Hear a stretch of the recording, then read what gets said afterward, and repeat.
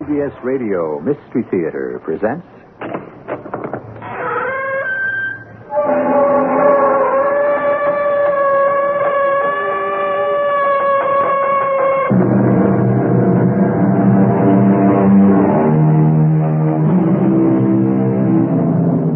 Come in. Welcome. I'm E.G. Marshall. If you bet on horses, it really doesn't matter what you bet. $2, $5, $50, or all the way up to the $1,000 wagers of big-time gamblers. Sooner or later, you have to lose. And if you keep on bucking chances, you end up betting your life. And now, running a good race his first time out is Charlie's Dreamboat. But my own whirlwind is pouring it on, opening more and more daylight. Hold it. Hold it. My own whirlwind is pulling up lame. I repeat, my own whirlwind is pulling up lame. Hey, don't you want to know what happened to the pony, Doug? Right at the moment, I'm more interested in what happened to me. 7 races, the favorite runs out of the money. You know what I am, Stretch? I'm dead.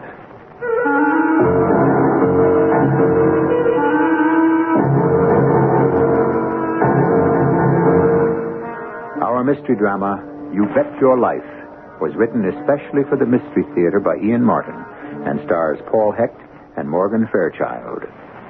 It is sponsored in part by Buick Motor Division and General Electric Citizen Band radios.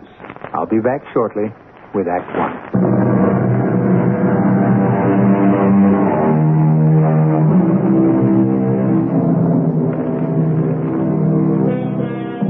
There's an old racetrack joke. The reformer says, "All I know is horses don't bet on people." And the bettor replies, "They would if they knew how much fun it is." Not so funny. Today, we do bet on people. Basketball players, football players, baseball, tennis. It's big business. Computerized. The old-fashioned lure is still the horse race. And to the man who wants to do his own arithmetic, it is still the magical vagaries of handicapping and hunch. Pony fever is the disease that haunts his blood. Yeah? Doug Hart, Louie. I want to get some bets down. So shoot. First race, no bets. Second, Maribel Pretty across the board, $20. Third, Dynamite all the way, $30.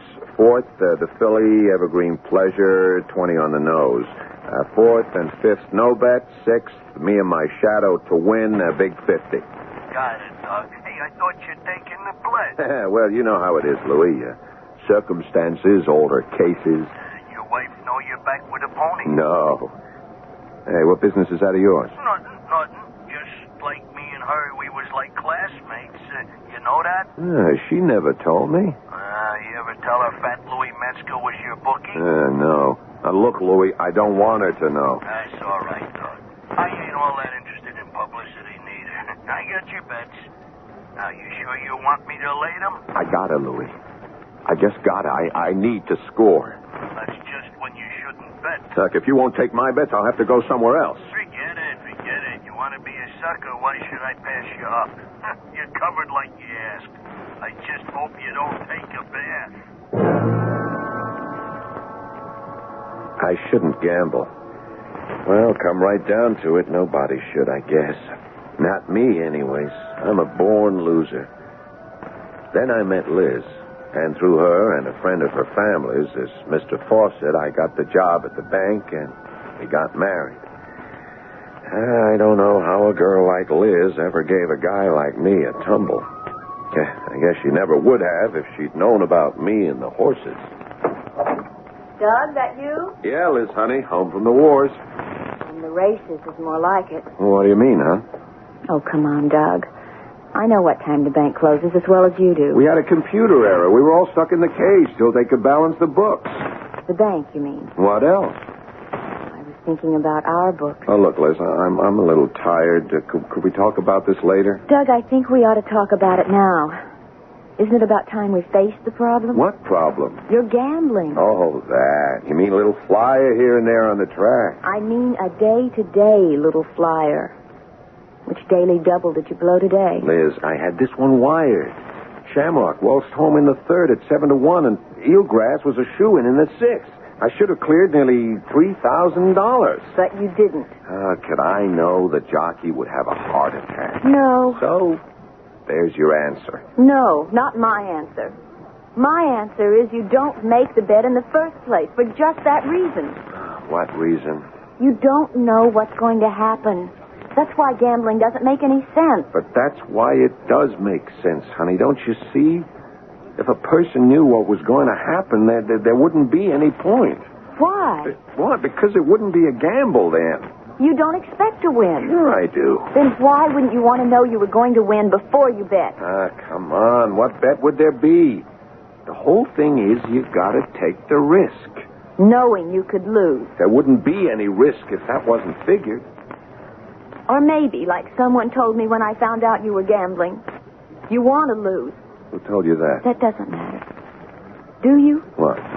Want to lose. Are you kidding? Why would I want to lose? That's what I keep asking myself.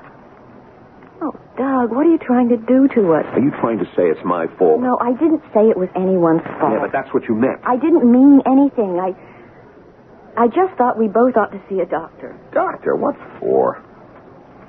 Well, there must be some reason we can't have a child. Since we both want one so much, mustn't there? We've seen a doctor. Look, you're just trying to say it's my fault because I play a few dollars every week on the horses. A few dollars? Well, okay, maybe more than I ought. We're not starving. I win a few, I lose a few. You win a few, you lose a lot. Honey, can't you see what it's doing to us? You're pushing it right to the edge. The edge of what? Doug, I love you. And I want us to share everything.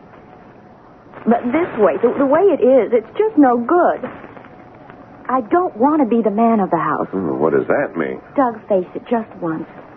We live on my salary. I got more take-home pay than you. If you took it home. Look, I am trying to build a future for us. Now, one of these days, I'll hit it big. I just had a run of bad luck. We don't need to hit it big. And we sure don't need the bad luck. Why don't you just quit? You wouldn't ask me to quit a loser. I would. If you mean the racetrack. I laid off the weekend bets and blew the dough on another long shot. I went to see a psychiatrist. She had a real screwy name, Dr. Erica Obscott. She was all right. I don't think we have to waste the time, Mr. Hart. You mean you don't want to find out what's the matter with me? I don't know that anything is the matter with you any more than most of us. You mean I'm not sick? Well, that depends on the definition. That's an answer? Let me clarify. Any compulsion is a sickness, insofar as it cannot be controlled. Some people drink to excess, others smoke. Some have personality disorders that intrude on normal living. But I'm not like that. Look, I just like to lay a little bet now and again. Now and again? Well, like if you don't keep it up, it breaks the rhythm. I mean, like you got to play the odds. Every day? Yeah, well, that's how it goes. And you don't consider that a compulsion? No, I could quit any time I want. So why don't you? Because I don't want to. Is it more important to you than having a child? Of course not. Then why don't you? What? Wait, what has that got to do with having a kid? Well, I don't know. It just might have some bearing is all. But since it's no problem, why don't you quit and find out? So I did. I quit cold right in the middle of a system I was sure was ready to pay off. And if I ever had any idea of going back, that was washed out 2 months later when Liz told me... You've got to treat me very careful from now on. Well, don't I always? We won't go into that. Lately, yes. I haven't got any cause for complaint. Come on, Liz. I was just off for a while. I know, but now you're back on. I want you to stay that way. I'm going to keep you that way. Can I? Well, you can have me any way you want me. Oh, that's easy. Just like you've been the past 2 months. Away from the betting. Well, that's how you want it. Isn't that how you want it? Sure, hon. Aren't you happy? Sure, of course. It's all that important. You mean you miss it? Well, I got to level. There's some kicks around. Like, waiting every day, hoping for a big payoff. And that's what you don't have now. Well... Supposing I was to tell you that since you gave up your first love for me... Hey, wait a minute. No, let me finish. Since you gave up betting on the horses, you have made what I hope is a better parlay. Oh, well, I don't know the language. You may not be headed for a big winner. But there's one thing you sure are headed for. You're going to be a father. What? Liz, you I'm pregnant, Doug.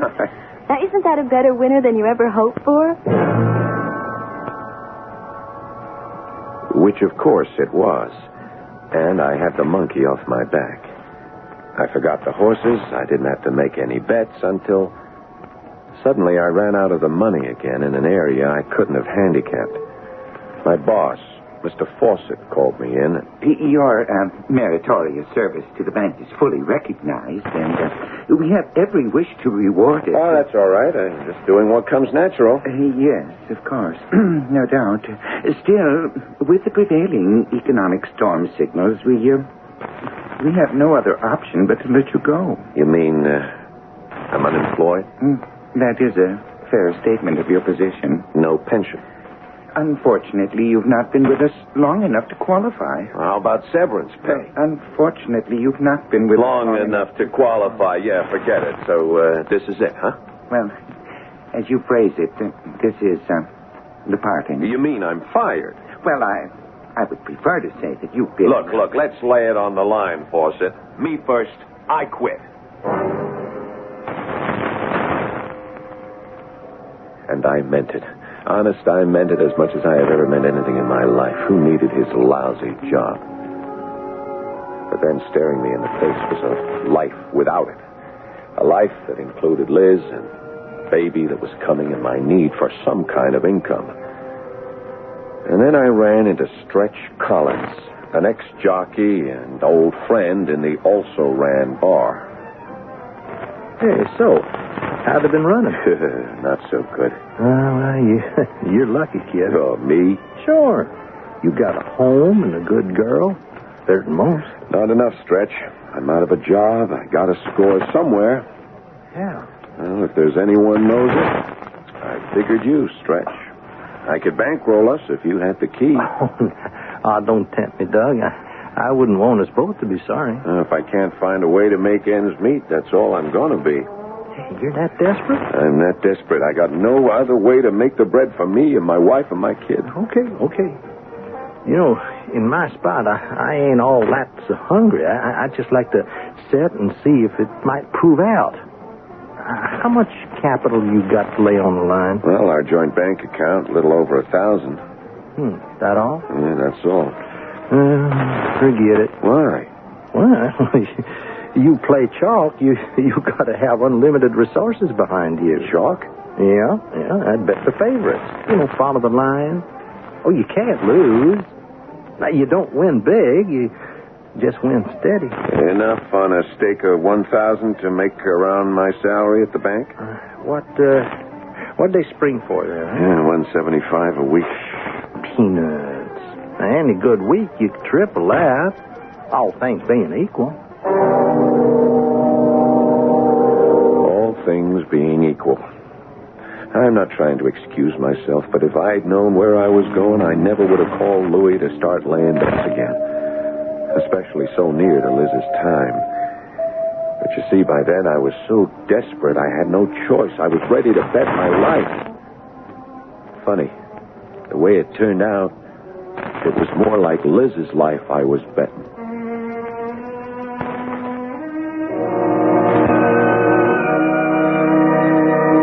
Are we all so different from Doug Hart at that?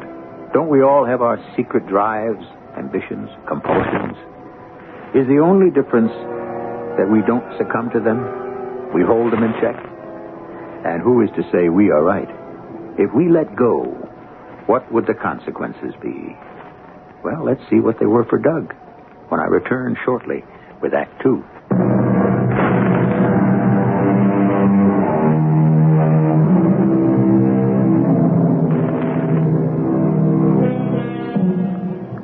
How long can you keep up a masquerade? When someone trusts you, almost forever. But the key word there is almost. If you live a lie, you live every day with the possibility of the truth coming to light. Even if the lie is only temporary and to protect someone else, it just isn't worth the risk, as Doug Hart is going to find out. Oh, great. Who turned the toaster to the light? The bread isn't even warm. Doug, Yeah. what's going on here? Oh, just making breakfast, Liz. Why'd you let me sleep? Well, I didn't want to wake you. Something's burning. Oh, that's my egg. Oh, I'll get them. Doug, what are these, scrambled? Well, they started out to be fried, but I goofed, so I had to kind of muddle them around. Uh-huh. What is this that you're cooking them in? The bacon grease. That black stuff? Yeah, well, the bacon got kind of burned while I was getting the coffee. Yeah, kind of. So you muddled the eggs around. Yeah. You know what you're going to end up with? No, what? A dark brown, streaky omelet. Why didn't you wake me? Oh, in your condition, I didn't want my wife bending over a hot stove. In my condition, the only way I can bend over is backwards. Just the same, let me take over from here on in, okay? Hey, you're going to have a baby. That's more important than my breakfast. The baby is a couple of weeks away. Your breakfast you have to eat today. It's not that important. You think I'd send my husband off to work without a good meal in his stomach? Look, hon, it's about work. Oh, something else burning. Oh, Murd, that's me again. That's a toast. Yeah, well, that's easy to fix. Yeah, if it was all that easy. Oh, what? Oh, no. So stop mumbling, sit down, and let me take care of you. Yeah, I'm the one who should be taking care of you. You've already done that, husband. You know what I mean. Don't worry, your turn will come. Once your daughter arrives, I'm going to sit back and let you take care. What do you mean, daughter? You mean son? Just leave this up to me, please. We are going to have a girl. I'll lay you odds it's a boy. Don't say that. You don't want a boy? That isn't the point. It was just what you said. Dad, no more gambling, you promise? No, look, I was just kidding. I know, but you still scare me. Don't give it a thought. My gambling days are over. I only ride sure things from here on in. You, me, and the kid. I know. I trust you. It's just that lately you seem so jumpy. There's nothing to worry about anymore. No, of course not. Nothing wrong at the bank? Better not be. Okay. Then let's get you off to work. I'm sorry if your breakfast is a little singed around the corner. That doesn't matter, so long as we are. Peace. So sit down. Let me feed you. I'm the one who should be feeding you. I don't like to see you on your feet so much. Don't worry. Look, the slightest twinge, and I'll call you at the bank. No, don't call me there. Why not? Well, you know what a creep old Foxy Fawcett is. He doesn't like his tellers getting personal calls. Well, surely he couldn't object to a little emergency like your wife having to be rushed to the hospital. You don't know him. You just said I did. Yeah, you know what I mean. Look, I'll leave you a number where you can reach me directly. You okay? Okay. It's what I wish I was able to do all the time. Huh? What do you mean? Reach you. Somehow the last few weeks I don't know. I don't seem to be able to. We don't seem to connect. You drift away. I keep losing you. No. Not me, Liz. Don't ever say that. Hey, we're not losers. We're going to be winners all the way. I should have told her the truth, but how could I? It was almost her time, and I didn't want to worry her. After the baby, then I could tell her. And show her how well I was doing with Stretch's help. All I had to do was be careful. Ride with the percentages. It wasn't big money, but it was steady. I had it all figured out. Sure I did. The one thing I didn't figure was that Liz would find out for herself. All because of that big-mouth Phyllis Kaufman who lives next door.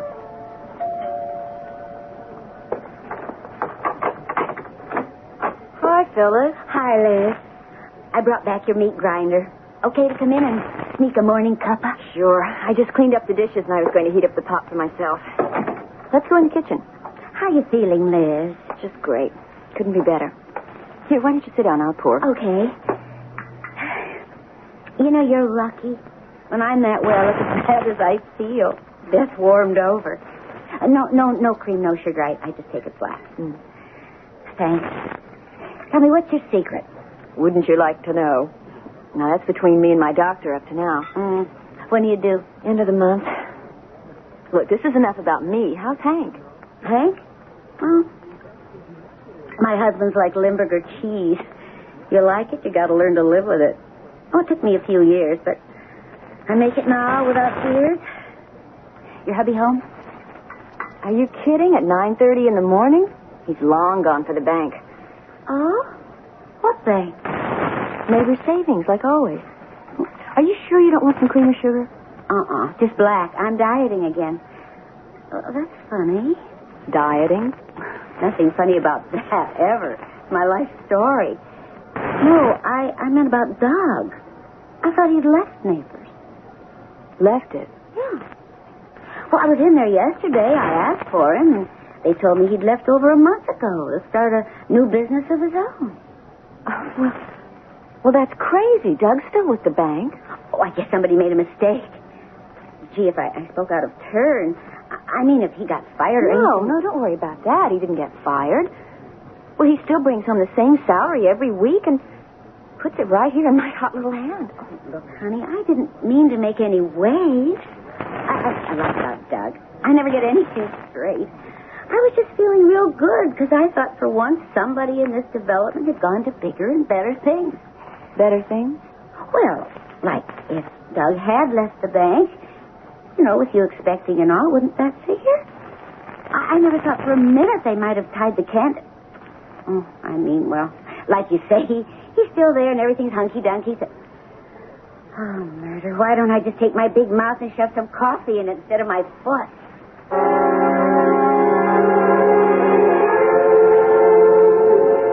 Well, dear me, Mrs. Hart, isn't it? That's right, Mr. Fawcett. This is an unexpected pleasure. We haven't seen very much of you since your husband left us. Now, have we? Since my husband... No, I'm afraid not. Such a fortunate thing that events coincided so happily. Events? It's always so unpleasant to have to, well, Neighbors were sorry to lose him. Fine young man, fine. But to look on the bright side, how fortunate it was that he had already planned to leave. Under other circumstances, we'd have been most sorry to see him make the change. Most sorry. I was sorry to find out he'd made the change myself. Of course, one understands a young man's ambition and drive is so important for the family on the way. If you'll forgive my mentioning it.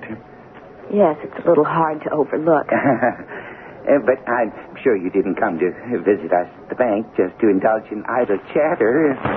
What can I do for you, Mrs. Hart? Well, I just wanted to find out. I just wanted to check our bank balance. No, I can tell you that without checking because Mr. Hart closed out the account before he left. He drew out all the money? Yes. But it was a joint account, you know. Yes, I know. But I thought you knew about his leaving us and all about the new business venture. Well, by now there's no use trying to pretend to you that I do. Do you have any idea what it is? Well, I'm afraid not. I tried to find out, but he didn't disclose his plans.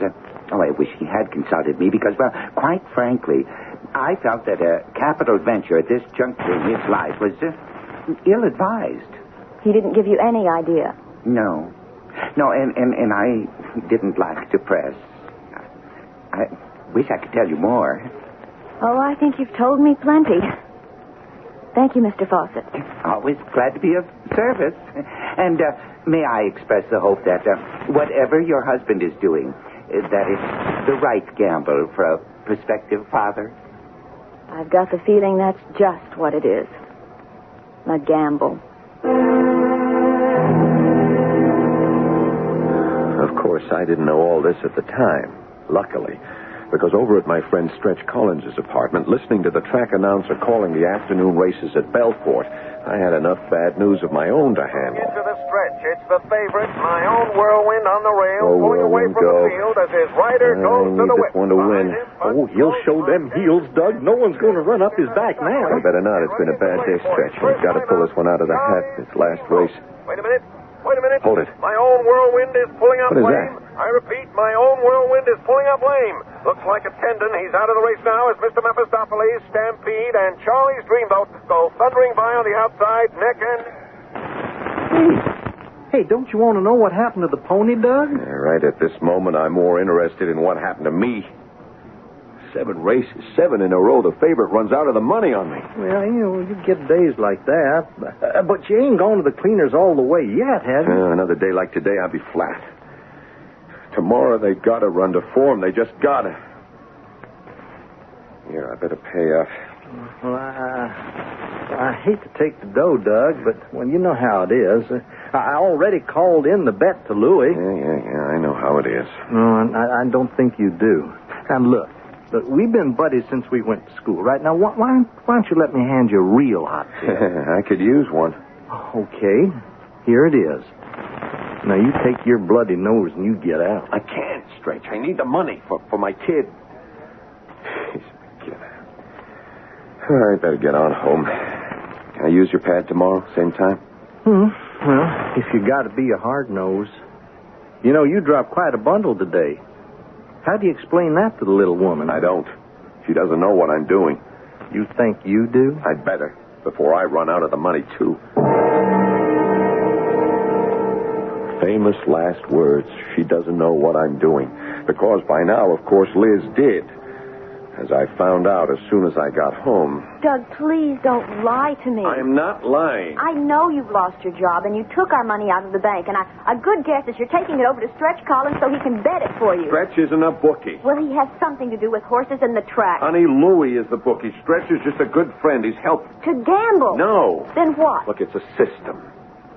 Have you any complaints? I've been bringing home the same salary I got from the bank every week for the last month. Ever since I left. Why didn't you tell me they'd let you go? Honey, I didn't want to upset you. Not now. And I had to do something. Look, trust me, please. It's working out. I'm making a living for it. Gambling? It's not gambling. Look, this is a system, I'm telling you. It's like investing in the market. You do it right, you can't lose. I don't care about that. I just want you to stop. I can't, Liz. You mean you won't? I mean I can't. That's what I'm afraid of, Doug.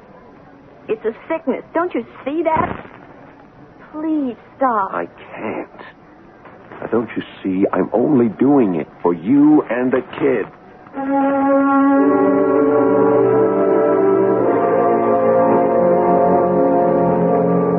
No one in the world has more excuses, rationalizations than the addict. Whatever his addiction is, he's the last person to understand that he's hooked. It's all as insubstantial as a spider web. A metaphor that is apt because he is caught.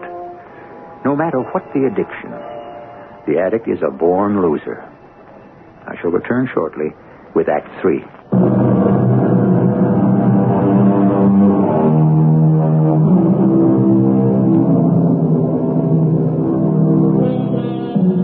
It's been a strange night for the Harts.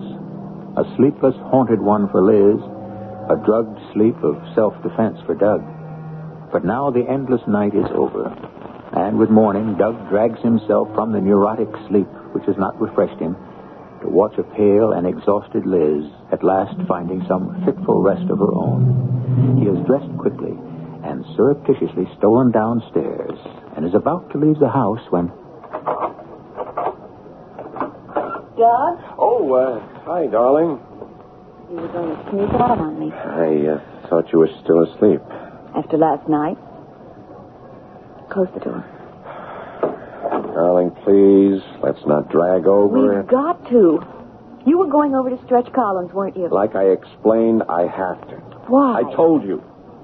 I'm 500 of our 1,000 in the hole. I gotta make that back and get in the black again. Another day like yesterday, and you could lose it all. It couldn't happen. There couldn't be another day like that. Not playing chalk. Oh, don't give me that racetrack lingo. But I explained what it meant. Look, honey, it's so simple. I'm not trying to make any big kills or get rich quick. I'm just trying to make a living for us. No one makes a living out of betting. I've been doing it for the last month. Just a run of luck? No, sir. No. Sober, careful calculations. honest, Liz, I've actually been making more money every week than I did at the bank. Until yesterday, when you lost $500. That was yesterday. Today I'll get it back. How? It is a sheer matter of mathematics. When a horse is established as a favorite, he has to run in the money most of the time. So you bet him to win, place, and show. If he wins, you take all three. If he places, he pays off twice. Even if he only shows, you don't get hurt too much. And in the long run, day in, day out, you got to make money. And what about the short run? What do you mean, the short run? Suppose you went through all your money. You didn't have any more to bet. Liz, I'm not betting long shots. Why don't you trust me? I will. If you'll quit right now. I can't, Liz. I can't. Not until I'm even. Now, don't ask me to let you and my son down. You mean your daughter? Okay. That's one bet I'll be happy to lose out on, but I got to make up on the others. No way I can stop you. It's for all of us to get back what I've lost. You know what I hope? What? I hope you do lose. Maybe it's the only way you'll ever get over being sick. Losing won't help any, Liz. But if I do, I won't be back. Okay, Doug. You can gamble, but I'm not going to. Not with all our lives. If you can't stop yourself, I will.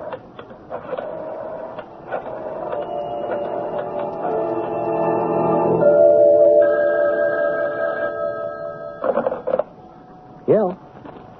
Is this Stretch calling? Who wants to know? This is Liz Campbell. Who? You remember me from school. I married Doug Hart. If you're looking for Doug, he ain't here. I know he isn't, but he will be, Stretch. Look, I didn't say that You can't fool me. I know your voice. Especially on the phone. You used to call me often enough. Well, that was when I was still riding and I had something to offer a girl. Stretch, you could offer this girl something now. What? Don't take any more bets from Doug. Look, Liz, I tried to head him off, but if he's got money and he wants to lay it, I can't turn him down. Like, I don't make books. I only run for the guy who does. See, I start turning down betters. I get my head handed to me in the basket. Then please, ask the bookie to turn him down. Honest, Louie? You've got to be kidding. Well, then tell me how to reach him. I'll ask him. Liz, I can't. This is a rough guy. Well, anyways, it won't do no good. Doug would find another parlor. You know, once a guy has the fever, and nothing stops him. Not even for old time's sake? Oh, honest, I can't help you. And don't kid yourself. You can't help him either. Is Honest Louie, by any chance, the same fat Louie Metzger we all went to school with? I didn't say that. I know, you practically did.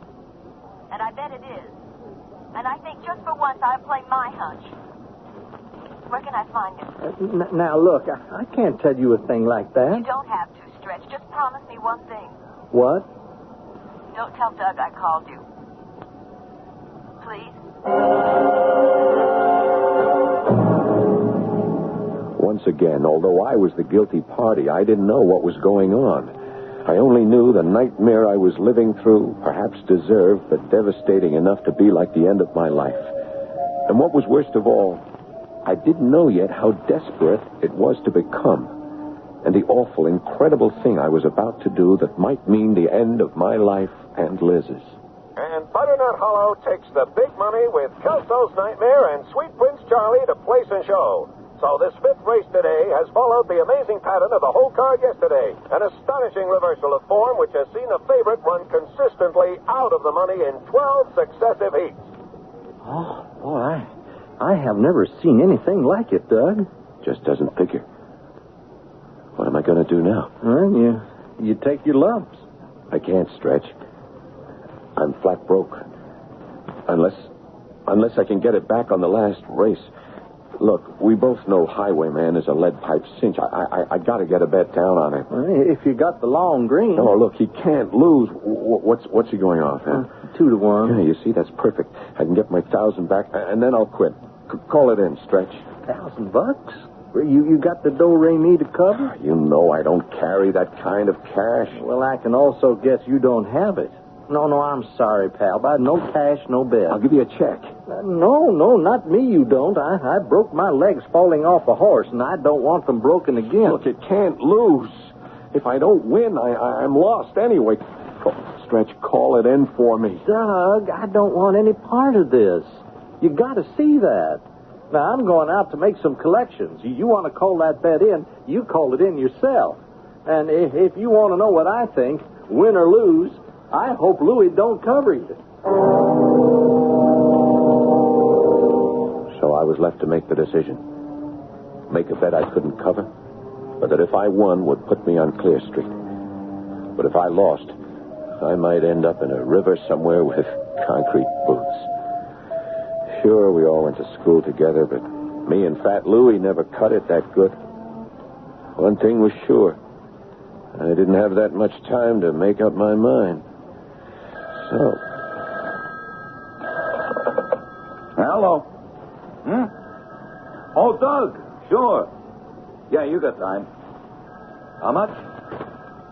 Hold it, huh? Louie. Hey, Louie, I got a hot one here. You better handle it. What do you got? Doug H. wants to lay a big C on Highwayman to win. Stretch got the dough in hand? He ain't there. Out making collections. You want to take the bet? What do we got to post time? 10 minutes. Okay, let me talk to him. Yeah, get that with you. Yeah, sure. Hello. Doug. Yes, Doug, this is Louie. Hey, you good for the big C? Of course.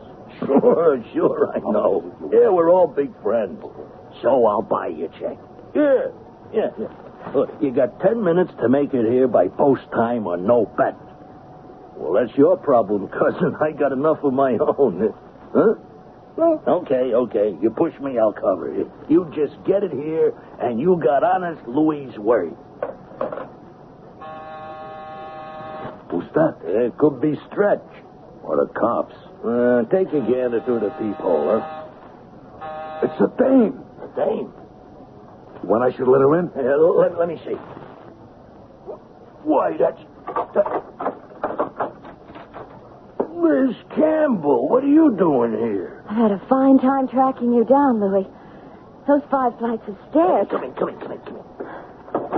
Oh, Liz, you're still the pick of the crop. Long time, Liz.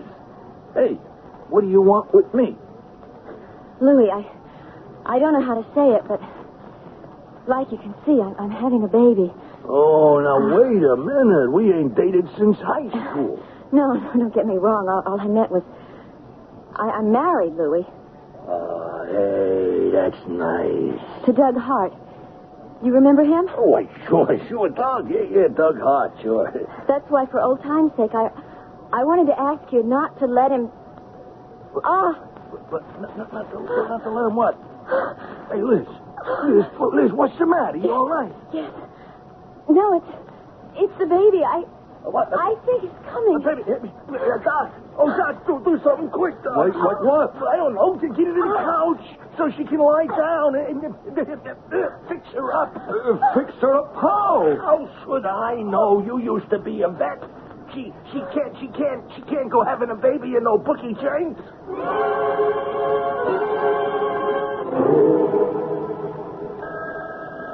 Doc, forget the phones. We ain't taking no more bets. How you doing, Doc? Well, she's okay now, I think, but we better get an ambulance. Are you kidding? I have to call City Hospital. That means cops. We can't have the boys up here. Then we'd better take her to the hospital. With the phones ringing and all. They're practically at the starting wire now. Oh, no, so she can't hold out until the race. It's just about post time. And they are bringing all the fillies to the let him in. now. Highwayman has refused. I made it by post time, didn't I? Hey, forget the fillies, Doug.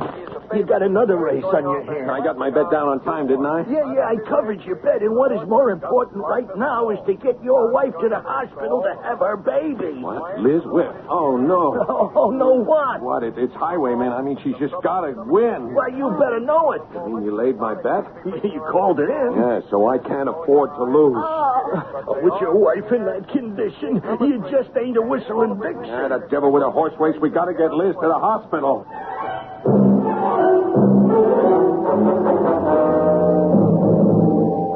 We just made it under the wire. Yeah, I hope. And what happened to Highwayman? She fouled the gate, threw a jockey, never made the course. Oh, I sure hope nothing like that happens to little Mrs. Hart. Well, it looks like we're about to find out. Here comes her husband. Hey, okay, Doug. What's the rundown? Is she all right? Yeah, she's fine. Just that, Well, don't hold back on us. I mean, Doc and me, we got a little action here. Hey, what was it? A boy or girl? You both win. Boy and a girl. How about that? Twins. And another boy. Oh, triplets. Oh, you swept the board. Did I? How about the last race? How'd I do there? Well, you lucked out. I won? No, Bub. You lost. Oh, no. You would have if I laid the bet. Only I didn't. Maybe it could be a good lesson, huh? Well, what do you care? You're young. You can always make money. You won the only race that really counts, huh? And big. Across the board. Win, place, and show. Why don't you make it your last bet? You mean I don't owe you anything? Nah, not a thin dime. So, don't you figure it's time to quit? You bet your life. Well, that's what you do, brother. Every time you lay your $2 on the line.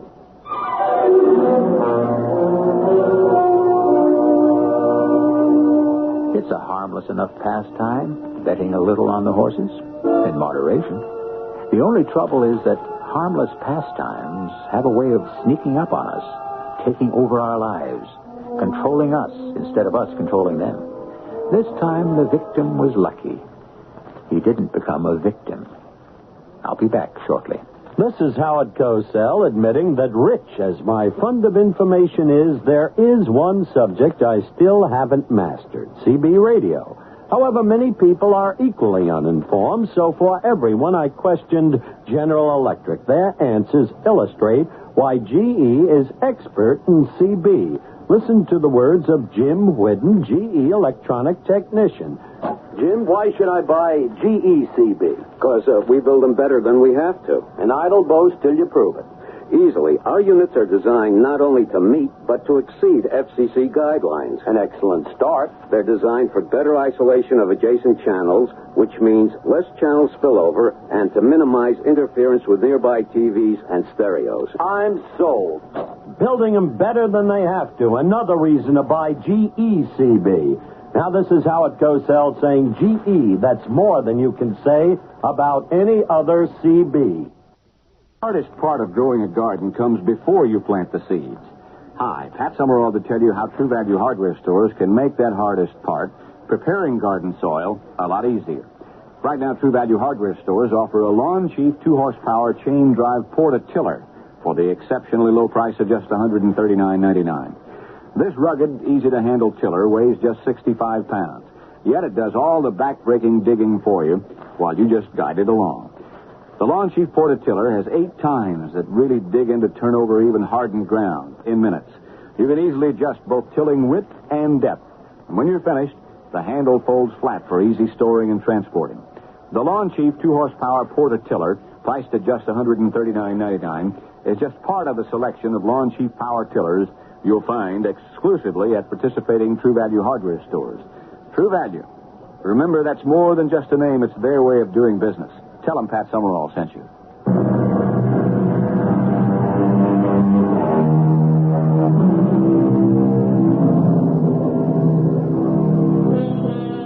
Heaven knows I don't mean to preach, and all of us should be allowed to follow what paths we want to. But when I open that creaking door, all of us must be aware that as I welcome you in, I must also leave it open to all the terror and misfortune that man is heir to. I hope you can avoid all that, as Doug did tonight. I welcome you as guests to enjoy your stay with me. I sincerely hope whatever of the black night sneaks in with your coming is only vicarious for both of us.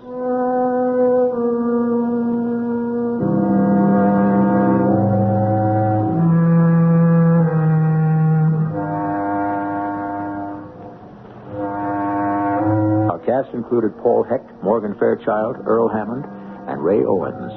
The entire production was under the direction of Himan Brown. Radio Mystery Theater was sponsored in part by True Value Hardware Stores. This is E.G. Marshall inviting you to return to our Mystery Theater for another adventure in the macabre. Until next time, pleasant dreams.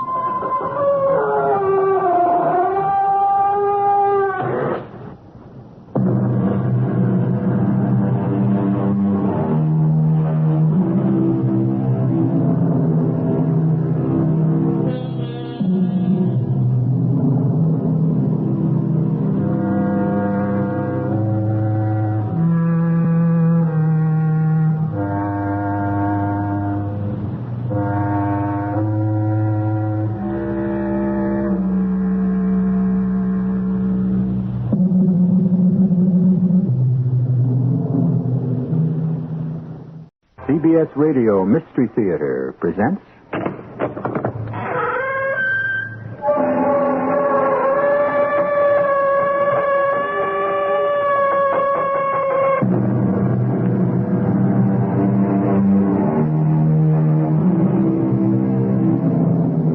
Come in. Welcome. I'm E.G. Marshall. To watch a great and noble person fall from heights because of some very human flaw in his character can relieve us of pent-up emotions, soften sometimes our own disturbing problems. The ancient Greeks had a word for it, as they did for so many other things. They called it catharsis, a relief, a purging of emotions. Perhaps the story you're about to hear may have that effect on you. Citizens of Thebes, this unknown murderer will be brought to justice. This I promise you. And on his soul I here invoke this curse. May he wear out his life in misery, in everlasting doom. May the good Lord dry up his crops, sicken his cattle, give him no sons or daughters to comfort his old age. May his tongue wither in his mouth, and his eyes lose the clear sight of day. This I wish upon this evil man, this murderer!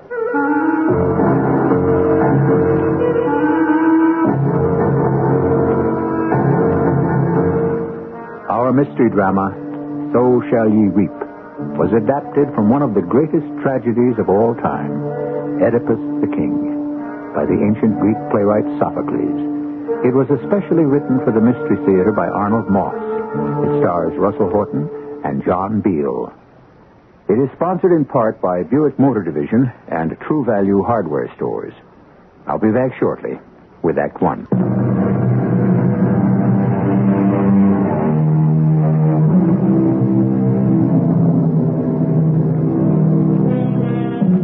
The year was 1851. The rugged mountain country and wide plains of New Mexico had just become a territory of the United States. For more than 300 years, it had been the storehouse of Pueblo, Navajo, Zuni, and other old Indian cultures. Then the earliest gold-seeking Spaniards came and added their rich legacy to the land. In the grasslands where huge buffalo herds still thunder, Don Edipo Baca, a member of one of New Mexico's first families, is the alcalde, the mayor of the town of Thebes. Don Edipo has summoned his deputy, Don Cristiano, to question him about a matter of the greatest concern to the city. What new developments, if any, are there, Cristiano? We know nothing more today than we knew yesterday. The doctors from the capital, they came? They came. They looked. They helped us not at all, Don Edipo. They had no explanation for what's happening. None. Some things, they said, go far beyond the knowledge of their training, of their medicine. And this is one of them, they told me. And in the town? Enough to break one's heart. Within the marketplace, the people sit, the old ones and the children, with garlands of flowers around their necks and heads. They sit facing the cathedral, praying that this terror will depart. Their prayers, they go unanswered. A blight has fallen on all fruitful plants. A blight is on the cattle of the fields. A blight is on our women, so that they bear no children. And every day, Black Death grows richer. despite the lamentations and the prayers. You must do something, Oedipal. The people look to you. The city must be saved from this dread pestilence. You are their strength. If only I could find the means to save it. How many more were there that died today, Don Cristiano? 5. 4 children. 1 old woman. Now, I've sent for doctors. They're useless. I've prayed and lighted candles for some guidance, for a wise word from God, but I hear nothing. I'm helpless. The strange thing is that outside the limits of the town, everything is flourishing. This plague stops at the borders of our city. Goes no further. How do we explain that? And most important, what do we do next? We've tried all else. If you'll permit me to suggest... Yes? Would you allow me to bring you a person who might come up with a solution? What person, Cristiano? Who might that be? You've heard me speak of the old Zuni Indian, Teresio. Teresio, that blind old charlatan? He's a fool. Well, the old man may be blind, but he's no fool. The Zunis are among the oldest tribes in all New Mexico. They know the land better than most. Teresio is the oldest living one among them. More than 100 years, they say. Though blind, he has a reputation for seeing things no other man can see. He may know the cause of this dread pestilence and how to end it. I see it as a waste of time. But call him Cristiano if you must. Yes, let him come.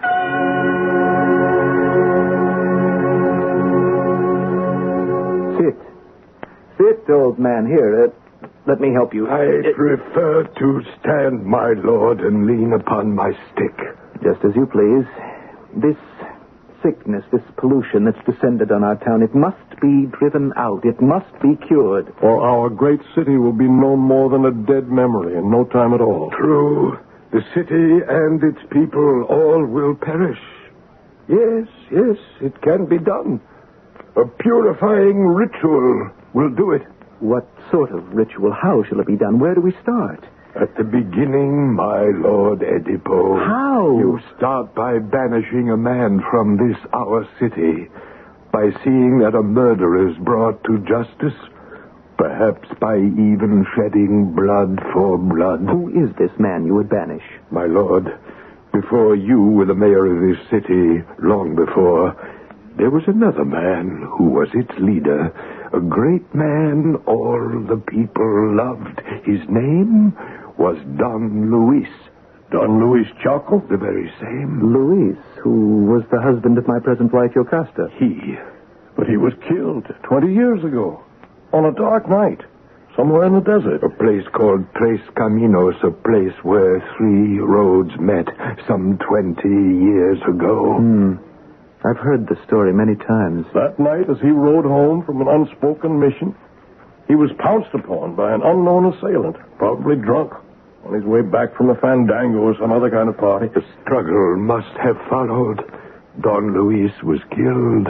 The murderer escaped. Come, old man. What has this to do with what we called you for? Since that black night, this murder of Luis, your wife's first husband, remains a mystery, unsolved. And you suggest... Search for Luis's murderer, make him admit his crime, bring him to justice, and when you do, this plague, this dreaded epidemic, will be ended. That's your solution? Yes, good Lord Oedipal. Oedipal, no! What is that? Payment for your advice. Now, go. You toss your silver coins at me. I would not deign to stoop and pick them up even if I had eyes to see them. Then let them lie just where they are, you dreaming windbag. You and your weird riddles, you're an old fool. You know nothing. Oedipal, don't speak to him that way. So you may think, Don Oedipal. The people of Thebes think otherwise. Just one last word. My eyes can't see, but yours, Don Oedipal, are blinder still. Before too many days go by, you will learn secrets that will shatter you, destroy your soul completely. With your permission, lords, I take my leave. Donna Yocasta, you must hold still. Forgive me, Cora. For me to take these long, sharp golden pins out of your hair and brush and comb that hair before you go to bed, you must sit still. Of course. I've combed your hair since you were in your teens. You fidgeted then, you fidget now. Forgive me. Oh, how gloriously the silver in your hair blends with the black. I wish there were less silver and more black. It tells the world that I am no longer young. Don Edipo says you are young and beautiful. I've heard him say so. He just says that to make me think his being years younger than his wife makes little difference to him. It makes no difference. Else why would he have married you? Perhaps, Cora. Perhaps. There, now your hair is done. Look into the glass. You look like an angel. An angel? In her 50s? Oh, Cora, I'm so worried for the city and for Edipo. I know. The worst is this old Indian, this Teresio. Teresio? The blind old Zuni. These evil rumors that he's spreading, that Don Edipo's refused to put a stop to the mysterious plague, that it would be ended if he wanted it to end. But that's not true. We know it's not. But the people of the city are not convinced. And old Teresio's respected by the people. Forgive me, ladies, I heard what you were saying. It's true. The old man's stirring trouble. Why do you let him? With your permission, I will leave you both. Why? Because I have no means to stop him, that's why. But let him talk. And yield to all his threats, his so-called warnings? I know about them. Edipo, we're not back in the Dark Ages. This is 1851. Don't listen to this nonsense. I know. The murder of Luis so many years ago is a case long closed. The police have given up. The murderer just disappeared into thin air. That is that. And yet, Yocasta, there may be something Shut else. your ears to these absurdities. Edipo, there's something you should know. When I was married to Luis, an old fool like this one came one day, performed some silly ritual, and predicted that the time would come. It was Luis's fate, he said, when he would die a victim at the hands of his own son, a son yet to be born to Luis and me. Why do you speak of this now? Because Luis heeded all this rubbish, just as you do with this Teresio.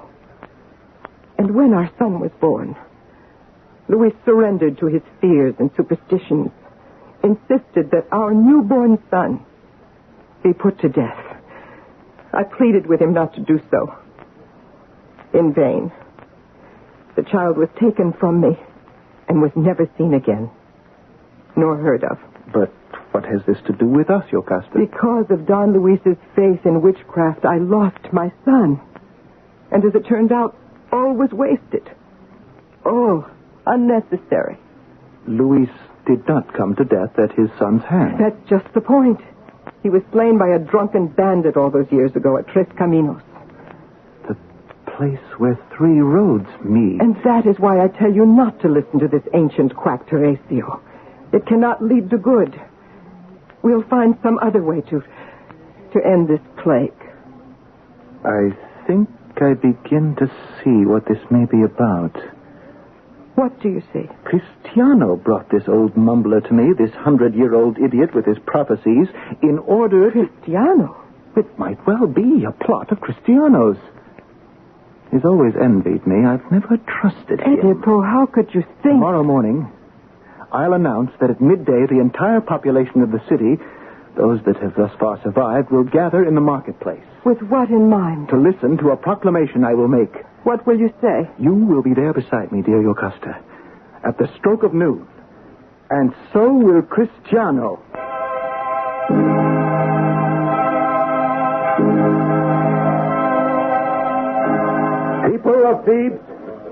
People of Thebes, if you will hear my words, I beg you listen. Here, with my wife beside me, and my deputy, Cristiano, I tell you, Teresio is right. A good man died, a man you chose to lead you. I felt for him as I feel now, as if he were my own father. Nothing will be left undone to find his murderer. Though many years have passed, I promise you, and when he's found, he will be brought to justice. People of Thebes, God will decide if we are to prosper or remain in sorrow. Edipo, you've done a very foolish thing. Why? No harm can come from what I've said, and who can tell? It might even bring us untold good. Am I right, Cristiano? Let us hope so, Edipo. Let us hope you will have nothing to regret.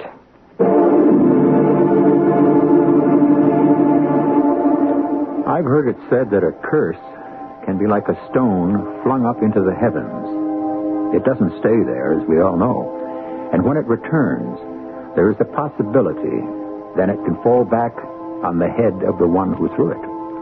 Yocosta seems to have reservations about Edipo's good judgment in the choice of words he's spoken in the city square, and trusts no harm will come of them. I shall return shortly with Act 2.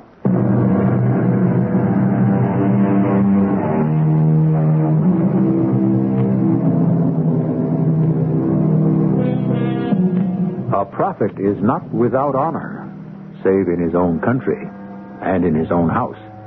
So the scriptures tell us. The blind centenarian Teresio has foretold the end of the pestilence that plagues the town of Thebes in the New Mexico of 1851.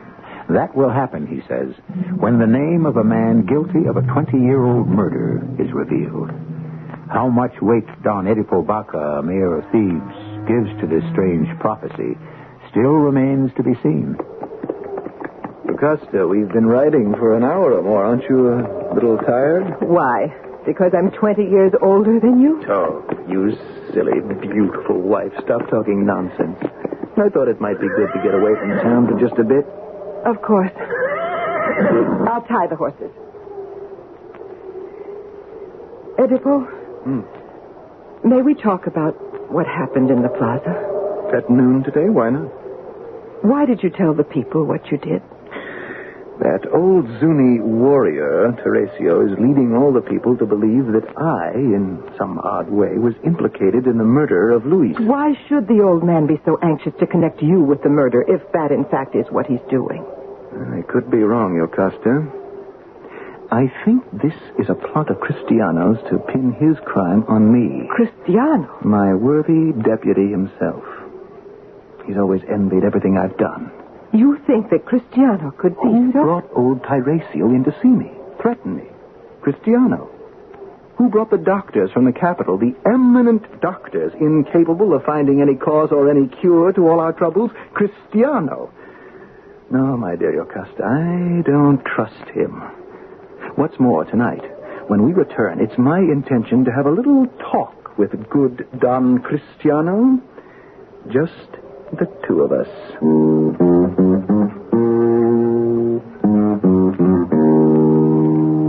Cristiano, I say that you know more about the murder of Luis than you are speaking. I also say that you will stop at nothing to get possession of my high office. You have wronged me, Cristiano. Now, is my meaning clear to you? You're calling me a traitor. To me and to our city. I can't believe this. Can you be in your right mind to accuse me in this fashion? Cristiano. I'm happy serving you. Serving the city the best that I know how. And so it is with everyone who's learned some wisdom and some self-control. What is the point? That I am no traitor. If you discover that I have laid a plot of any kind against you, not only will I then resign my present office, I will leave my native Thebes forever under my own power. To throw away an old and honest friend, as you are doing, is to throw your life away. Cristiano, I have listened to you, and yet you convince me not one single bit. So what would you like to do? Banish me from Thebes? Proclaim to everyone that I've betrayed you? Or end this double game you play forever? Put down that pistol, Edipo. You've lost your mind. Put it down. I beg you. It's I who rule in Thebes. You never will. Please put away that... Oh, here you two are. And quarreling? Are you not ashamed to take the time to speak whatever private grief you have when our poor city's dying bit by bit? The contagion of death spreads by the hour and you two argue? Please, leave, Cristiano. It's late. Go to your bed. And you too, Oedipal. I'll go. But with one last word. Oedipal, if I've been guilty of one iota of the charges you've made, I call upon the heavens to curse me and take away my life this very moment. I bid you both good night. I think you are wrong. Cristiano is an honest man, I'm sure.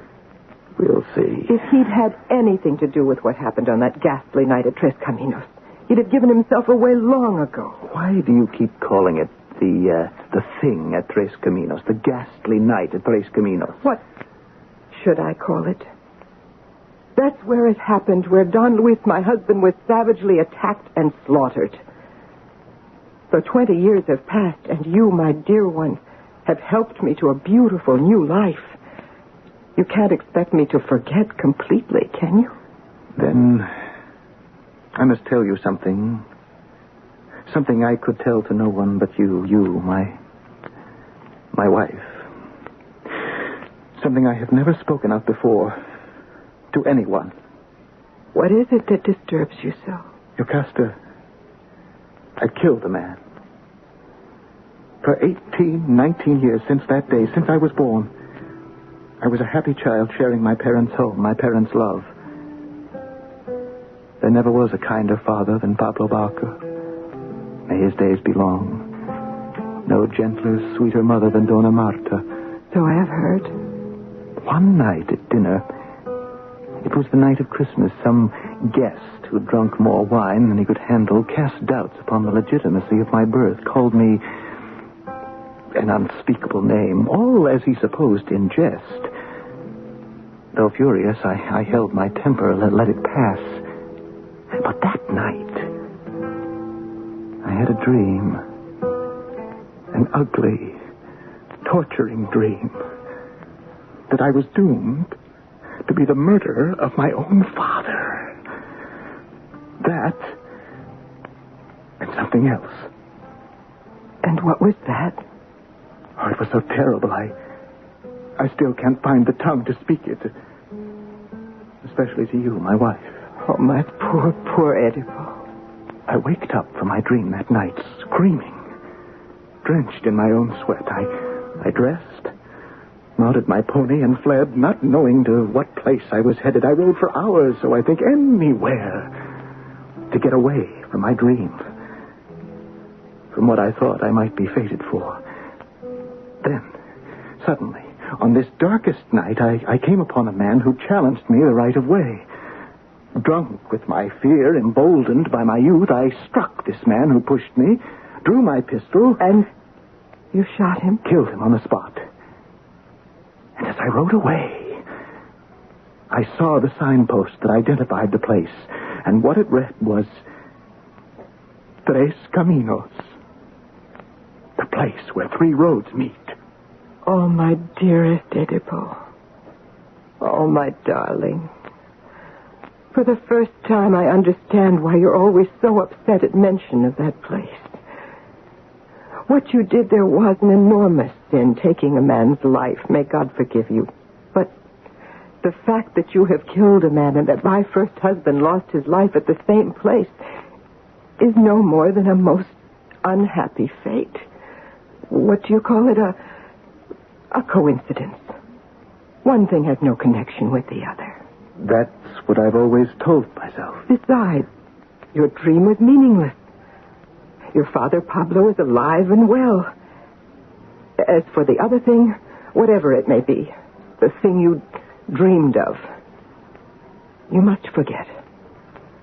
To wound yourself with shapeless images that have no basis in reality, that makes no sense. You're right, of course.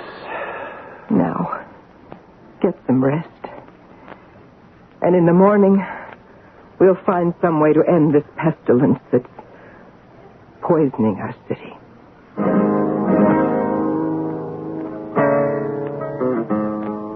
Another cup of chocolate, Senor Alcalde? No, thank you, Cora. I've had enough. You've finished with your breakfast then, Senor? Almost. Then I must tell you, that blind old man's outside again. He demands to see you. Teresio. Since break of dawn, he's been waiting at our gates. Please show him in. I can think of better ways to start a morning. My lord, I had to see you. Come in, old man. With what new anger have you come to punish me? My great-grandson, Jose, a little boy of 5, he died this morning in my arms, choking for more breath. Oh. My heart is heavy for your sorrow. This plague that curses our good city must be ended once and for all. Just tell me how. With sorcery like yours, with incantations? I've planted prayer sticks up on top of Thunder Mountain, where Zunis go in times of trouble. I have pleaded with the spirits, but they close their ears to me. Now it is up to you, Don Edipo. Jose's death is on your head. You listen to me, my ancient one. Even if I believe that naming the assassin of Luis could dissipate this death that settled on our city, I have not the slightest clue to his identity. Where, after 20 years, does one begin? He may be dead by now. I know that he is alive. This murderer, he is here among us. Here, in Thebes? In Thebes. Where is he, then? Give me his name, Teresio. It were better if the man came forth of his own free will, confessed his crime from his own heart. If you know this wretch's name and you refuse to speak it, you're as guilty of prolonging this curse upon our city as you say I am. Not quite. Here, I turn you round. Here is the door you entered by. Here is the door from which you will depart. Leave. Out of my house at once. Before I go, I put this in your hand. What is it? A small memento of a time long past, a little amulet of turquoise. I found it once upon a mountaintop. I have still one more gift for you. I go to get it. I return. Till soon. I wish you a good morning, Lord. I'm sorry. I had no way of knowing you were at the door. Good morning to you, old woman. I came to get your breakfast dishes. Yes, take them. Old woman, indeed. Is he still threatening you, Don Edipo? I don't pay him all that much attention. Don Edipo? If I may ask, what is that you're holding in your hand? Oh, he gave it to me. May I see it? Yes, it's a protective charm of some sort. The Zunis use it as a means to ward off evil. You've seen this sort of thing before, I'm sure. Here, take it. Oh, no. Oh, no, this cannot be. Oh, Edipo, I'm happy. Edipo. What is it? Cora. Tell me, what's wrong? It looks identical to one I held here in my hand some 40 years ago. This string of beads. There just could not be two of them. Did he say where he got it? He didn't, but when he returns, I'll ask him. I'm not really sure. I want to know. Why not? There are some questions that should never have an answer. This, Don Edipo, may be one of them. What questions are there that can or should not have an answer? Oftentimes, in the words of William Shakespeare, the instruments of darkness tell us truths to betray us in deepest consequence. Some dark and secret truth seems to be hidden in a little string of beads. What fears are there that those beads generate? And why does Cora hesitate to speak? I'll be back shortly with Act 3.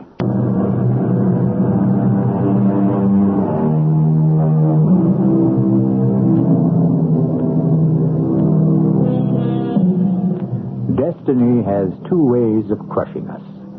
Sometimes by refusing us the things we dream, and sometimes by fulfilling them. Book of Abaca has been pursued all his adult life by a terrifying dream he wants desperately not to come true. As he handles a string of curious Indian beads, he fights against believing that a man's destiny is never in the hands of the man himself. It's no more than a string of sky blue-colored beads. Why should it upset you so, Yocasta? Because I had one like it once. But there must be dozens like this one. No, Edipo. I'd not forget it. Please believe me. And if it were the one that you had 40 years ago, you should be overjoyed to find it once again. Maybe. And maybe not. Enter. Signor Alcalde. Senor, with your permission. What is it, Cora? Why are you in tears? I bring heartbreaking news for you, my lord. What news? A messenger arrived from what was once home for you. The news is Speak, Cora, what is it? Your father, my dear lord, is in his grave. This you say? Don Pablo Baca, your dear father, he is dead. By treachery or by sickness? How? The messenger, he said small things will send old bodies to their sleep. He died of sickness, then? And of old age. The long years he had measured. Sickness. Sickness. Oh. Edipo, why do you laugh? I can't believe it. The prophecy, the evil dream that I once had. The dream that has been filling me with fear all my grown life was meaningless. What dream? That I would kill my father. That murder of my own father was my fate, Cora. Senor. Oh, you bring welcome news, oh comfortable Cora. My father is dead, hidden deep in the earth of natural causes. And that other portion of the dream? The part you would not speak of? Oh, it will prove as worthless. Oh, I rejoice to hear your news, dear Cora. Don Edipo. Yes. On top of everything, Teresio's back again. Oh, let the old goat come in. I have no fear of him or any man. This way, old man. Here, let me lead you. My good Lord, I've brought you this, just as I promised. What is it? A little gift. It goes with the blue amulet I gave your husband. An old Navajo blanket, torn and faded by the sun and rain. It's yours, Don Edipo. Why his? Well, what would I want with it? Why do you give me this? And for that matter, why that amulet? They both may help you find that truth which we were speaking of. Truth? In a rag of a blanket and a string of beads? I have no time to listen to such nonsense. Why have you brought these things, old man? Where do they come from? Some 40 years ago, walking atop Mount Lagrimas, I came upon a newborn infant, 3 or 4 days old, abandoned by its parents, wrapped in a Navajo blanket, this blanket. The child was close to death, too weak even to cry. This blanket? I picked up the child, carried it in my arms to the hacienda of Don Pablo and of Dona Marta. They were childless. They'd befriended me. They kept the baby, raised it as if it were their very own. Oh, no. Don Pablo. Dona Marta. My parents did this? They did. A fascinating tale. And this is your truth? It is. What has this story got to do with me? Or, if you please, with the murder of Luis at Tres Caminos? Don Edipo, you were that infant wrapped in this very blanket. The turquoise amulet was around your neck. No, that cannot be. Pablo and Marta were never your true parents. You horrible old man. Who then were my parents? Tell me that. No! Cora? No! Be still. Say nothing. What is it? Cora! Cora? Help me to my room. Yes, senor. Oh, Edipo. God give you help. God keep you from the knowledge that will bring unending grief and tear your soul into 1,000 pieces.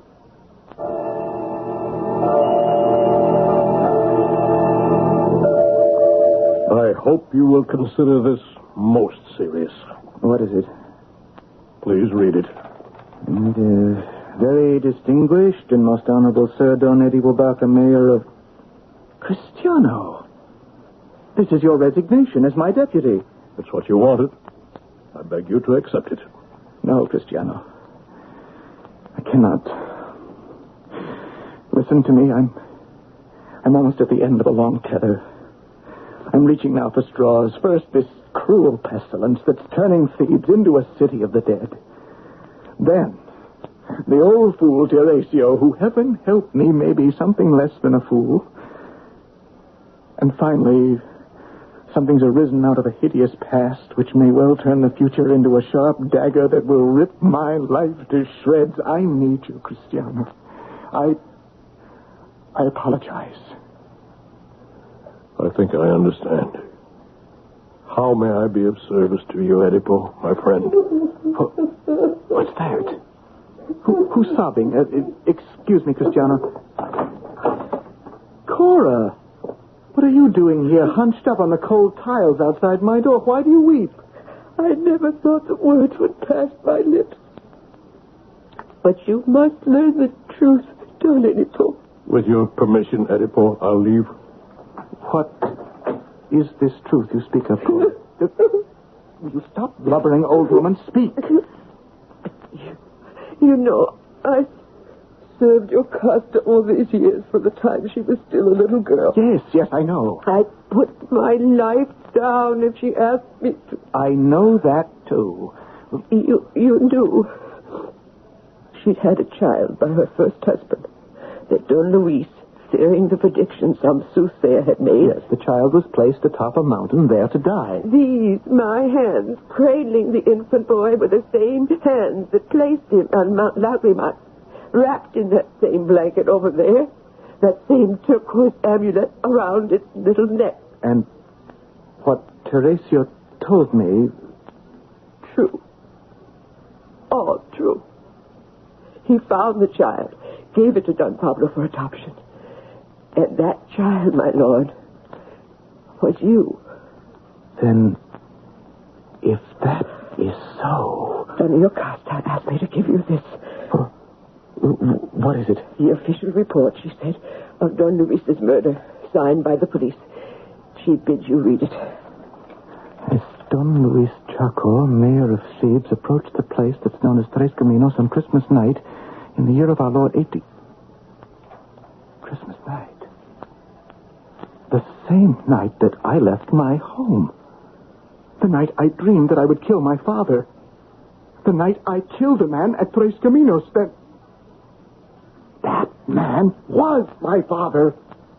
Oh, light of the sun, let me look no more upon you after today. Oh, you poor man. Lucasta. My dear lady. Oh, unhappy woman that I am. From my marriage bed I come. That bed of sorrow where, unknowing, I have brought misery and pain upon this house. Go back into your room, Augusta. Rest. There is no rest for me. Never again will I know peace. Never again the luxury of happiness. Allow me, my lady. Let me take you to your room. No. Stay here, Cora. I only came to look once more on his face. I know the way. I need no help. And the rest of my dream. It, too, heaven pity me, has proved to be the truth. My own mother has been my mother. And my bride. It sounded like a shot. A shot. Teresia was right. The murderer of Luis was always here in Thebes. Unknowing and unknown. But now... Cristiano!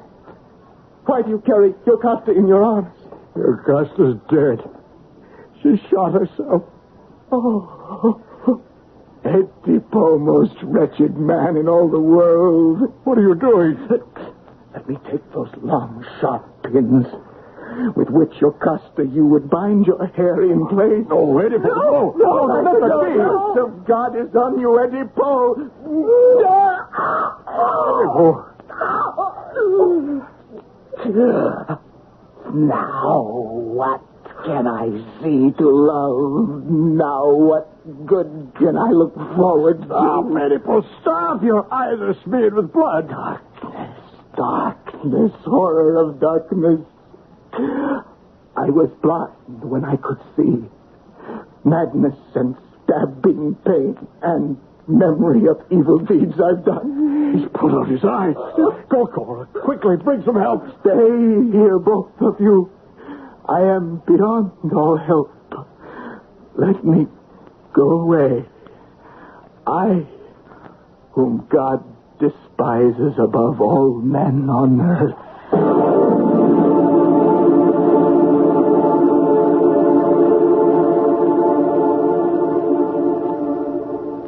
No word of Edipo? He disappeared in the middle of the night, tapping his way to only the good Lord knows where. No man in this whole city did not envy Edipo. And now he's swallowed in the deepest sea of black misfortune. Counts no mortal happy, Cora, till he's passed the final limit of his life, secure from pain. Teresio, old man, what is it? Who is it that is speaking? Cristiano. The best of news, Don Cristiano. On this black day, what news is there that can be good? The children of the town are singing. The cattle romp in play across the fields. The people of Thebes have left their beds of misery and pain. The pestilence has ended, Cristiano. The plague is over.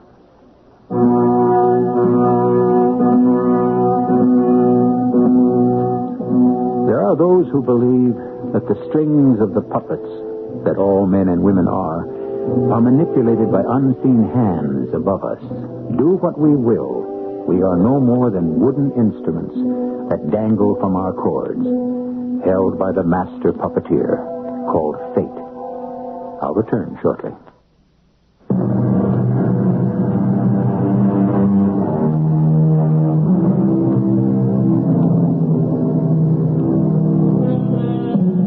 "2,400 years ago, when the plays of Aeschylus, Sophocles, and Euripides were first presented on the stages of Athens in ancient Greece, the playwrights would receive, so tradition tells us, a live goat as payment for their dramatic efforts. The word in ancient Greek for goat was tragos. This, followed by the word for song, gave us tragodia, goat song, or tragedy. Our cast included Russell Horton, John Beale, Terry Keane, Ann Petoniak, and Arnold Moss. The entire production was under the direction of Himan Brown. This is E.G. Marshall inviting you to return to our Mystery Theater for another adventure in the macabre. Until next time, pleasant dreams.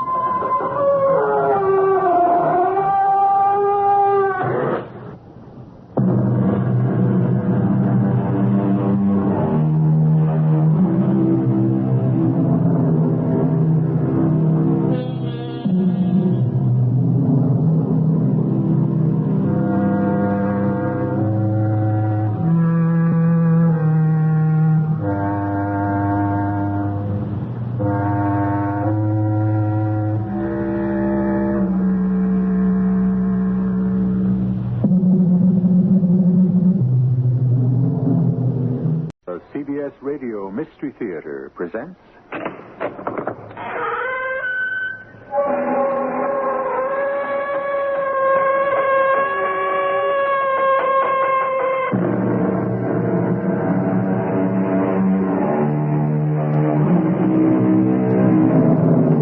Come in.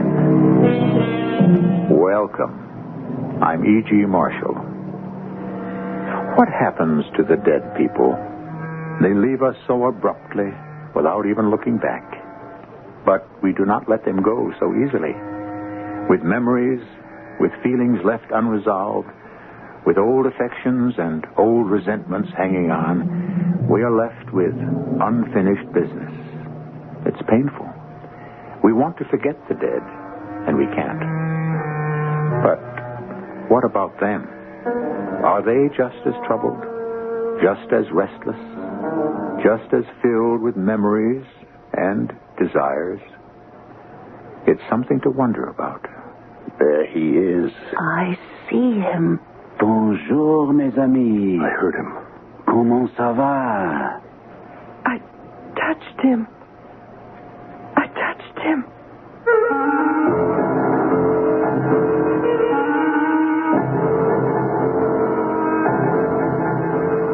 Our mystery drama, The Sensitive, was written especially for the Mystery Theater by Elspeth Eric and stars Gordon Gould and Terry Keane. It is sponsored in part by Buick Motor Division and X-Lax. I'll be back shortly with Act One.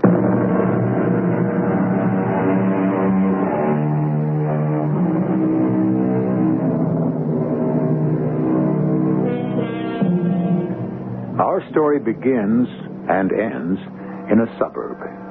And our characters are all suburbanites. People who want the culture and sophistication of a large city, but would like to see a tree just outside the window with a bird hopping about in it. People who like the theater, but long to live in a house with a backyard and a front yard, an upstairs and a downstairs.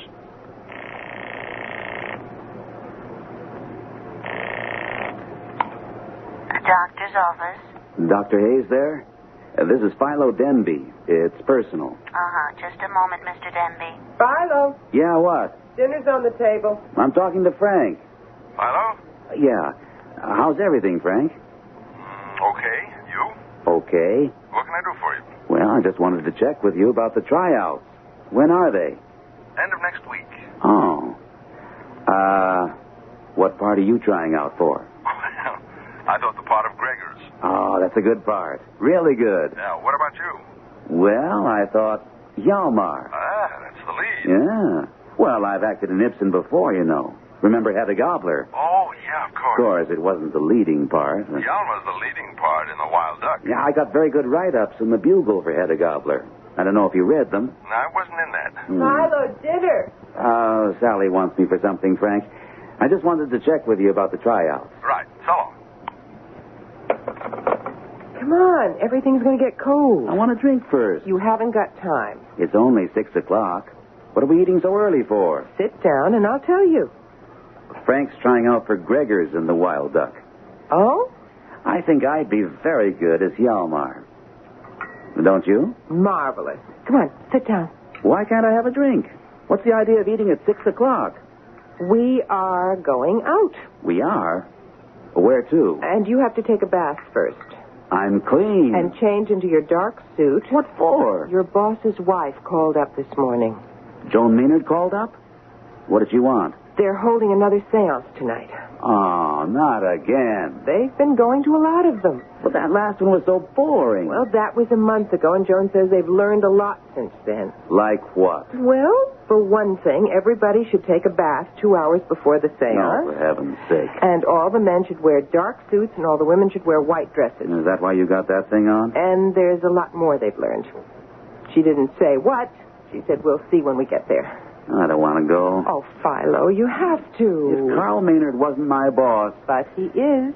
A real dictator. He snaps his fingers and I'm supposed to jump. Anyway, I want to go. What for? I just think there's something to it. You're nuts. Last time, I think I really saw something. I didn't. It was kind of a mist. A wispy mist. Somebody's cigarette. Oh, come on. You know nobody's allowed to smoke. Well, something. Not somebody. Not some dead somebody. Anyway, finish your dinner and take your bath and put on your dark suit. We're due at the Maynards at 8:30.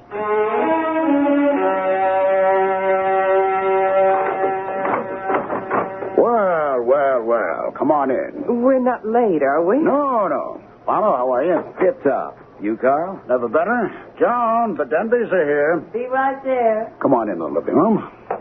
Hello there. How are you both? Joan, dear. Joan. Hello, Philo. What have you done to the room? Aha. That's part of the preparation. You've taken your bath, haven't you? Yeah, we both have. Preparation for what, Carl? Why, for the materialization, of course. You see, it's been discovered through experimentation that certain conditions are conducive to the materialization of the entity. Uh-huh. You'll notice that the room is what you might call slightly chilly. Yeah, I noticed that. It is precisely 62 degrees. That's so. And you notice the lights? Very pretty, Carl. Well, they're not meant to be pretty. We've discovered that red, yellow, or orange lights encourage the materialization of the entity. The actinic rays of blue or violet, well, they don't care for those. They? The entities, my boy, the entities. But they love the warm colors. Hence, we've shaded all the bulbs with red linen. We could have used paper, but... I had this old red linen dress I didn't wear anymore, so I cut it up. This is all very interesting, Carl. Now we have to set the chairs. Oh, I thought we sat in a circle. A semicircle. Much better. Much.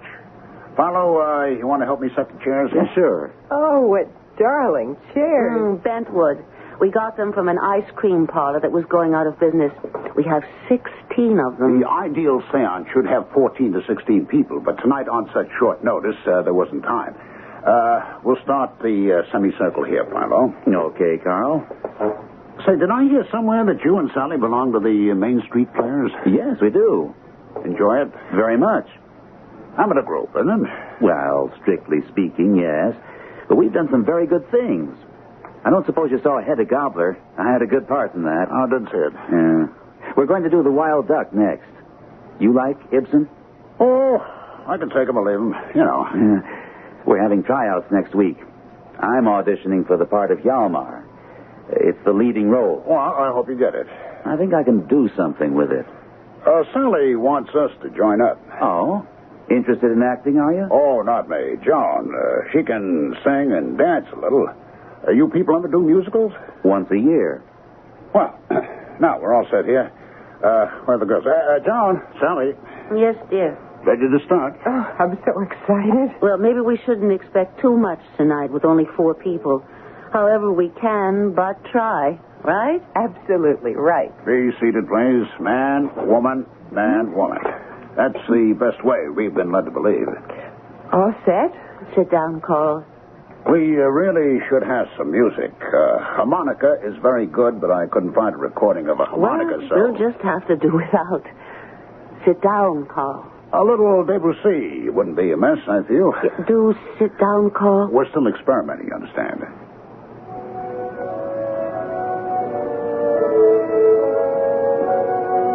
Oh, that's nice. Please, sit down, Carl. Yes, I'll sit between Joan and Sally. That leaves you on one end of the semicircle, Philo. Joan on the other end. You're right. I think I'm beginning to feel something. It's too early. I suppose it is. Now, it's all right for us to talk, but very quietly, very naturally.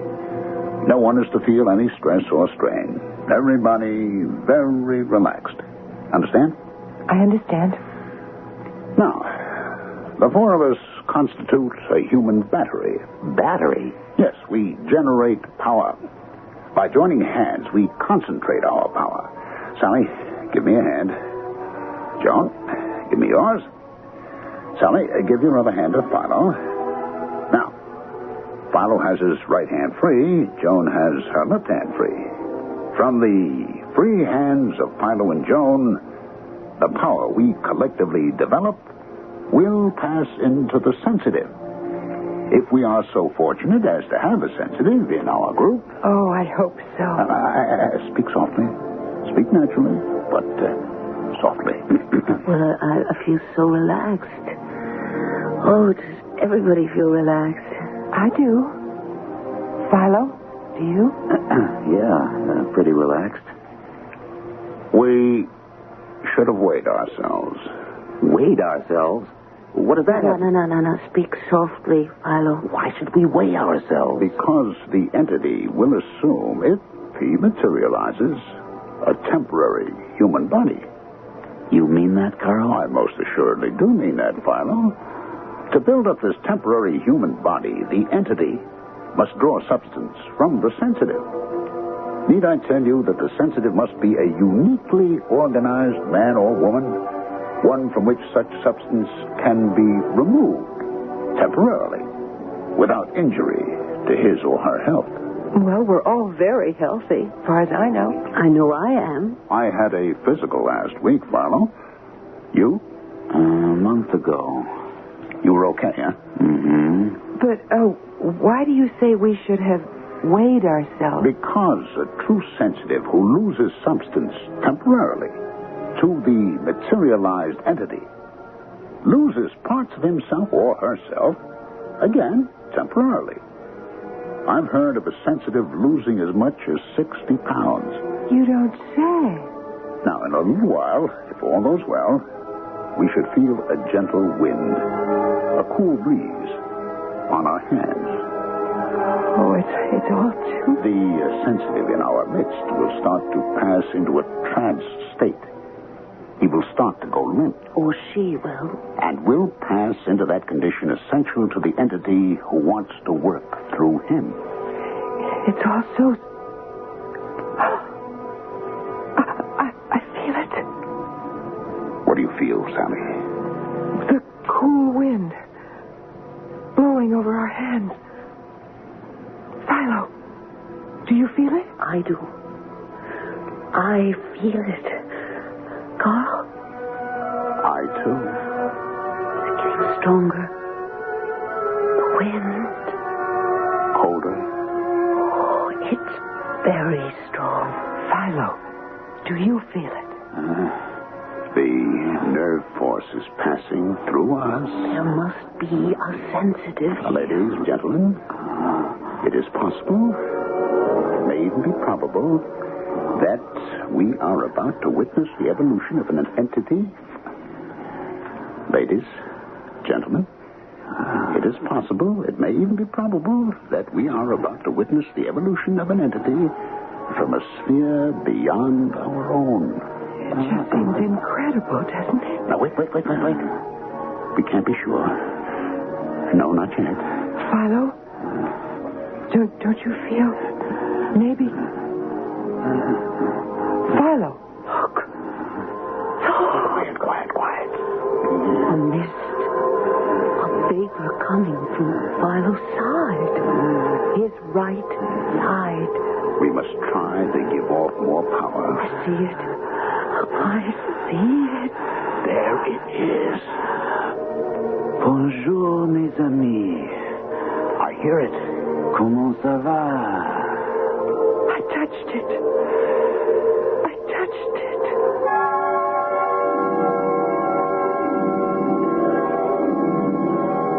Do you believe it?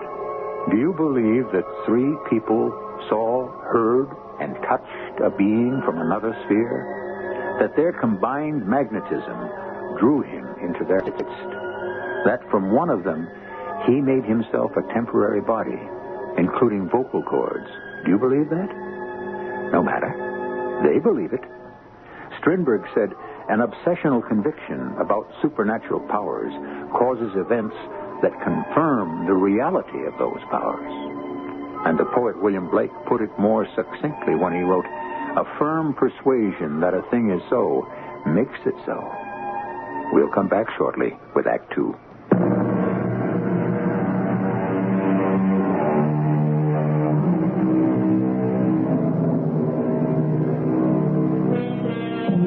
As our first act ended, Philo and Sally and Carl and Joan were seated in a semicircle with hands joined. The lights were shaded with red linen. The temperature of the room registered a chilly 62 degrees. A cool breeze had started to blow across their hands, increasing to a strong wind. They were awaiting the materialization of an entity from another sphere. Look, a mist, a vapor. I see it. There it is. Bonjour, mes amis. I hear it. Comment ça va? I touched it. I touched it. Now, quiet, everybody. Everybody must remain relaxed and quiet. We don't want to frighten him. What is that? Philo? Look, it's Philo. Is he all right? He looks so shrunken. He looks as though he shrunk. He's smaller somehow. Now, don't be alarmed, ladies, and remain calm. Philo is our sensitive. Philo? Speak to me. Say something. He can't, Sally. He's in a deep trance. But is that all right? All sensitives pass into a state of trance. Why? Hello. He said something. How are you? Philo. He did say something. I heard him. He's not speaking to us, Sally. He's speaking to the entity. Will the entity answer? We must wait and see. In all probability, he will. Philo is waiting, I think, for the entity to build up his temporary body. The vapor is rising. Look. Sally, you said you touched it. I did. I think I did. How did it feel? Like unbaked bread. Like bread when it starts to rise. I see a head. Yes. Shoulders. The whole body. He's wearing a uniform of some sort. Oh, who is he? Who is he? Who is he? Who are you, sir? My name is Pierre Sorel. In life, I was a soldier in the army of the great Emperor Napoleon. I died in his service, having lost my leg at the Battle of Borodino, fighting the Russians. He's still wearing the uniform. He has a wooden leg. To think that Philo, of all people, Philo. Sally, do you think you could touch the entity again? He's standing directly in front of you. I don't want to let go of Philo's hand. It's so cold. He's in a trance, dear girl. It can't hurt him if you let go. Touch the entity, Sally. Sir? Pierre? Do you mind? I don't think he'll speak to anyone but Philo. Go on. Touch him. He's very warm. Yes. He's very good looking. He must have died young. Do you want to tell us any more about yourself? No. I wish he'd say something about us. Yes. Yes, tell us what's going to happen. Something like that. There is a little lady in this room who likes to sing and dance. Me? That's me. She has done so in the past. Oh, that's true. I have before I got married. Retrocognition, knowledge of the past. Well, what about the future? Precognition. Will the little lady sing and dance again, Pierre? Not immediately. But someday? Yes, someday. When, Pierre? Dancing, singing upon a stage with an audience, much applause. Oh, when? When, Pierre? It will be some months before... yes, months. First, the little lady will fall ill. Yes, she will be sick for a time. Oh. But she will recover Mais oui, oh yes. She will recover and live to dance and sing upon a stage. You hear that, honey? Must mean the Main Street Players. Oh, yes. I wonder, can he see ahead for the rest of us? Oh, darn it. I wish I could ask him things. So do I. Well, maybe Philo will ask him if he knows what we want. Oh, Philo must be telepathic. He's a true sensitive. He must have a huge amount of the psi faculty. He must be loaded with it. Or he couldn't have materialized, Pierre. You see, people with large amounts of the psi quality have precognition, retrocognition, clairvoyance, and telepathy. Remember when I said, what about the future? Remember, Carl? And right away, Philo said, will the little lady sing and dance again, Pierre? Remember that? And Pierre said, someday. And I said, when? And Philo said, when, Pierre?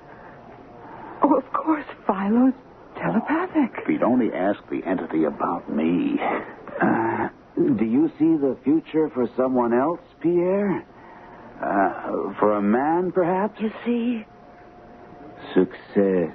Oh, how? When? What?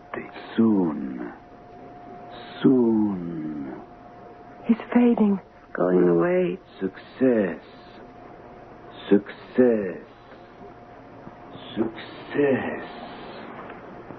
Soon.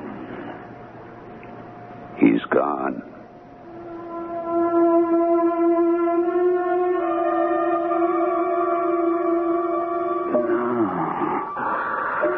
Oh, Pierre. Philo, dear? You awake? Yeah. I brought you some soup, a few crackers. Sally? Yes, darling. I brought you some soup. Split pea. What's it for? Lunch? Dinner. I had dinner. Well, that was yesterday. Huh? Come on, try it. It's good. What am I doing in bed? Darling, you were sleeping. I didn't want to disturb you till I was sure you were all slept out. Well, how long have I been asleep? 21 hours. Since last night at 11 o'clock. Well, what time is it now? 8 o'clock in the evening. Didn't I go to work? No, dear. Holy Moses. I've got to call Carl. No, not now. You just lie back. He'll be furious. He won't. I already called him. What'd you tell him? I didn't have to tell him anything. He understood perfectly. How could he? You really don't remember a thing about it, do you? Did I get drunk or something? Black out? You don't remember going to Carl and Joan's house? Carl and Joan Maynard? Their house? The red lights. Remember them? Red lights? The music? Was it Debussy? Yes. See, now you do remember. Yeah. Remember the bent wood chairs and sitting in a semicircle and the cold wind? We were waiting for the entity to appear. Yeah, to materialize. That's right. Well, did he? Yes, my darling. Thanks to you. What did I have to do with it? You were the sensitive. Me? Well, who was the entity? A French soldier named Pierre Sorel. He fought under Napoleon and lost a leg at the Battle of Borodino. You remember? Kind of. Not really. Darling, you were in a trance. I had a very hard time getting you home. Am I all right now? Well, you look all right. But you see, when the French soldier materialized, well, when any entity materializes, he sort of borrows things from the sensitive. What things? Well, he has to flesh out his body, you see? Oh, that's probably Carl or Joan wanting to know how you are. Hello? Sally, this is Carl Maynard. How is he? He's awake, and he seems fine. Good, that's good, Sally. You remember last night? We were just talking about Pierre it. said something about the little lady who loved to sing and dance? Yes, and he said she would again. But before that, he said she'd be sick for a little while, remember? Yes? Sally?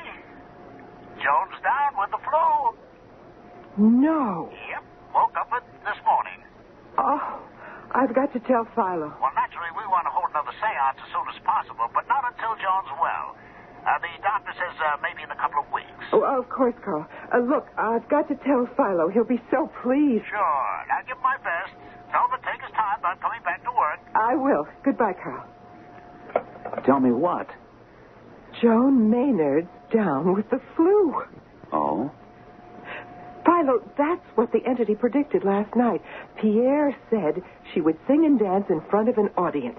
Now, I'm sure that means the Main Street Players because she's been nagging Carl to join. But first, she'd be sick for a little while. And now she is. Oh, isn't that exciting? As soon as she's well, we're going to have another seance. Sally, am I really a sensitive? Darling, of course you are. What was that you said about the entity taking parts of the sensitive's body to build up his own body? Only temporarily, darling. Sally, call Frank Hayes and make an appointment for a complete checkup. You had one a month ago. Yes, but if I'm really a sensitive, if I'm going to go on with this thing, I've got to be in tip-top physical condition. Go on, Sally, call him. Say I'll be in tomorrow.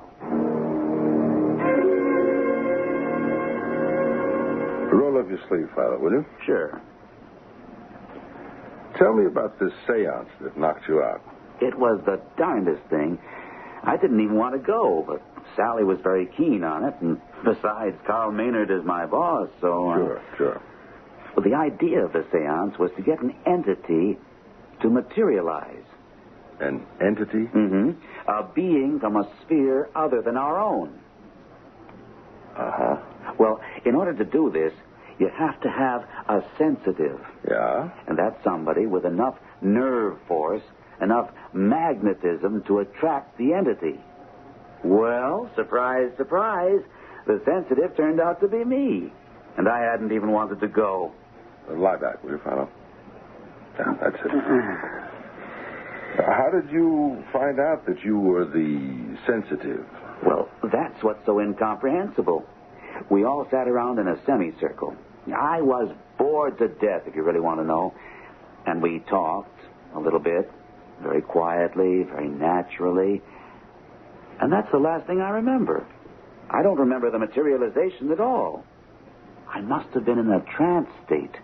That's the only explanation that makes any sense at all. What happened when you were in this trance state? Well, they tell me that this entity appeared. Just appeared. First as a sort of mist or vapor. Then it grew and developed into a man. He said his name was Pierre, and he'd been a soldier under Napoleon, and he'd lost his leg at Borodino. He wouldn't talk to anybody but me. Because you were the sensitive. That's right, yeah. I don't even remember getting home. Sally put me to bed, and I slept for 21 hours. Then I had her call you. No, I was surprised. You just had a physical a month ago. But you see, an entity has to have substance in order to materialize. And he gets this substance from the sensitive. They say it's only temporary, for as long as the seance lasts. But I wanted to make sure. If I'm going to go on with this thing... Are you considering that? If my health is okay, why not? True sensitives are very rare. What kind of questions did this entity, this Pierre, answer? That's the amazing part. He said that Joan Maynard would sing and dance on a stage. Now, she and Carl have been kicking around the idea of joining our little theater group. But, Pierre said, before that happened, she'd be sick for a while. And the very next day, Joan came down with the flu. Well, there's a lot of it going around. Philo, I'd like to go to one of these seances sometime. Joan will be pretty well soon. It's only the flu. Then we plan on having another one. Well, keep me in mind. I will. Oh, and Pierre predicted success for Carl. He disappeared right after that, so he didn't give any details. Well, maybe next time. That's what we're hoping. Well, how am I? You're perfectly okay as far as I can see. I have to wait for the results of a couple of tests. But... I feel wonderful. Good. Come on, I'll walk you outside. See you tonight? Tonight? At the theater. Tryouts for the Wild Duck. Oh, no, I'm auditioning tomorrow night. A lot of us couldn't make it tonight, so they... Well, good luck. You'd make a great Gregors. I hope you get Yalma. We'd be working together. Have a lot of fun. Try and get me in on the next seance, right? Right. So long. Have you got his records? Right here. Thanks.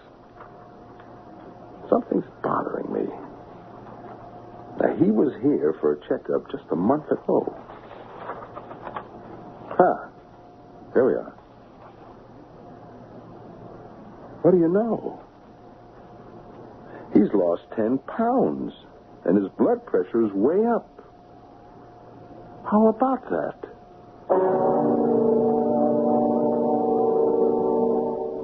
Do you believe that a dead person can become alive? Well, sort of alive, for a limited length of time, by borrowing substance? Does that mean arteries and veins and muscles? Does that mean the dead person come alive can talk if he wants to? Does he have vocal cords? Can he walk about? I'll tell you something. I don't know. We shall return with the final act shortly.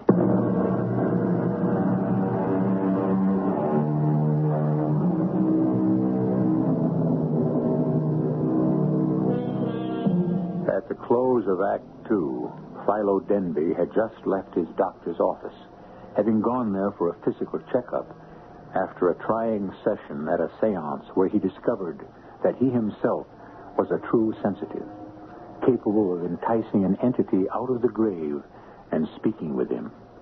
As Philo left the office, his doctor turned to the nurse. Something's bothering me. He's lost 10 pounds. And his blood pressure's way up.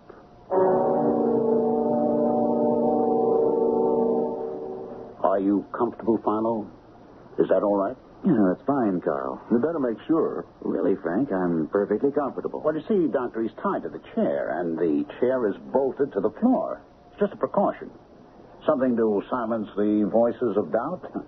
Now, shall we all take our places? I'd like to sit next to Philo, if that's all right. Well, I'm afraid that's not all right. The proper conditions for a seance require alternating the sexes. Man, woman, man, woman, man, woman. So, if you'll just take the chair at the further end of the semicircle, I'll start the music. Debussy served us well last time, so, now, I think we're all set. As soon as I take my place, there we go. Quiet conversation is permissible, Dr. Hayes, on any subject. Oh, fine. You all recovered from the flu, Mrs. Maynard? Quite recovered, thank you. Very nice of all of you to let me come here tonight. We're glad to have you. Yes, it's our pleasure. Philo told me a little something about the last time. What? What is it? The breeze. The what?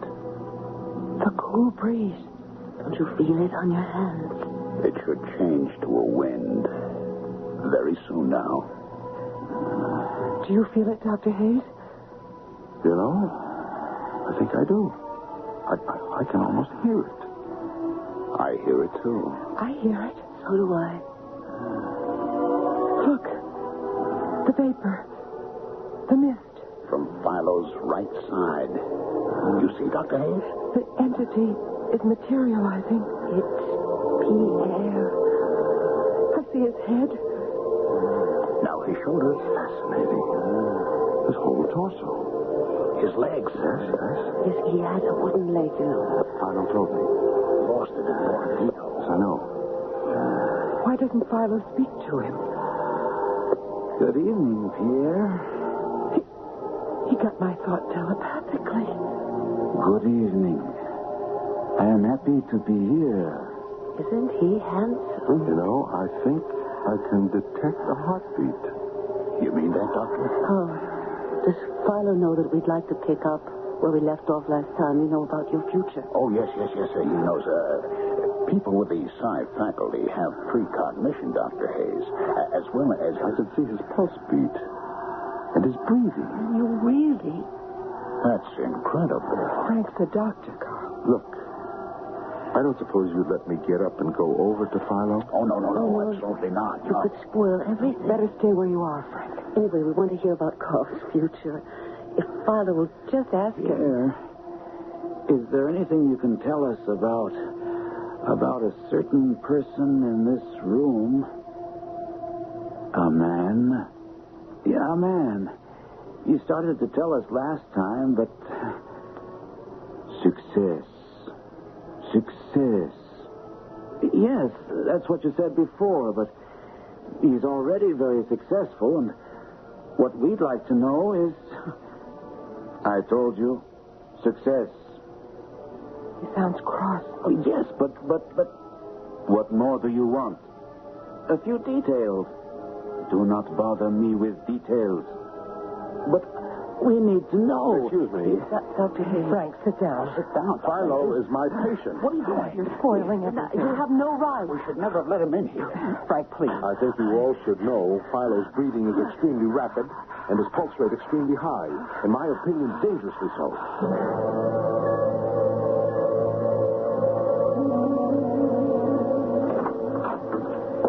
Philo, you all right? Just tired.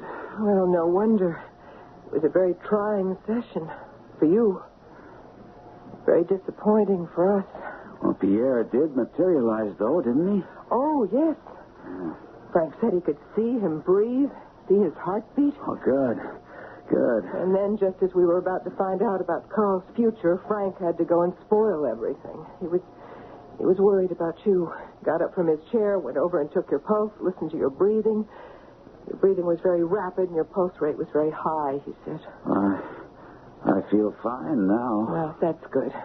But Carl says stay in bed all day if you want to. Maybe I'll just do that. I may quit my job. Would you do that? Why not? I think my future lies in the psychic realm. True sensitives are very rare, Sally. You know that. Yes, I do know that, but... If I am one of them, then it's only logical that That you what, Philo? That I should devote myself to... Oh, telephone. I'll be right back, darling. We need to talk about this. Hello? Sally, this is Joan. Yes, Joan. Guess what? What? Well, Carl auditioned for the Main Street Players for the Wild Duck, and guess what? What? He got the part. What part? The part of Hjalmar. It's the lead. Imagine, my Carl is going to be a star. Pierre said he was going to have success, remember? Yeah. When Philo asked him? Yeah, by the way, how is Philo? Well, exhausted. Of course, but he's all right, isn't he? I think so. Don't you know? Joan, he's talking funny, sort of, I don't know, drifting off and saying some kind of weird things. Sally, is he going into a trance? Well, I don't know. I never thought of that. Then Pierre might materialize. Maybe. Oh, Sally, I'm coming over there. Now, don't you leave his side till I get there, okay? Okay. Well, that was Joan, Philo. Are you all right, darling? She's coming over. She says Carl got the part of Hjalmar in The Wild Duck. Isn't that lucky? His first audition? Can you imagine? Philo? Philo?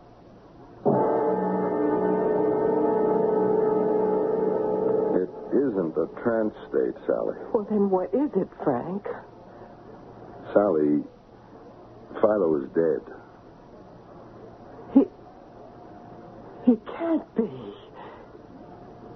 He can't be. He is. There's no doubt about it. Philo is dead. But he was fine a little while ago. We were talking about giving up his job and becoming sensitive. And he started to sound kind of vague and rambling. And just then the phone rang. It was Joan Maynard, all excited because Carl had gotten a part in The Wild Duck. Part of Hjalmar, I heard. I didn't want to tell Philo because I knew he wanted that part. I told Joan that Philo was acting sort of funny, and she said he was probably going into a trance. I never dreamed. Of course you didn't.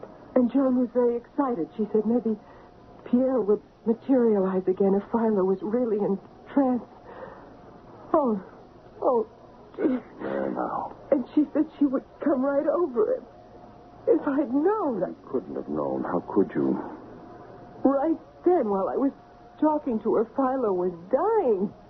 Sally. But I had no idea. I said, sure, come on over. I had no idea. I hung up the phone. I came over to Philo's bed, and he looked all right. He really did, Frank. Must have been very sudden. And I said, honey, that was Joan Maynard. And she says Carl got the part in The Wild Duck. And he didn't answer me, Frank. He didn't answer me. And 2 minutes before that, we'd been talking about things. Oh, You just go ahead and cry. But that's all. When he didn't answer me, I called you. I got here as fast as I could. And now he's dead? Frank, why did he die? What killed him? I don't know, Sam. But you must know. If you'll permit an autopsy. Oh, no, I don't know about He that. was in good health. We know that. He just had a checkup. Do you think it had something to do with the seances? Do you think they were too much for him? Sally, I just don't know. Was it Pierre? Could he have... You know... Well, as I said... Frank, do you remember at the last seance, the one you were at, Philo and Pierre were having a little argument? Not an argument exactly. It was more like a disagreement. You remember? Yes, Philo was trying to find out more about what kind of success Carl was going to have. And Pierre didn't want to tell him. They got kind of irritable, both of them. That was when you got up and went over to Philo and took his pulse, remember? His breathing was very rapid. Do you think maybe Pierre? Maybe Pierre killed him? No, Sally. No, I don't think so. But that would be terrible, wouldn't it? Terrible. And I don't think it's true. Well, that's the doorbell. Must be Joan. You want me to go downstairs and open the door for her? Yes, would you? Sure. Joan doesn't know what happened. She thinks Philo is in a trance. I'll tell her. I don't want to talk to anybody right now. I couldn't. I understand. Oh, Philo. What have we done to you? My darling. Pierre. Is it really you? It is I, my love. C'est moi. Take me in your arms, Pierre. And never let me go. Have no fear, beloved. I shall never let you go. Never.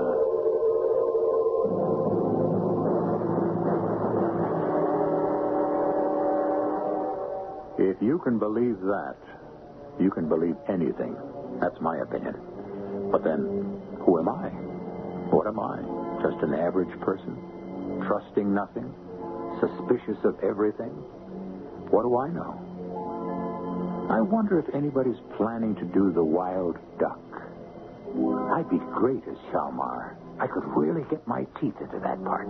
I'd be a smash. I'd really kill the people. I'll be back shortly.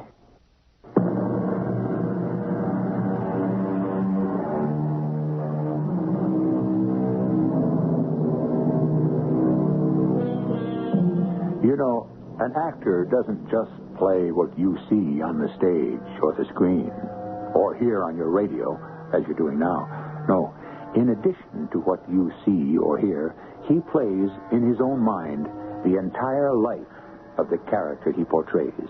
He knows his character from birth onwards to death and, well, why not?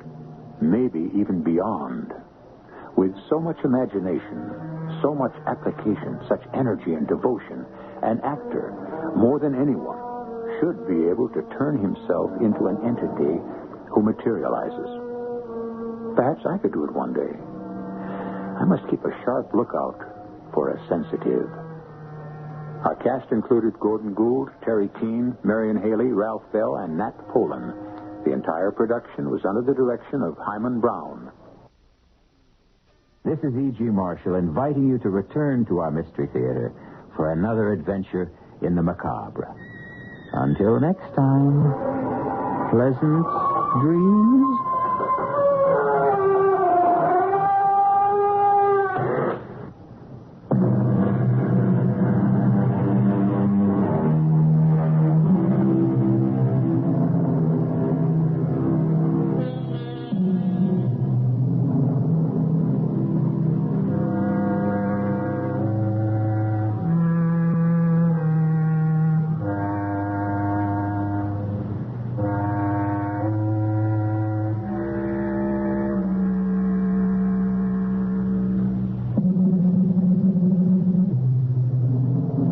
The CBS Radio Mystery Theater presents...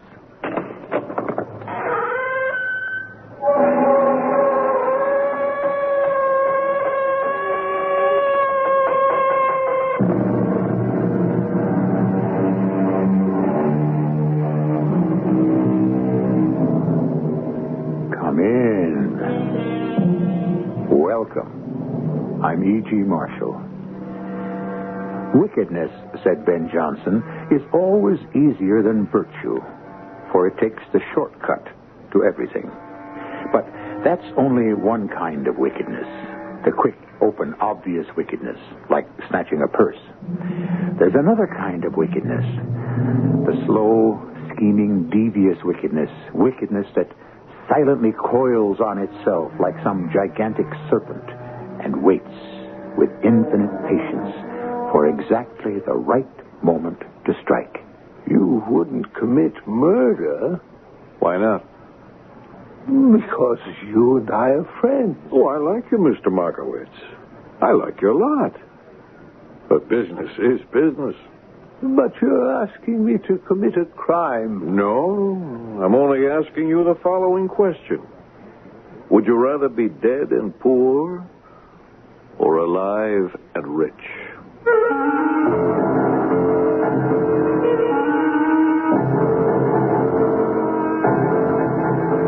Our mystery drama, The High Priest, was written especially for the Mystery Theater by Sam Dan and stars Robert Dryden. It is sponsored in part by True Value Hardware Stores and Buick Motor Division. I'll be back shortly with Act One.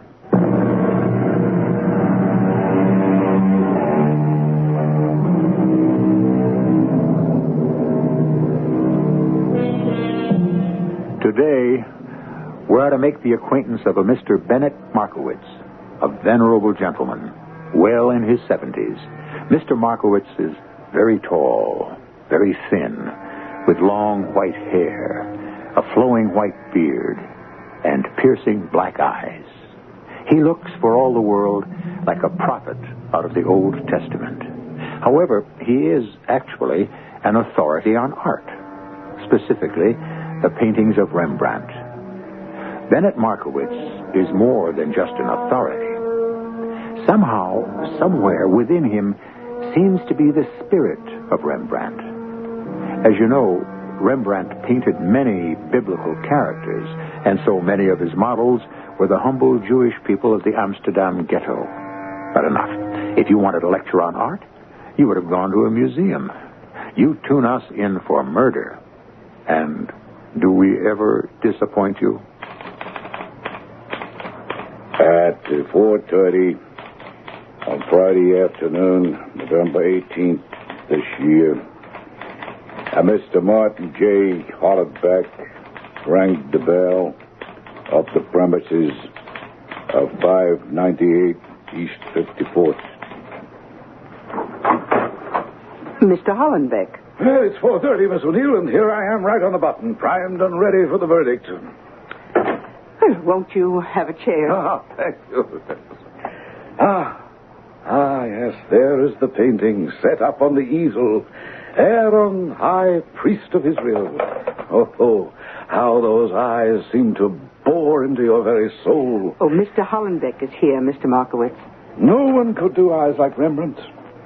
You know, I get chills just looking at that painting. Has Mr. Markowitz arrived at his decision? I believe he has. Oh, and what do you suppose it is? that's for Mr. Markowitz to say. Ah, Mr. Hollenbeck. Good day, Mr. Markowitz. Good of you to come. Mr. Markowitz, I must know immediately, for better or for worse, the painting. Oh, yes, the painting. The painting you have brought to me, which purports to be Aaron, High Priest of Israel, by Rembrandt von Rijn. Purports to be? The painting is a fake. Oh, no, sir. The most unique fake I have ever seen. But Mr. Markowitz... It is the work of a genius, but it is not a work of Rembrandt. But the style, the shadows, the light, and the paint and the canvas, authenticated by carbon tested to be over 350 years old. No, these things can be faked if one is clever enough.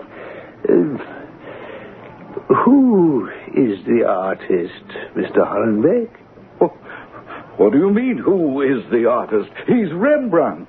No, there are so many things out of joint in this painting, Mr. Hollenbeck. We shall start with the trivial and proceed to the serious. The breastplate ornament of the high priest. It should have 12 precious stones to represent the 12 tribes of Israel. There are only 10. Rembrandt was a serious scholar. Well, 2 of the tribes were lost. Not when Aaron was the high priest. Now, the face on the left. It's Ephraim Bonus, who was also painted by Rembrandt. Yes, but it's a known fact that Rembrandt used actual people in the Amsterdam ghetto as his models. Not Mr. Bonus, who was a wealthy merchant. It's as if this artist devoured a host of details from scores of Rembrandt paintings and set them down. However, I might still accept it as a Rembrandt, were it not for one thing. Yes? A painting is more than form and line and color arranged on canvas. A painting that lives has something above and beyond all that. It has the breath of life, the spirit that the artist has breathed into it. But surely there's spirit in this painting? Yes, of course. But it is not the spirit of Rembrandt. The spirit which animates each artist's work is so uniquely his own. You see the things I have in this room? It was not necessary for Franz Haus to sign that portrait. We know, beyond the shadow of a doubt, that this dish was created by Cellini. On another level, this beautifully embossed matched set of pistols embodies the spirit of Hans Rasmussen. Mr. Markowitz, it's almost sundown. Well, oh, yeah, but thank you. Mr. Hollenbeck, I fear I can only reiterate my statement. This painting is not the work of Rembrandt. Well, perhaps, but... I'm also sorry that I must terminate our discussion. The Sabbath is about to begin, and it is not permitted to do or even to talk about business. The Sabbath? I'm an Orthodox Jew. I fear we have nothing more to talk about.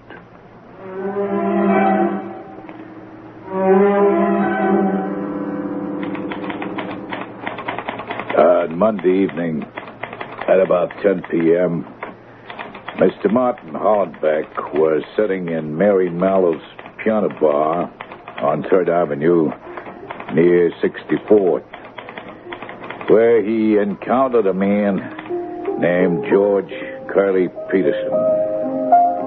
Hello there, Holly. Oh, do I know you? You look at this bald head and you don't remember me? Why, it's Curly. Curly Peterson. Hey, that's right, Curly. Number 325289, and you were number 325276 when we were guests of the state. I never forget a number. What are you doing there, Curly? Oh, listen, that. You? Me? I thought I was sitting on top of $1 million. A mill, huh? Now I have a painting. Could a painting be worth all that dough? Oh, if it's by Rembrandt. Is it by Rembrandt? It could be, but... Yeah, here comes Mr. Buck. Yeah, I'm going to lose out. Well, maybe you had no business in the Fine Arts Dodge anyhow. Why not? I prepared myself. Oh, yeah? Well, I took courses. I went to adult education classes. I studied speech, diction, so I wouldn't sound like some illiterate mug. And art appreciation. Go ahead, ask me any question on the Renaissance. I wouldn't know where to begin. Well, I picked up all the basics, believe me, the patter, and, well, beyond that, it's every man for himself. Yeah, sounds to me like you're set to pitch a no-hitter. No, I'm going to be knocked out of the box. Deal me in. I'll make it work. Ah, Curly, nobody can make it work. Come on, fill me in. Go back to ground zero. Ground zero. Okay, we have to start with the nut. Who's the nut? Oh, that's what I asked Gracie Petrosky one night. We're sitting around her apartment. Who's the nut? Holly, look at this $10 bill. What about it? Real? Oh, yeah. You sure? Let me really look. And? Yeah, it's on the level. It's queer. What? Hey, this is quality. Who's got him? It's a fortune. How much is there? This 110 spot is all there is. Oh, no. The last of the Mohicans. The plate was engraved for a friend of mine. But before he could get into production, the feds were tipped. They bagged him and destroyed the plate. You know, that plate was a work of art. I know the guy that designed the plate. Who is he? The nut from Bakerville. Who? He's a nut and he lives in Bakerville, Iowa. Well, would he make another plate? We could go there and ask. Have you got his address? Address? It's a broken down farm in the middle of no place. No, Mr. Hollenbeck. I am not engaged in engraving at this time. But your plates could make us a fortune. Money holds no interest for me. You see, I'm a nihilist. A what? Nihilism. The word was coined by Turgenev. Oh, yeah, but I would like to make Nihilism is a desire to overthrow not just the government, but all organized forms of society. And I am intent on destroying art. Well, yes, sure, but... The art establishment, the tyrannical, dictatorial art establishment. This self-appointed elite that strangles all creativity. Well, just let me explain to you how we could go... Expose them, lay bare their obscene corruption. You see? Now, look here. See what I have just finished. Yeah, what have you just finished? This canvas. It's a masterwork. This is a Rembrandt. Rembrandt? Where would you get a... Where? Fool, I painted it. Well, if you painted it, then it can't I be... shall convince the establishment that it is. It is. I am the greatest painter who ever lived. Okay, if you're that great, why don't you sell your own? Oh, there's a lot against me. A conspiracy. My life is in danger. Oh, yeah, yes. Is that a fact? Oh, they all hate and fear me. All the other so-called artists. Because my work puts theirs to shame. Well, I can paint in any style. Rembrandt, Titian, El Greco, Michelangelo. Then there's a fortune. Fortune. That's the only word you know. I'll bring this painting, this Rembrandt, that I have titled Aaron, High Priest of Israel, to the attention of the art world, and it will be hailed as a genuine Rembrandt. You sure of that? Oh, it has to be. Look. Well, I will be offered millions for it.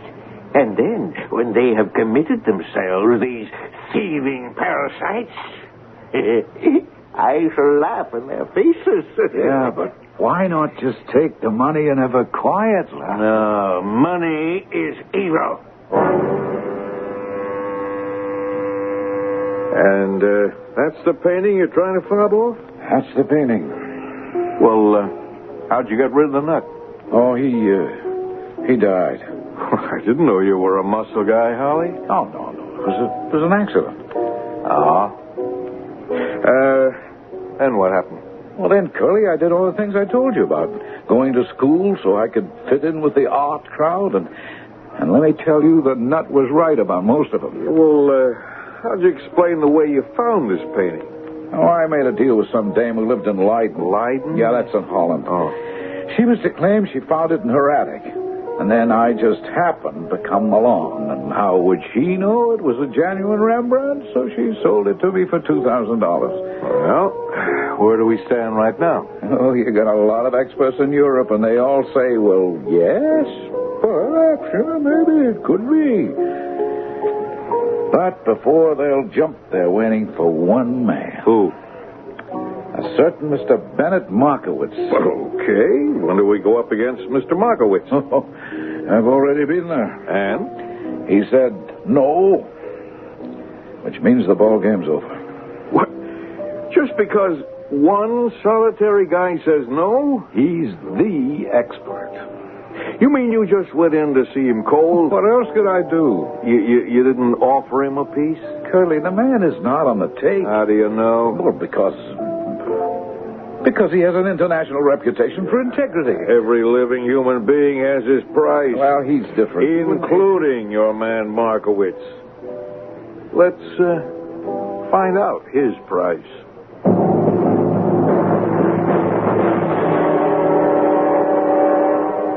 Does every man have his price? In the end, can it be said that people may be bought and sold, just like any other commodity? Or can it be said of certain human beings that they are incorruptible? I don't know. I just pose the question. Maybe we get the answer in Act 2.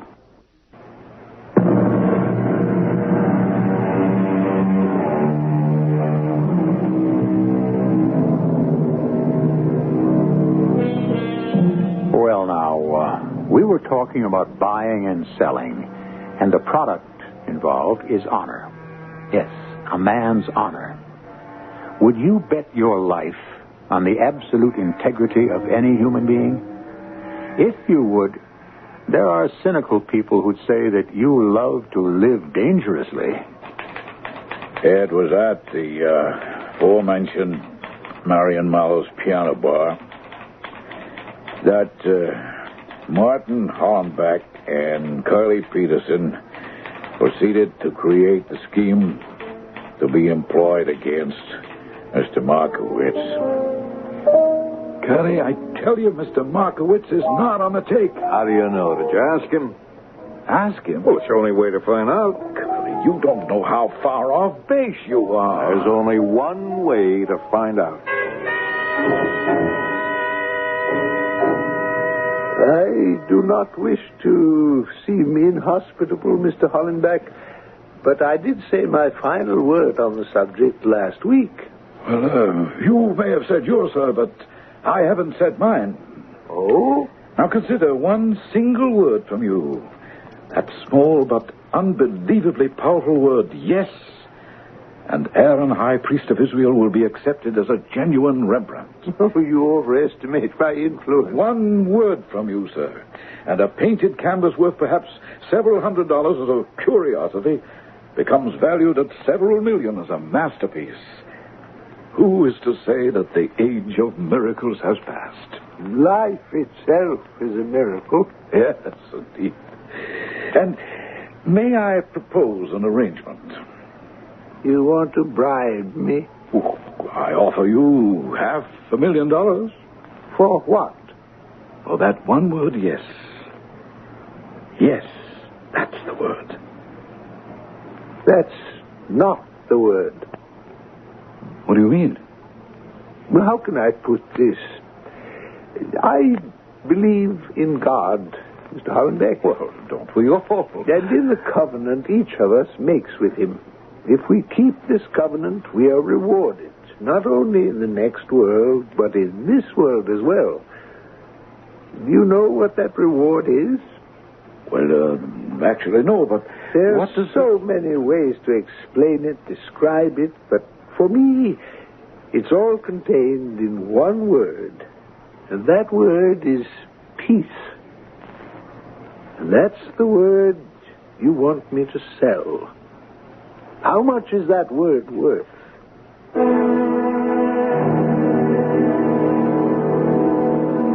I told you Curly is not for sale. Okay. What else do we know about him? What else? I'm looking for a way to get at this guy. Get at him? How? Well, who else was there? Well, the secretary. What's her name? Miss O'Neill. Miss. I mean, she's not married. What does she look like? I don't know. You were there. You saw the dame. What do you mean you don't know? Well, since she's not the kind I'd want to make a pass at, I didn't really notice. So, she's not the kind guys want to make a pass at. Well, we may have something. How old? Well, she could be 40. Miss O'Neill, huh? I wonder what I could get out of Miss O'Neill. Nobody could get a word out of Miss O'Neill. Well, that would depend on the kind of words you're after.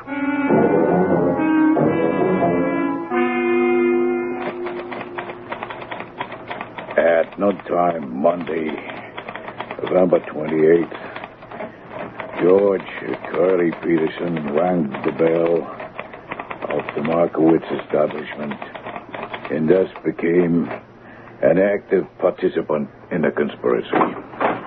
Yes? Oh, how do you do? I'm working my way through college. I'll bet you are. You'd lose. I'm really trying to raise money to take a girl out tonight. Well, that's better. I'm selling these vacuum cleaners. We have a vacuum cleaner. Oh, you shouldn't have said that.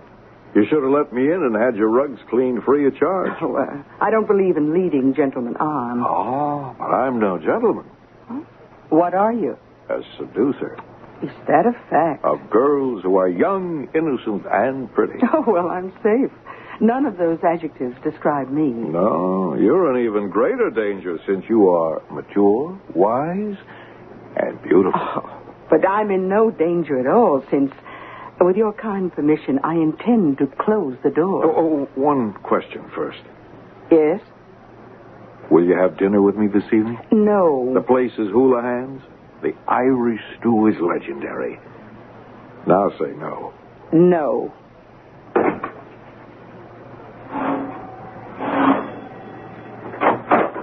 I forgot to tell you the address. The answer is still no. 9th, near 23rd, in case you should change your mind.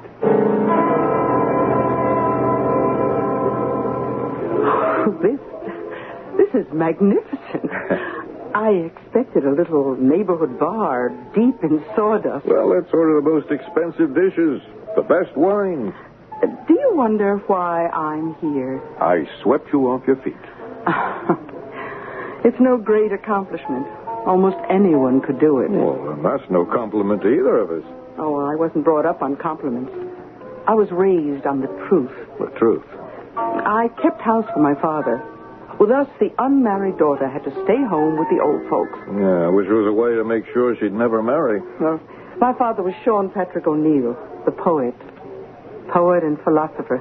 He died 10 years ago, so...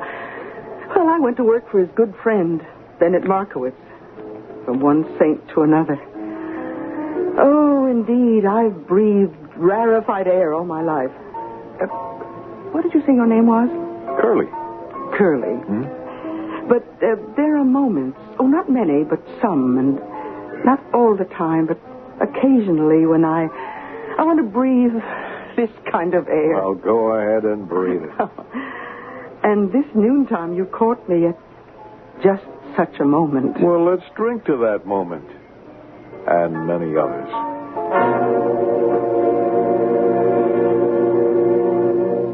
I'm very happy for you, Maggie. Oh, isn't he wonderful? He knows nothing at all of poetry or painting or philosophy. Well, I can learn. You do, and you'll have seen the last of me. Well, maybe it's too late. It's never too late to learn some of the greatest philosophy in the world. And now, Bennett, you're going to get started and spoil it for us. It's also the shortest philosophy. How short?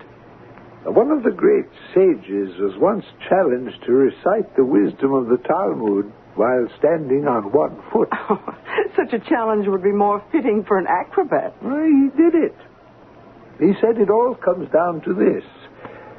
Do unto others as you would have others do unto you. You mean that's all there is to philosophy? That's the kernel. Everything else forms the shell. Oh, excuse me. Hello? Yes. Who? Oh, are you sure? Well, yes, I suppose it must be true. No, I'll tell her myself. Thank you. I would assume that we have received bad news, my dear. Oh, Mr. Markowitz, this is awful.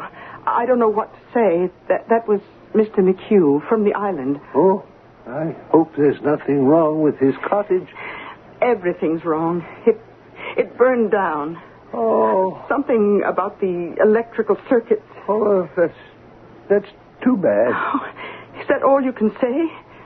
Mr. Markowitz spends a week alone at McHugh's seashore cottage every year. Oh, in December? It's a time for solitude and communion with the sea and the sky. Well, does Mr. McHugh have another accommodation? Nothing with heat, or as he puts it, winterized. Oh, Mr. Markowitz, I know how disappointed you must be. It is said man appoints, God disappoints, and for his own purpose. Perhaps it was ordained that I should not spend my week at the shore this year. Oh, I know you're putting on a good face. Would you mind if I say something? You talk about something being ordained. Well, maybe it was ordained that I should meet Maggie for a lot of reasons. And one of them is that I would be here when you got that phone call. Now, what are you saying? Well, don't you see? Mr. Markowitz, I could be talking out of turn, but would you maybe consider spending a week out at my place? Your place? I have this cottage on the South Shore, right on the beach.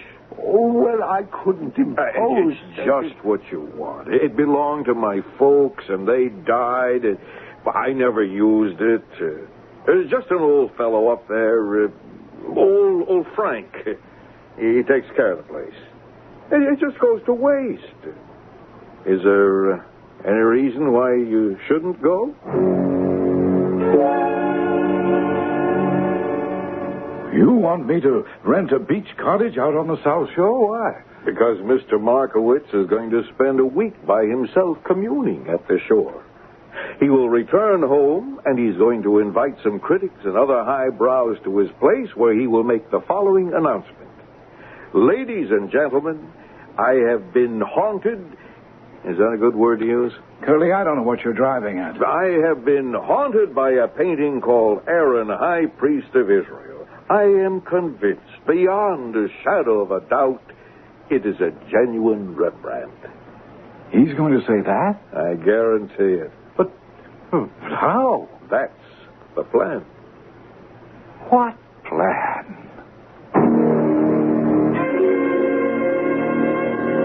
What plan, indeed? We have seen that bribery is futile. Muscle? We'd be inclined to doubt its effectiveness in this type of situation.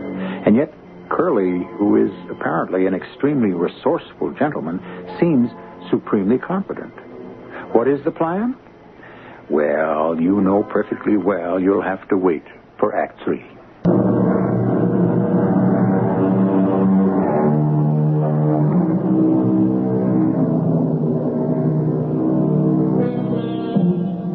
He harms himself who does harm to another, and the evil plan is most harmful to the planner. Perhaps. Another way to put it is, you can't get away with murder. But, unfortunately, there are those who obviously do. Up for our consideration is a plan, certainly an evil one, being concocted by Curly Peterson and Martin Hollenbeck. All of it is a part of a record, a police record.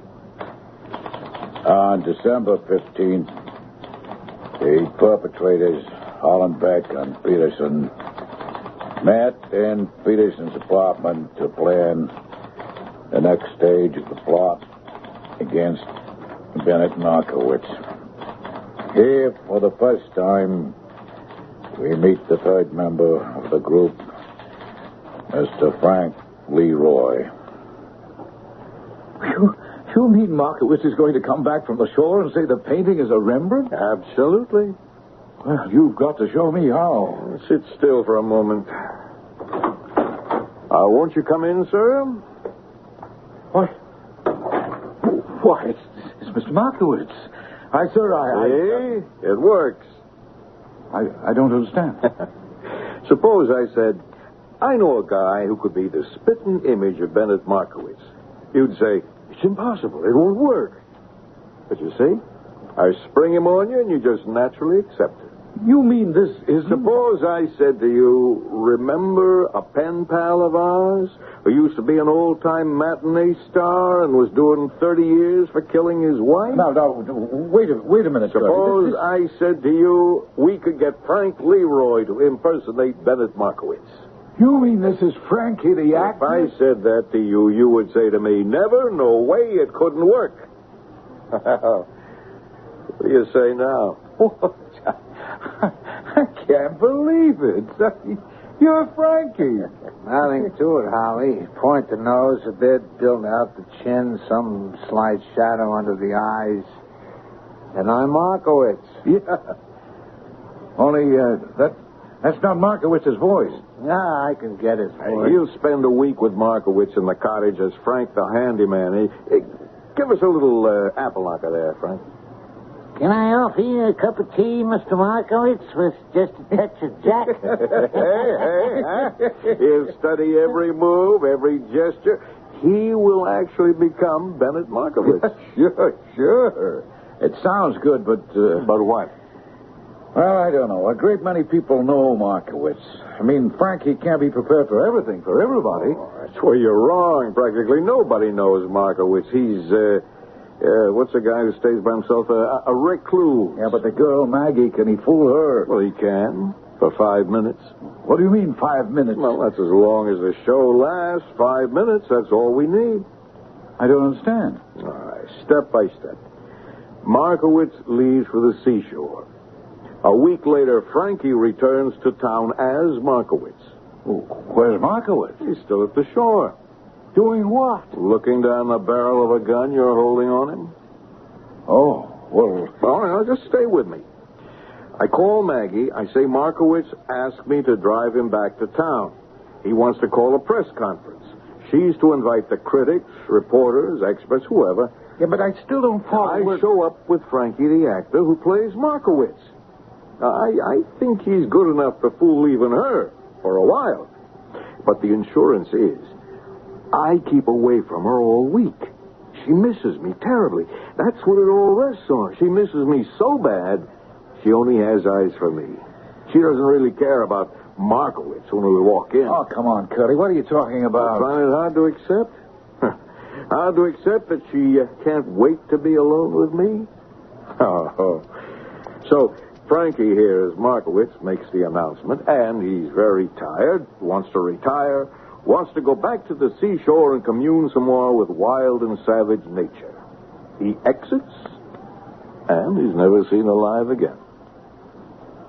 What do you mean? Well, a couple days later, Frank the handyman is in a state. He warned old Bennett Markowitz to keep away from the boat, even though the sea may look calm. Sudden squalls spring up.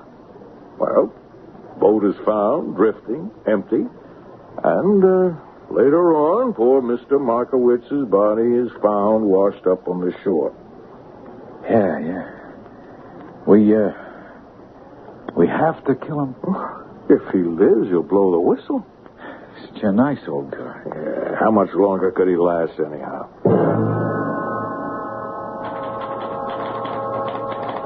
On December 19...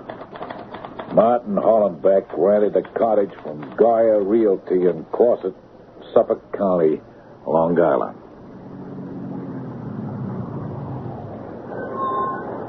Well, what do you think? It's magnificent. I knew you'd like it. The sea, the sky and sun, the air. How clear, how clean. Oh, this beauty. This is what God gives us. And to what purpose do we defile it? And the house. Wait till you see the inside. I see Frank has a fire going. Good. I'll call him. Frankie? What a charming place. This is the gentleman who's going to be staying? Mr. Markowitz, this is Frank. How do you do, Frank? May I offer you both a cup of tea with just a touch of Jack? Frank, let your conscience be your guide.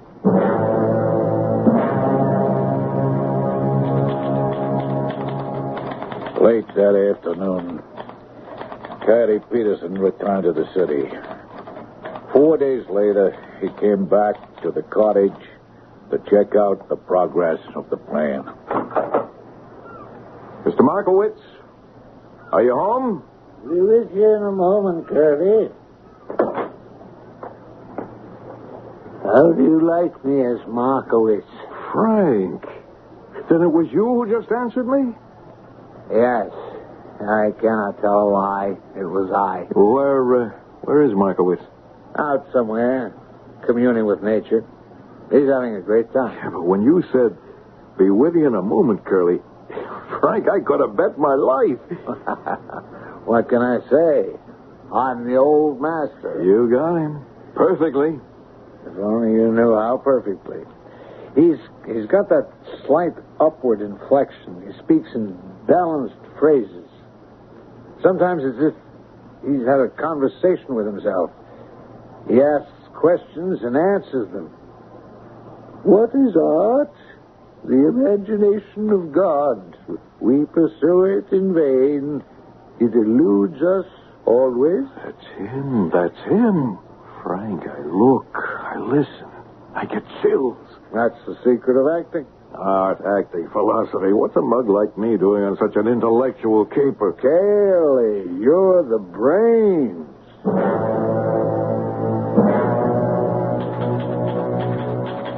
On December 29, Martin Hollenbeck and Curly Peterson drove out to the cottage.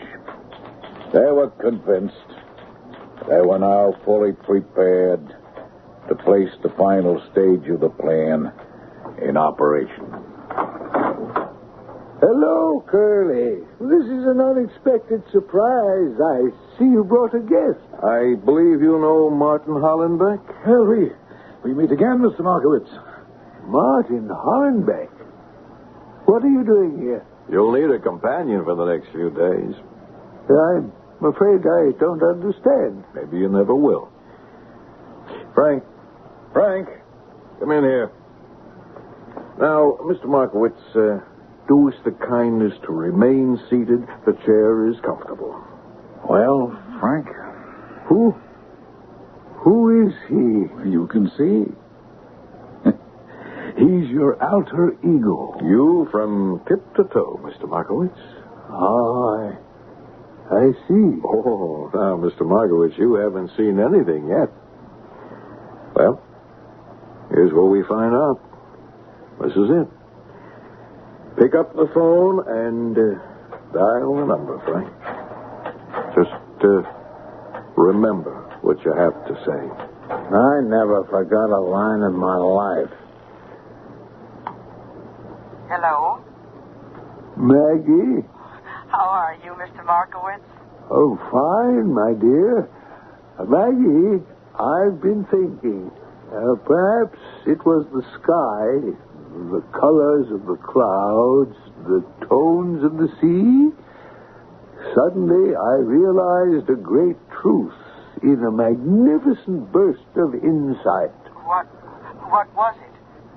I know now that Aaron, high priest of Israel, was painted by Rembrandt. Oh, are you sure? My dear, this is not mere knowing. This is the feeling that resides in the heart. The painting is real. Oh, that's wonderful. Another Rembrandt. I shall return tomorrow. Call the newspapers, the magazines, and so forth. I will hold a press conference at the house at 2 in the afternoon. A press conference at 2? Curly has kindly consented to drive me into town. Then I shall get to see Curly tomorrow. Of course. Well, until tomorrow, Mr. Markowitz. Until tomorrow. You think you can get away with this monstrous charade? Look at Frank. Listen to Frank. Do you know any way we can miss? Maggie knows me too well. She'll look at him and see something wrong. Maybe, but she's not going to be looking at him. She's going to be looking at me.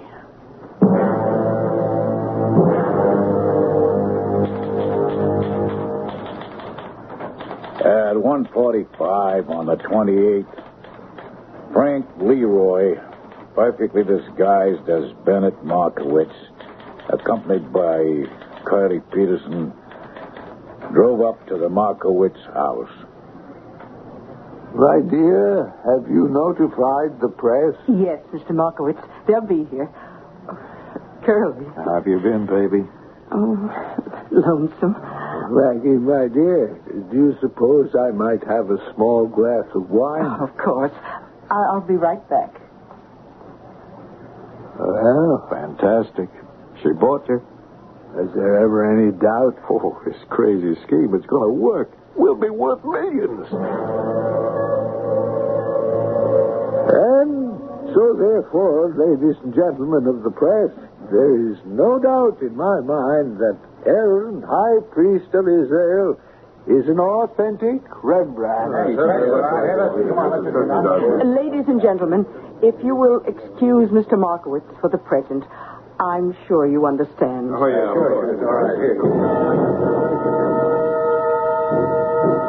Curly? What is it? What's the matter? Something wrong? No, I don't think so. It's just... Just what?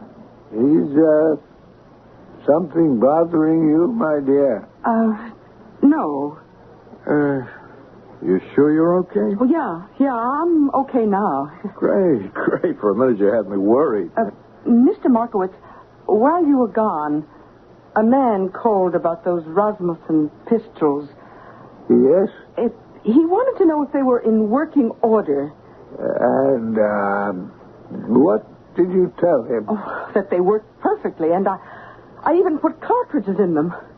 Oh, they work. Look at the ceiling. Maggie, what the... Now that you know these pistols are loaded, raise your hands. Oh, Maggie, have you taken leave of Keep your mouth shut and your hands up while I call the police.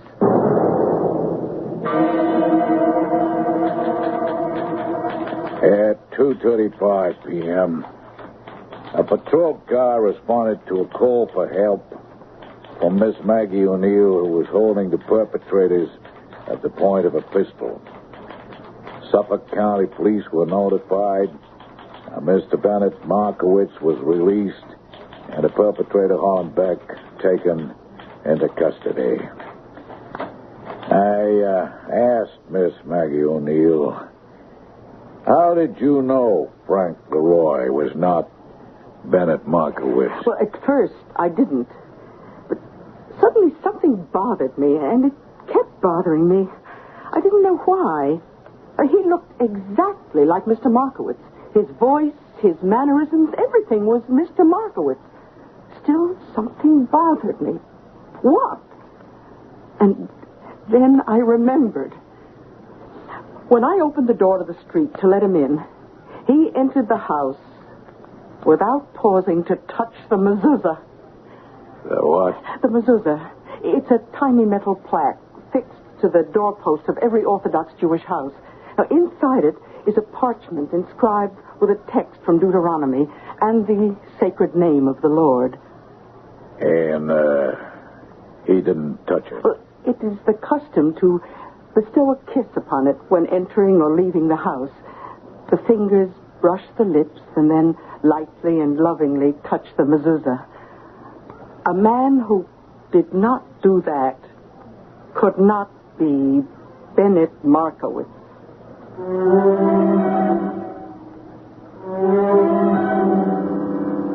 And so it is with every counterfeit.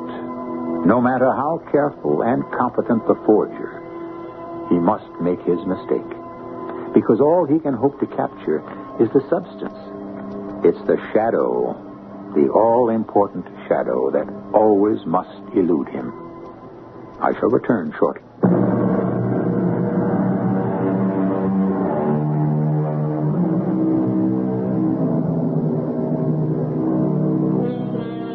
The sudden stab of recognition, the flash of insight that illuminates every detail of the hitherto hidden landscape. This is how a complex plan was revealed to Curly Peterson. The absence of a familiar routine gesture. This is how a truth was revealed to Maggie O'Neill. I understand that Curly was only sent up for 10 years. He writes to Maggie every day, and she returns his letters unopened. Our cast included Robert Dryden, Bryna Rayburn, Ian Martin, and William Griffiths. The entire production was under the direction of Himan Brown. This is E.G. Marshall inviting you to return to our Mystery Theater for another adventure in the macabre. Until next time, pleasant dreams.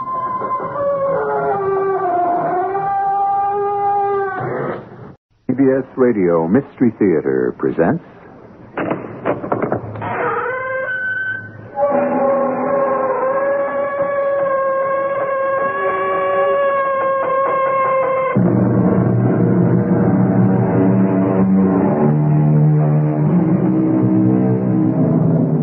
Come in. Welcome. I'm E.G. Marshall. We're about to hear a story involving a private eye of yesteryear. He's not to be confused with the private investigator we know today, whose work depends so much on all the electronic gadgets of our technological age. No, this man lived in simpler times, back in the post-war 40s. He was really a man of the streets, and in Raymond Chandler's words, down these mean streets a man must go who is not himself mean, who is neither tarnished nor afraid. Nevertheless, sometimes he gets into trouble along the way. Take his gun, Dickie, under the left shoulder, and get his wallet while you're at it. Sure. Watch your hands, pal. I get nervous. Such a big gun and such a little guy. And what is your name, my friend? Coleridge. Ah, yes. Abner Coleridge, private investigator. Private eye, huh? I thought he was a cop. And what are you investigating tonight, my friend? That's my problem. Are you acquainted with the young woman in green? That's your problem. To find out.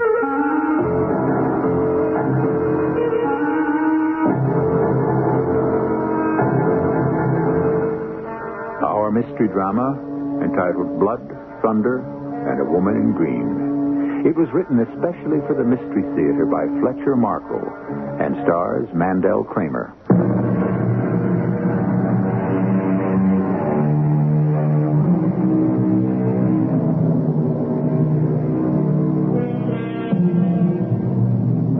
We're going to meet a private eye in the course of a night's work that happened over 30 years ago. Around that time, Raymond Chandler, speaking of the fictional private eye, observed, he's a lonely man, and his pride is that you will treat him as a proud man, or be very sorry you ever saw him. He talks with rude wit, a lively sense of the grotesque, and a contempt for pettiness. Well, here comes Abner Coleridge. He's no Philip Marlowe, believe me. Just a minor brother in that fraternity of tough guys back in the Marlowe era.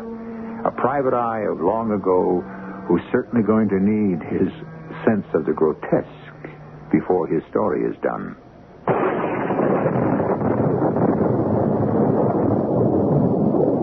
It was one of those nights. You're not doing anything, and you don't expect to be doing anything, and then all of a sudden, you're in a barrel of monkeys. Trouble. This night, with the city trembling under a thunderstorm, the trouble was murder. I heard about it around 9:30. By 9:35, I was involved in it. It was like this. At 9:30, I was flopped in my room and the phone shouted at me. Yeah, hello. Coleridge. Well, what if it is? Who's this? Abner, it's Bo Peep. Who? Peeperman, Abner. Bo Peep. Oh, hello, Bo. I'm sorry, I was half asleep. I was settling my dinner. How's the eye of the news? Abner, listen. 15 minutes ago, I got the picture of the year. I just got in. The picture of the year, 2 years, 5. A gunfight, a murder, and blood like a busted hydrant with dancing girls in the background. 12 dancing girls, count them, 12. I was out on a story for school. Yeah, and you just happened to be there at the time. You just happened to have your camera with you. Oh, you know me, Abner. I always know where to be. Sure, Bo, sure. I read the dust jacket of your book. Right. But it's the picture of the year, I tell you, and the story. Of the decade, Bo. The century. What are you calling me for? Well, I'm coming to that, Abner. Call the papers. Listen, Call your publishers. Maybe they can get it engraved in time for the third printing. Abner, please. Mail me a print, Bo. I'm sleepy. Abner, listen. I want you. I want you to come right over. I got a job for you. What's the matter? Can't you get a messenger boy? Abner, cut it out. We're wasting time. What kind of job? Bodyguard, Abner. And besides... Bodyguard? Now, let's get this clear, Bo. It's a lousy, rotten, wet night. And I have a failing reputation to maintain as a private investigator. Now, if you're in deep, call a cop. Bodyguard. Abner, please let me finish. Bodyguard for me, investigate for them. They're good for a fat fee, Abner. Who? Scoop. The picture, tabloid. I told you. I was out on a story for them when I saw the gunfight. I've got a murder on film right here in my hand. It's the picture of the year, believe me. I'll believe it when I see it. I gotta develop, Abner. I got no time to argue. You haven't. You just come on over to my place. You know where it is, Lucerne Apartments. I know where it is, Bo, and I'm not interested. You will be. Oh, listen, there's somebody at the door. It's probably Miriam. Oh, wait till you meet this Miriam Taylor, Abner. She's green as grass, but she's got a lot of guts. So grab a cab and come on over. No. Capital N, capital O. Same old Abner. I gotta get my door. I'll see you.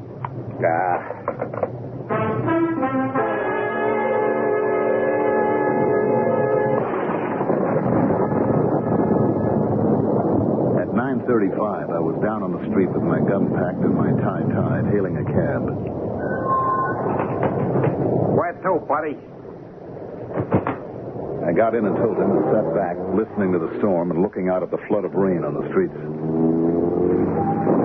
Bo Peep was the professional label of a crazy little news photographer named Boris Piepermendy, whom I'd seen and known around.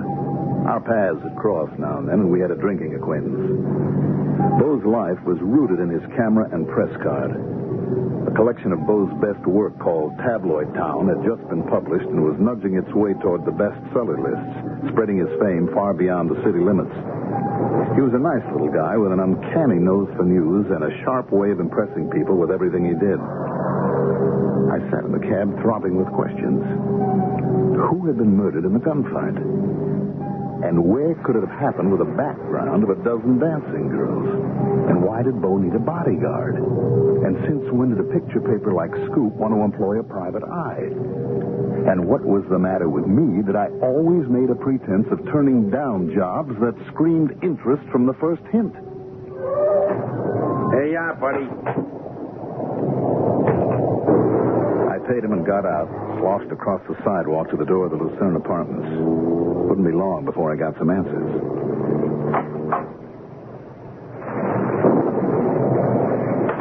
Bo Peep, 219. It was an old brownstone block, smelling of age and onions and rotting linoleum. But Bo had never been able to permit his living habits to keep up with his income. He stayed as close as he could to police headquarters, which was just around the corner. The elevator was up on another floor, and I only wanted the second, so I used the stairs. Little winds were rattling around the stairwell and through the high, hollow halls. One minute the storm seemed vague and remote, and the next minute like another plant coming down through the roof.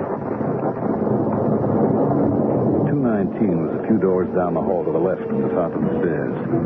There were 3 naked bulbs offering a hard white light at intervals along the hall, and the second one was over Bo's door.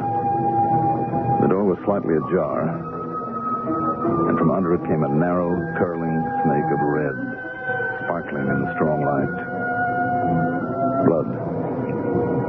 Blood has a way of letting you know that your first guess wasn't wrong. I kicked the door open. Bo was lying half on his side and half on his back on the floor, feet toward me, and the door just grazed his foot on its way in. There was an injured speed graphic with a flashbulb attachment beside his outstretched left arm. His right arm was clutching at a red pulp of stomach where somebody had done terrible things with a knife. His body was warm, but he wasn't alive. I stepped back and looked up and down the hall. No one. I re-entered the room and closed the door behind me. I thought of Bo saying that he wanted a bodyguard, that there was no time to argue, that he had to develop, and that there was somebody at the door. It was a big room with a double bed and a side table with a telephone on it, a chest of drawers, an armchair, another smaller chair, a bookcase piled with magazines and newspapers, and a table loaded with cartons of flashbulbs and camera paraphernalia. The walls were covered with Bo's pictures, glossy prints and clippings, and a huge enlargement of Bo holding his speed graphic that was obviously a self-portrait taken in a mirror.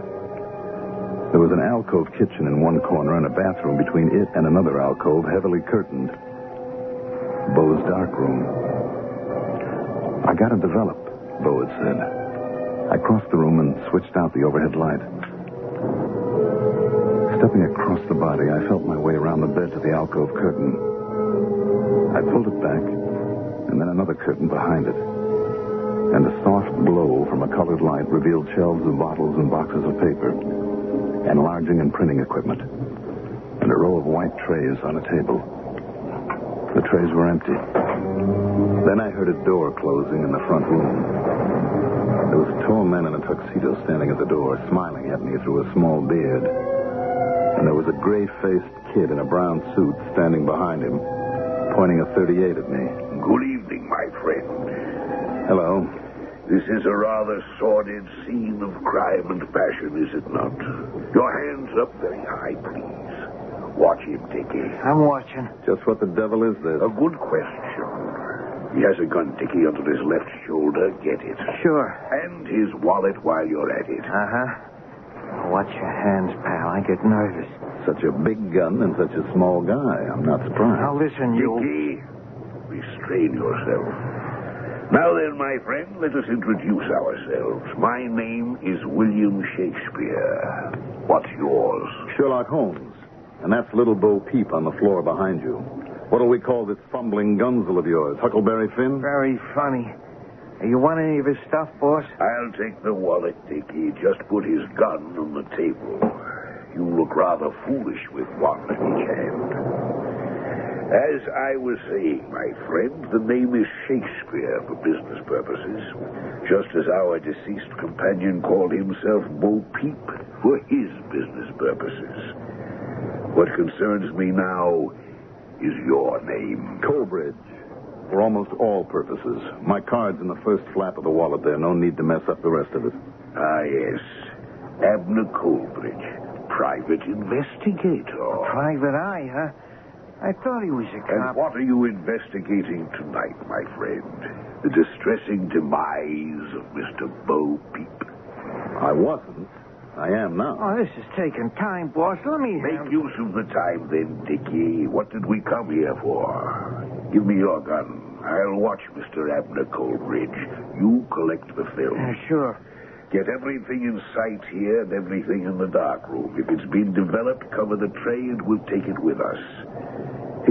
It would be amusing to see Mr. Peep's work. The trays are empty. Check that, Dickie. Yeah, I'll check everything, boss. You are somewhat familiar with the circumstances, I gather, Mr. Coleridge. Somewhat. Are you acquainted with the young woman in green? Oh, I might be. It depends. There are a lot of women in green around. It's the season for green. This young lady is unmistakably worthy of that description. Green hat, green dress, green shoes and accessories, and red hair. Lovely red hair. It may seem a peculiar combination, but I assure you it's exceedingly becoming in her case. Do you know her? Maybe. Nothing in the dark room. Very well. Collect all the other loose film in here. Gotcha. Are you, investigating alone, Mr. Coleridge? I might be. It depends. You're being rather difficult. So are you. May I drop my hand? Certainly not. I'm ready, boss. Let's blow. Have you got everything this time, Dickie? Yeah, it works. It's all on the table here. You want to answer that? No. Yes. Why not? Quiet, both of you. Hello? Hello? Is that you, Paul? Is this Mr. Peter Mender's apartment? Hello? Wrong number. I think that was our young woman. Oh, let's get out of here, boss. The cops are liable. Look out, Dickie. He's diving for his gun. Sap him, Dickie. Sap him. Dad. Well, as Raymond Chandler said, some private eyes have no more personality than a blackjack. But when the latter hits the head of the former, it's not really a question of personality, is it? It's simply a question of survival. And we'll find out how Abner Coleridge survives when I return with Act Two very shortly.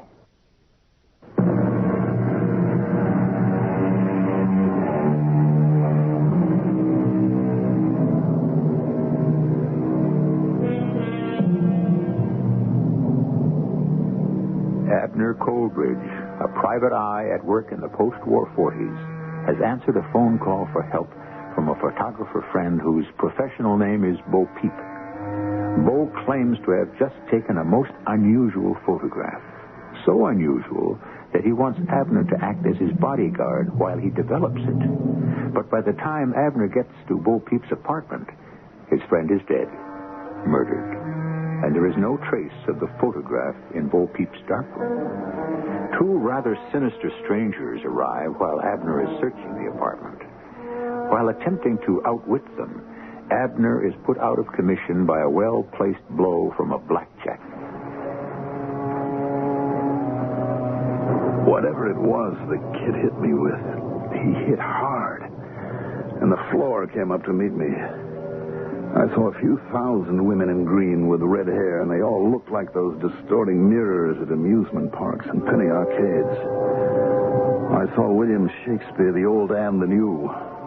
The only difference was that the new one was wearing a tuxedo. I saw stars, and I felt my nerves stretching like licorice.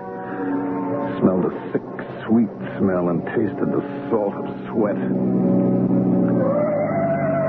Then I saw 12 dancing girls. Count them, 12. And they were on a billboard. And I saw them from the back seat of a car that was turning into an alley, and I heard a familiar voice. That Bo Peep must have been standing right about here when he got the picture. I was positive that I was conscious for a minute. Then I blacked out again.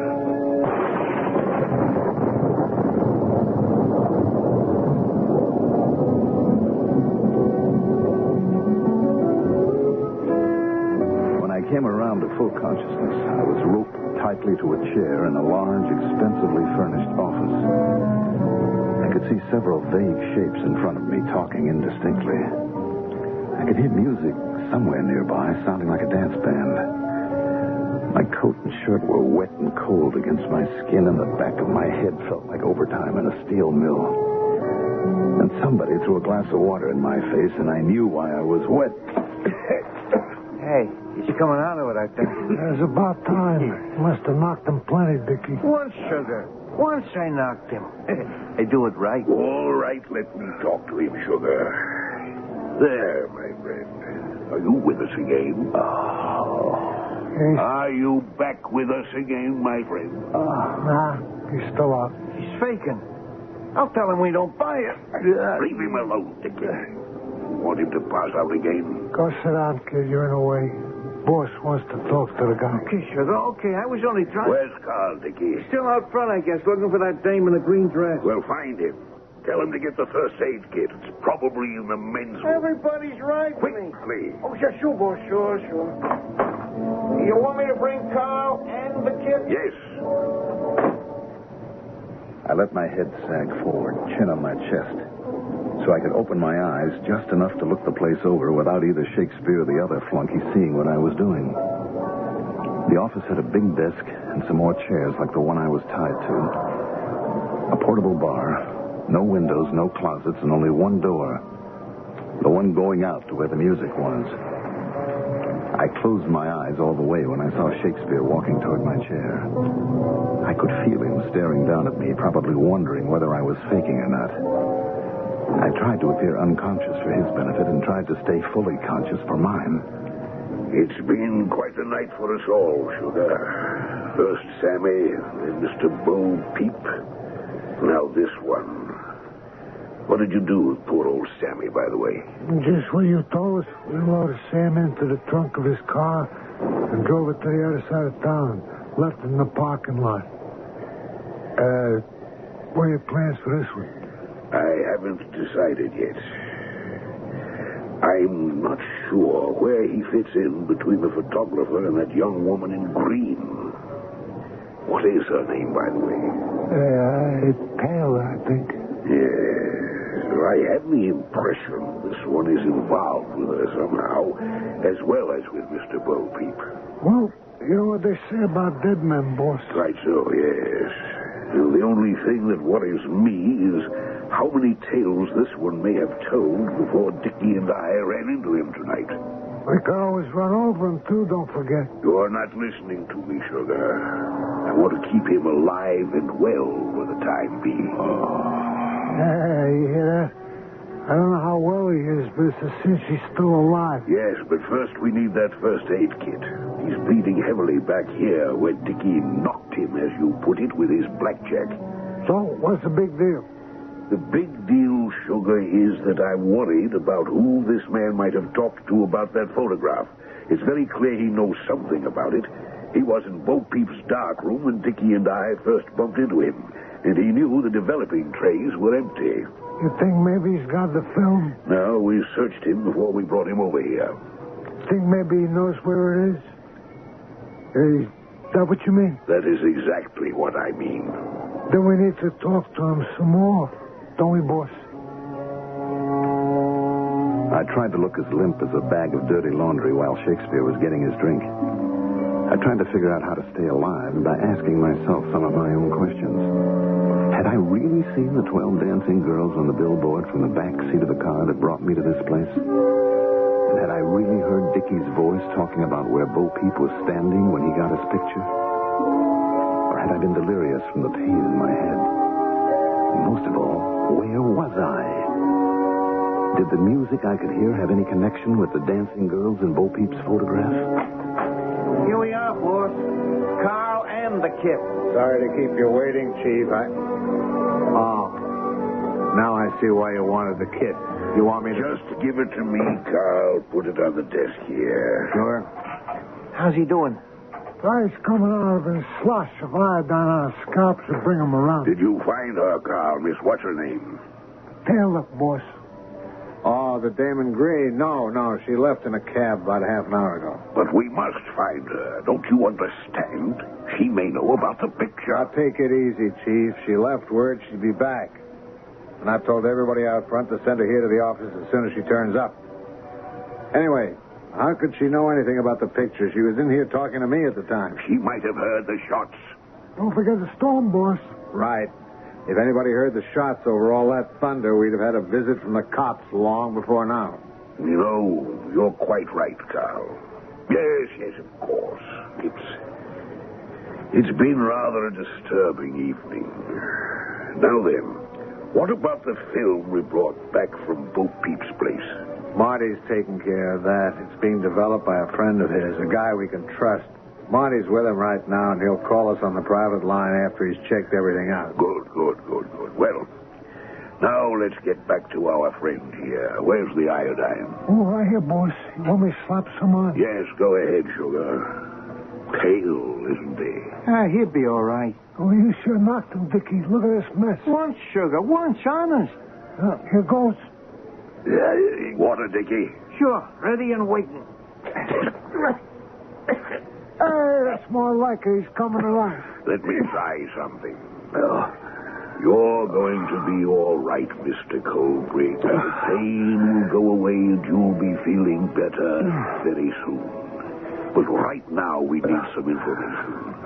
You know Mr. Bo Peep, don't you? Yeah, Bo's dead. Yes, he's dead. We all know that. Now, we're all friends here. The point is, did he talk to you before he died? Did he talk to you on the telephone?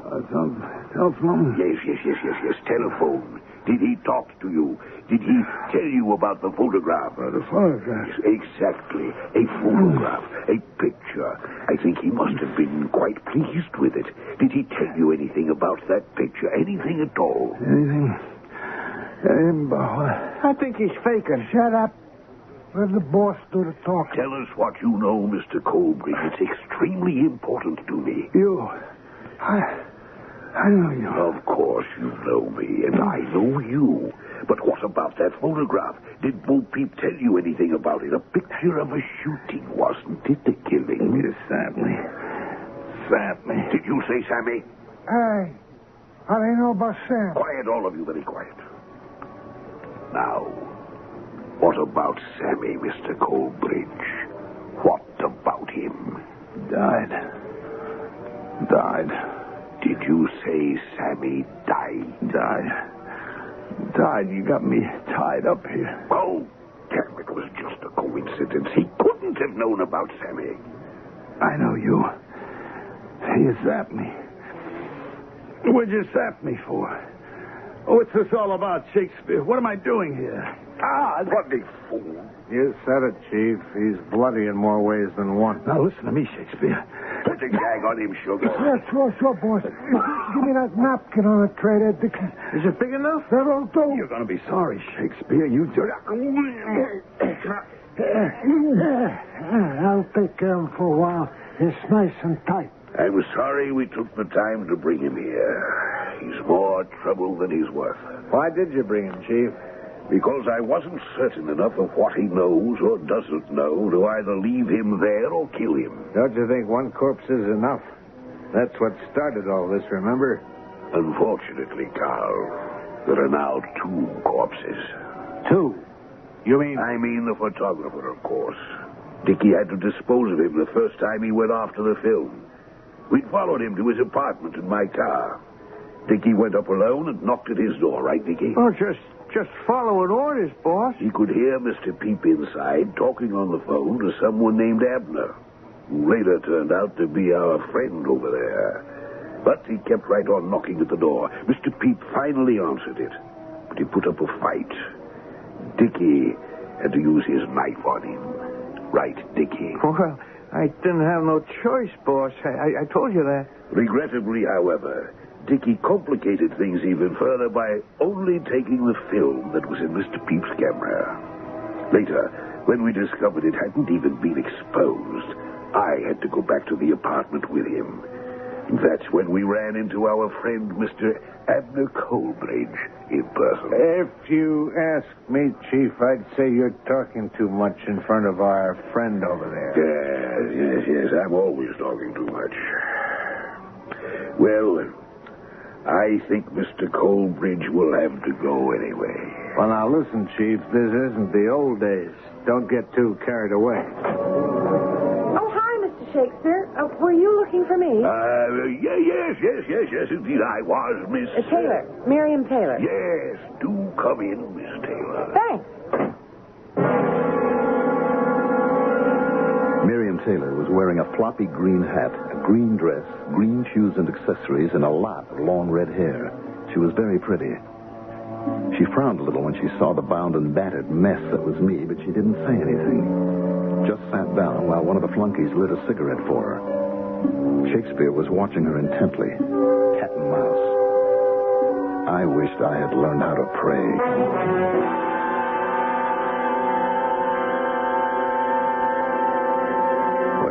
So far, we've had our share of blood and more than a little thunder. And now, at last, we've met the woman in green. Poor Abner Colbridge, our frustrated hero, is fit to be tied. And yet, being tied as well as gagged, he's not really fit to cope with the arrival of our heroine. There's always the possibility, of course, that Miss Taylor may not be a heroine at all. We'll find out more about that when I return with Act 3, right after this.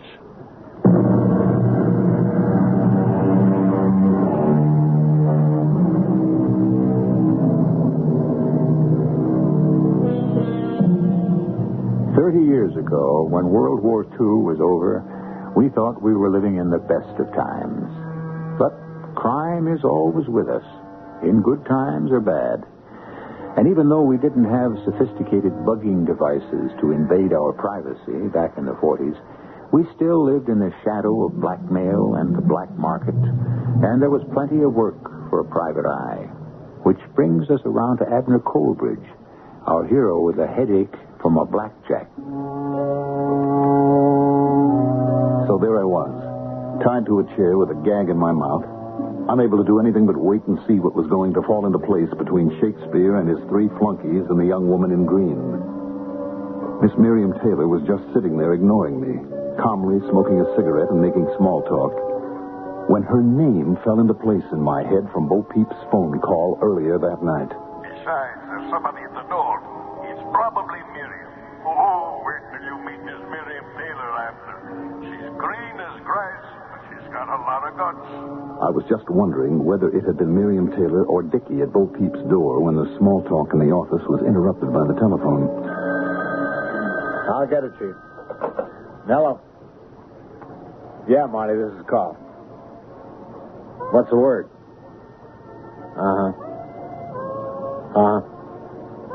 Nothing else, huh? Oh, yeah, he's right here, Marty. I'll tell him myself. I'll see you later. Well, don't stand there just shaking your head at me, Carl. Tell me what he said. Somebody's wedding, 2 conventions, and a lot of pin-up girls. Nothing else, Chief. Nothing at all? Nope. That was it. Dickie? Yeah, boss? Step outside on the balcony, please, and stay by the door. We don't want to be disturbed. Gotcha. No more visitors, Dickie. Is that quite clear? I hear you, boss. Now then, Miss Taylor, how are you getting along? You and your photographer. Oh, we've got the makings of a good story, Mr. Shakespeare, but I just can't figure where Bo Peep's got to. Haven't seen him for hours. Is that so? Have you been looking for him? Oh, sure. I called him at our office, and I called his apartment, and he wasn't there. What do you suppose has happened to him? I just don't know. He must have gone out on another job. We only hire him by the hour for an assignment like this, you know. And there wasn't any definite time set, except for the big show at midnight, and it's almost midnight now, isn't it? Right so. But you were out for a while, too, weren't you, Miss Taylor? Well, yes, I was. I had another assignment myself. They keep us busy these days. So it would seem. Did you know that we had a little trouble here tonight, Miss Taylor? Trouble? No, I didn't. Yes. We've been trying to locate a picture, a very valuable photograph. And this gentleman trussed up in the chair here has given us quite a spot of bother in connection with it. I didn't notice him, of course. Do you know who he is? Why, no, I've never seen him before. But surely his presence must have aroused your curiosity when you came in a few minutes ago. Yes, I'll admit I was a little puzzled. I mean, he looked so miserable.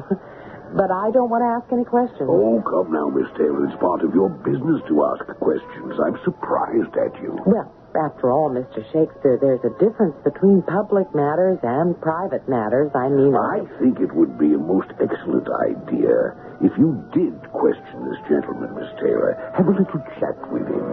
Interview him, shall we say? Hey, the storm's going to break in about 5 minutes, boss. You want to come out and take a look at things? Yes, indeed, Dickie. We'll be right there. Gotcha.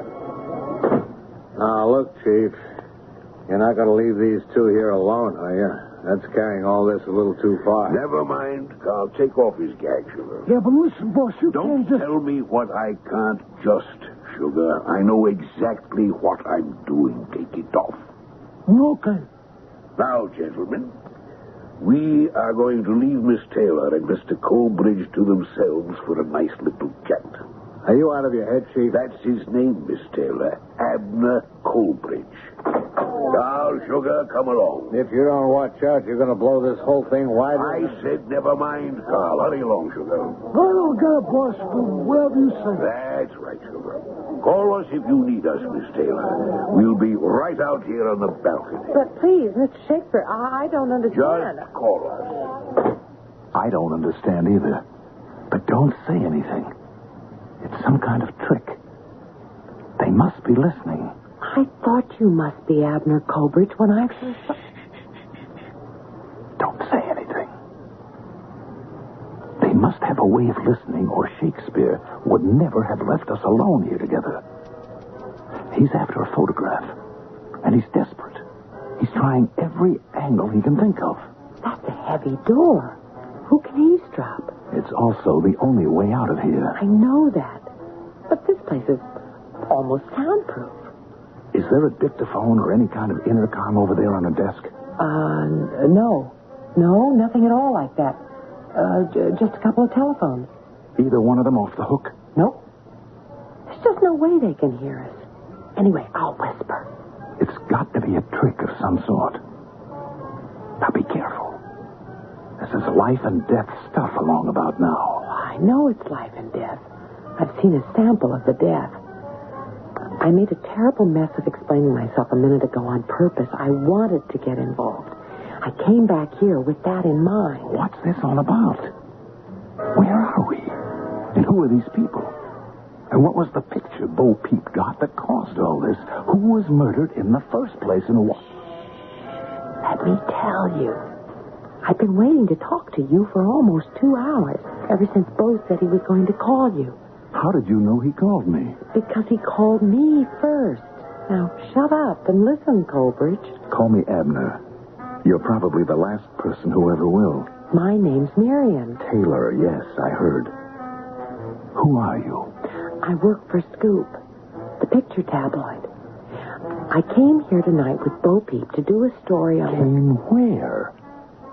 Where are we? We're in the upstairs office of a new nightclub called The Tempest. It's owned by that maniac who calls himself Shakespeare. The room we're in is on a sort of balcony overlooking the dance floor. And that's opening night you hear out there. Shakespeare's real name is Bulwer Townsend. And he's a six-faced crook who brought an elaborate black market system over here from England 5 years ago. He's been cleaning up, of course, during the war. And now that he's out of one business, he's bought himself into another. And where did you get all this information? From Bo Peep tonight, before, that poor little guy. Yeah. All right, go on. Well, we hired Bo to do the pictures on a story for the On the Town page. He knows everybody. Anyway, this club, The Tempest, gets its name from a routine they're going to have at midnight every night. They turn on wind machines, rattle a thunder sheet, and drop confetti, and the dance floor rocks, and the band plays Stormy Weather. That's what they're out there waiting for right now. That or listening to us. Now, what about this picture Bo had that they're all so anxious to get hold of? I'm coming to that. When Bo and I arrived here tonight, and the real storm was on, Bo figured he ought to get a few outside shots of the club. A good angle, I thought, seeing the Tempest inside and out. and he was around the back in the alley, taking pictures in the lightning flashes, when he accidentally got the gunfight. What gunfight? Bo Peep told me on the phone. The way I understand it, that maniac Shakespeare and his former partner had a shoot-'em-up out in the alley. A gunfight. They've been quarreling for weeks, Bo said.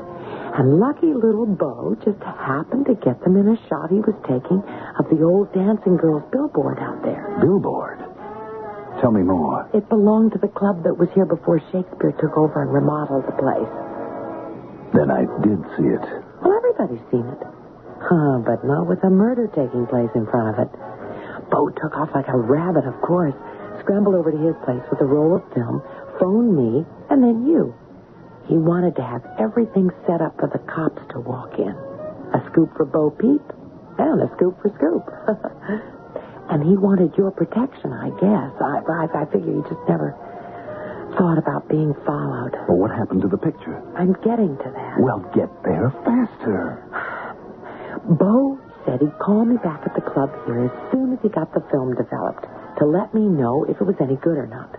I was getting interviews with everybody here and looking for angles. Come on. Well, I waited and he didn't call.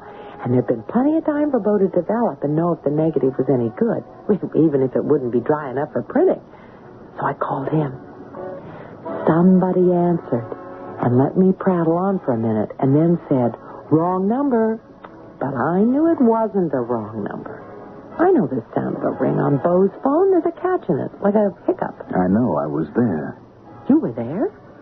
With Shakespeare? Yeah, we'll come to that. Now, wait a minute. How did you know it was Shakespeare? I'd been talking to him, getting an interview, only an hour or so before that. You mean to tell me you wouldn't recognize that voice? A double take, maybe, but you'd recognize it. All right, go on. Well, I called again a couple of minutes later, and there was no answer. I knew something was cockeyed somewhere, so I went over there. I was actually sick when I saw him on the floor. I know what you mean. That's when I called the cops. They're just around the corner from Bo's place. I know. And they came, and I told them all about this, what I've been telling you, and that's about it. But what about the film? Shakespeare didn't get it. I haven't got it. Have you got it? Hey, listen. Hey, there's the artificial store. Pretty fancy. Tell me about the film. Can't you guess where the film was? Now, don't be cute. I haven't the faintest idea where it was. Under Bo's body. The cops found it when they moved him after the coroner was through. You mean they've got it now? It's probably been developed by now. Oh, God, I'm exhausted. Well, listen. What are you doing back here, of all places, Miss Taylor? Miriam, you're crazy to come back here. Oh, relax, will you? The place is surrounded. Droves of cops. You're as safe as your bank account. I came back here to follow the story from the inside. But what are they waiting for? What are they... Settle down, mister. They're waiting for the picture, that's all. They found Sammy Walston's body in the trunk of his car an hour ago. Sammy who? Walston. Shakespeare's partner, the guy who got the belly full of lead in front of the dancing girls and started all this. Oh, sorry, correction. I guess Mr. Shakespeare started all this. Well, it certainly isn't ending up the way he wanted it to. Do you have any idea at all why he left us alone together in here? Who knows? Oh, maybe he thought he'd find out if we were, what is it they say in detective stories? In cahoots. Maybe he thought I'd untie you so we could try to escape, and then they'd nab us out on the balcony. Maybe he was just so desperate he didn't know what else to do with us. I feel like a fool. You aren't a fool. You're just in the wrong business. Listen to that. Bang, bang. Ooh, sweet music. They developed the picture. Well, untie me, will you? With pleasure. And we need to get you to a doctor. Oh, you'd better come into the newspaper business, mister. The public eye is a lot safer than the private eye.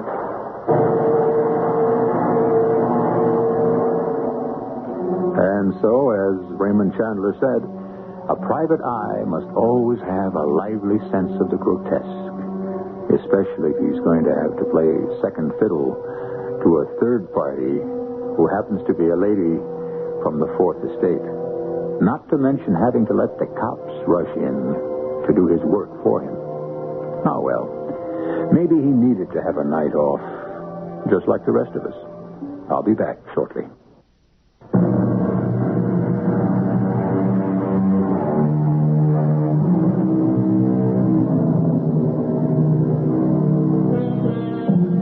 At the beginning and between the acts of our story, we included a few quotes from Raymond Chandler. And I'd like to round things off with just one more. All men must escape at times, Mr. Chandler once said, from the deadly rhythm of their private thoughts. It is part of the process of life among thinking beings. It is one of the things that distinguish us from the three-toed. Unquote.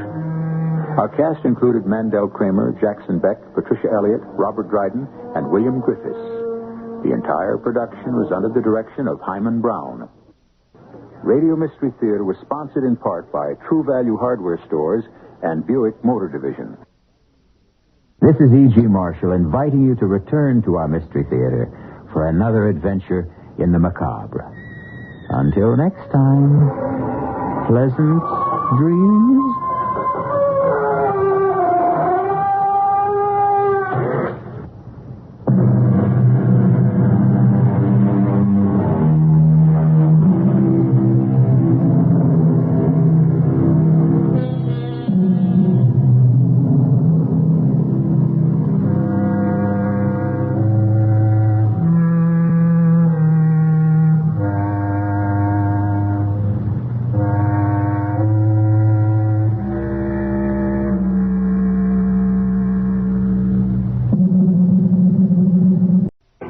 CBS Radio Mystery Theater presents...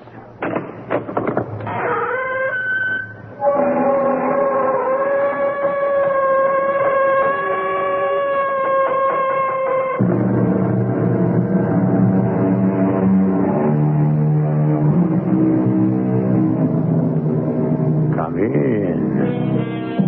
Welcome. I'm E.G. Marshall with another adventure in the macabre. I'm a collector of stories about experiences which are out of the ordinary and which most of us would prefer to avoid.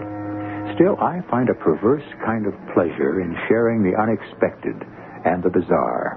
It purges my own concerns about the unknown, and there is so much that is on our planet and in the universe. As a man named Al Wilson, a farmer who lives near Bolton, Connecticut, found out after encountering a phenomenon. Darned if I know what to do with it, Carrie. You'll have to get rid of it. Well, thank your lucky stars it didn't destroy the barn. When's that astronomer going to be here? Dana, is that his name? Yeah, Charles Dana. He'll be here first thing in the morning. He was pretty excited. Then ask him to take it away. It makes me nervous. It might be radio whatever they say. Radioactive, and that's dangerous.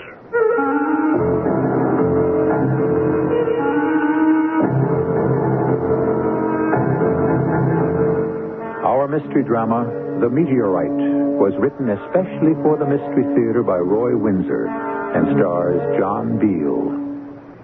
It is sponsored in part by Sign-Off, the Sinus Medicines, and General Electric Citizen Band radios. I'll be back shortly with Act One.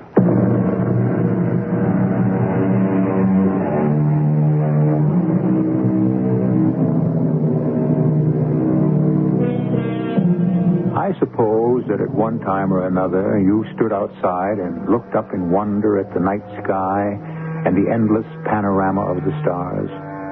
We've landed men on the moon, and we've sent space rockets to circle Mars. But as we learn more about the universe, we learn how little we really know. It is infinite. Emerson wrote, "There is no chance, no anarchy in the universe. All is system and gradation. Every god is there sitting in his sphere." True? Al Wilson didn't know it when he and his wife returned from evening service at their church, but he is about to find out.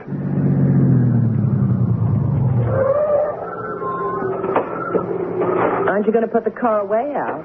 I'll do it later. Garrett mentioned checkers. You're invited over, too. Does Maud know? I suppose so. Look at them stars. My goodness, what a fine night. Glad I brought in the rest of them tomatoes. Yep. We'll have frost tonight. Al, look left above the barn, way up in the sky. See? A big kind of cone of light. I've never seen anything like that this close. And listen. Wind's come up. Look at that thing. Must be traveling fast as lightning. Al, it's coming this way toward our farm. Better go inside. Let's get away from here. It's headed toward the house. We'll be blown up. Come on. Slanting down over the barn. Do you feel that heat? Never seen anything like this. There goes the barn. Wow. Look. Oh.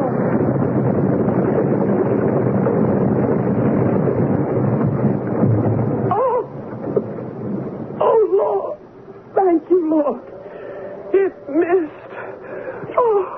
Buried itself in the far pasture. Never in my life. Are you all right? I've never been so scared in my life. It could have destroyed everything else. Look out there. Look at that cloud rising from it. Oh, I've got to tell Garrett. We'll take a look at it. No, you won't. I don't want you going near that thing, and Garrett either. How do you know it won't blow up? Just a burned-out chunk of rock, Carrie. But it exploded once it hit the ground. Well, sure, because it was red hot. Now it's cooling off. There's no danger. No, you come into the house. But Garrett will want to know. I'll telephone him. I won't have either of you prowling around that thing tonight. Well, okay. I guess it can wait until morning. I'm a little leery of it myself.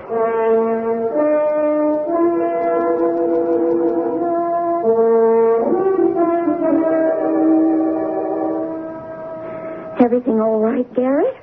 Or is the washing machine upside down? Oh, no damage, darling. No cracks in the cellar. None of the preserves fell off the shelves. I gave the washing machine a reassuring pat and said goodnight. How can you be so calm, Garrett? We pay high enough taxes on this little house. Come on. Now, Maud, calm yourself, huh? It's over with. Oh, that's what you think. It's an outrage. And the mayor's going to hear about this. Ah, yes, but blast, they must. There's to be progress. Progress, my foot. They wreck a perfectly beautiful mountainside. For what? Another ribbon of concrete leading nowhere. Paid for out of our money. And what's the rush? Why do they have to shake my fillings loose on Sunday night? I find that a little too zealous. Oh, the mayor's going to get an earful when he strolls into his office tomorrow morning.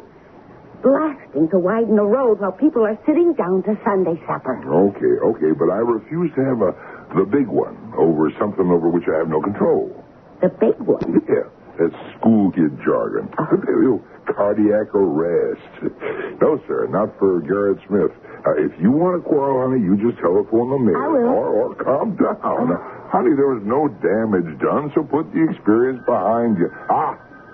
Saved by the bell. If it's for me, tell them I'm gluing in my fillings. Hello, Garrett Smith. You hear the blast, old pal? Oh, yeah. It put Maud in space. Any damage to the farm? Just a trench in the far pasture. You know, where Tompkins cuts across the state road. Yeah, but that's a long way from where they're working, Al. Who? Who's working where? Well, the crew that's blasting on the mountainside. What crew? I'm talking about the explosion. Well, so am I. Well, they don't blast on Sunday night, Garrett. You don't know what happened? No, I guess I don't. A shooting star landed 10 minutes ago in my far pasture. What? You kid? You mean Come on over. Maybe we can persuade Carrie to let us investigate. You mean that a meteorite landed on your farm? Well, you tell me. You're the science teacher. Come on over. Oh, yeah, right away. What was that about? A meteorite? Don't blame the state, honey. Don't blame the mayor. Blame a phenomenon. Yeah, that explosion that shook the house, that was not from blasting. A meteorite landed on Al's farm and plowed up half his far pasture.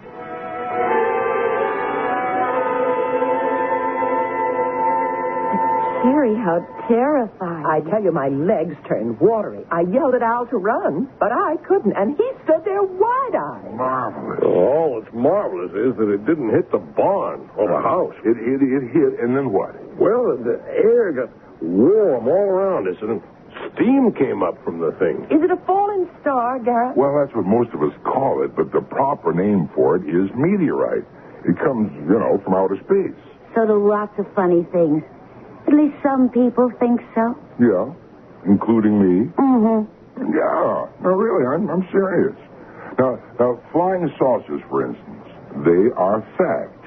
No, but we won't argue about that. You believe that stuff, Garrett? Absolutely. Well, I'm glad I don't. There's enough just around the farm to make me watch my step. I don't need funny little creatures that look like toadstools peeking in through the bedroom window. Just what is one of these meteorites? Well, it's burned out rock. See, it broke loose in outer space and out of the orbit of its own planet, and then it just kind of flew loose. See, once in a while, the gravity of Earth pulls down fragments, and they land here and there. Now, most of them burn out in the sky. They look like, streaks of light. On fire from friction. Yeah, exactly. So the chances of one reaching Earth are very small. Well, we've got one. And it's no rock. It's a big, long thing. Looked in the sky like a missile, like a torpedo. Huh. Incredible. I mean it. I don't know too much about meteorites, but I know who does. Professor Charles Dana at the State University. I studied under him. Al, you know what you ought to do? Well, all I want to do is get rid of the thing. No, Dana's your man. Now, why don't I try to reach him? He'll want the meteorite for the astronomy lab. He's welcome to it. Just tell him to haul it away. Right. First, now don't flip out, Carrie. First, I've got to see it. But if it explodes... Well, how can it explode if it's just a rock? Didn't I tell you so? Why don't you and Maud come along with us? No, thank you. You two play space cadets. Carrie and I will needlepoint. Al, you're going to be famous. Sure. Maybe they'll name the thing after.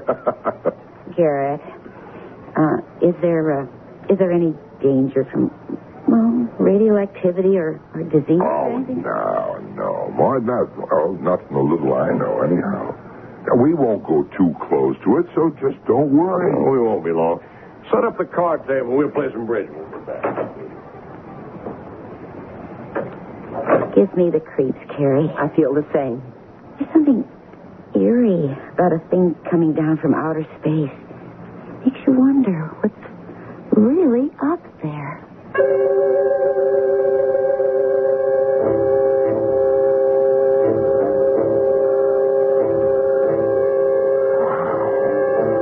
That is incredible, Al. Yeah. I wonder where it came from. And the size of it, it must be 12 feet long. Yeah.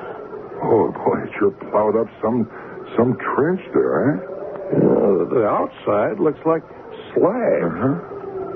That's what it is. Who knows where it came from? Your guess is as good as mine, and I teach science. Well, I tell you, Al, it's beyond me. I can't explain why more of it wasn't burned up on its passage through our atmosphere. It was red hot. You should have seen the glow. Felt the heat. It's cold now. I'm eager to see it in the morning when the sun's up. Well, keep the news to yourself, Garrett, will you? I don't want people driving out, traipsing all over the farm. Right.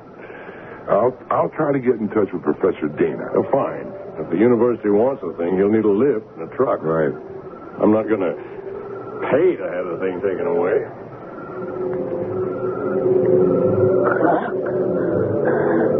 To command ship. Clock. To command ship. Clock.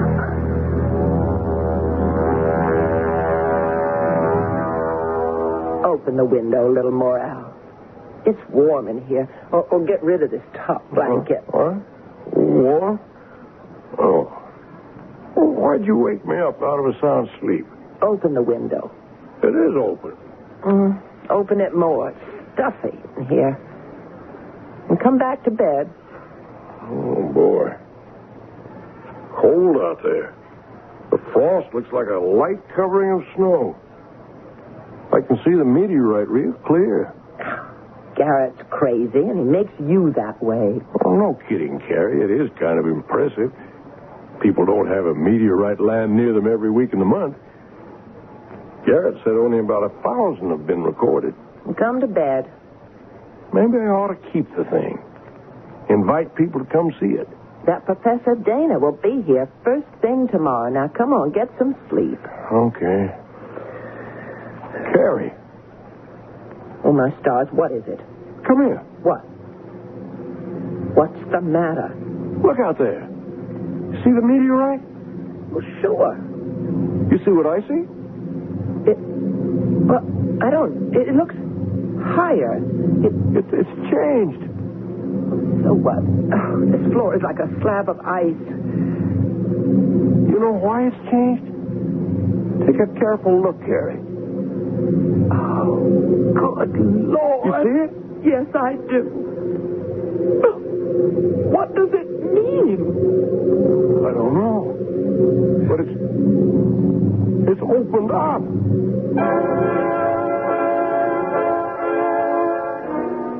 The meteorite did what?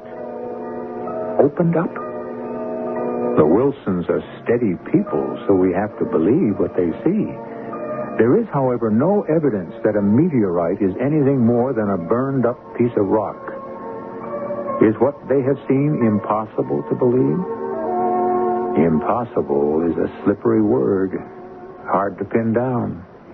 More about this phenomenon when I return with Act 2.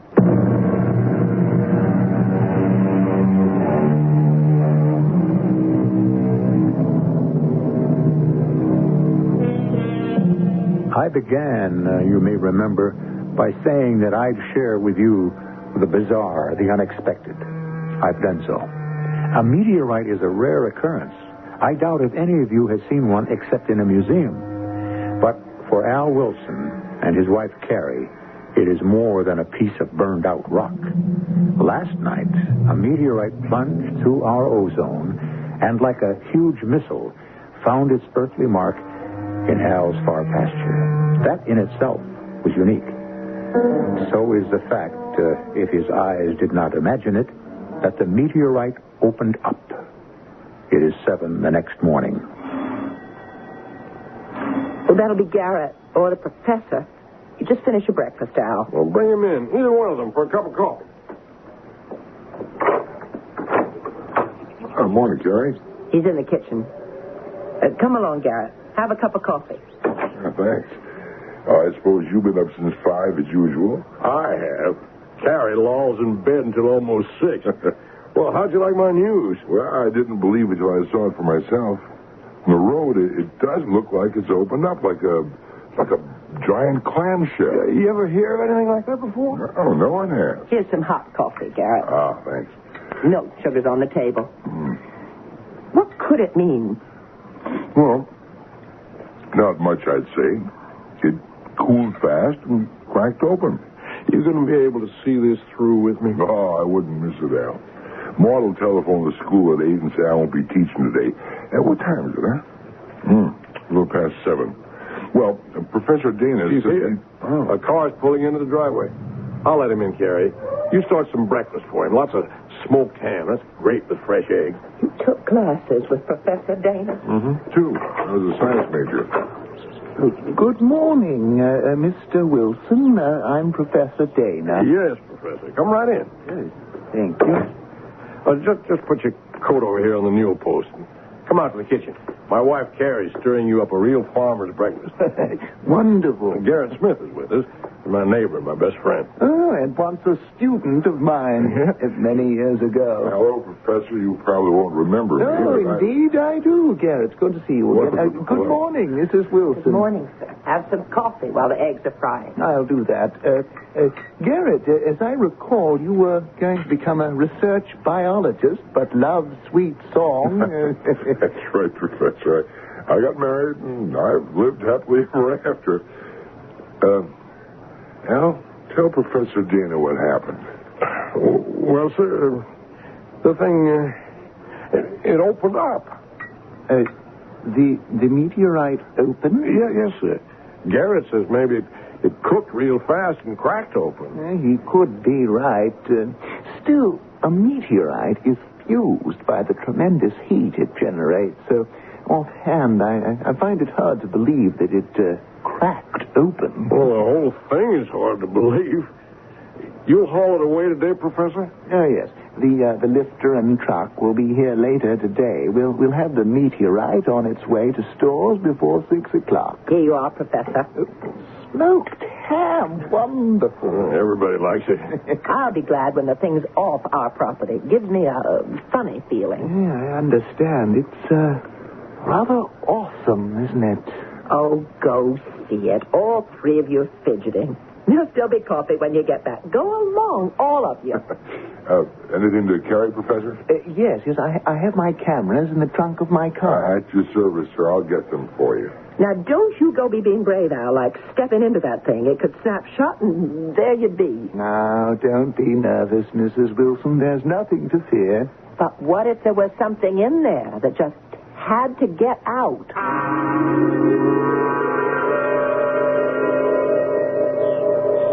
What? You say it's not a meteorite, Professor? It's something much more important. It's a space capsule. I don't get it. Neither do I. But look inside. You see the struts and the pane of glass? Yeah. A space capsule, but from where? Let's take a look inside. Give me the camera with the strobe light, Garrett, please. Yes, sir. Al, this is a nightmare. You suppose some lunatic was experimenting with some kind of missile? That this thing was shot from somewhere and wobbled around and then just came down here? I don't know. Good Lord. There's something in there. Shine the flashlight into the interior, Garrett. I see it. Al, take a look. What? It's some kind of man. About the size of a 6-year-old boy. But with an old face. And elongated ears. It's a man from space. You think he's dangerous, Professor? He's dead or unconscious. Well, if he's alive and hurt, we got to get him out. Garrett, go tell Carrie. The professor and me'll get him out. Okay, wait till she hears about this. Looks safe enough. What opened up was an escape hatch covered with slag. I'll lower myself. Hold up the hatch, will you? Right. Sure cramped in here. Come on, shit. Hey, he's alive. Come on, pal. We'll get you out of here. Lift out his head first. Oh, he's real light. I've got him. And here I come. A miniature man. What a discovery.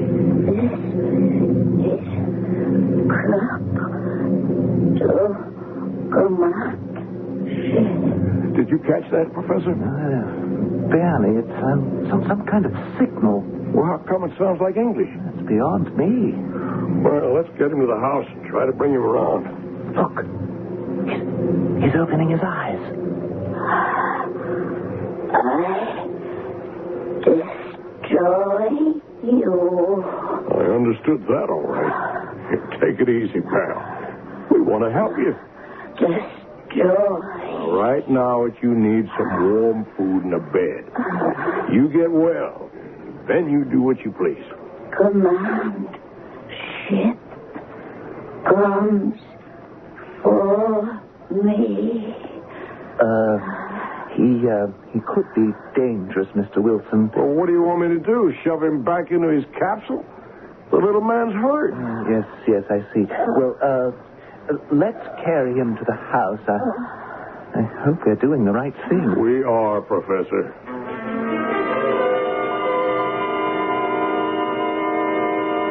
You're worried, aren't you, Professor? Yes, this should be reported to Washington. Well, let's wait a while. I don't want an army of scientists swarming all over the place. But this Crook, if that's his name, he could bring us knowledge of an unknown world, Al. The planet he comes from, space trips, hundreds of things. A view of the universe from millions of miles away. Swell, but I'm not going to have him hammered at. The little man is sick. And after he's well? I don't know. That's up to him. Anyway, you heard what he said. Yeah. Destroy. And something about a command ship. Professor, what do you make of this? I can only guess. Truck was in a manned capsule. His mission? I have no idea. Sophisticated exploration, perhaps. Something went wrong with his ship. He got caught in the Earth's atmosphere. The capsule went out of control. As it came down, it began to blaze. It's incredible that it didn't disintegrate. What about that command ship? Oh, that's easy, Garrett. Crook expects to be rescued. And you got him right here in the house. Because he's half dead.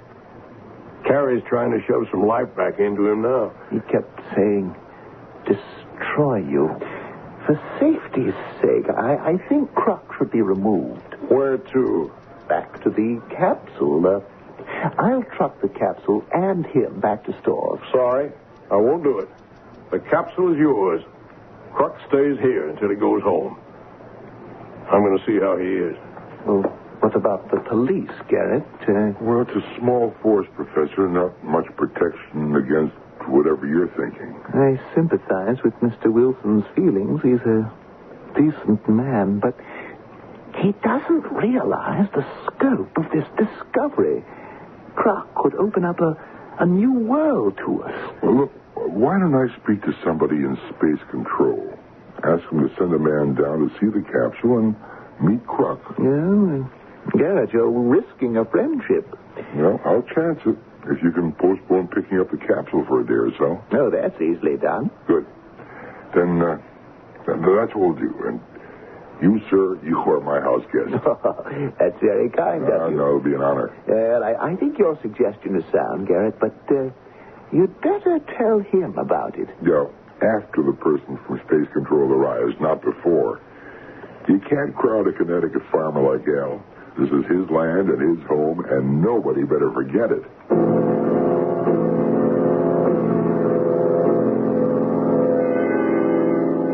He sure looks better, Carrie. He's a nice little man. Like the hot bouillon. Didn't you, Mr. Croc? Yes, it was very good. You still out to destroy me? I do not know. Humans are enemies of my people. They are? We don't even know who your people are. When we fly here and land, you fire guns at us. We found Earth, and we have come here out of curiosity. But you drive us away. Now we will destroy you. He won't tell me where he's from, Al. I asked him. No, I will not tell. How come you speak English, Croc? We know all languages. Our minds are as advanced as our weapons. Then use that great mind of yours. You'll understand we don't mean you harm. I thought you would kill me. Well, now you know different. I will leave you in peace. I do not understand why you have been kind. Well, you were hurt. That's only decent. You said, Croc, you'd leave us in peace. Yes. The command ship will take me and the capsule away. Well, you maybe, Croc, but the capsule goes to the state university. No. If you try to remove the capsule, there will be destruction. The truck, the men, the capsule will be destroyed, turned to ashes. Well, I don't know what to do. I gave my word. Heed what I say. Do not risk destruction. I will return to the site and await the command ship. You'll do nothing of the sort. It's cold out there. Cold and heat do not affect me. You'd better speak to the professor, Al. Yeah. You stay here while I do. Hi, Professor. Hey, hello there, Mr. Wilson. How's our little man from space? Well, he's giving me a problem. Croc warned me that if we remove the capsule, all hell's going to break loose. The truck and the men will be destroyed. We don't really know what we're dealing with, Mr. Wilson. Well, that's why I'd go along with Croc. I know that means calling off the truck, but... Well, there's been a delay there anyway. Oh? Where's Garrett? Did he go home? Yes. I'm spending the night with him. Oh. Well, if you'll excuse me, Professor, I have to get out to the barn. Milking time.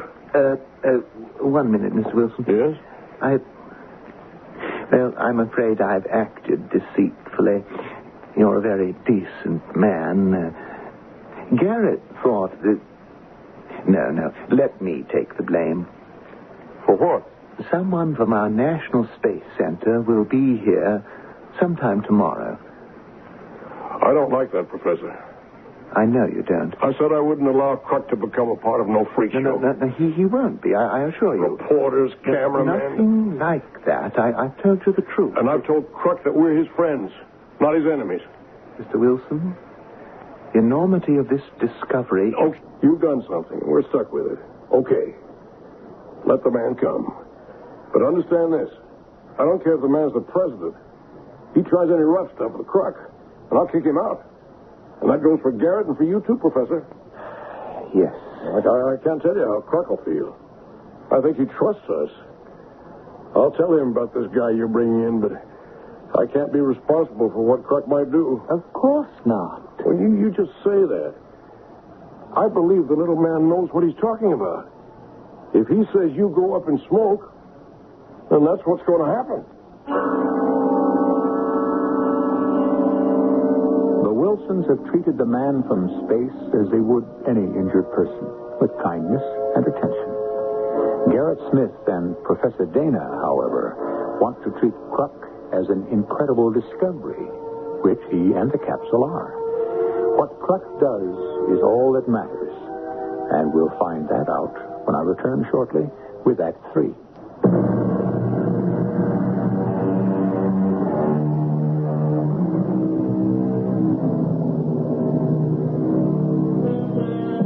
When our minds turn to the universe, we fantasize and give up. Reports of flying objects make news, but no one takes these science fiction occurrences too seriously. So it was with the Wilsons until, accidentally, they had a visitor from outer space. A small, man-like creature named Kruk. Thank you for telling me, Mr. Wilson. Oh, it won't be so bad, Kruk. The guy just wants to ask you some questions. And the man will arrive? In the afternoon, I'd say. The truck's supposed to arrive later. Why did your friends not have the truck arrive today? Guess they took you seriously. I told them what you'd said, that the truck would be destroyed. That will happen. You know that? Yes. I have given you the warning. It is arranged. Your men will try to remove the capsule, and the ray will reduce the truck to ashes. But not if they don't touch it. They will. Yeah, I believe what you're saying, Kruk. I have been in touch with the Space Command. The ship is on its way. How do you know that? I returned to the capsule and sent my message. You did? When? I've been with him all the time, Al. I assure you, I have talked with my people. I guess I'd better tell them to stand off. Yes. Now that's settled. Now you rest, Kruk. What you see of me here will rest. Thank you. Close the bedroom door, Al. Sure. What do you think he meant by that, Al? Who knows? Have I got time before supper to drive over to Garrett's? You're back in half an hour. Oh, it won't take me that long. Don't be nasty to him. You're good friends. Okay. But I don't like his interference, and I'm going to tell him so. And warn him and Dana. You went behind Al's back. Well, not really, more. The professor told Al. Because he felt guilty. Garrett, I can't believe you'd do such a thing to Al. Oh, there's no harm But done. you were planning to have some man walk in from space control and... Mrs. Smith, if I may. Garrett and I have genuine respect for Mr. Wilson's humanitarian feelings about the little creature from space, but he does not appreciate what a monumental discovery this The is. space capsule could advance our flight technology by light years. I mean it, darling. We have to have this knowledge. We owe it to our country, and Al says we're supposed to do nothing about it. He also says that if you interfere, Kruk's people would kill you. Oh, you know, it's lucky all of you aren't dead now. I'll bet you would be Carrie hadn't nursed this creature back to life. It would be a shame if we don't learn all we can from this incredible event. Well, what do we do, Professor? Warn the man from Space Command. Possibly we can control his eagerness. Garrett, I believe Al. If he makes one pass at Croc, so long. The little creature's defenseless. He's so small, you could stuff him in a suitcase. Hardly. And you say he's defenseless? How do you know? I can see. But what you won't see is that Croc is a highly advanced form of life, way beyond us. And because you can't see how he could defend himself, you think he's helpless. Oh, don't count on what you think. You don't know.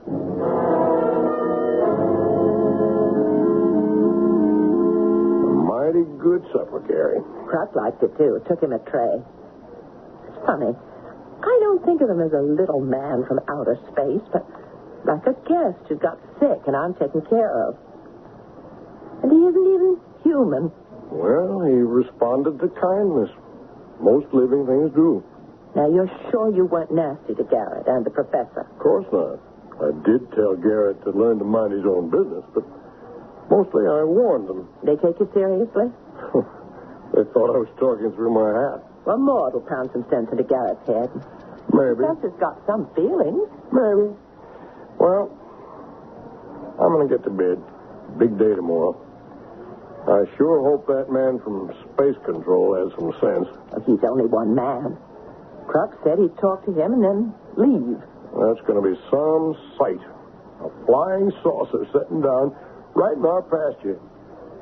I wonder if they'd take me for a short spin. Go to bed. If one of those things comes down, you're not going near it. Let it pick up the capsule and take Croc home. And where's that? He won't say. Only it's out there, where the stars begin. And what's beyond that? Huh. Even Croc doesn't know that.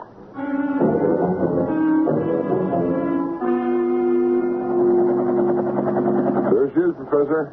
Right on time. It's just after 5. Oh, that's some big helicopter.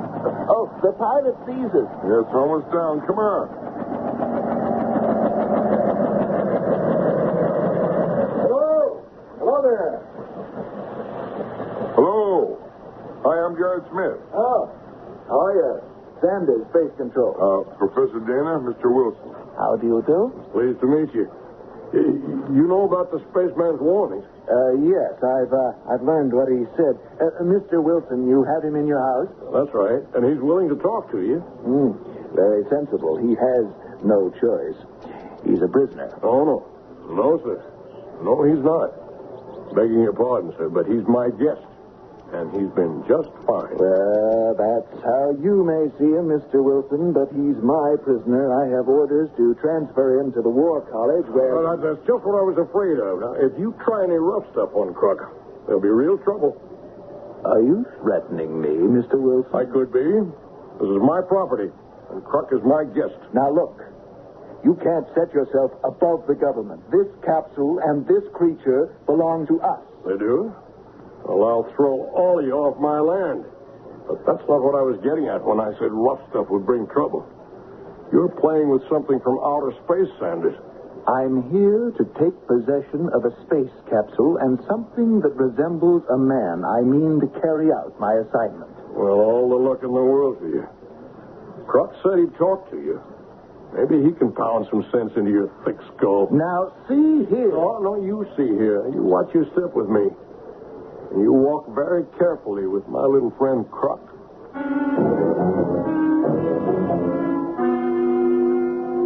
You are from your Space Control. Yes, who are you? I am called Croc. I am from a distant planet. Its name is of no importance. It is to me. That may be. How did you reach Earth? In my capsule. Mm-hmm. What was your mission? I am an explorer. Who are your people? They are like me. Yes. You have conquered space travel. We have explorers, everywhere. Why did you come to Earth? I did not intend to. I went off course. Your capsule caught fire and landed here. That is right. Come with me. You are making a grave mistake. I am obeying orders. You understand that? I understand orders.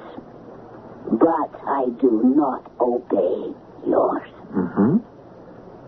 This is a gun. If you resist, I'm instructed to immobilize you. Mr. Sanders, Stay out of this. Now get up, Truck, and walk out. I warned Mr. Wilson. I don't believe in magic, spaceman. That is your weapon?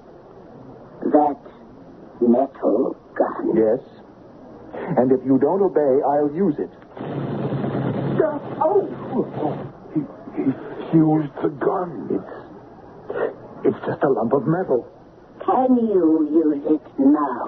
Mr. Sanders, leave well enough alone. I don't know what Kruk did, but... Each one like me possesses a powerful ray. More powerful than your strongest current. I can call it up from within me whenever I choose. Then I can point a finger and destroy. Come on, Mr. Sanders. I'm convinced. And you saved his life, Wilson. You gave refuge to an enemy of our country. I will have you charged with treason. I do not think so. Mr. and Mrs. Wilson have treated me like a visitor. I will not forget. Neither will my commander. Do not threaten the Wilsons. We have come to Earth many times on friendly missions. We could come with total destruction. I'll ask you to leave, Mr. Sanders. And do not try to remove the capsule. I'll walk you back to your helicopter, Mr. Sanders. Oh. You're miraculous, Kruk. No. Just more advanced in scientific technology. Humans one day will discover what we already know. But how about that deadly ray of yours? In your seas, you have deadly eels. On land, you have venomous snakes. My people are small, but strong, because we possess the ray. In fighters, it is highly developed. I am a soldier and a fighter. It is time now for me to go. Al, look outside. They got a truck back into the pasture next to that big lift, and they're going to take it away. Oh, no, you know what Kruk said? It will now happen. Look toward the sky. The command ship. I will go and meet it. It looks like a big mushroom. I've got to see this. Al, Garrett could be killed. Garrett! Garrett! Come back, Garrett. He sees the command ship. Look at the truck. It's aflame. And it's Like crumpled. somebody squashed it. But the men got away. You see them over there on the road, shielding their faces from the heat? And there are the landing steps. Trucks on them. And spaceship. It's gone.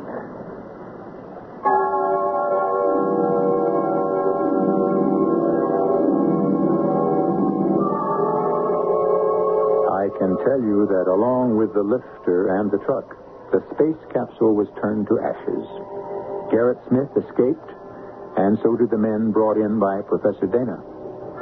When Al Wilson wondered later if he and his wife had consorted with the devil, she replied, as you might expect, that no, they had consorted with God. Meaning, I suppose, that they had acted in the interests of good. I'll return shortly.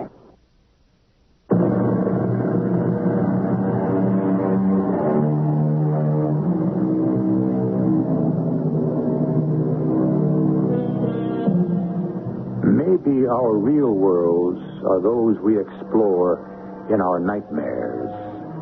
When an experience becomes too acute, we awaken, switch on a light, and forget the frightening dream.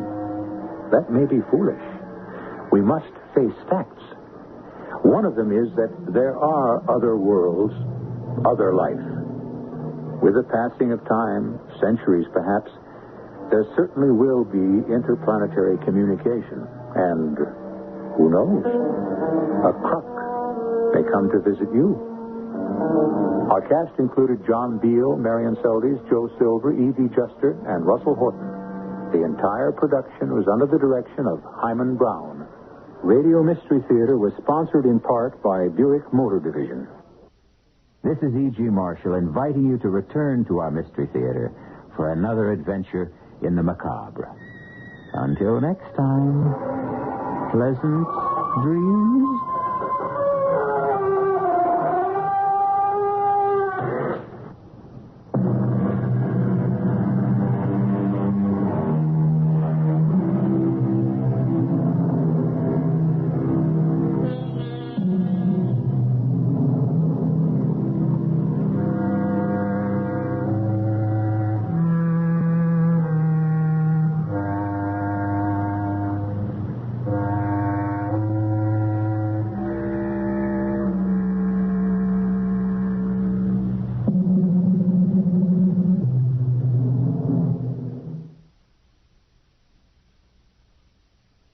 The CBS Radio Mystery Theater presents...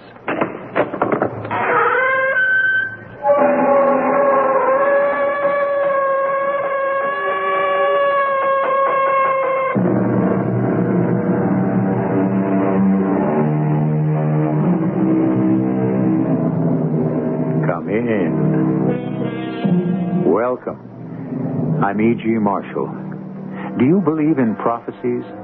In seers and clairvoyance?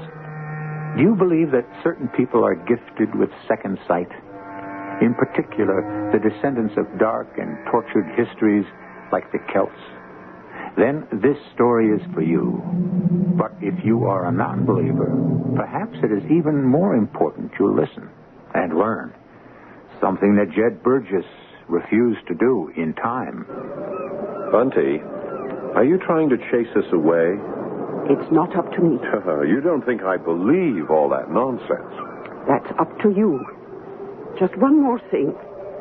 The name of a girl who died rather than be shamed. It was the same name as your wife's, Lorna.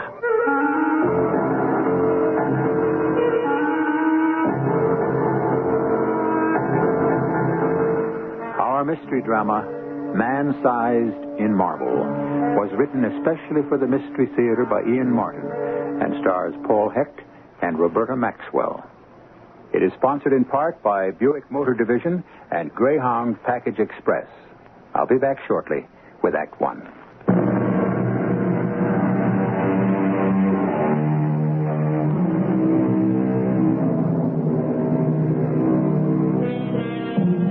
In the Shire of Argyll, south of the inlet to Loch Lynn, lies the island of Mull. Still sparsely settled, its moors roamed by fierce Highland cattle, lonely, washed by mist and winds from the sea, its buildings ancient and haunted by bloody history. It is the perfect setting for a ghost story, which is what you're about to hear. Although every word of this story is true as despair, I do not expect people to believe it. They all said we were hallucinating. There is even the suggestion that we were under the influence of drugs. Not so. But it doesn't matter. My wife, whom I loved beyond everything, is dead. I might as well be. If only I had brushed aside Lorna's voices from the beginning. Oh no. Oh, Jed. Lorna, what is it? Wait. I'll get the light. Oh. What is it, my darling? Is it a nightmare? It's Mother. Mother? What about your mother? She's going to die. You mean you dreamed that she was... She's going to die. I know. But how? I saw it happen. She was in a taxi from the airport, and out of nowhere, a great big lorry, a truck. Oh, I knew I should never have let her go home to Scotland. I could feel death around her. No, my darling, you... I did with Dad before he died. I can always feel it. I should never have let her go back. Well, you know how she was looking forward to the visit. Well, who was there for her to see, really? No relatives, no friends? Well, she wanted to see the country she was born in. I don't want her to die there. I've got to go right away and bring her back. Darling, don't you see? I've got to try and stop it happening. Now, Lorna, let's be sensible. No. That's what I was with Dad. I didn't listen to my voice. I didn't believe the vision. Not this time.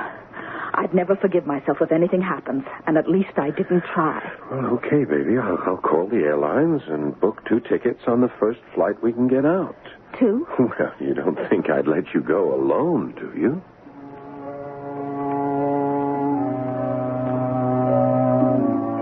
Why not? I thought it might be fun. We could afford it. I just gotten an advance on my new book, and we could make a vacation out of it. Of course, I didn't believe Lorna's ESP, or whatever you want to call it. It was just part of that sensitive, fey, mystical heritage she had from her Scottish forebears. The wild inner vision that illuminated all her canvases and made her so successful as a designer and illustrator. So we flew to Scotland. And somewhere in those lost hours that mysteriously have to do with the turning planet, we were too late. When we arrived in Glasgow, Lorna's mother had died, just as she predicted. And for 2 terrible weeks, Lorna was in the hospital, shattered. It's your friendly husband, darling. You are a friend indeed, and in need. What would I do without you? Well, it's an idea I don't even want to think about. Hey, sitting up. Do you feel well enough to fly home? Jed, Yes, darling. Go on, what? I don't want to go home for a while. I just can't face friends and business, and I just want to run away and hide. Can we do that, please? Just us. Alone somewhere, till I get myself sort of put back together again. Well, we can do anything you want, Lorna. You got any place in mind? Mother used to talk a lot about some wonderfully happy summers she spent on the Isle of Mull. Besides, can we try that? Sure, any place you say. What was that little shudder just now? Oh, nothing, darling. Just I'm a little cold.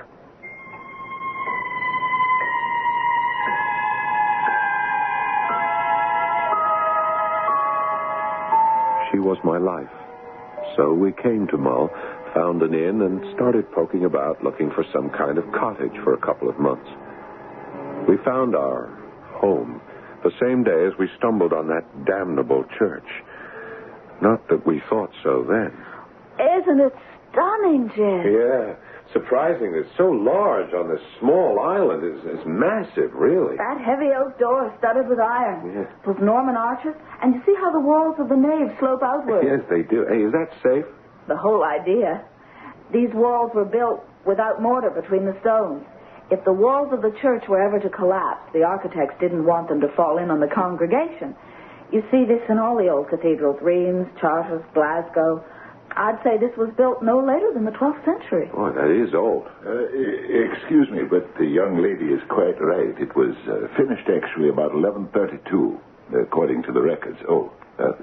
Excuse me, allow me to introduce myself. I'm the local sawbones, Dr. Duncan McConaughey. Oh, how do you do, sir? My name is Jed Burgess, and this is my wife, Lorna. How do you do? Lorna?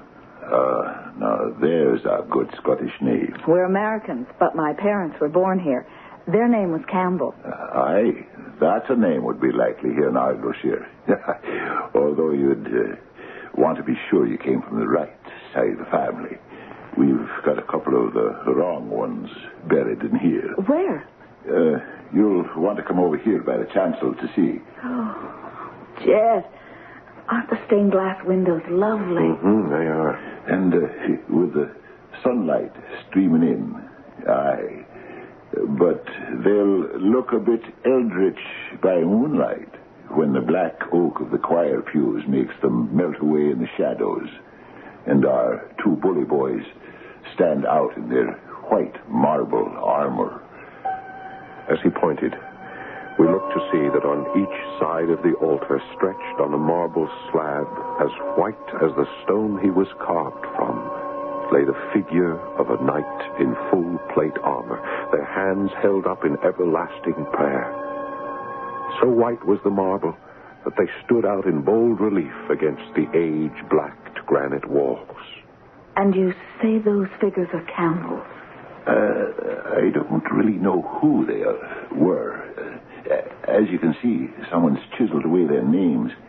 They were hard, evil old men, so wicked, apparently, that a bolt of lightning, which our islanders say was the vengeance of heaven, struck the house they lived in down by the water there, gutting it of everything but the bare stone walls. Yes, I saw a house by the water, but that's been restored, surely. Oh, aye. Eventually, someone took it over, thatched over what was left, and made a rather charming sort of cottage out of it. It wouldn't be for rent by any chance, would you know? I don't know, but quite possibly. You could look in on Willie McQuannell down by the ferry slip where you come across. He's our local house agent. I expect he'd know.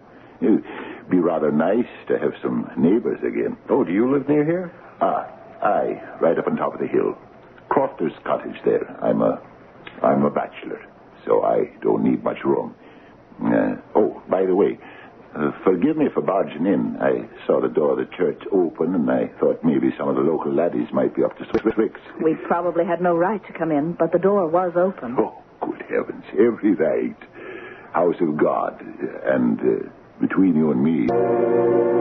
So, as fate would have it, I never realized how ominous that cliché is. That very afternoon, we found Mr. McWannell, and he came right along with us to show us what finally became for us Campbell Cottage.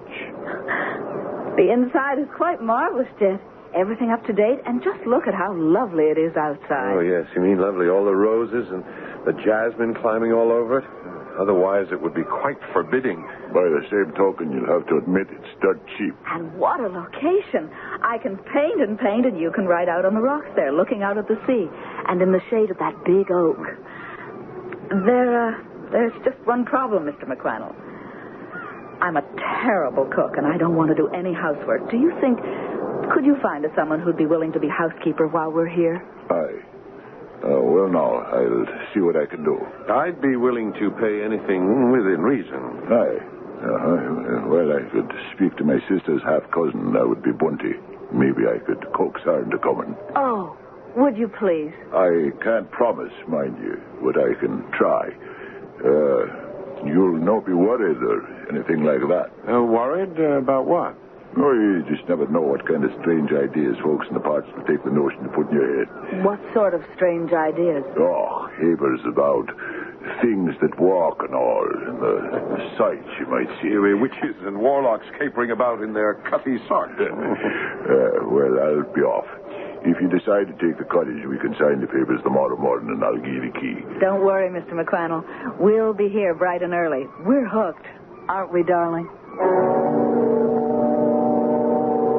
I looked at my wife, her eyes shining with pleasure, and the color returning to her pale cheeks, and I agreed with all my heart. Why didn't I take her hand and run as if all hell was behind me?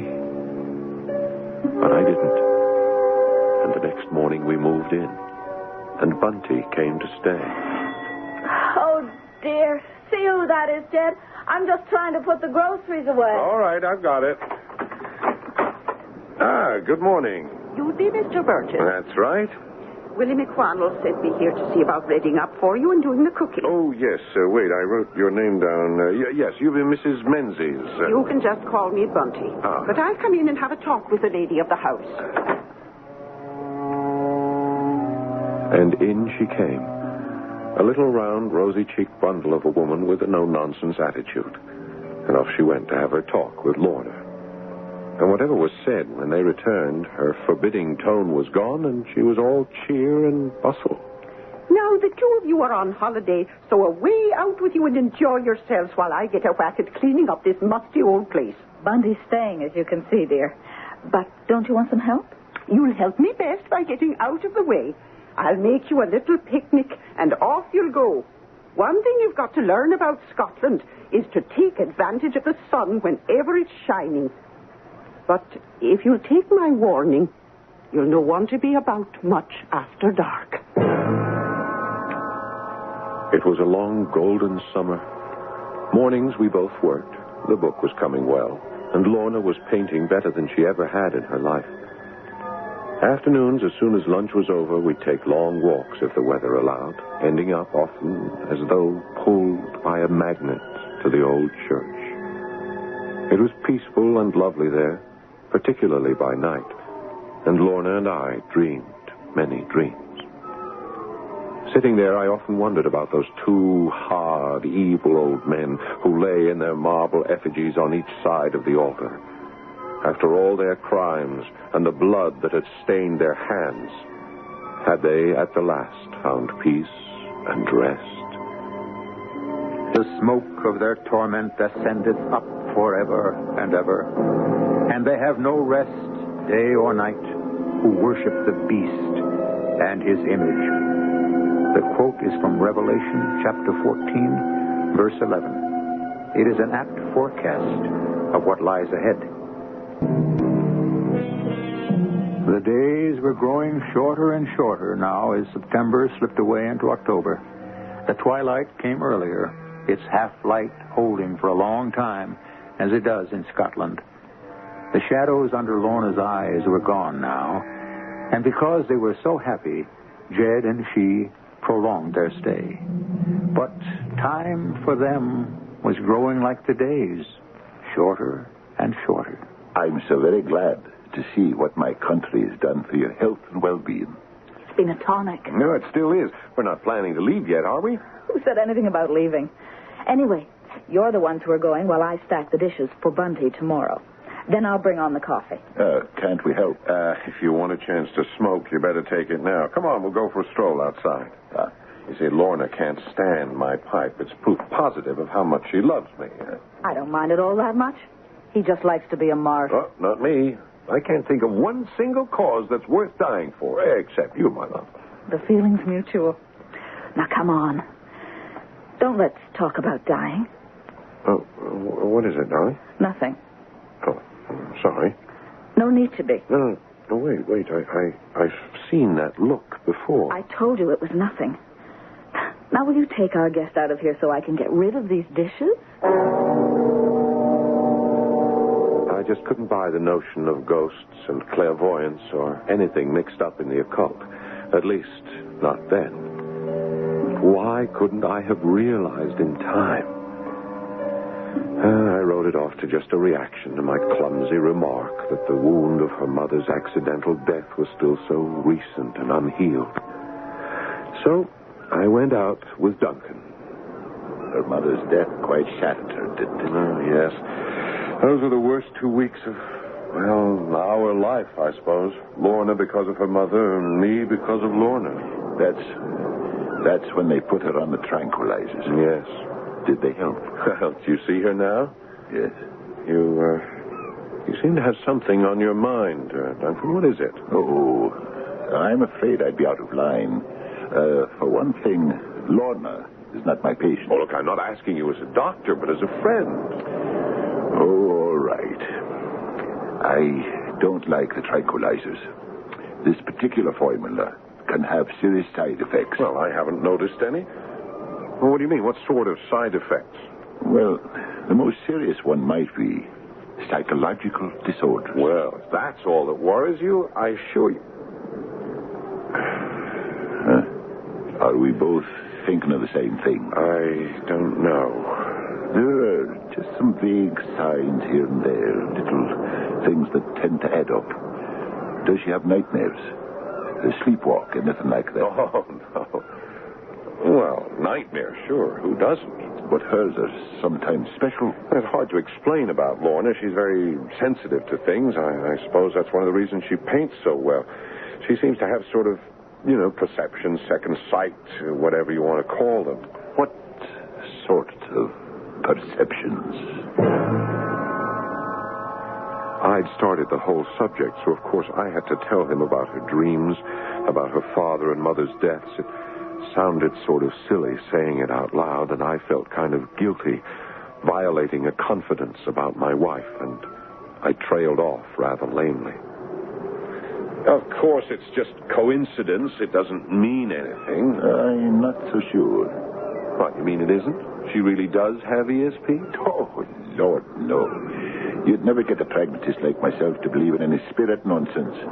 No, what I mean is that I'm not so sure it doesn't mean anything. What?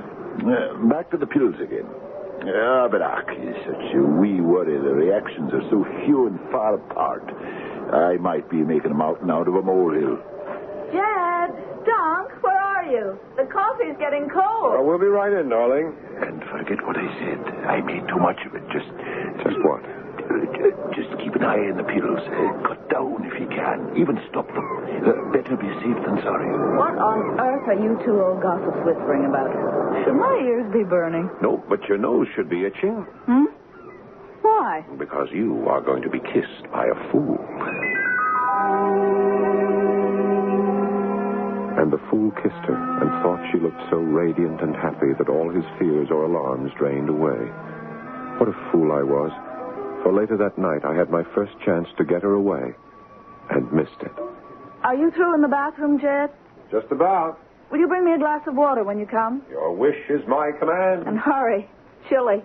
I can use a warm body here. One warm body reporting for duty.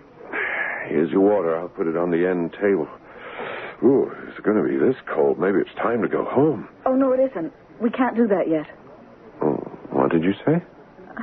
I don't know. What did I say? You said we can't go home yet. Did I? Yes, like we had an appointment or something. An appointment? No, all I meant, I suppose, was I've been so happy here. I just don't want to leave yet. Hand me the water, dear, please. Oh, yeah. If it hasn't frozen solid. What do you want this for, anyway? Just to take my happy pill. Lorna, why don't you cut them out? Why? Well, some people think they might be, not dangerous, of course, but... So that's what you and Dunklin had your heads together over tonight. How did you know? Oh, he picked up the prescription bottle when he was over last week, and I could tell he was dying to say something, but in his gruff, close Scottish way, he decided against it. Why does he say they're dangerous? He didn't exactly say they were dangerous. He was talking about side effects. Well, I certainly haven't had any. Oh, look, honey, just forget what I said. Let's enjoy the rest of our vacation here as long as it lasts. Or in this cold as long as we last.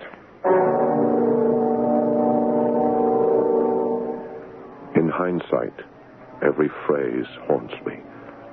As long as it lasts. It wasn't to be very long. But the days following that cold night held no premonition of the terror to come. Suddenly, the weather was balmy again. The mists dried away till the air was crystal clear and the sun floated lazily in high blue skies like our Indian summer. Lorna was breathless at the riot of color everywhere, and she was now embarked on a large oil canvas of our church on the hill. One day, I had left her there and gone down to the house to pick up a picnic lunch from Bunty. I found Bunty on the stone step outside the main door, squinting in the bright sun, her shawl about her shoulders, gazing anxiously up the path to the church. Did you leave the little missus up there all alone? Oh, wild horses wouldn't tear her away from the church till her painting was finished. I don't know. It's no place to be left alone, even during the day. Oh, a church, for heaven's sakes, Bunty. A church, and not a church. It's no my kirk. An ill place it is, and always has been. I've got your picnic basket inside. If you'll come in the kitchen with me, I've got a question to ask. And I've got a couple to ask myself. What do you want to know, Bunty? Will you be leaving soon now, Mr. Burgess? Leaving? Oh, well, I don't know how soon. Why? Well, I thought from Mr. McQuannell that you'd only be here for the summer. Well, yes, that was our original idea, but, well, with the glorious weather, we've decided to stay, at least as long as it lasts. Well, it'll be all right, I should think. You'll be off in time. In time? For what?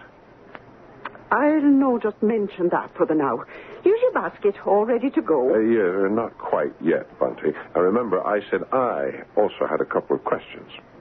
So you did? Yes, it's about that old church up there. I've asked around, but no one seems to know its real history, or at least to talk about. That'd be so. But you seem to.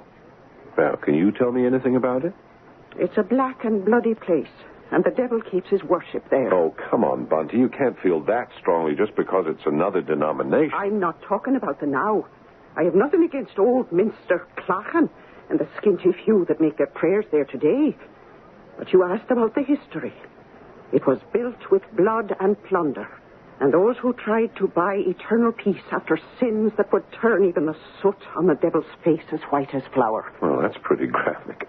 Ask a foolish question. Yeah, I suppose those two knights in marble on each side of the altar had something to do with it. Sir Ian and Sir Seamus Douglas.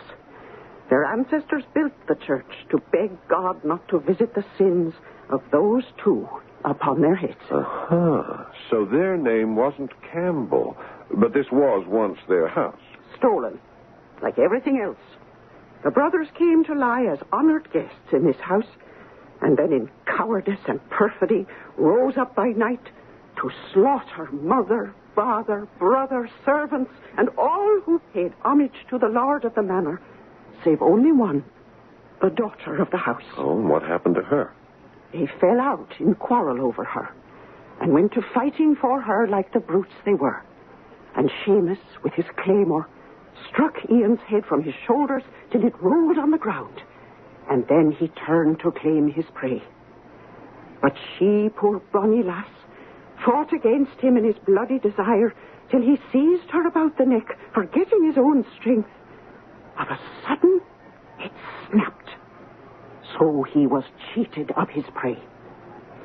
For 2 days he mourned his loss, until the Lord, in his wrath, hurled a lightning bolt that set the house and all in it to burn to ashes like a funeral pyre.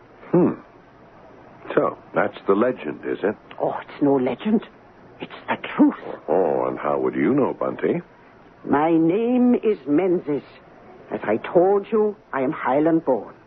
Our blood runs thick, and on the woman's side, we all have second sight. The story has been passed by word of mouth from mother to daughter for generations more than I can count. And you'll no want to leave your wee wife alone up there in that place too long. Here's the basket. Be off with you. Oh, yes, I should get along. But I would like to talk to you more about... No, I've said enough. I'll hope not to refer to it again. But it's good you'll be going soon. Are you trying to chase us away? It's not up to me. Oh, you don't think I believe all that nonsense? That is up to you. Just one more thing I might tell you. Oh, what's that? The name of the lass who died rather than be shamed. It was Lorna. Lorna Campbell.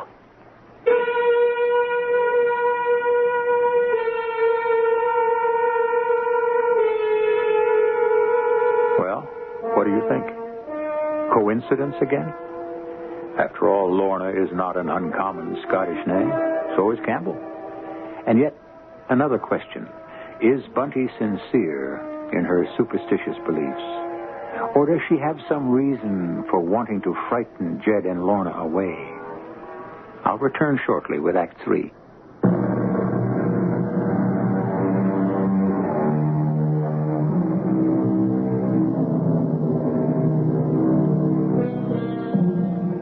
It was Dr. Samuel Johnson who said, "Fear is implanted in us as a preservation from evil, but its duty is not to overbear reason."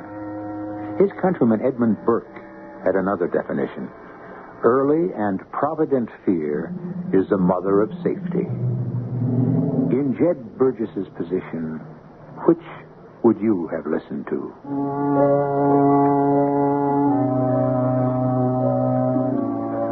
climbing the hill to the church with a picnic basket, the cloud of Bunty's brooding, eerie legend weighed heavily on me.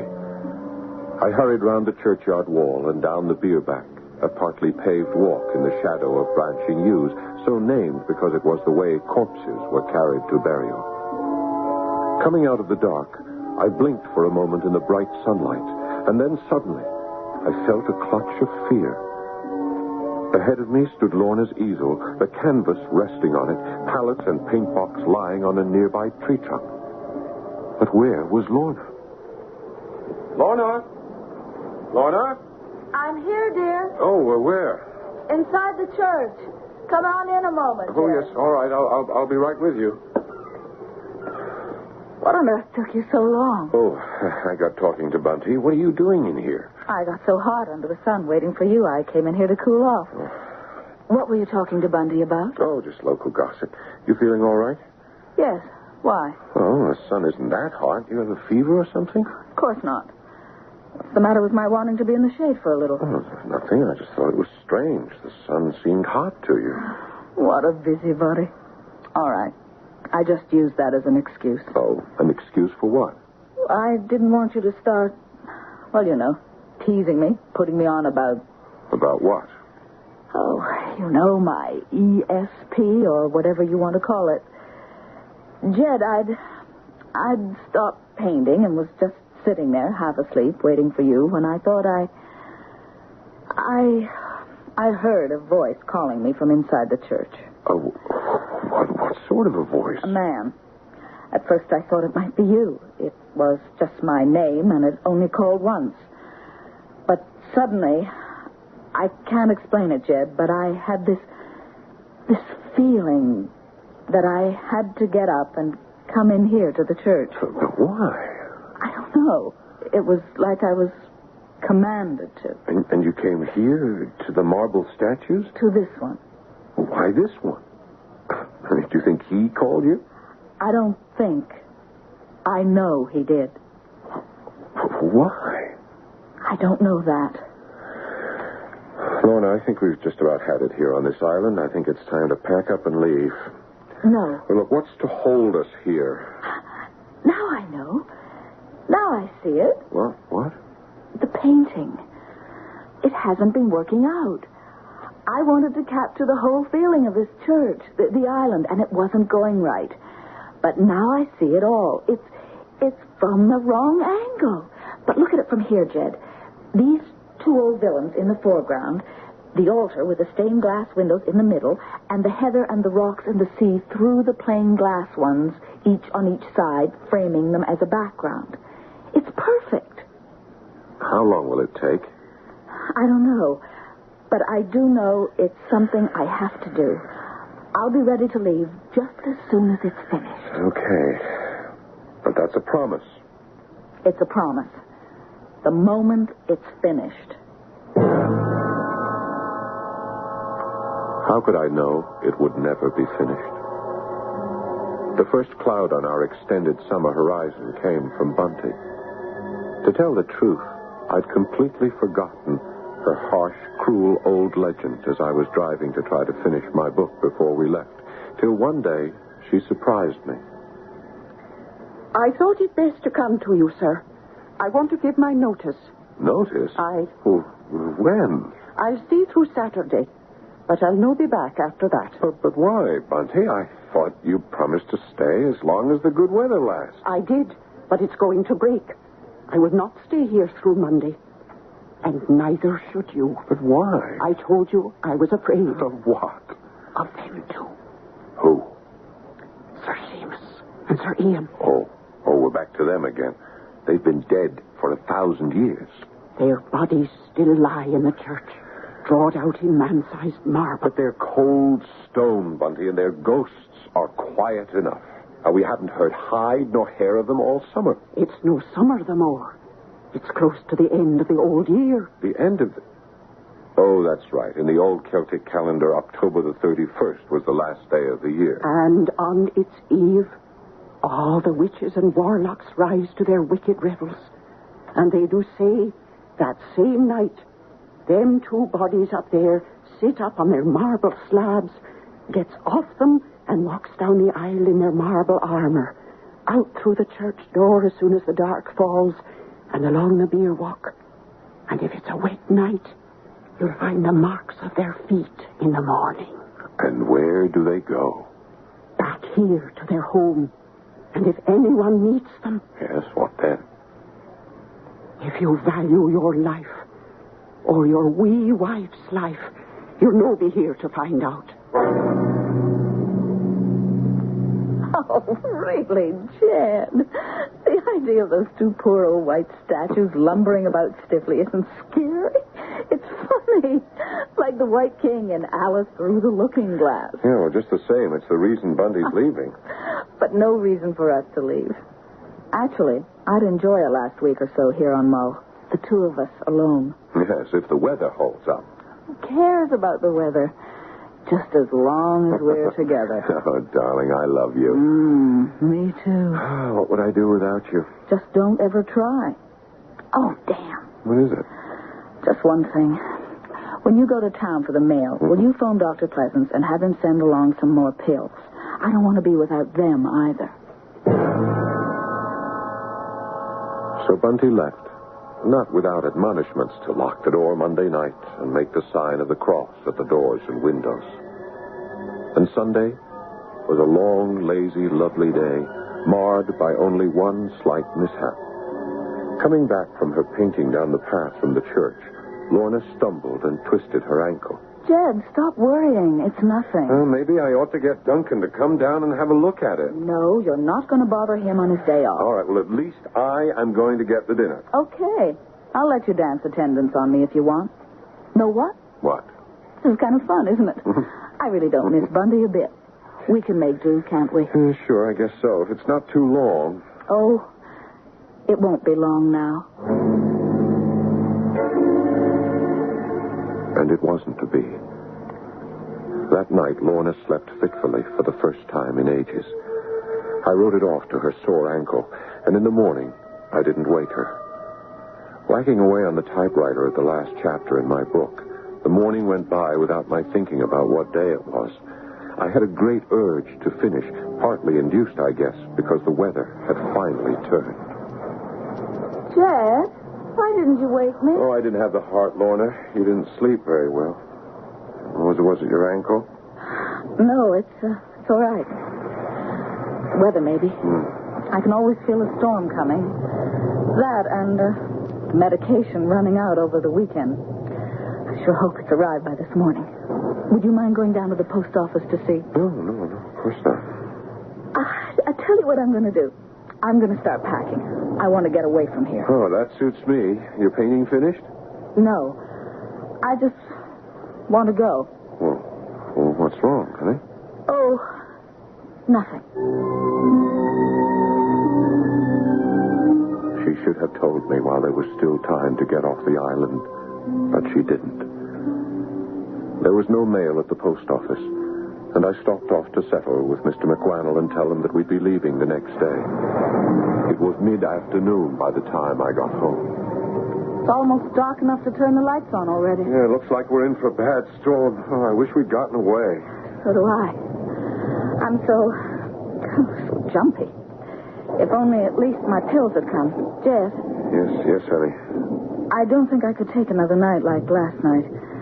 You suppose maybe Duncan, even feeling the way he does. Oh, certainly he would give you something. You suppose maybe you could run up there now quickly and ask him before it gets dark or the storm hits? Well, sure. Why don't you come with me? I can't. My ankle's bothering me a little. Yeah, I hate to leave you alone. It'll be all right. Just hurry back with something to calm my nerves. She came to the door with me. Outside, the light was fading fast, and the sky was a churning mass of great black clouds. Maybe I shouldn't send you out like this. Well, it's now or never. Hurry back. Now, you lock that door tight till you hear my knock. I will. Goodbye, darling.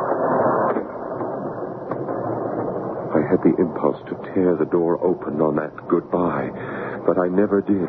Instead, I hurried up the hill. I was glad I'd brought the torch, for all of a sudden the darkness closed down and it was black as night. I was passing the church when the first flash of lightning came, and I thought that I saw some movement through the thick yew trees that arched over the beer walk. I stopped to listen as the thunder died away. Something about the special sound of those footsteps sent me circling around the graveyard to the church. The heavy door was swinging in the wind, and that strange something pulled me like a magnet through it and into the church up to the altar. And in another jagged flash of lightning, my heart gave a sickening leap as I saw that the bodies drawn out in marble, the two statues, were gone. In the dark, numbly disbelieving, I stretched out my hand to run it over the smooth slab, and then, in the light of another lightning bolt, I could verify that neither figure was there. In a sudden mad panic, I rushed from the church into the beer walk, and there, in its dark, I plunged headlong into... Oh, no, you don't. Hold on. Let me go. Don't go in there. What's the matter with you, man? Do you want to be struck by lightning if it hits those yew trees? No, you don't understand. The marble figures, the knights, they're gone from the church. Either you're daft or so tranquilized. Let me go. I tell you, I've seen the bare slab. All right. Till this blows over, we'll go in and you'll show them.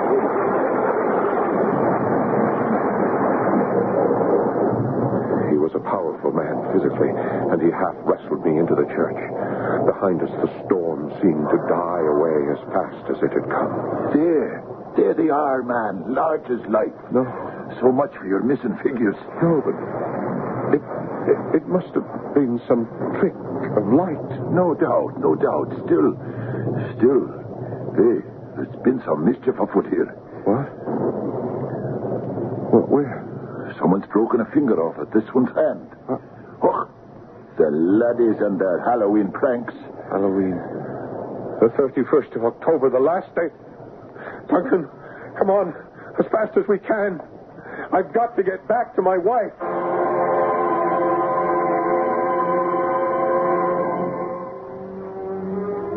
Do I have to tell you what we found? The house was ablaze with candles. The lights must have failed. They were stuck everywhere. Candlesticks, vases, ornaments, the mantle. Light was always Laura's defense against the unknown. But this time, she'd had no defense. She lay in a little crumpled heap, one hand clasped tightly about something, her head at such an... I knew before Duncan told me. I'm sorry, Jid. No doubt. She's dead. How? A broken neck. I can see that. I asked you how. She must have tripped, fallen. Well, what's that touched in her hand? Here, let me see. Oh, good Lord. It's the marble finger. The one that was missing from the statue.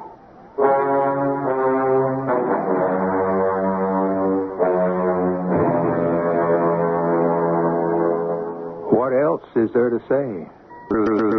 Those two massive dead white figures stomping through the wild night in their marble armor will haunt me the rest of my life. Did Lorna expect them? Was there something in her voice and her visions that drew her inexorably back to her appointment with the death of another girl named Lorna, suffered 10 centuries before? I don't know. I don't even want to know. I'll be back shortly.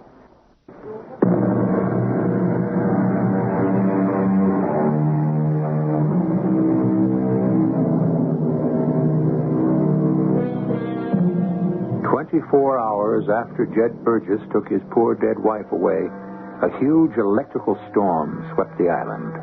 This time, the bolt of lightning struck the church. The force of the blow defeating the old architects by tumbling the walls inward. Somewhere in the mass of rubble, that is all that remains, lie the powdered fragments of those bodies drawed in marble that will never walk again. Our cast includes Paul Hecht, Roberta Maxwell, Francis Sternhagen, and Fred Gwynn. The entire production was under the direction of Himan Brown. This is E.G. Marshall inviting you to return to our Mystery Theater for another adventure in the macabre. Until next time, pleasant dreams.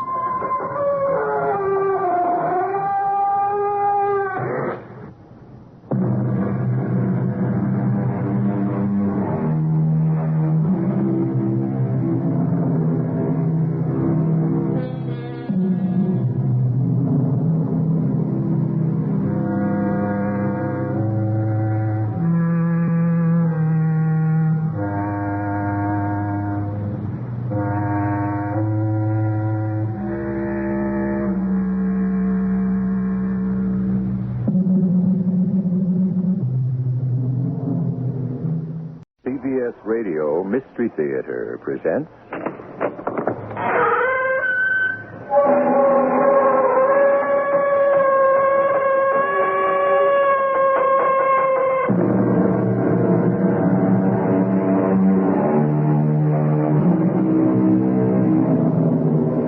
Come in. Welcome. I'm E.G. Marshall.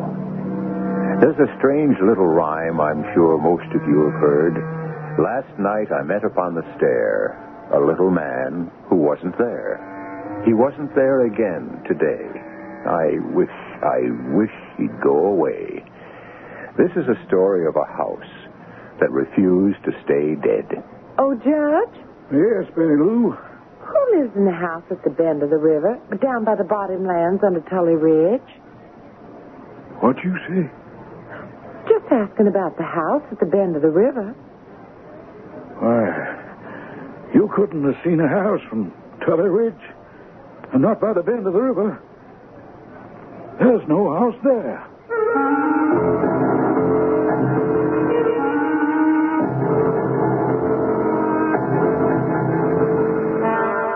Our mystery drama, The Phantom House, was written especially for the Mystery Theater by Ian Martin and stars Marion Seldes and Mason Adams.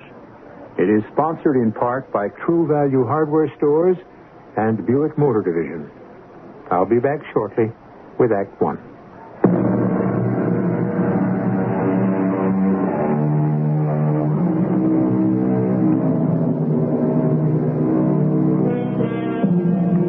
In 1880, the world was a very different place than the one we know today.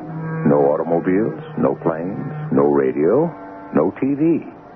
Most people were born, lived their lives, and died within a radius of 50 to 100 miles.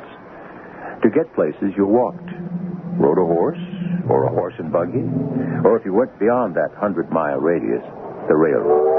And what an adventure that was. To ride, swaying and bouncing behind that iron monster with its hiss of steam and its great proud plume of black coal smoke curling away in the wind down the length of the train. Are we still in the District of Columbia, Marianne? Well, no, Betty Lou. I reckon since we just crossed over the Potomac, we're in Virginia. No, it's so fast. Oh, I love it. I wish this old train would go twice as fast as now. I hope you don't get your wish. It's fast enough for me. And you better watch your language, young lady. Oh, listen to who's giving herself airs. My big sister, a whole year and a half older. Mama made me promise to remind you. You don't want Papa to get a bad report of you from Uncle Thurman? Oh, fiddlesticks to old Judge Thurman. What can he do anyway with Papa and Mama thousands of miles away in Europe? Well, even if he can't, it isn't polite. And it certainly isn't ladylike to take the name of the Lord in vain. Oh, Mary, this is the 20th century. I don't know what to do with you. Why don't you stop being such a prude and have some fun? I am not a prude. Oh, yes, you are. Why do you have to draw your hair back so tight? Why don't you fluff it up some? And do you have to wear those awful eyeglasses? Well, you know I don't see properly without them. But you'd look so much better. Oh, I'll bet if the judge knew what he was taking on in you, he'd maybe have thought twice before inviting us under his roof while Mom and Papa were over in Paris, France. I wonder what he's like. I don't remember him that well. Oh, maybe you're the one that needs the glasses. You saw him only 2 years ago. I didn't pay much heed. My. A man you didn't notice? Oh, too old. Oh, there's an awful lot of Virginia. How long is it going to take us to get there? To Richmond? Well, it won't be there for hours.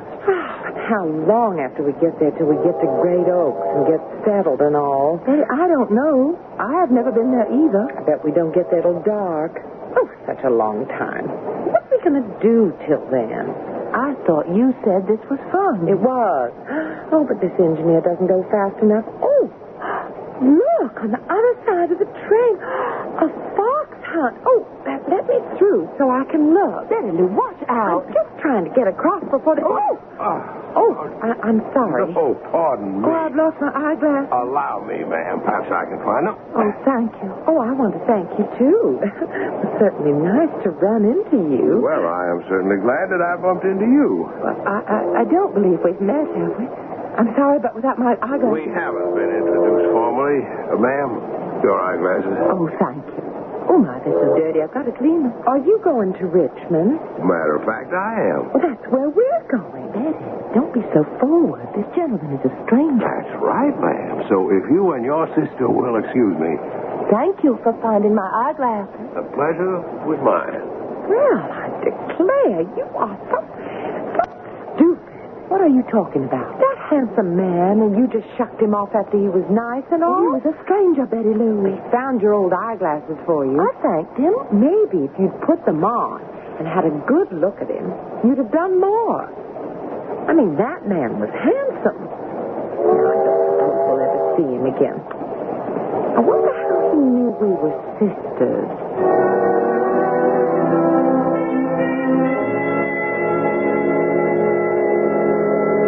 Sermon? What's that, Hattie? You gonna fetch them 2 little girls is coming. Time you had the carriage brought round. Long ride to Richmond. You got fly swatter? Now, you knows I never goes anywhere without it's hanging from my belt. You better get it in your hand. You got an old blue tail climbing in here on the porch. And if you just open your eyes, you could see the swatter in my hand, and his time is at hand. Like yours. You better stir yourself, Judge. Yeah, I reckon. I just wonder why I ever let myself in for this. Why, you bring back some life around here. Something new and young to perk us all up. Aren't we getting just a bit old for that, Hattie? Well, maybe these young'uns around can change you. What we need here. Ain't never been the same since Master Bridge took himself off to college all those years. Oh, how I wish that boy were back here. You ain't heard nothing from him, Judge, sir? I know he doesn't ride that often, Hattie. Ever since I had to tell him I wasn't his own father. You never should have told him. Hattie, he has legal rights. Well, the Lord provides. Shall I have Jim bring the carriage round? Yeah, just as soon as you're ready. Me? Well, I can't handle 2 20-something-year-old girls by myself. You got to come along. Judge, I can't leave things alone here for 3 hours there, 3 hours back. I got things to be done. Well, I need you more than you're needed here. You know, I ain't been in Richmond in pretty near to 15 years.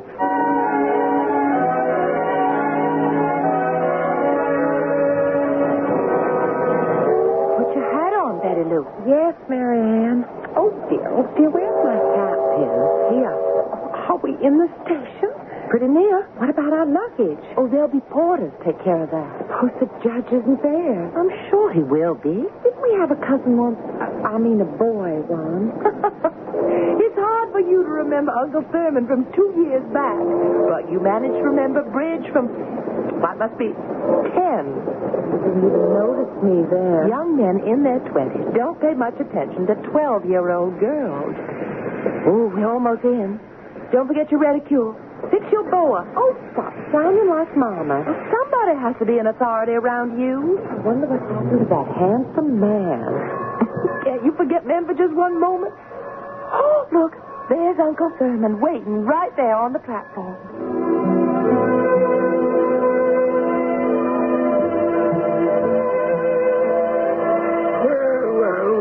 You two lovely and fashionable young ladies. I'm honored. My Judge, you're quite a ladies' man. Betty, I'm sure the pleasure is all ours. It's so kind of you to take us in. Why, you've brightened my house. Oh, girls, this is Hattie, my housekeeper. Hello, darlings, and welcome. How do? Hattie. Oh, my, I've heard so much about you. From the judge? No, from my papa. Oh, yes, Mr. Stacy. He's a fine gentleman. Marianne, well, that young man, he's there, and he's looking. Now, Jim, see into your luggage, ladies. Maybe we better go check if it's all there. Why can't I just hush? Of course, Judge, we'll come right along, but... Oh, it doesn't matter. He's disappeared. You coming? Yes, sir. Come along, Betty Lou. Come on, Hattie. I'll be right there, Judge, in just a minute. You can come out now, Master Bridge. You can't hide from Hattie. Who expected to see you or the judge here? Okay, Hattie, I'm caught. What are you going to do about it? Ain't nothing I can do about it, is there, Master Bridge? Except to ask, why are you back if you're not coming home? How can you turn your back on those that love you? There's a phrase at law, Hattie. A moot point. Story of my life. Maybe I've come home to see if I could find any way to make it unmoot. I don't understand you. Yeah, it makes two of us. I don't understand much about my life. That's why I came back. I just didn't expect to run into you and the judge. Well, we come down to pick up his two nieces. We're going to take them in till their parents come on home from Paris, France. A habit for you and the judge, isn't it, Hattie, taking in strays? Now, Mr. Bridge, don't you go being bitter again. Hattie, don't you try telling me what to do. You're not my mama anymore. I wished I was. I would take you across my knees. It's too late for that, Hattie. I guess it was too late for almost anything in my life before it began. Don't you say that to someone who loves you so. Hattie, you're the only person I never want to hurt. And don't let me do it. Well, you can do it so easy. Come home. Please. In my own time. Just don't tell anyone I'm back. See, I can't come home until I find myself.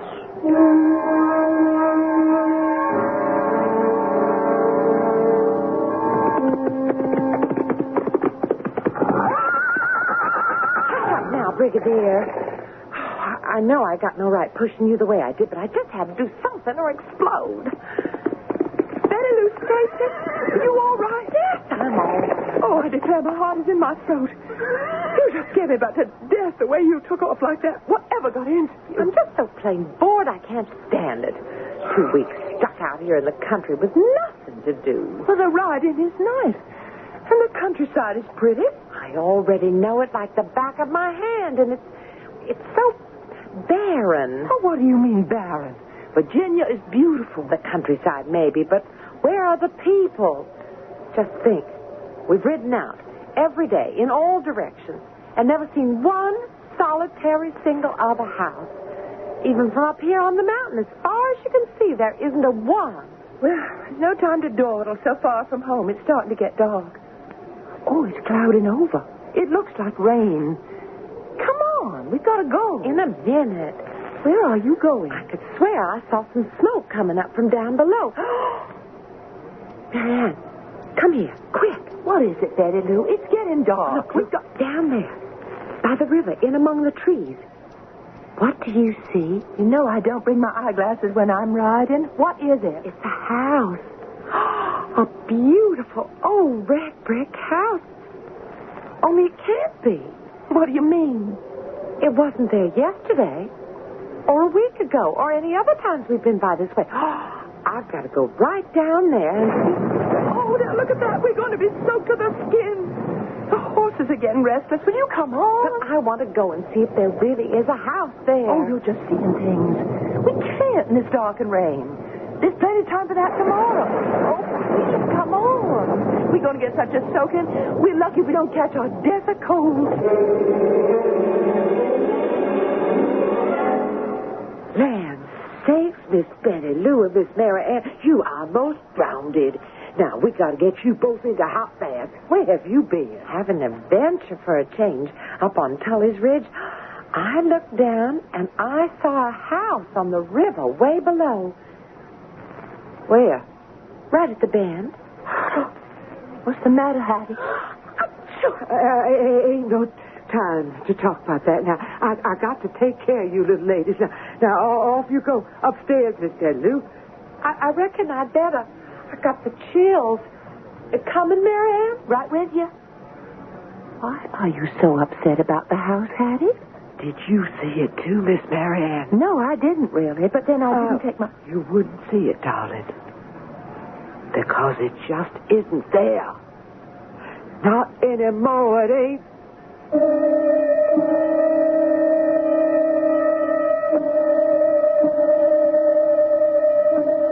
It had seemed a nice, quiet little story, hadn't it? No clanging skeletons, no threats of violence, no brooding terrors.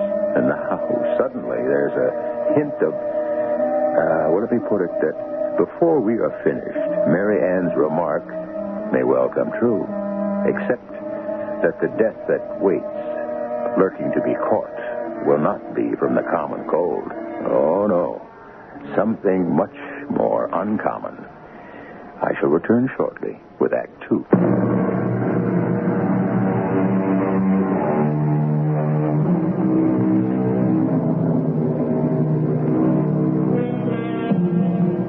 Now, if you had to hazard a guess, which of the two sisters would you have expected to catch the cold? Headstrong, giddy Betty Lou, or the more demure and quiet Mary Ann? Which did you say? Did you guess? Well, we certainly don't want to keep you in suspense, do we? And we're not going to. Yeah, Betty Lou, that's quite a cold you took to yourself. Oh, don't worry about me, Judge Thurber. Oh, bless excuse me. Oh, just don't you worry about me. It's just a little old cold. I'm going to leave you to get a little rest. Could I just see Mary Ann for a few minutes first? All right. But don't you keep her here too long and expose her to your cold. If she didn't get it with me, looks like she's not going to get it at all. Well, anyway. Oh, Judge, who lives in the house at the bend of the river down by the bottom lands, under Tully Ridge? What'd you say? Just asking about the house at the bend of the river. What house? I saw it last night from the ridge when the storm came on. Oh, you couldn't have seen a house from Tully Ridge. And not by the bend of the river. There's no house there.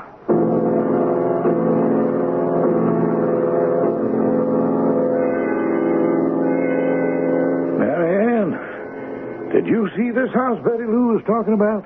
Well, Judge, no, not really. I mean, it was getting dark and the rain started. And it was so far away. No, that's quite all right, my dear. I'm just glad to hear what you tell me. It was just an illusion, you know. There's just no way there could be a house there. Well, I said to Betty Lou I thought her eyes were playing her a trick. How's she feeling? Oh, the doctor has no worries about her so long as she keeps close to her bed for a week or so. Hattie? Yes, Judge, sir. I think Miss Betty Lou could use some of your hot chicken gumbo soup, huh? Build her up a bit. I got some cooking right now, Judge. All right, then, if you'll excuse me, Mary Ann, I'm going to my study. I'll leave Betty Lou to you and Hattie. Thank you, sir.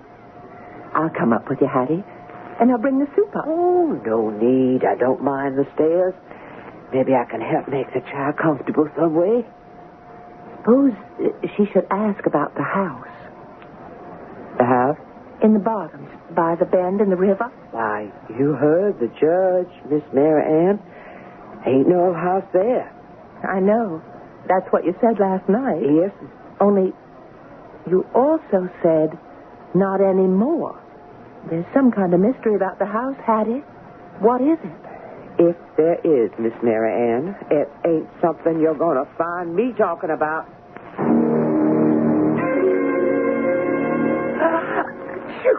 Oh, now, really? Oh, why did this have to happen to me? I don't know, honey. I'm sorry. What's the weather like? Oh, it's beautiful today. I suppose you're going out. I thought I might. A little later. You gonna ride? No, I'll take the surrey if I go. Go where? Oh, just Marianne. Do me a favor. What? If you do go see about that house I thought I saw. Matter of fact, that's what I thought I might do. Oh, you don't believe it's there. Well, I didn't yesterday. Anyways, I didn't see it. I told the judge, and he was kind of funny. There's some mystery about that house. Well, I don't want you upset, so this afternoon I'll ride around and see if I just can't solve it.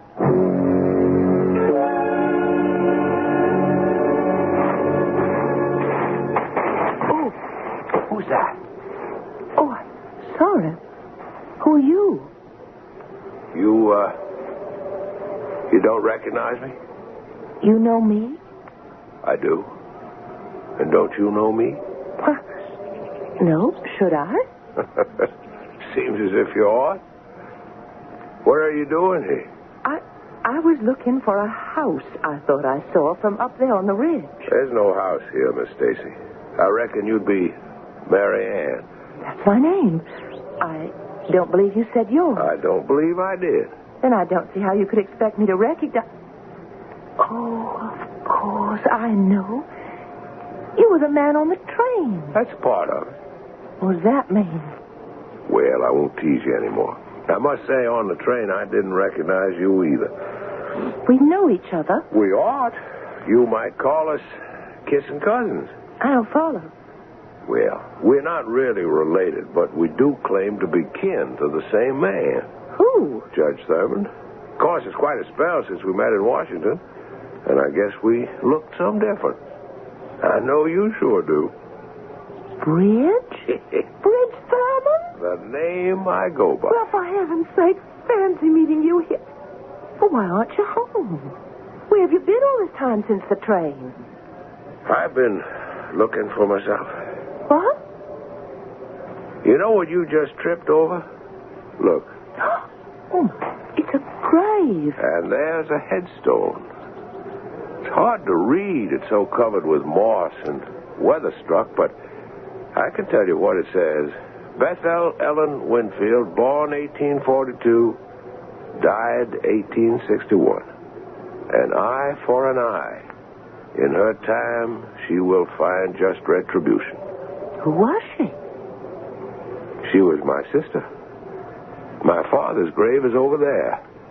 No inscription for him. Your father? My real father, Colonel Damian Winfield.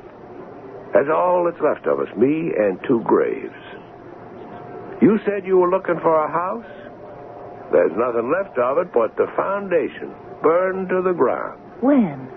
In the war between the states, in 1863, near as I can find out.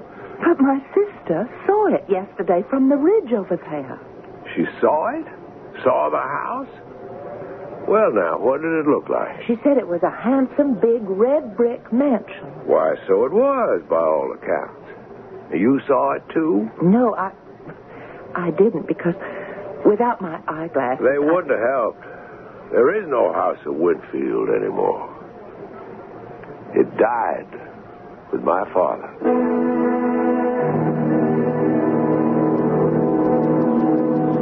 I think this is as far as I'll go. Aren't you coming home? Home? Where is that? Well, Mary Ann, I've told you all I know. Ever since the woman I always thought was my mother died and told me I was not her son, there's been a conspiracy of silence that denies me my birthright.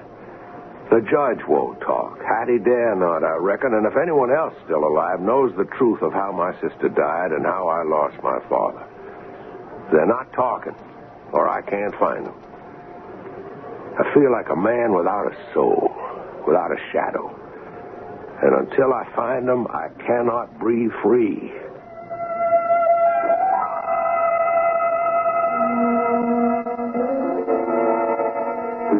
Now, what you ought to do, Miss Betty Lou, is settle down and have a nice nap before dinner. I can't, Hattie.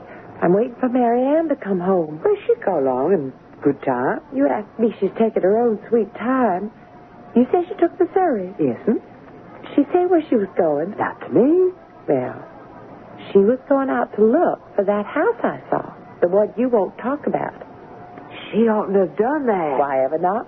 Did she say there's no house? There isn't anymore. You mean there was one once? A long, long ago. Was it a red brick one? Yes, but it don't do no good to dwell on it. Neither you nor Miss Mary Ann. If you saw any kind of house the other day, that was a ghost house. And you'd best forget it before you bring all the long dead and gone haunts back to scare us into the grave with them. I swear it's just plain exasperating. All the mystery with everyone. I told you, the house isn't there anymore. There's a foundation, but that's all. It isn't all. I know you too well. You're holding something back. Why can't you share your secrets with me? You always did. Well, this one I can't. Why not? Because it isn't mine to tell. There's someone else. I didn't say. A man. Now, Betty Lou. Now, Mary Ann. It's not my secret, so I can't tell.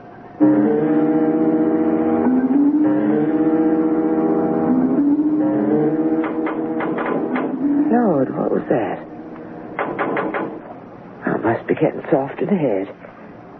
Sounds like someone tapping against my window pane.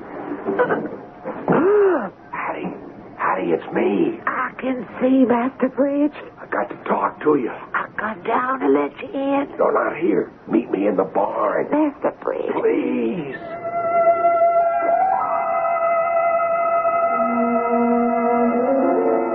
I've got to know, Hattie. I've got to have the truth. Let it be, honey lamb. It don't matter anymore. Where do I come from? Who am I? Why are my dreams haunted by a voice that keeps calling me back to the dead house at the bend of the river? Then hear me tell it.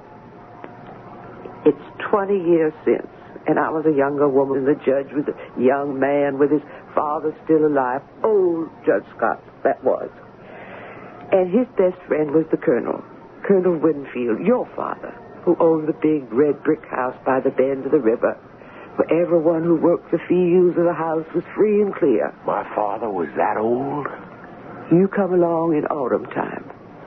Your sister Bethel Ellen was way ahead of you by 10 to 11 years. And she was promised to marry Judge Thurmond. Only the old judge had to back down. How? Why? They was bad times, the war times. And family turned against family, father against son, friend against friend.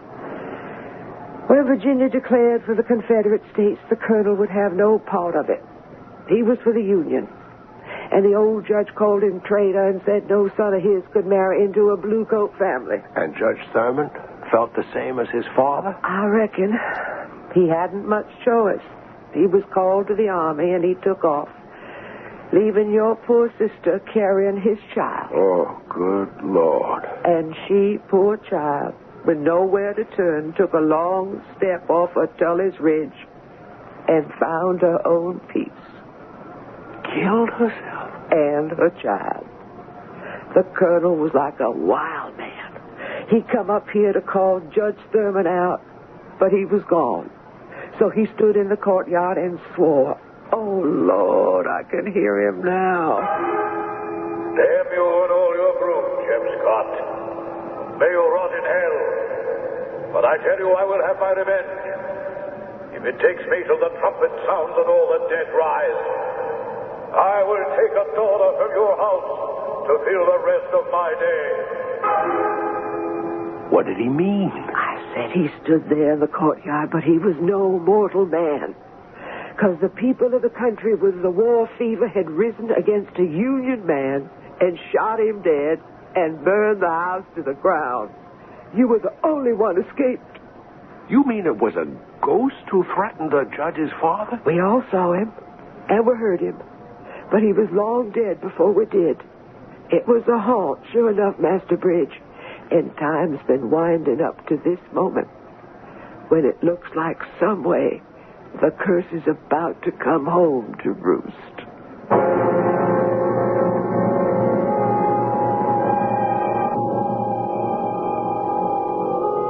Not such a simple little story, as you can see, after all. And what we have seen is only past history. which is now about to catch up with the present. Which of our two sisters is the one threatened? Or are we starting at shadows?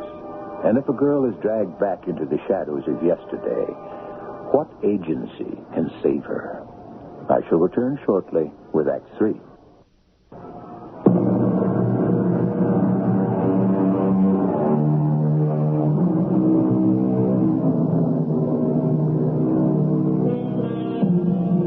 In the barn, half lit by the patches of moonlight that slant across its floor, two figures are frozen.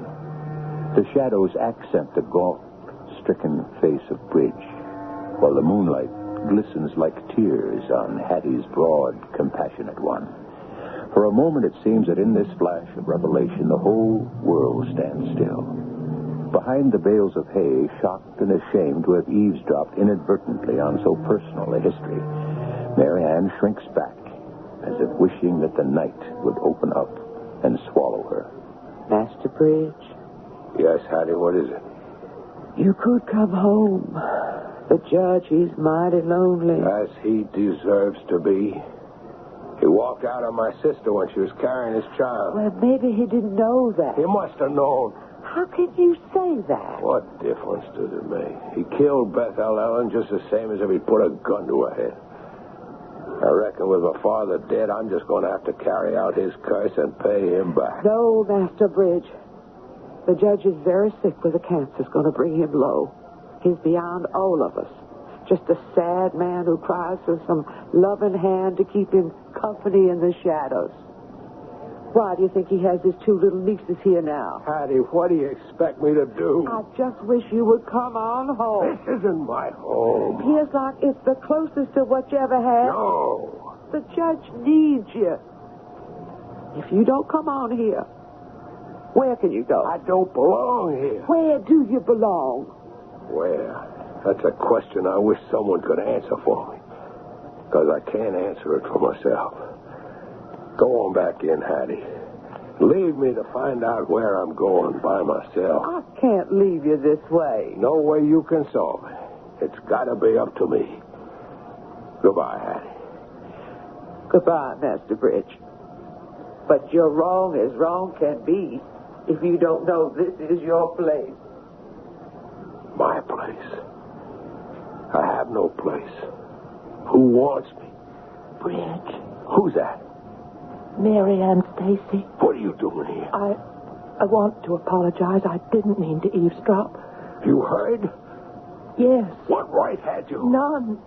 Except what I took for my own. What do you mean? I was awake. I was haunted by your house and other things, and then I couldn't help it. I saw you from my window, turning and going towards the barn, and I felt I had to talk to you. So I came down. I didn't know Hattie was fixing to join you. I called her down to get the truth. And you heard? Yes, I heard. And I still say what I said before. Let the past go. Why would you be interested? Oh, Bridge, I don't need my eyeglasses to see one thing clear. What's that? I love you, Bridge. Scarce even know me. I don't have to. No, nor me. Why couldn't we have met before? Oh, what's the difference? Now we have. I'm tied to the past. There's no way I can live in the present. Goodbye, Mary Ann. Where are you going? I don't know. Heaven help me, I don't know. If you need me, call on me. Oh, I'd do anything for you. I want to help you, Bridge. Bridge. Bridge.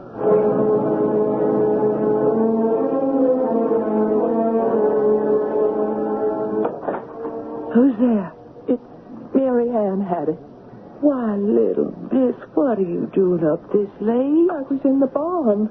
I heard it all, you and Bridge. Oh, sweet Lord.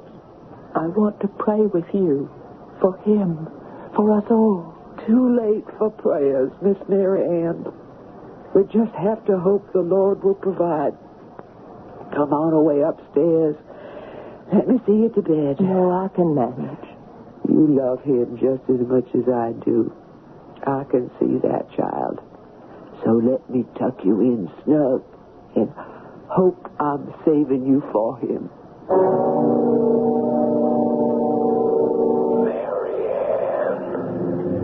Marianne. Huh? Hmm? Oh, Reg? I'm calling you. Marianne. Marianne, come to me. I said I'd come to you. Anytime. Where? Come home, my dear. Your voice is so strange. Come home. Where? To the house by the bend of the river. The house that claims you forever and ever and ever. Marianne? Yes, Betty Lou. Were you talking to someone? No, honey. Now you going back to sleep. You got a fever you have to get rid of. Oh, why did I have to get this old cold? I feel like I'm missing things. What are you doing up? Nothing to worry you. Just go back to sleep. Oh, where are you going? I don't rightly know. Go to sleep, Betty Lou. I just can't keep my eyes open. Just tell me where you're going so I can sleep. Just to look once more for that red brick house you thought you saw.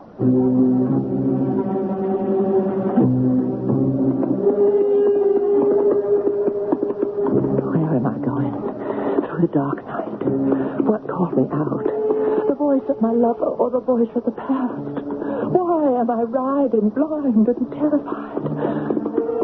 Because I know that I have no life without Bridge. I want no life without him. And somehow I know I can't find him unless I...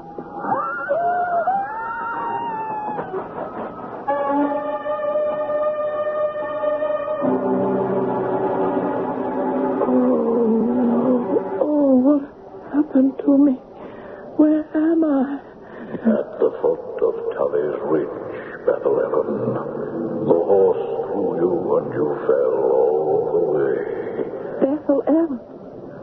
No, I'm not. Who are you? Colonel Winfield, child. Your father. Come on now, Bethlehem. I am not Bethlehem. You're all I have left of her. Come along now. Where are we going? We're going home. At last, we're going home.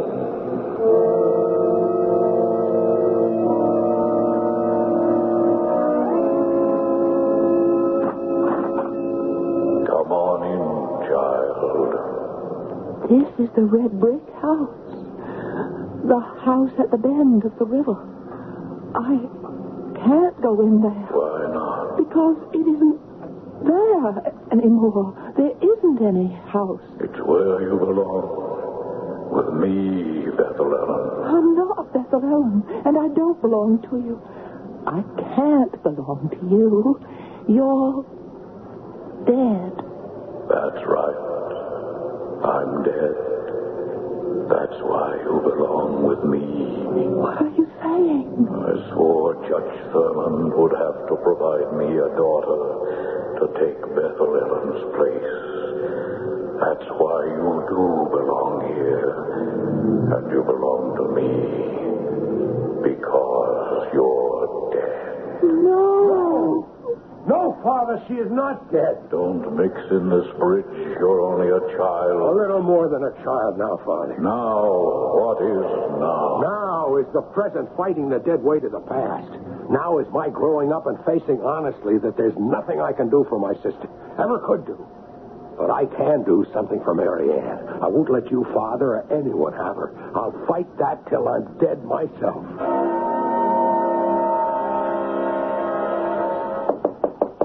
Yes? Who is this, Hattie?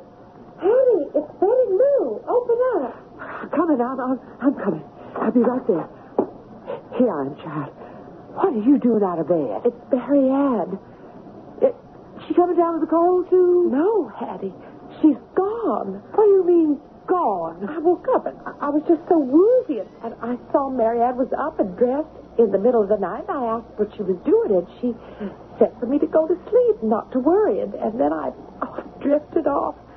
But the last thing I remembered was she said something about going to look for the red brick house. Oh, no. She wouldn't go to that ghost place.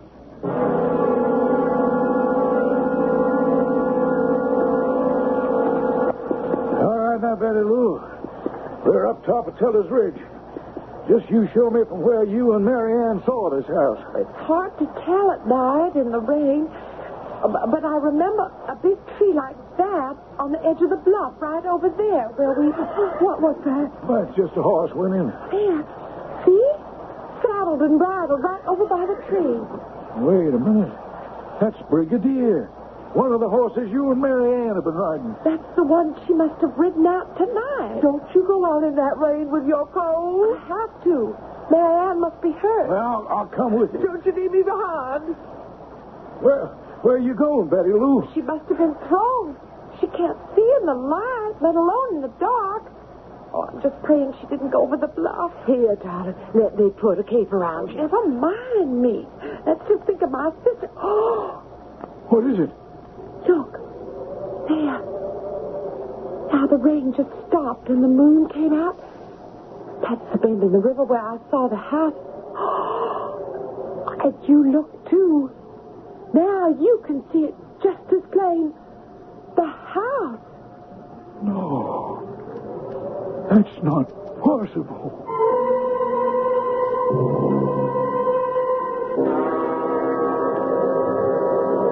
You don't belong here. We're dead. We live in the grave. You are, Father, but I'm not. And neither is Marianne. She came in answer to my voice. She wouldn't be here if you weren't replacing the daughter I lost. I claim this girl for my own. I promise you I'm not going to let you win. What's that? The present catching up with you, Father. The present that I'm going back to and taking Marianne with me. Wish me luck? All right, son. You win. And rest in peace, Father. Maybe now at last I can. That's the bridge. It's us. You got Marianne there? Yes, Hati. Is she all right? She's had a bad fall, head injuries, concussion. Bridge, son. How come you're here? Fate, or the good Lord, I guess. Can't let Marianne be exposed anymore. We've got to lift her carefully and bring her home. Maybe that's what it's going to be. At last, Hati, if all goes well.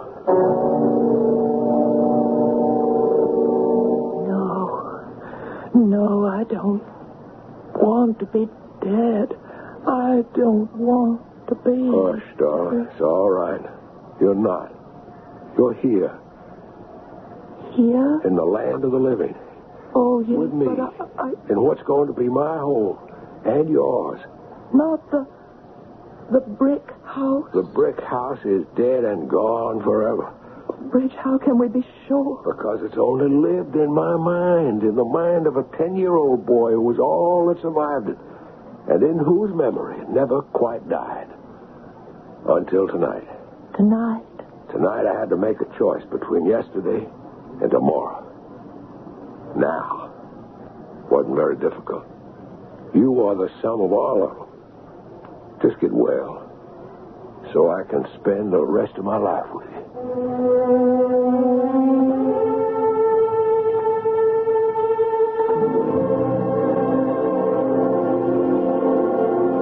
Which brings the curtain down on our little story, which, as it evolved, became quite involved, and which also served to prove that though our heroine was slightly short-sighted, in the long run, she had an eye for the right man to buy her the future.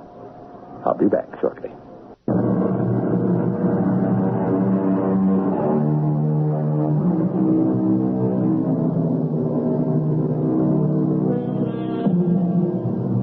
What readjustment and reconciliation might have been achieved between Bridge and his foster father, Judge Thurman, was, perhaps fortunately, never tested.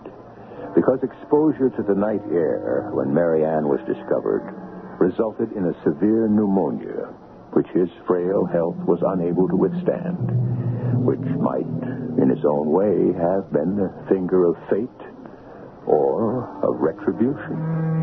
Our cast included Marion Seldes, Mason Adams, Morgan Fairchild, Ann Petoniak, and Ian Martin. The entire production was under the direction of Himan Brown. Radio Mystery Theater was sponsored in part by Buick Motor Division and True Value Hardware Stores. This is E.G. Marshall inviting you to return to our Mystery Theater for another adventure in the macabre.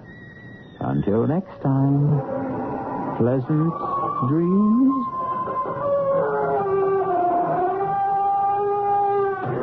The CBS Radio Mystery Theater presents...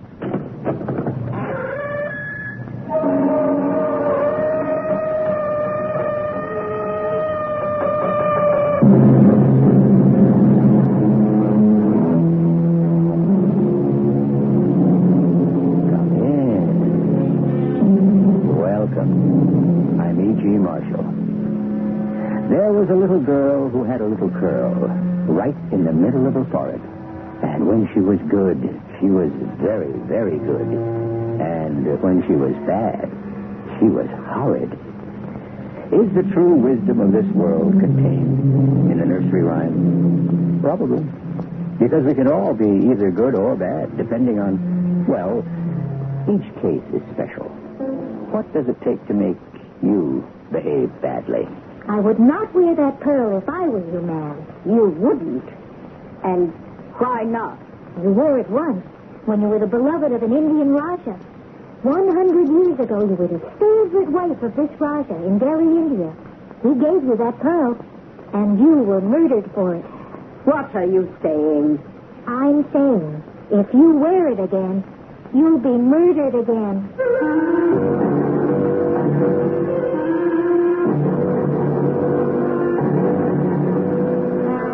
Our mystery drama, Borderline Case, was written especially for the Mystery Theater by Sam Gann and stars Mary Flersham. It is sponsored in part by Buick Motor Division and ARM, Allergy Relief Medicine. I'll be back shortly with Act One.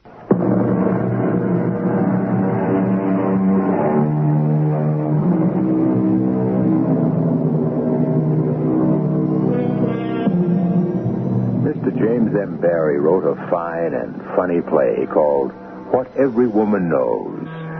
And what does every woman know? Why, that she's a smart one, operating behind the scenes, pulling the strings, planning the moves. And what really makes her smart is that she does it all without anyone really being aware of it. Meet Miss Janie Summers, who is 15 years old and lives in Chatham Springs, New York.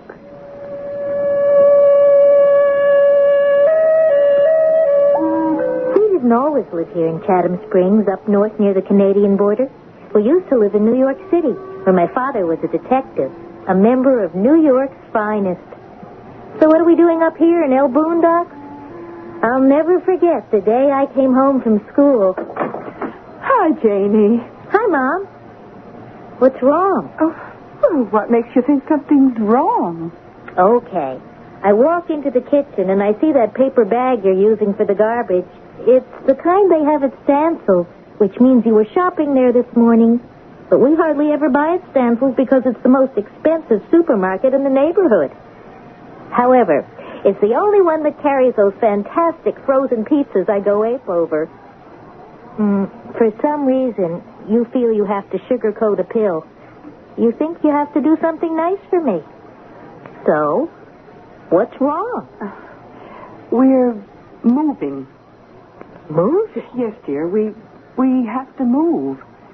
Moving? But, Mom, I have a chance to be head cheerleader. I know, Janie. And Jerry. Jerry? The boy I've been telling you about. The Greek god. Oh. I mean, he looks like a Greek god. He's just starting to notice me. Oh, could I have the pizza now? It's in the refrigerator. Uh-oh. We must be moving far away. It's the extra large size. Yes, dear. We are. Not out on the island, I hope. No, upstate.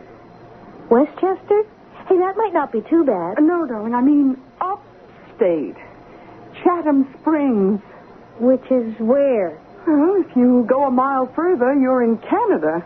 Mom, you can't do this to me. Darling, we don't have a choice. It's Daddy. Daddy? Well, he hasn't been well. Why didn't I know? We weren't sure. What's wrong? It's his lungs. He has to get away from the big city. Oh. So we chose Chatham Springs for 2 reasons.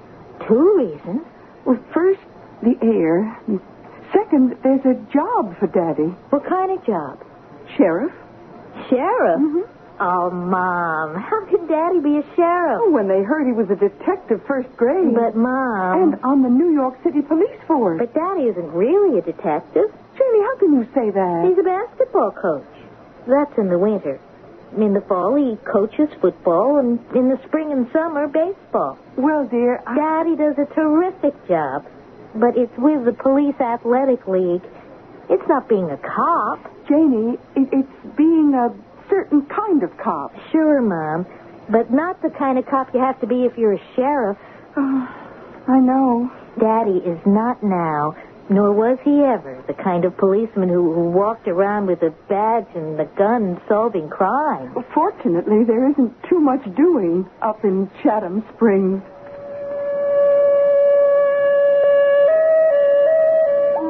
Truer words were never spoken. So, the next thing I knew, I was enrolled in Chatham Springs Regional High School. The kids dressed pretty much the way they do back in New York City, except these kids wore denim because they actually pitched hay and shoveled manure, plus whatever it is you do on a farm. Of course, it was kind of isolated. How'd you like a job this summer, Janie? I spoke to old Mr. Perkins at the hotel. The hotel? Yes, indeed. The Chatham Springs Spa. You mean that big old 1880s-looking place in the hills? Sure thing. They still use it? They sure do.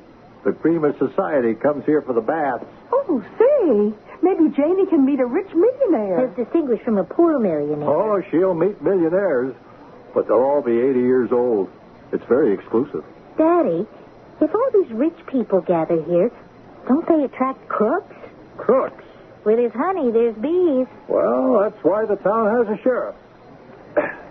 Now, if you ladies will excuse me, I'll take my 7 p.m. cruise downtown and see if anybody swiped the sidewalks. Keep the coffee hot, Louise. Oh, now I know why they need a sheriff. It's the summer months. Did anyone tell Daddy about the summer hotel and the crowd it attracts before he took the job, Mom? No, they just said it's a quiet little out-of-the-way place with plenty of hunting and fishing where nothing hardly ever happens. What's Daddy going to do if there's a robbery at the hotel?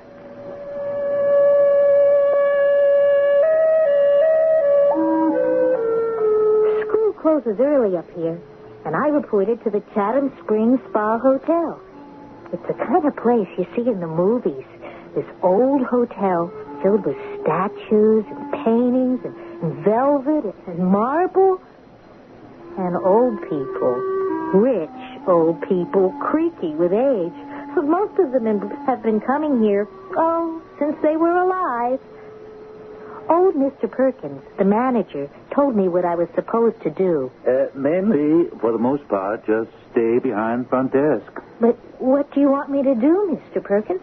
Hand out the mail, I suppose. Is that all? Well, smile. Smile? It's mostly an elderly crowd up here, and a pretty young, smiling face kind of peps up the whole place. You mean you hired me because of my smile? Youngster, you've got the brightest smile in Chatham Springs.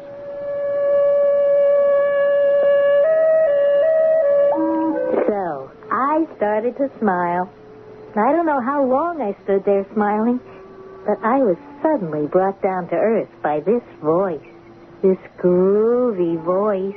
Hi, gorgeous. And there I was, staring into the deepest green eyes I'd ever seen in all my entire life. He looked to be 24, maybe 25. But it's all right. I need an older man, a mature man. He was tall and slender. Oh, and those eyes, those green, green eyes. Any mail for Mr. Doggett in Suite 322? I'll look. Thank you. Well, no, I'm sorry. You're Mr. Doggett's secretary, aren't you? Yeah, that shouldn't have been hard to figure out. I also just figured out why you're mad. Mad? Angry. What makes you think I'm angry? Do you deny it?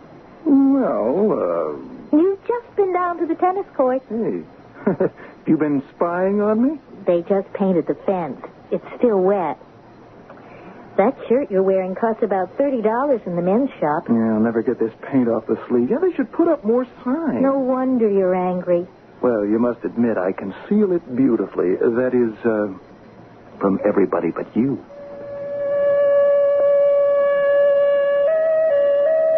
Another flash of the green eyes, and he was on his way. Bad sign. He didn't ask my name, nor did he tell me his. I may have handled him wrong. I may have appeared a little too smart. This can scare a fellow off. Well, a fellow, yes, but not a man. A mature man, like Mr. Doggett's secretary. Mr. Perkins? Who's Mr. Doggett? Oh, he's a man invented something for the automobile. What? I don't rightly remember. Must have been 40, could have been 50 years ago. I think every time anybody buys a car, he gets 50 cents or $1. It mounts up. What's his secretary's name? He's too old for you. Oh, I don't mean Mr. Doggett. I know who you mean. Tom Barlow's too old for you. Tom Barlow. I just knew it would be a strong name like that. Tom Barlow with the green, green eyes. He was usually busy with Mr. Doggett, looking over papers and one thing or another. The rest of the time, he liked to play tennis, a game I had never had a chance to develop. So, there he was, for at least an hour a day on the courts with our lady social director, Miss Jenny Croydon. She's at least 32, and she dresses kind of 1968-ish. But out on that tennis court, she was something else. She wore a cute little short white outfit. Come. This, my girl, is no place to dream. Come alive. I am Mrs. Elvira Tottenham. The keys to my room, if you please. She was tall, stout, with flaming red hair. She wore an electric blue dress, and her fingers seemed to sparkle as she waved them. Then I saw it was because of the diamond. Well, now, what are you staring at? What was I staring at? It hung from around her neck. It was a pearl. Yes, a pearl. It was the size of a small marble, and it was gray. A gray pearl. I couldn't tear my eyes away from it. What are you staring at, girl? I was staring at the pearl, the gray pearl. And as I gazed into the gray, it seemed my eyes were getting lost in the gray. I was surrounded by gray, floating in gray, everywhere, gray. And I heard voices. Kill her. But she's the Raja's favorite wife. Kill her and take the pearl. Take the pearl where? Who'd be fool enough to find it? It's worth millions. There's no pearl in the world to match it. But what would we do with it? To own it. To have it. I'll have no part of it. The door to the harem is guarded by a single slave. Your knife for him, my knife for her. But hurry before it grows light. Not a sound. Now, stab him. Now. That was well done. Now, inside, quickly. She Mike! Don't let her scream. The pearl. I have the pearl. Let's leave here. No, I must hurry. But you have all the time in the world. What? The pearl. The Star of Delhi. It's mine. Mine alone. My keys, young woman. Whatever are you thinking about? What was I thinking about? What had I just seen? What had I just heard? It was so real. But how could it be? How could I have heard and seen slaves and harem and a beautiful woman murdered for a smoky gray pearl?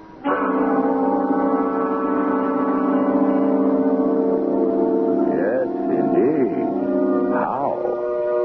Can it be the quiet life in Chatham Springs is starting to tell on little Janie?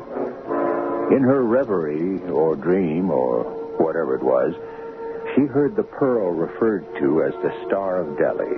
Now, she'd have no way of knowing that, would she? Suppose it should turn out that the pearl is actually named the Star of Delhi. Where would that leave us? Exactly where we are, right here, waiting for Act 2, which I shall bring in just a minute.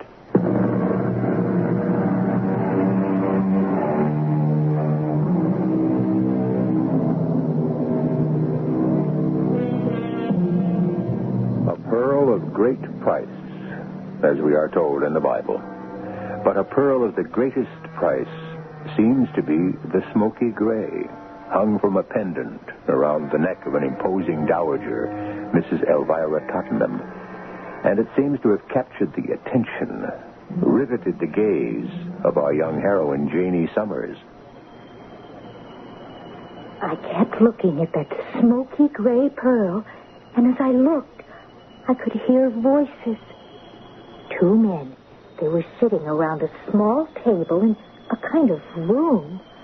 I have the pearl, Sahib. Oh, I don't believe you, Bahadur Khan. The promised price, 100,000 rupees. That's the pearl. Why does the Sahib want the pearl? What can the Sahib do with the Star of Delhi? Show me the pearl. 100,000 rupees first in British pounds. You have the money? In this chest. Now the pearl. Behold, Sahib, the Star of Delhi. Yes, it is the star. And now, Sahib, I am to be paid? Oh, yes, Bahadur Khan. You shall be paid. No!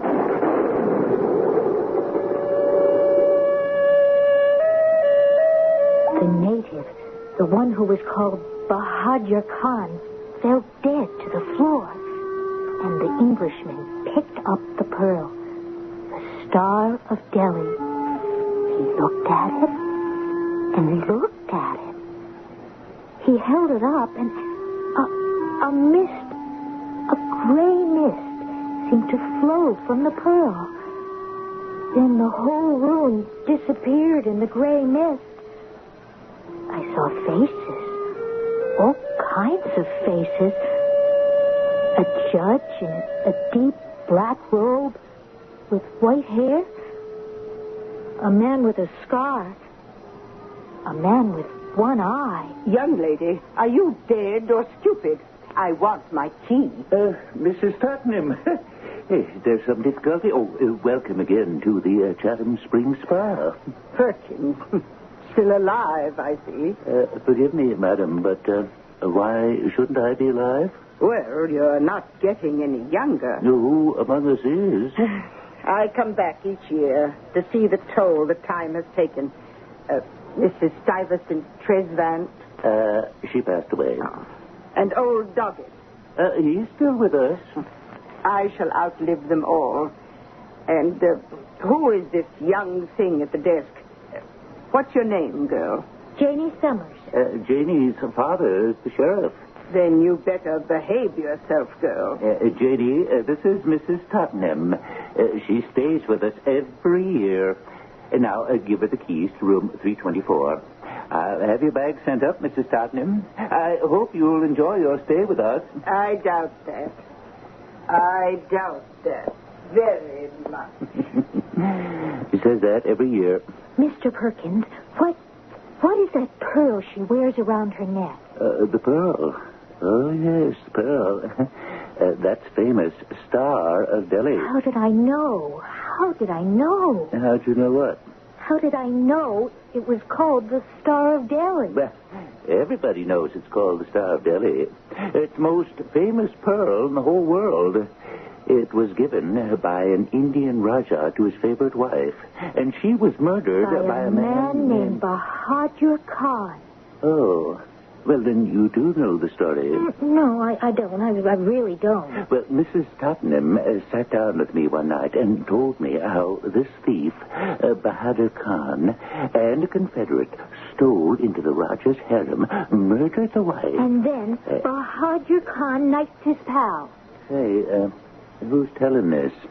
As I was saying, old Bahadur Khan then sells it to some English soldier of fortune who pays him by shooting him. Then this Englishman gets himself strangled, and, well, before you know it, that pearl is leaving a trail of blood around the world and back. I know. You heard of them bad luck jewels that are supposed to bring nothing but misfortune? Well, that there is the granddaddy of them all. All the time Mr. Perkins was talking to me, there seemed to be a mist over my eyes, a grayish mist. Because of it, I couldn't see very clearly. If I could, I would have seen something that would have scared me very much. But I'll tell you about that later. Meanwhile, I was scared enough as it was. I was so scared, I decided to quit. You mean you want to quit your job? But why, dear? I told you why. It's the pearl, the Star of Delhi. Oh, that. It brings death to everyone who owns it. That's just a legend. People who own pearls like to make up dramatic stories about them. It increases the value. These aren't made-up stories. I went to the library, looked up some old newspapers. You don't want to believe everything you read. Even when they mention dates and places and the results of trials held in court. All right, let's assume it's true. Louise, how can a thing like that be true? For the sake of argument, the bad luck only comes to the owner of the pearl or to the one who steals it or buys it. Isn't that true? Yes, Mom. Well, then, how does that affect you? I looked at that pearl, at the smoky gray pearl, and you know what? I feel that I must have it. Janie. I know it's wrong. But, Janie, you're not that kind of person. Oh, what kind of person? The kind of person who would steal. You're not a thief or a murderer. Neither were any of the other people who took the Star of Delhi. None of them were thieves and murderers originally. The first man who stole it, Bahadur Khan, he was the Raja's cousin. He was a most honest, a most trusted man. He may have been fooling the people. What are you trying to tell us, Janie? I don't trust myself when I'm near that pearl. But why? Janie, you were never one for diamonds and jewelry. I know. But that pearl... Yes? It scares me. I looked at it for the first time, and I saw all those things, and how can I account for that? Well, there's an explanation. Yes, Daddy? What? Yeah, I don't know exactly, but there has to be some explanation. Well, okay, I got to get down to the office. See you ladies for supper. Mom, what should I do? Now, you said the pearl scared you, but you didn't really tell us why. I didn't want to say it in front of Daddy. Is it because you're afraid you'll want to steal it yourself? Yes. Well, don't worry. You won't. You don't know how it is. I look at that pearl and there's nothing else in the whole world. It'll be different next time. How? Janie, There are 3 types of people in the world. Honest people, thieves, and borderline cases. Now, the honest people never steal. The thieves always steal. The borderline cases think they're honest, but they bend with the strongest wind. Then I guess I'm a borderline case. Oh, no, you're not. What you were doing was having fantasies. Doesn't that prove that there's something wrong with me? No, it just proves you're alive. Now, are you going back to work at the hotel? Well, I don't suppose I would have quit in any case. After all, Mr. Green Eyes is there. Hello, Jeannie. Who told you my name, Tom? Same person who told you mine. Well, how are things? Just fine. Hey, that's a cute blouse. Oh, do you really like it? Oh, yeah. Green's my favorite color. Mine, too. Now, what do you suppose can be keeping Jenny Croydon? We had a 1:15 date to play tennis, and oh, there she is. Excuse me, Janie. Hey there, honey. You shouldn't wear your disappointment in plain view, my girl. Neither should you wear your pearl. What are jewels for if not to be shown? He's a very ordinary young man. Not all that young. You may think he's handsome, but what do you know about men? I see you're no longer impressed with the Star of Delhi. I think it's beautiful. But that's all. You don't get lost in it. Good for you. I can tell by your eyes. But isn't it dangerous to wear that pearl? Look inside my handbag, girl. I have something to show you. What's that? A sheriff's daughter, and you don't know a .45 caliber pistol when you see one? Notice, it's a .45, not a dainty little .22. With a .45, you could stop a rampaging elephant if you hit him in the eye. And my girl, I could hit him right square in the middle of his eye.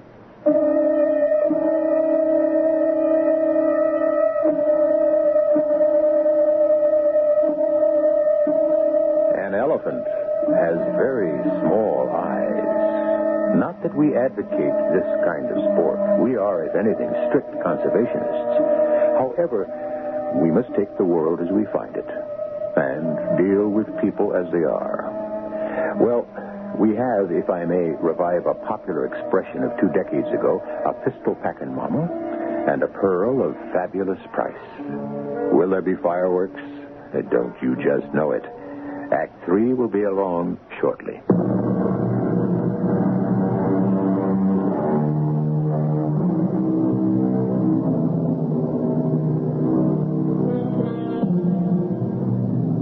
Full many a gem of purest ray serene, the dark, unfathomed depths of ocean bear. That's a poem by Mr. Thomas Gray, which talks about the hidden treasures of the world. However, a treasure that's out in full view is the Star of Delhi, a smoky gray pearl which Mrs. Elvira Tottenham wears round her neck. Historical fact tells us that everyone who owned this pearl met with untimely, violent death. Mrs. Tottenham is also armed with a .45 caliber pistol, a most lethal weapon. But, Mrs. Tottenham, isn't it true it's been bad luck to own that pearl? What's luck, girl, but a string of coincidences? If they go your way, they're good. If they go against you, they're bad. But still... I dare anybody to come at me in broad daylight. And at night, I lock my door and sleep with my Colt .45 beneath my pillow. But aren't you being foolish? I've been around for 80 years. I can't expect to live forever. But there are thieves who... Nonsense. No self-respecting thief would risk his life to steal the Star of Delhi. Who would buy it? But one person after another has stolen the pearl for more than 100 years. That's right. And you can tell who those thieves will be. How? They're the people who look at it and get lost in it. You can read it in their eyes, and I know who they are. Who? Yesterday, you were one of them. Me? Yes, yesterday you were lost in it. You would have done anything to get it. Oh, no. But today, your common sense has prevailed. Who else besides me still is lost in it? Green-eyed Tom Barlow. Blue-eyed Jenny Croydon. Brown-eyed Bill Perkins. Are you saying that... What I'm saying loud and clear is if I should be found murdered in my bed one morning and the pearl is missing, you may tell your father they are prime suspects. Not Tom. Not Tom Barlow. Believe me, Tom Barlow is like growing pains. You'll outgrow him.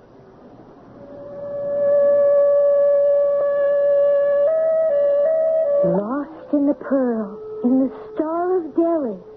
How were they lost in it? Did they see the same story I did? All the murders and robberies? I tried a little test. I waited till Tom Barlow came into the lobby again. Janie, did anybody ever tell you you have an absolutely beautiful smile? What happened? Did she give you the air? Did who give me the air? Miss Twinkletoes. Jenny Croydon. Oh, hey, I love both of you. I'd even marry both of you, but bigamy is illegal. Not everywhere. Is it illegal, do you suppose, in India? I wonder how many wives Bahadur Khan had. Who? Bahadur Khan. Bahadur Khan. 4 syllables, and each seemed to strike at him as if it were a deliberate thrust of a knife. His face became chalky white, and the green light died in his eyes.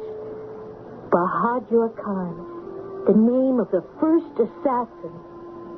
Once again, I saw the dim, dark hallway, the massive door, the 2 men, and the 2 voices. We'll kill her and take the pearl. But what can we do with it? To own it. The door to the harem is guarded by a single slave. Come, help me. Your knife for him, my knife for her. And I saw them move stealthily towards the huge, well-armed slave who stood by the solid wooden door.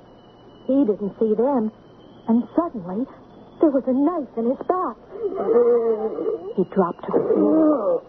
And now, for her. I watched what I didn't really watch the first time.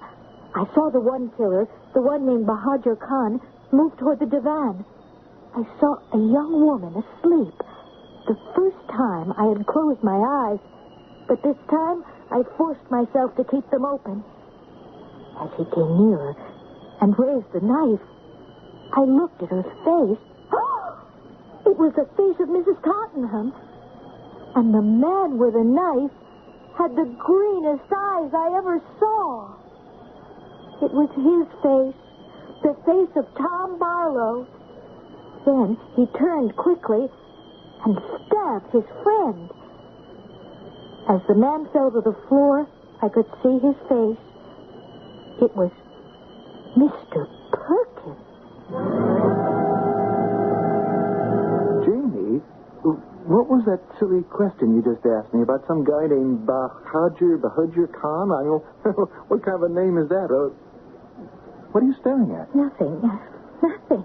But you're staring at something. Something. His eyes. I've been hypnotized by his eyes ever since I met him. But now, there was something about his eyes that was different. Something I'd noticed in my dream. Or was it a vision? One eye was greener than the other.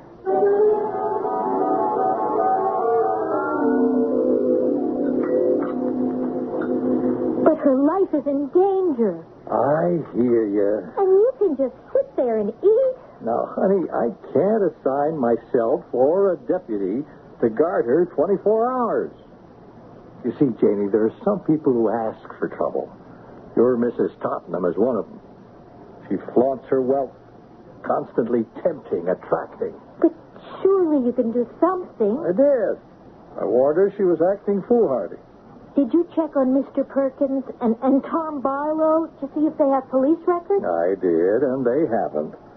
They're what your mother would call borderline cases. Would you do something for me, Dad? I'd do anything for you, honey. Would you, in your official capacity of sheriff, call the chief of police in Delhi, India? You mean Delhi, Indiana? No, Dad. Delhi. I guess now they call it New Delhi. And check on a man named Bahadur Khan. He was murdered in a jewel theft about 100 or so years ago. Janie, are you serious? Dad, I have to know. Please, put on your official voice. Get New Delhi, India on the phone, just like this. Operator, this is the sheriff's office in Iroquois County.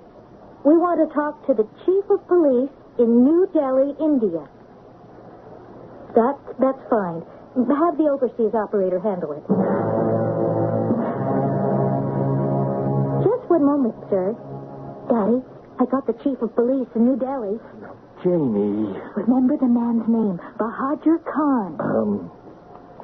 A chief? This is Sheriff Summers of Iroquois County, New York. Summers. No, I don't believe I got my blue at Harrow. Must have been another Summers. Chief, we'd like to find out if you could tell us about a fellow named Bahadur Khan. He was killed in connection with the robbery of the Star of Delhi. Killed in connection with the robbery of the Star of Delhi? That's right. About 100 years ago. About 100 years ago, give or take. You will? Hey, Chief, that's very nice of you. Why, yes, sir. I'll wait for your call. Oh, what a nice neighborly fella. Said it's no trouble at all. Call me right back. Oh, but, honey, what can this possibly tell you? I don't know, and I could never explain it. How do you like that? Has the chief of police in New Delhi found it already? How about that? Sheriff Summers. What? When? I'll be right there. Dad, what happened? Mrs. Tottenham. She's been murdered. 5 minutes ago.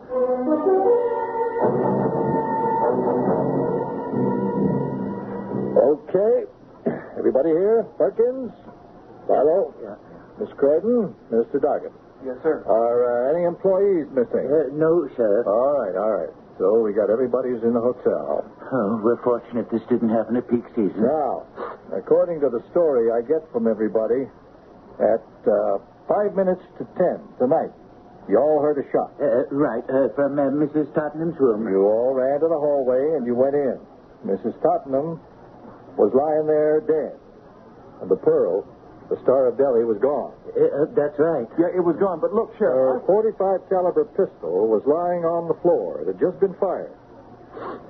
As I reconstruct the killing, the intruder entered the room. He had a key. My daughter, Janie, tells me it isn't hard to get one. And Mrs. Tottenham woke up. She went for her gun under the pillow. The intruder struggled with her. The gun went off and killed her, and then he grabbed the pearl. The broken chain was still on the bed. Now, I'll start asking questions. And he did. Daddy wasn't bad, but he got nowhere. Jenny Croydon was in her room. Tom Barlow was out walking. Mr. Perkins was in the hallway on the floor above. And so it went. Nobody had seen the killer leave. Well, I wasn't listening to answers.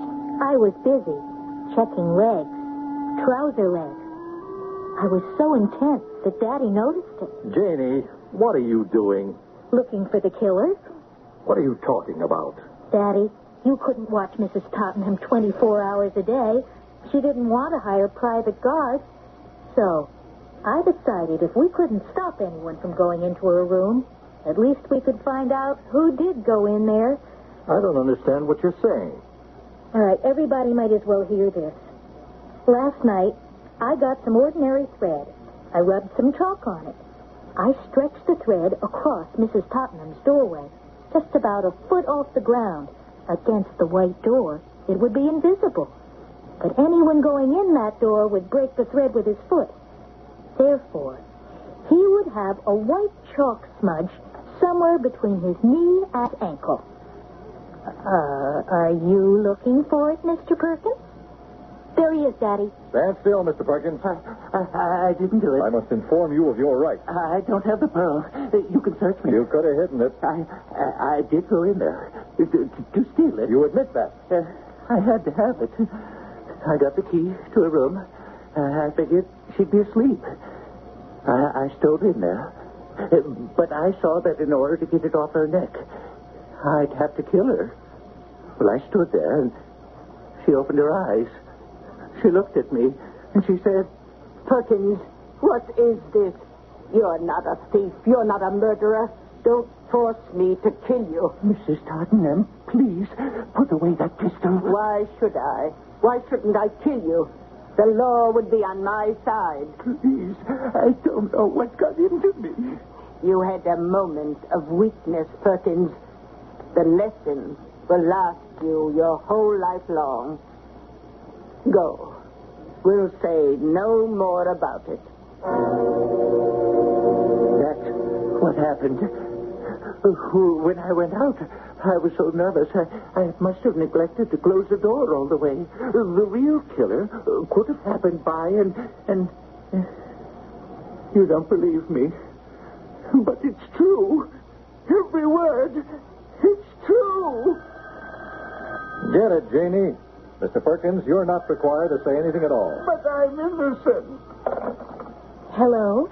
Janie, that chief of police called from India. He said... Who is it? Mom, the chief of police from India called. Another time. I'm busy. He says Bahadur Khan, who first stole the Star of Delhi, was 30 years old.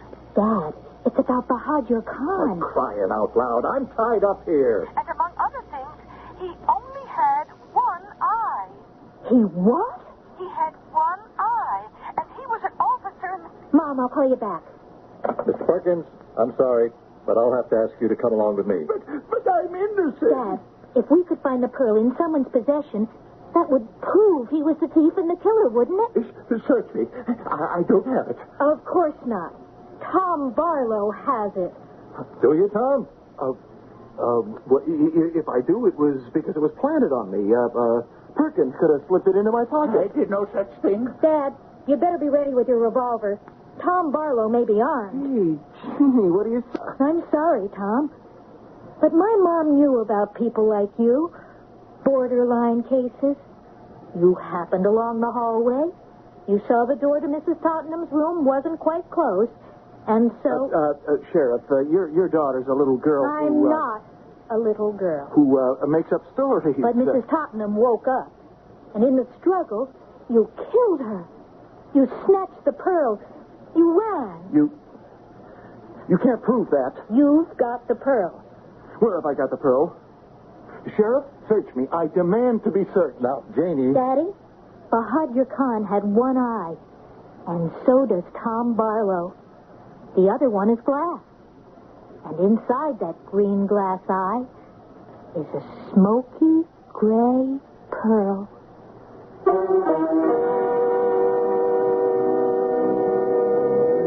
Well, where else could it be? Smoky gray pearls and green glass eyes. And smart teenage girls. Mix well, and you get a solution to a story of murder and robbery. And if you stay here for a minute, you'll get even more.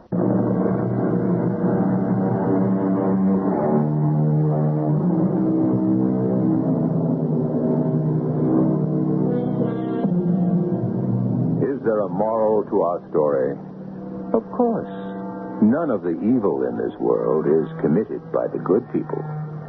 Not all of it is brought about by the bad people. For the most part, evil is the work of those who could be either good or bad, depending on how things work out. The borderline cases. It's good to be good. It's bad to be bad. But the worst thing you can be is neither. Or both. Our cast included Mary Persham, Bryna Rayburn, Ken Harvey, Russell Horton, and Ray Owens. The entire production was under the direction of Himan Brown. Radio Mystery Theater was sponsored in part by General Electric Citizen Band Radios and X-Lax. This is E.G. Marshall inviting you to return to our Mystery Theater for another adventure in the macabre.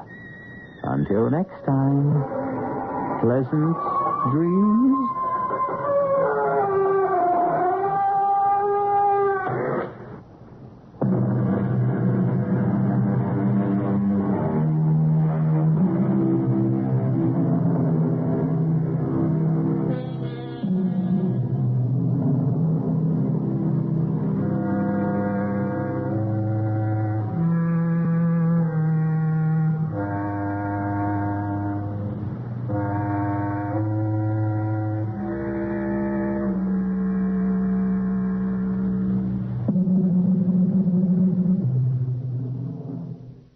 The CBS Radio Mystery Theater presents...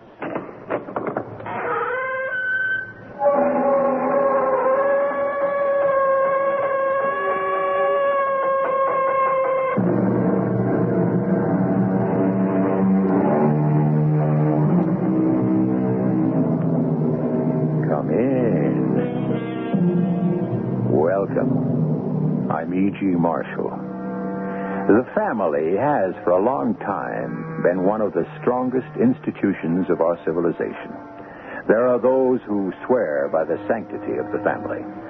There are others who have said, God gives us relatives. Thank God we can choose our friends. Only when the family is attacked can one judge its true strength. Either it falls apart and disintegrates, or it holds firm. Our story deals with such a test. Do you know anything about life after death, Ellie? You know, like reincarnation, how the dead sometimes come back to still another life? I don't believe in any of that nonsense. Please get to the point. Well, here, let me take off these dark glasses. Now, the eyes may look a little strange, but look into them. Tell me what you see. Oh, no.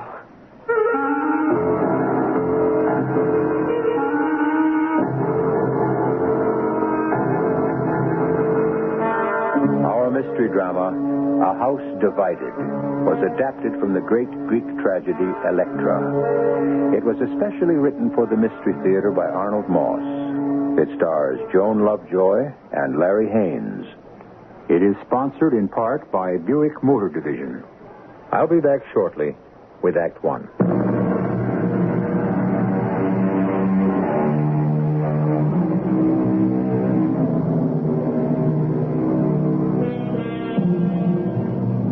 The year is 1917.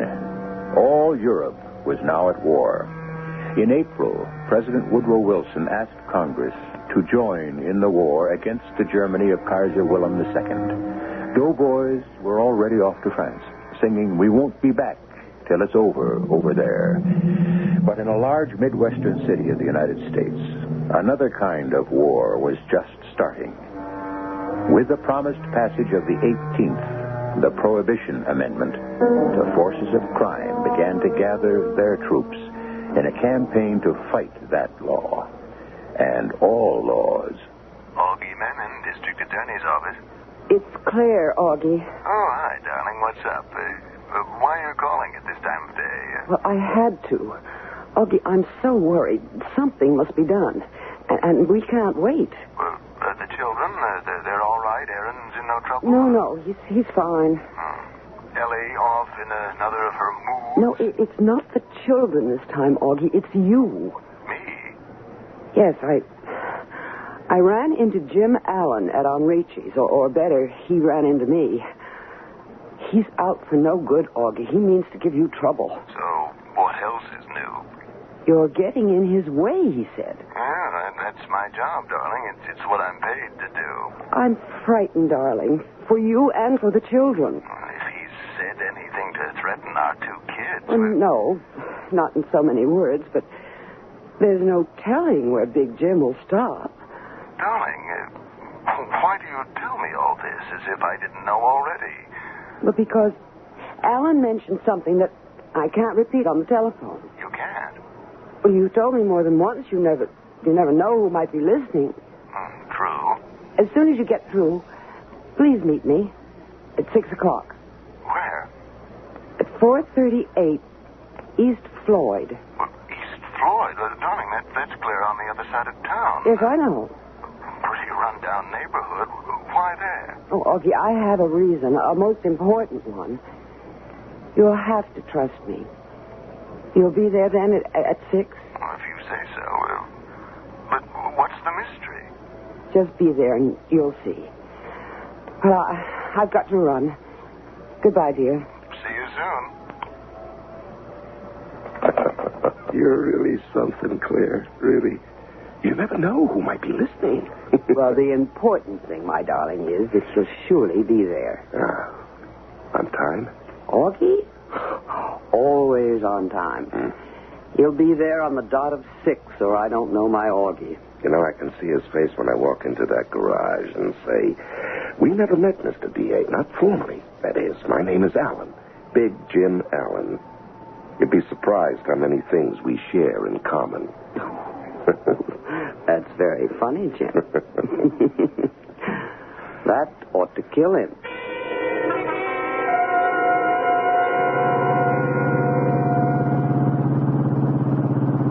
Slow down, Corey. It's that one over there, number 438. 438 East Floyd. Hey, what do you know? The old Hastings garage. Remember the time, boy? Yeah, I remember, Corey. Hey, look at all them broken windows. Not one person on the street, eh? Shame what's happened to the neighborhood. You know, there was a time Just keep the motor running. You bet, boss. Hand me the suitcase. You got it. I won't be long.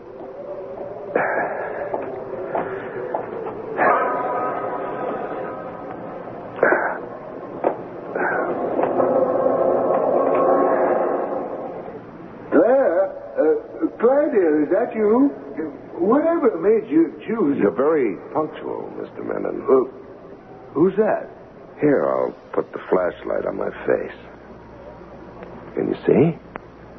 Allen. Big Jim Allen.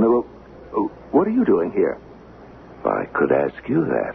I'm expecting my wife. Here? In an old abandoned garage in a deserted neighborhood? You must be kidding. Allen, where's Claire? Where is my wife? What have you done to her? Now, that's a good question, Mr. Menon. What do you want?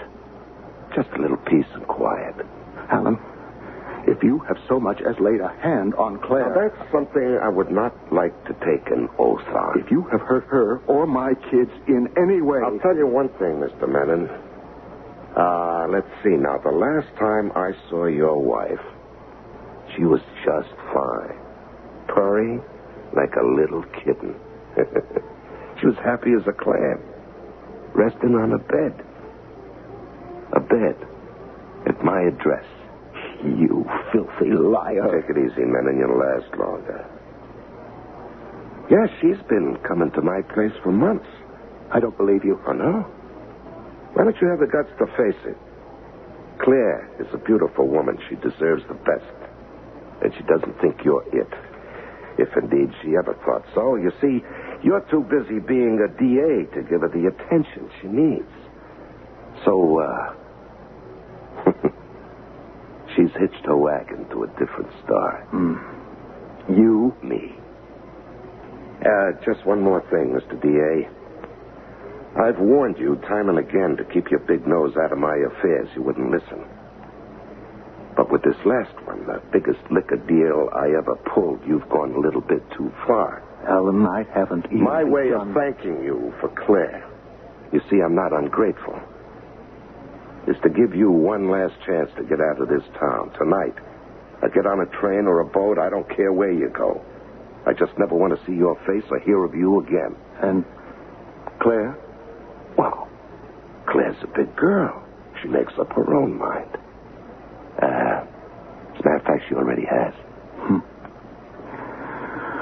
Well, my children. Aaron, Ellie. Well, Ellie's 18, Aaron's nearly 20. They'll get along. Alan, you're crazier than I thought. My office has a file this thick on you with evidence, with proof. You are going to get your ears pinned back so far. You're wrong again, Menon. No one is ever going to touch me, ever. And it certainly won't be you. No? No, Augie. Never you.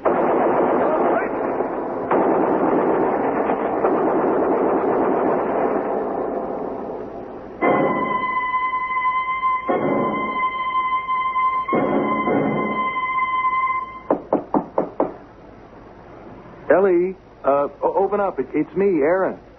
Come on in. Door's open.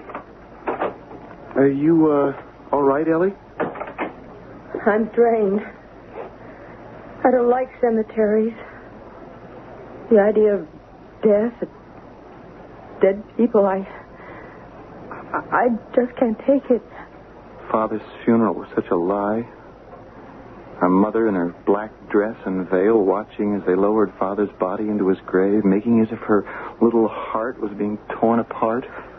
She should have been an actress. Ellie, there's something that I have to tell you. Yes? I just can't stay here. I've got to get away, so... Well, I've enlisted in the Army in chemical warfare. I leave for training camp at 5 a.m. What? Why have you done this? Well, I told you. And before I leave, there's one thing that... Oh, hold it a minute. Phone from Hati. Hello? Oh, your big girl is fine and dandy. Karen. Yeah. She's picked up the phone on the upstairs landing. I want to hear this. I have no idea, Jim. What's on your mind? She's talking to her boyfriend. Hey, Jim The Allen. Hot Jar Club? What's that? Oh, a new one. Best speakeasy in town? Well, I'd love to go. 8 o'clock is fine. I'm sure that Ellie and Aaron will be gone by then. Right. Bye, dear. The Hot Jar Club. Aaron, we were right. She had to be in on Daddy's murder all the time. She was the one who set him up, I'm sure. Yeah. I felt it all along. Oh, what will we do now, Aaron? Well, you play along as best you can till I return. Now, don't do anything that'll cause them to suspect that you suspect anything. And you? Well, between now and 5 a.m. tomorrow morning, I've got one important thing that I must do. Whatever it is, take care of yourself, Aaron. Take very good care.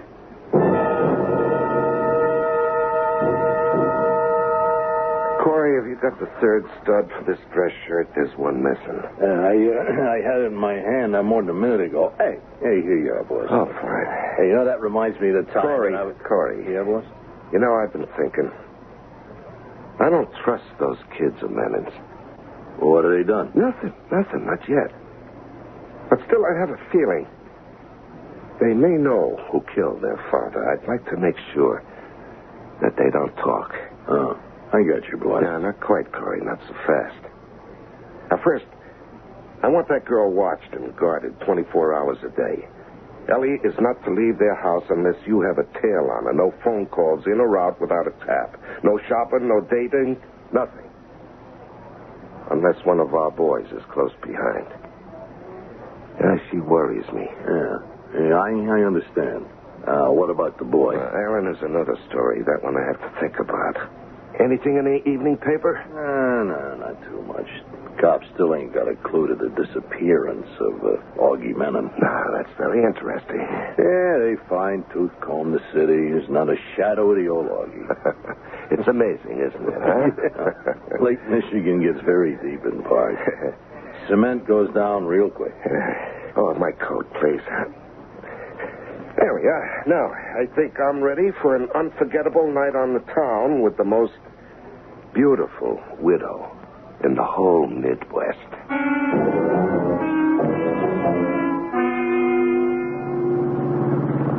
When we walk into the place, no one will notice me, I promise you. Why do you say that, Jim? Because, my dear, they'll all be saying, who is that gorgeous lady dressed in black? Why, they won't even be able to take their eyes off you to see who the gentleman is. Oh, they'll notice. Because it's you. Here you are, boss. Yeah. Yeah, good crowd. Your friend, the owner of this place? Oh, he does things right, you'll see. Well, have a good time to both of you. Now, watch your step getting out, Mrs. Manning. Thank you, Corey. Yeah, be back at 1 o'clock, huh? Right. Claire, you're going to have one of the finest meals you ever... Down, Claire, down on the pavement. Hey, are you all right, boy? Yeah, we're both fine. Here, let me help you out, honey. Where is he? He ran off into an alley someplace. Get a good look at him? No, it happened so fast. It was the kid, boss, some young punk. Oh, no, I don't believe it. What is it? That kid that took those shots at you. I'll swear to my life. That was your son, Mrs. Menon. Your son, Aaron. Aaron? Corey, how sure are you? Positive.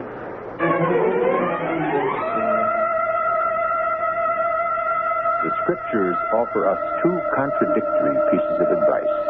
One says, whosoever shall smite thee on thy right cheek, turn to him the other also.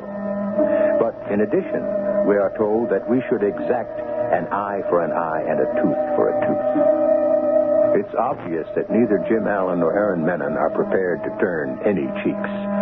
That they both agree with the admonition in Genesis that says, whoso sheddeth man's blood, by man shall his blood be shed. I'll be back shortly with Act 2.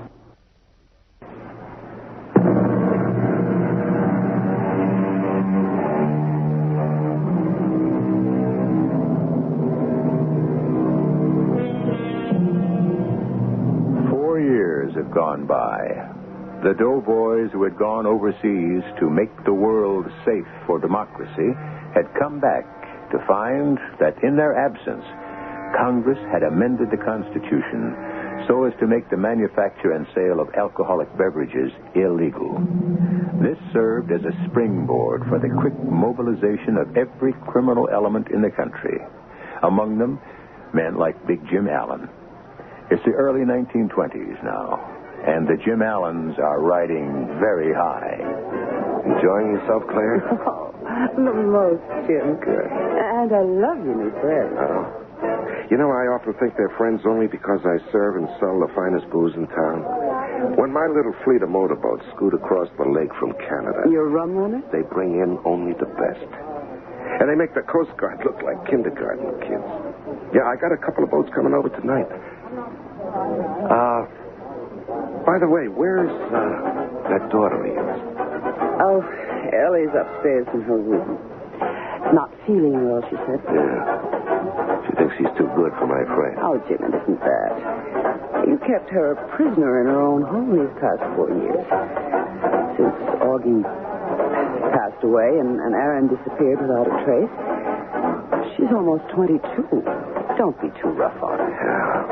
Yeah, that's just the point. She's grown up. She may have learned to talk. Outside of you, she's all I have. Go a little easy on her, will you?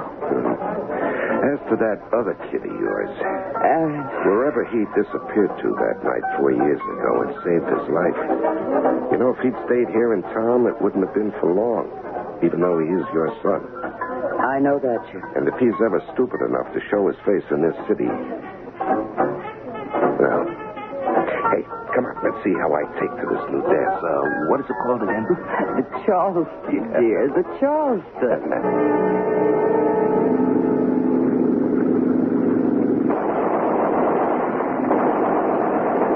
Hold it, Aaron! Hold your fire! Boy, I would have given anything to get that little rum runner, especially that one. Aaron, the Coast Guard can't win them all. Tonight the fog's as thick as soup. We can't even see what we're shooting at.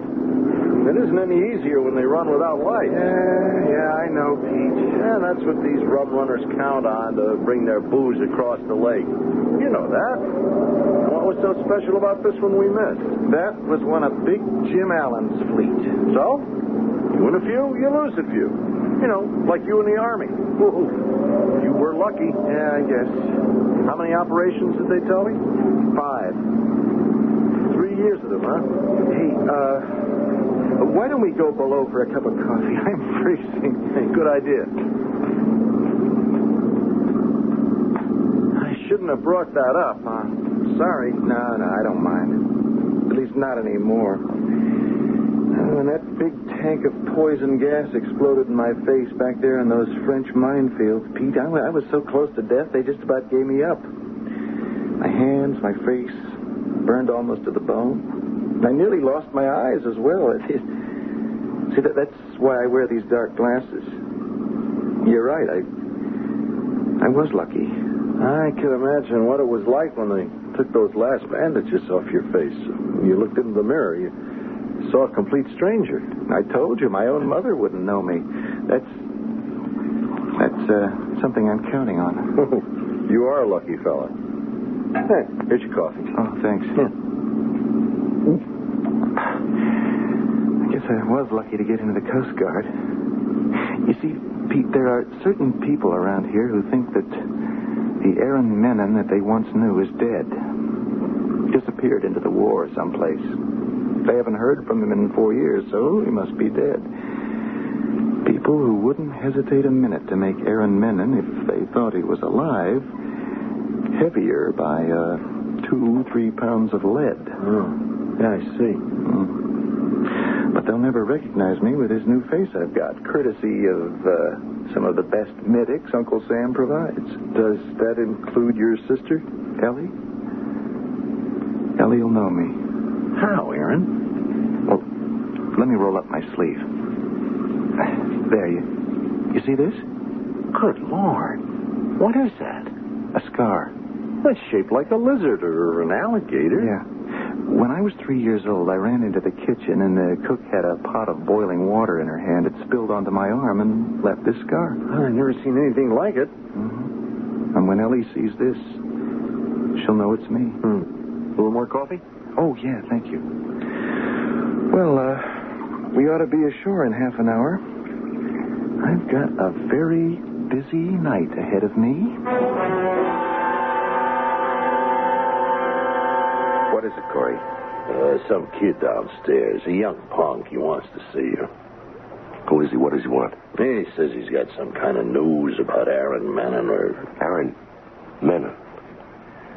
What kind of news? I don't know, something about Aaron's body. He said he had to speak to you. Aaron's body? Mm-hmm. Where's he from? New kid in town. He's with the parish mob. Or, so he says. Where is he? Outside, waiting in the hall. Okay, let him wait. Meantime, you keep an eye on him every minute.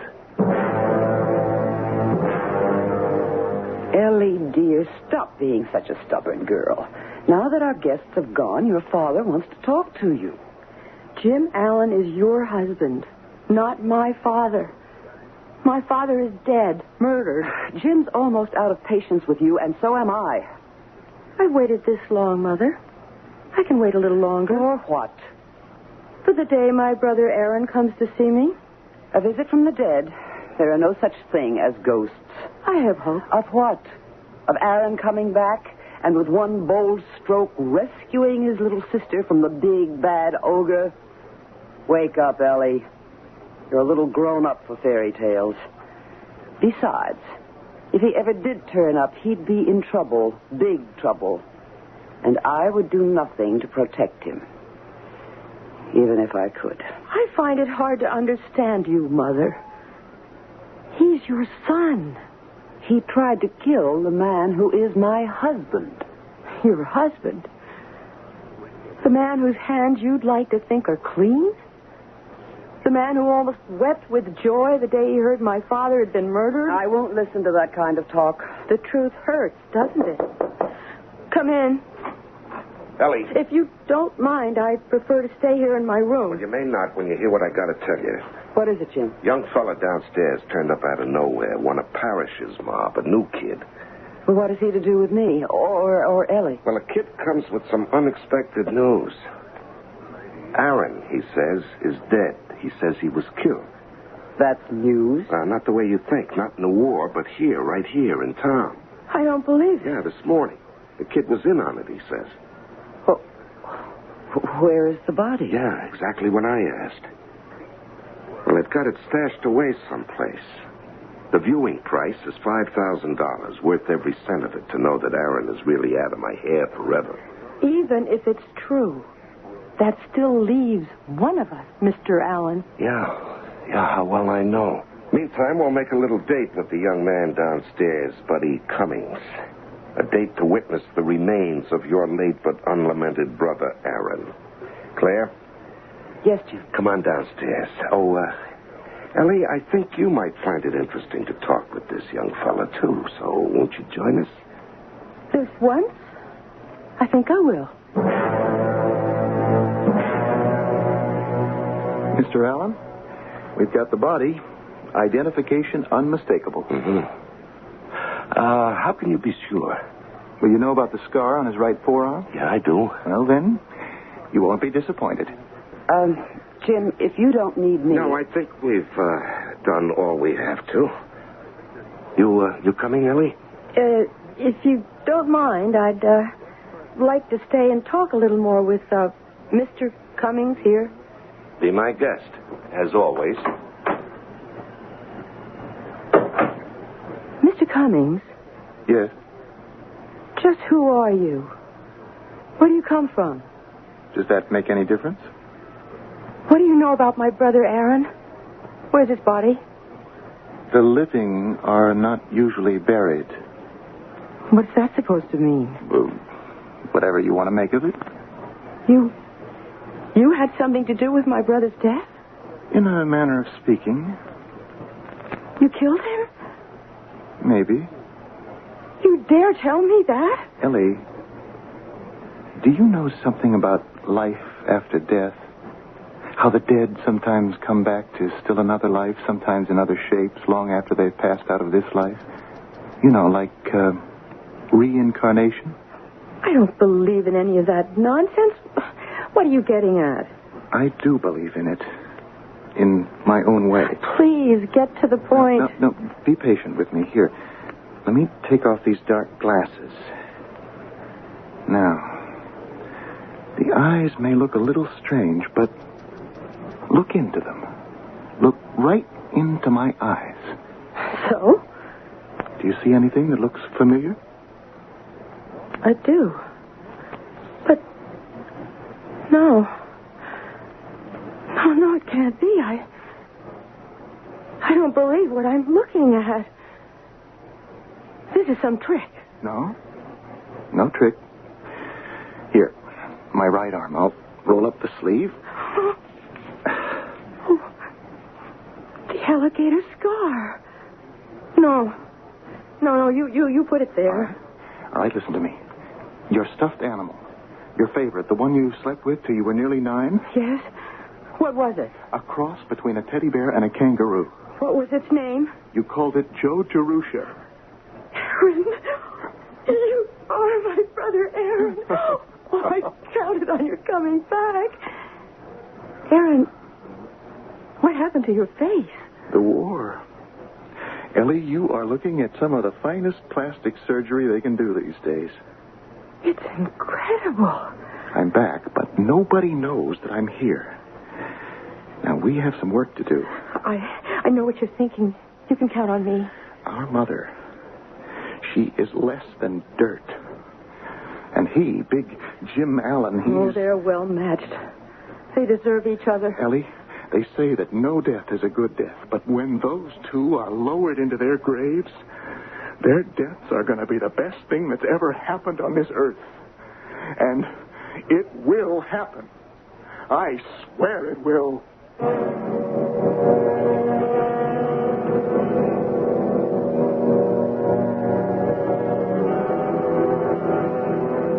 We have heard that he who insists on getting his revenge keeps his own wounds green, which would otherwise heal of their own accord.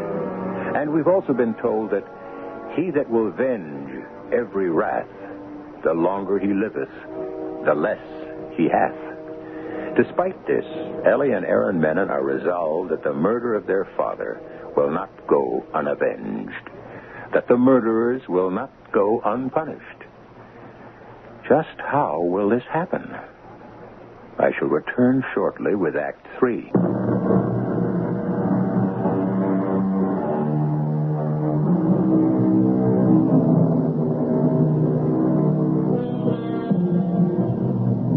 In Hamlet, another story of retribution, the ghost of Hamlet's murdered father instructs him to revenge his father's death. But the young prince of Denmark keeps putting it off until eventually his procrastination leads to his own death. For the young Menons, Aaron and Ellie, time is running very short. Aaron, his face altered beyond recognition by an accident in World War I, has convinced Jim Allen, the murderer of his father, that he is another man called Buddy Cummings. Allen is about to offer Aaron, or Buddy, a most unusual assignment.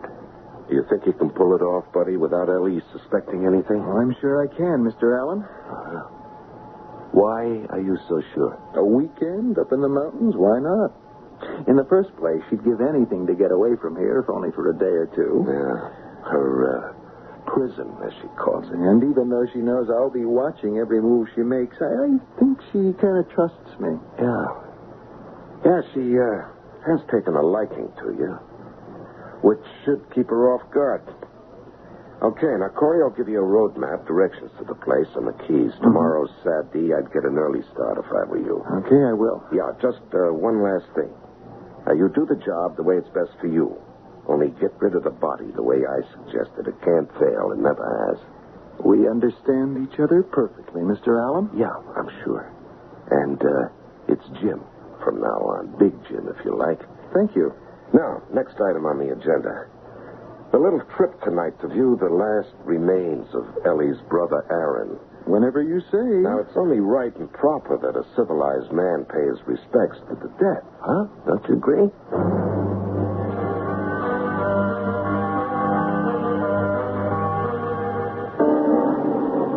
Oh, this is a great night we picked. Rain's coming down so hard you can hardly see. Well, we're just about there. In fact, we've arrived. This is it. Well, looks like we'll have to make a run for the building if we don't want to get drenched. We'll manage. Umbrellas? No, the wind would blow it inside out. Let's run for it, huh? Okay, follow me. Here goes.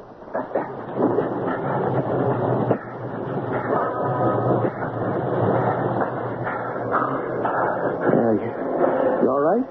Soaked, otherwise all right.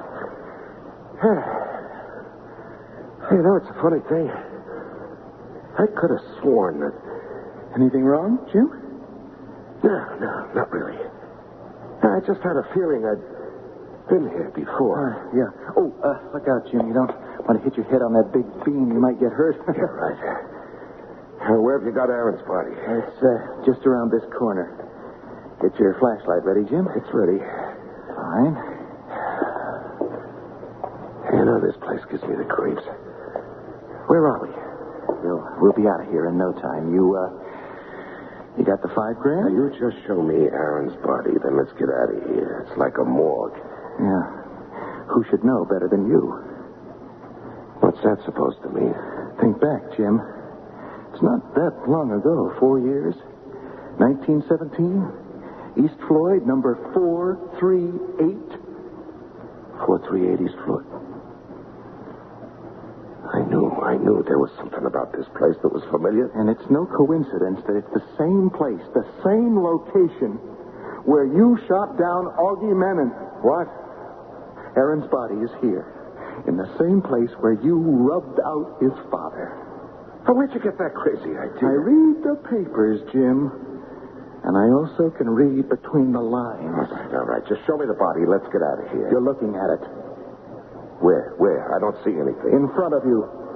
Right here. All I see is you. That's right, Mr. Allen. Hey, give me that flashlight. Keep your hands exactly where they are. Don't move. Now, what is this?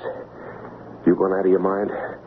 Now, just put down that gun, huh? Show me Aaron's body. You're looking at it, friend. But, buddy, I am Aaron Menon, And if you're still in doubt, look at this scar on my right forearm. Recognize it? Aaron, what are you going to do? Oh, that's a silly question for a man as smart as you. You took my father's life. I owe you something. No. Look, I can explain. I'm sure you can. My father always paid his debts. Big Jim. You and my mother should have remembered that.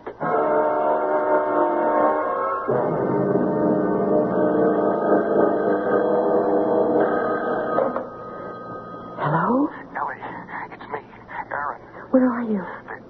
The other side of town. Are you all right? Just fine. Ellie, it's done. Done? Finished. All attended to. Tell our mother, Big Jim sent a message. He won't be home tonight. Good. Very good. When do I see you? A few more things I have to do tonight. Tomorrow morning. Here? At the house? Yeah, where else? I have a better idea, I think. Oh, what is it? Tomorrow is an anniversary of sorts. Of course. Someone we know will make a trip to Good Hope Cemetery to lay flowers on a grave. I'll be there, too. What time? Around 9? Okay. Until tomorrow. Until tomorrow.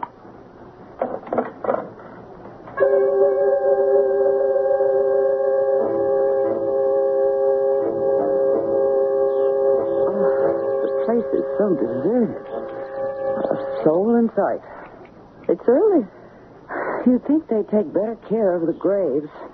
Perpetual care, indeed. They could look better, Mother. All these weeds. That's why I bring my own garden shears and the plants to the little estate. I feel it's the least I can do in memory of your father. The very least. Meaning? Such complete devotion. Such warm, personal care. Oh, spare me your sarcasm, Ellie. A pity you show so much more love for my father's memory than you showed for him when he was still alive. Don't start that again. Not here, and not today. Please hand me that small flower pot. No. The one over there. The ice plant. Why do you suppose it's called an ice plant? Any idea, Mother? None. Maybe because it has no heart. Or one of ice. Plants don't have hearts. Neither do some people. Ellie, once and for all, your father is dead. Nothing you do or say will ever bring him back. That's true, Mother.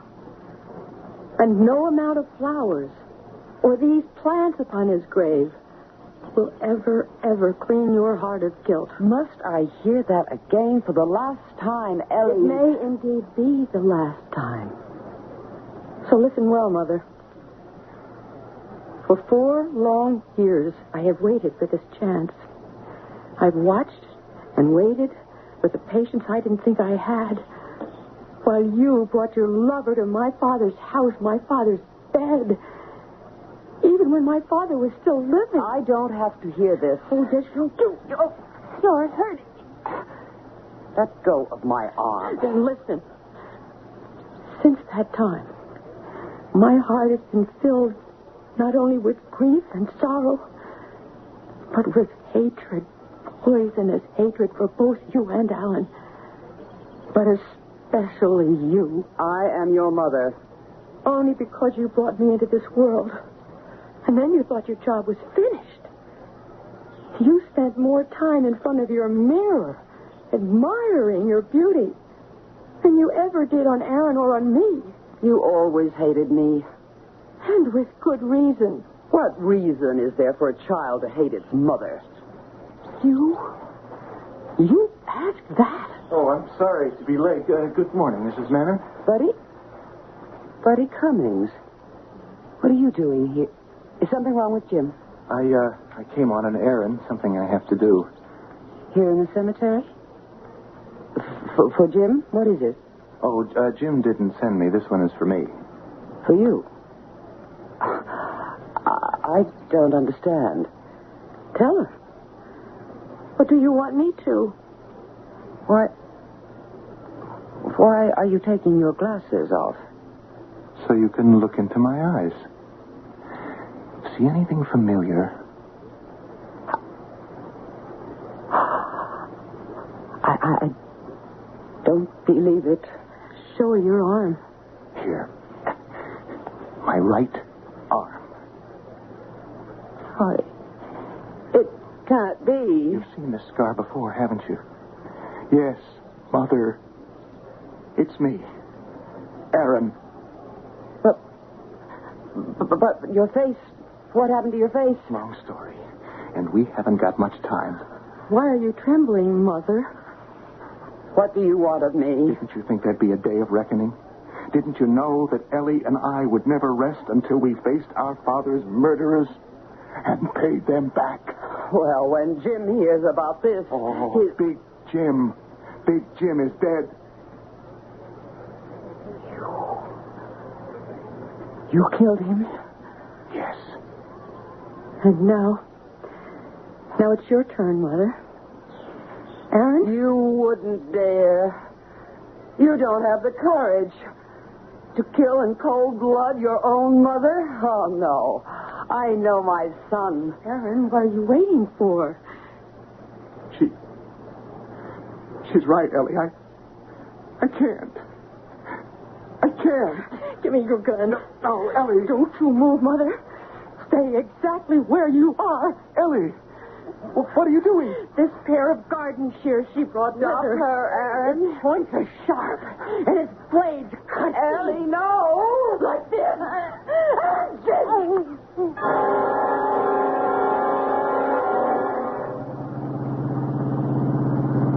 Now, remember, Ellie, when we get to the gate, we're supposed to be leaving for the weekend in Alan's place in the mountains.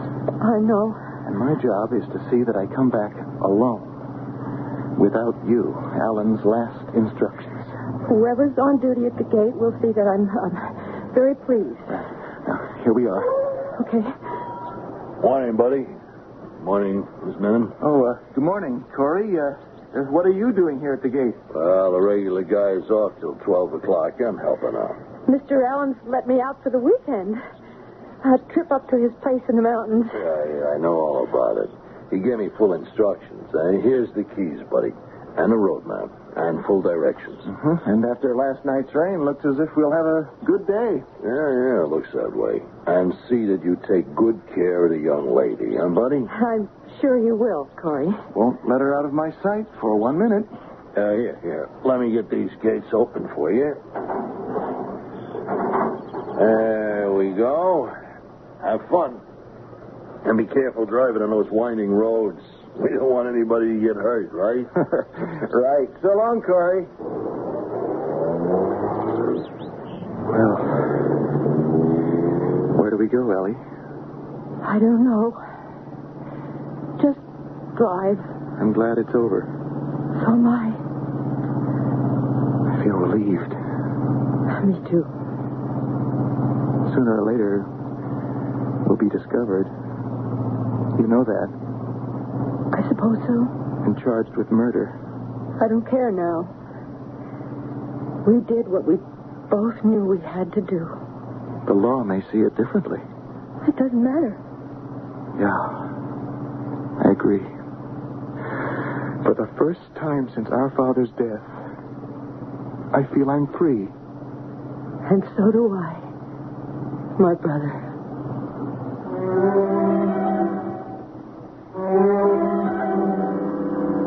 The law, of course, did catch up with Ellie and Aaron. And to the law, murder was murder, no matter what the justification. The last words of the ancient Greek playwright Euripides, in his version of Electra, read, "As we move through the open valleys of air, we champion none who are stained in sin. So let no man be desirous of evil, nor sail with those who have broken their oaths. As God to man, I command you." I will return in a moment.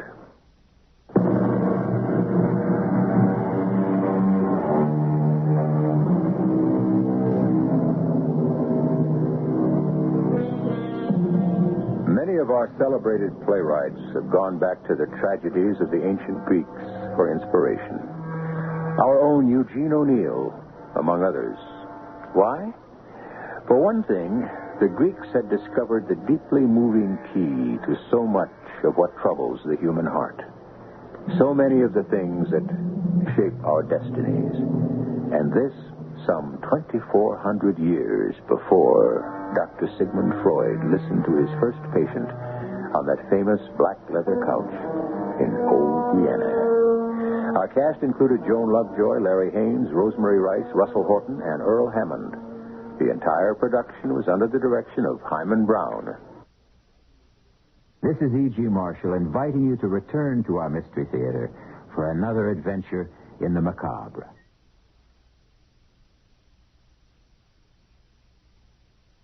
The CBS Radio Mystery Theater presents...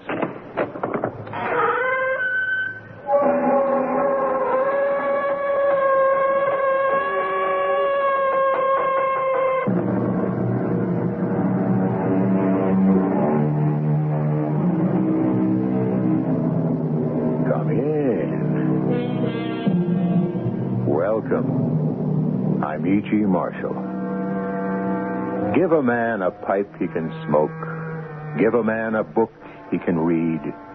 And his home is bright with a calm delight, though the room be poor indeed. That was a fine poetic sentiment when it was first written about 100 years ago, but it may not have stood the test of time. For one thing, smoking has fallen into disfavor. And not too many books written today are designed to brighten and delight. These are grim times, my friends. And don't just take my word for it. Read some of the recent books, especially the one we're about to consider. With this book, we can do justice. With this book, we can get rich. Do you know what this book can mean to the world? I want only what it can mean to you and me. But I don't want money. This isn't just money. This is millions. Millions. Justice is more important. Captain, if you can't see it, well, only one of us is going to walk out of here with the book.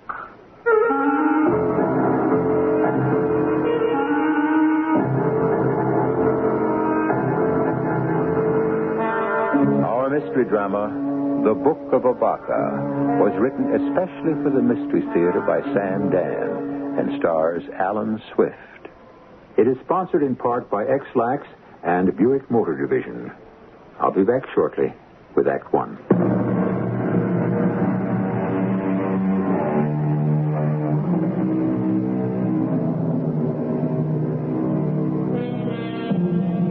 What is the most valuable book in the world? The original Gutenberg Bible? A first folio Shakespeare? The answer is no. To them. Or to any other famous first editions you could think of.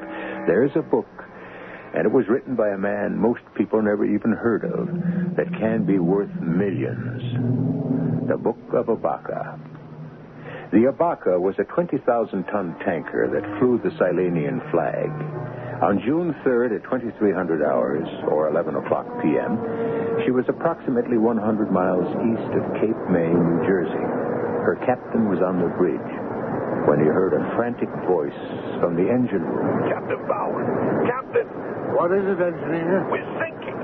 Sinking? The water's rushing into the engine room.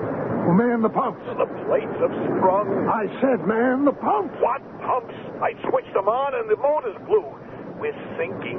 I can't stop the water. Well, we can't sink. We've got 3 million gallons of oil on board. I'm hip deep in water now. You know what that means? I only know we're sinking. I'm coming below. What for? You want to drown down here?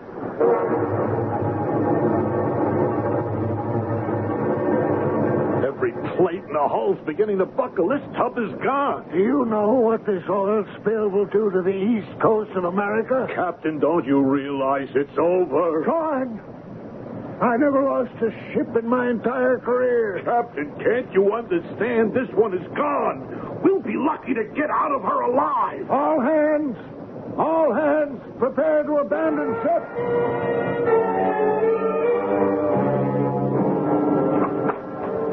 Captain, what are you doing in the cabin? Captain, are you all right?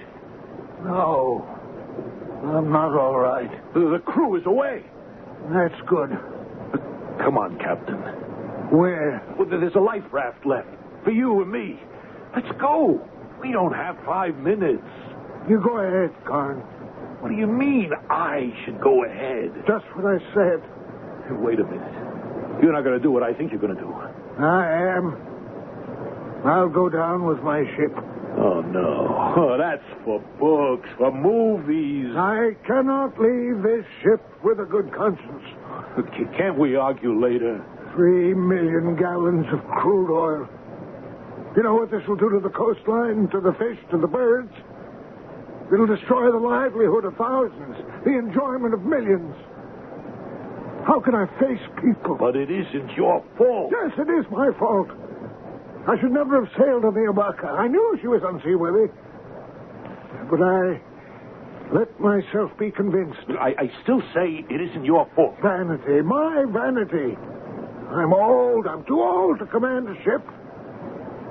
Why didn't I accept it gracefully? Captain, before it's too late. But they flattered me. They said, Captain Bauer, you're the best there is. Take the Abaca. Vanity. I was so happy for a command, a ship. Didn't I know she was little more than a heap of scrap metal? Well, everybody knows that. Everybody does not know that. This phony flag, this two-bit monarchy of Solania. It's all a dodge to register rotten ships and crooked corporations. Captain, there's nothing we can do about it. Oh, you're wrong. There's plenty we can do about it. But I cannot do it if I drown here like a rat in this death trap. Hell, good. Let's go. Yes. Yes. Let us leave. My waterproof bag, and I'll need... Captain, there's no time to look around. The book. The book that will destroy them. The book of the Abaca. The log book of the Abaca.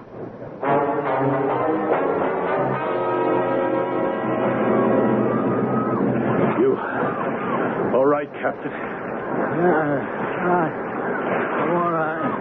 Well, the seas aren't too bad. We can stay afloat on this raft.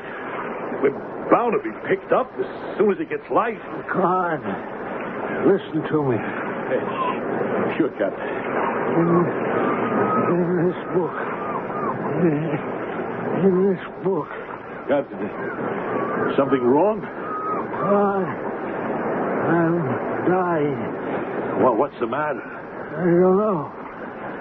I'm dying. You wrap yourself in this blanket. Won't help. Hold on, Captain. In a couple of hours, we're bound to be picked up. Now listen. Don't say anything. Just listen. The Terry Corporation. Yeah? The Terry Corporation, yeah. You know, okay, they own the Abaca. Yes, and 25 or 50 or who knows how many other rotten, unseaworthy tubs. Don't get yourself excited. The Terrier Corporation. Bartholomew Terrier. Captain, you're just getting excited for nothing. No. It's for something. Bartholomew Terrier buys these unseaworthy hulks and he... Captain, just take it easy, please. No, I don't have time. The Abaca should have been scrapped 20 years ago. Bartholomew Terrier will go down with the Abaca. This book, my log book, will drown him. It will prove that he was negligent, that we were unfit to sail. But I'm going to die. Don't say that. I'm going to die of shame. You take this book and turn it over to the United States Coast Guard. You do that. Promise me Promise? Yeah, Captain, I promise.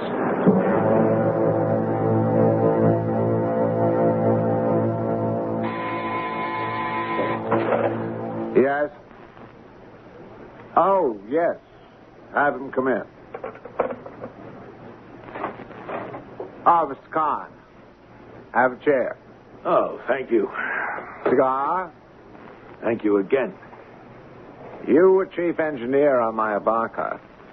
I don't believe we ever met before. But we're meeting now. Too bad about the Abaca. Yeah. Fine, trim ship. Was she? Well, wasn't she? She was a rusty old tub that could hardly keep afloat. How can you say that? She was given a most searching inspection by the authorities before she was permitted to leave port. By the Solanian authorities, no doubt? Of course. And unless she has met the standards of the Solanian Maritime Commission... Which is a joke all over the world. She would not be permitted to leave the harbor. The only time one of your ships flying a Solanian flag is prevented from leaving a Solanian harbor is when you have failed to bribe the proper, or should I say improper authorities. Now, see here, Mr. Kahn. Which hardly ever happens. Mr. Kahn, what is the purpose of this visit? The Tarrier Lines. All those ships that fly the big red T under the Solanian flag, of course I should say alleged ships, because the Tarrier Line is little more than a floating scrap heap.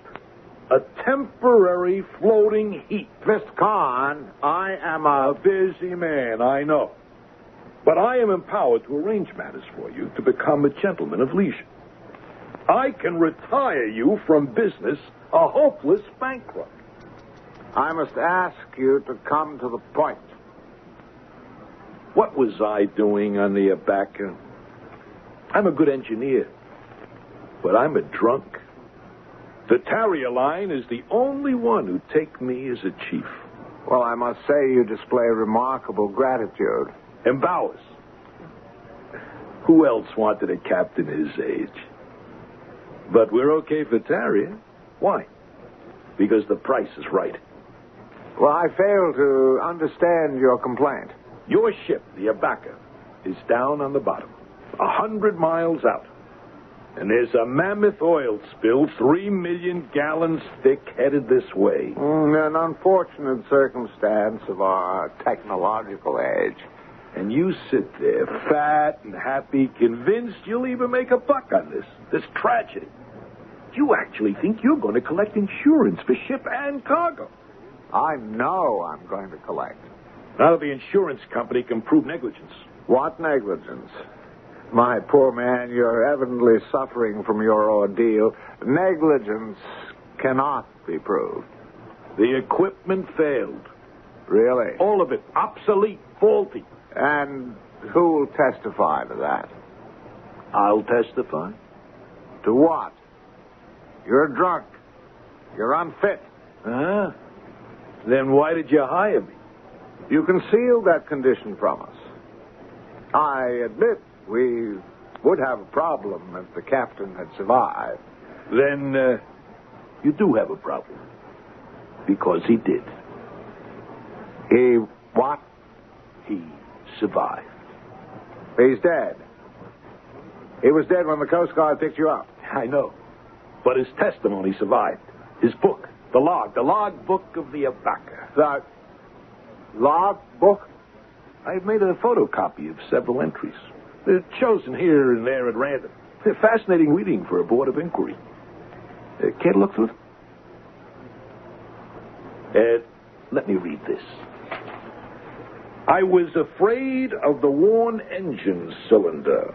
I begged Tarrier to have it repaired. Tarrier replied it would last the trip. It had been causing heavy vibration. I think we may spring some of the plates. Radioed the office for permission to put in the Tangiers for repairs. Was told to proceed to New York. I will not be responsible for the results of this action. This is not the juiciest either. It goes on, gets worse and worse. You have, I assume, the log of the Abaca? Oh, yes. This is my property. Of course. I could have you arrested. Well, why don't you do that? I will then turn the book over to the American authorities, and I'm sure they'll be eager to look through it under the circumstances. Well, isn't that your intention in any event to turn the book over to the authorities? It was Captain Bauer's intention. He was a very old man with a very guilty conscience. He was out to sink the Tarrier line. And what is your intention? What do you want? What do I want? A life I always dreamed of. A life of ease and grace. A life completely secure from storms. Is such a life possible? Enough money makes anything possible. And how much is enough? $2 million. $2 million. $2 million. For the log book of the Abaca. Well, that's a rather expensive book. Yeah, true. But think of how much more expensive it would be if it were ever published. $2 million for an unpublished manuscript. Even in these overinflated times, that's an extremely substantial sum.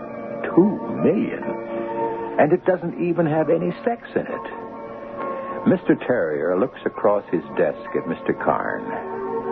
What do you suppose his answer will be? Don't guess. Just wait for Act 2.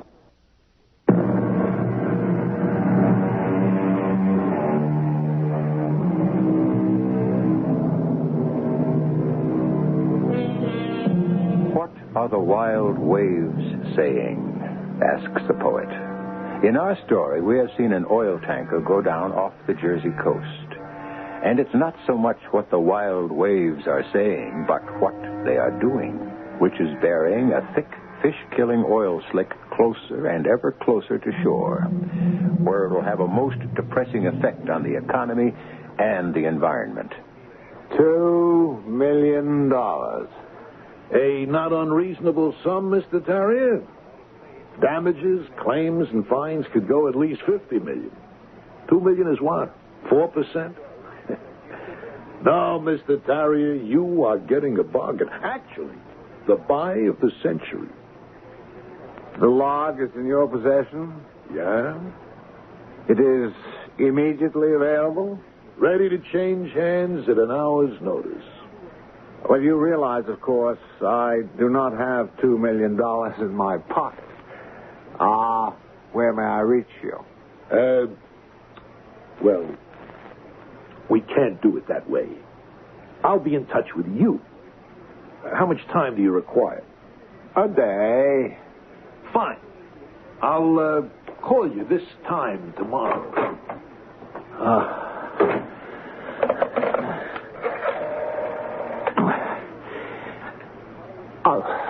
Cosmo. Is Roland about? Good. A man named Kahn. He just left my office. He's 6 feet tall, thin, red hair. He should be headed for the elevators. Roland's to follow him, find out where he lives. Yes, right. I'll have other instructions for you later.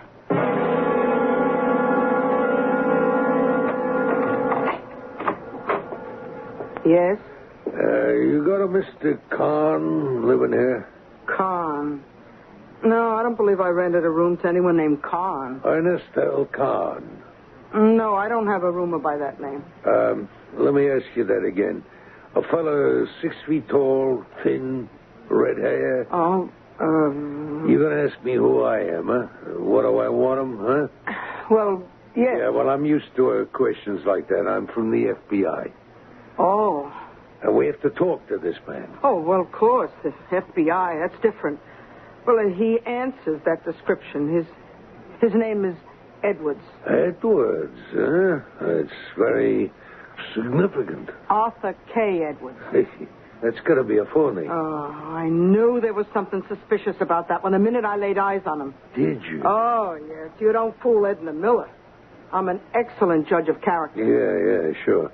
Well, now I got to see this fella. You better stay here. Oh, you mean he's dangerous? Nah, nothing like that. Just tell me what room he's in. Oh, well, number 6. It's up the stairs and first door on your right. Upstairs, all right. First door on the right. You'll see the number 6 on it. It's a very nice room, really. Yeah. Thanks, man. You better keep out of sight, huh? Oh, I will. I will.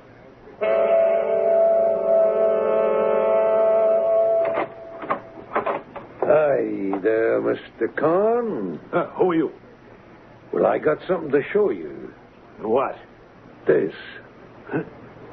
This is a .45 caliber automatic pistol.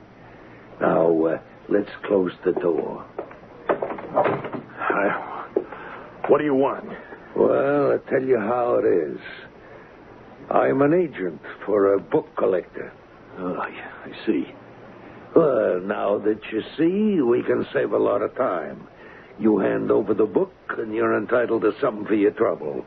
My client's really a very big-hearted guy. He told me to give you $1,000. Oh, that's very generous. Sure, considering he don't have to give you nothing at all. And if I refuse? Come on, chump. This thing's too big for you. You knew how to handle yourself, you'd never get into a spot like this to begin with, so hand it over. You don't think I keep it in a room, do you? I don't know. You're an amateur. Who could be dumb enough to do anything? Okay, so it's not here. Let's go get it, huh? And suppose I refuse? I can make a phone call. And in 5 minutes, I could get a guy up here, and before you know it, you'd be begging him to listen. Yeah, well, you can't threaten me. I've got the aces. Only I know where the book is. That proves how stupid you are. My client don't need the book. All he has to do is to make sure it never gets seen.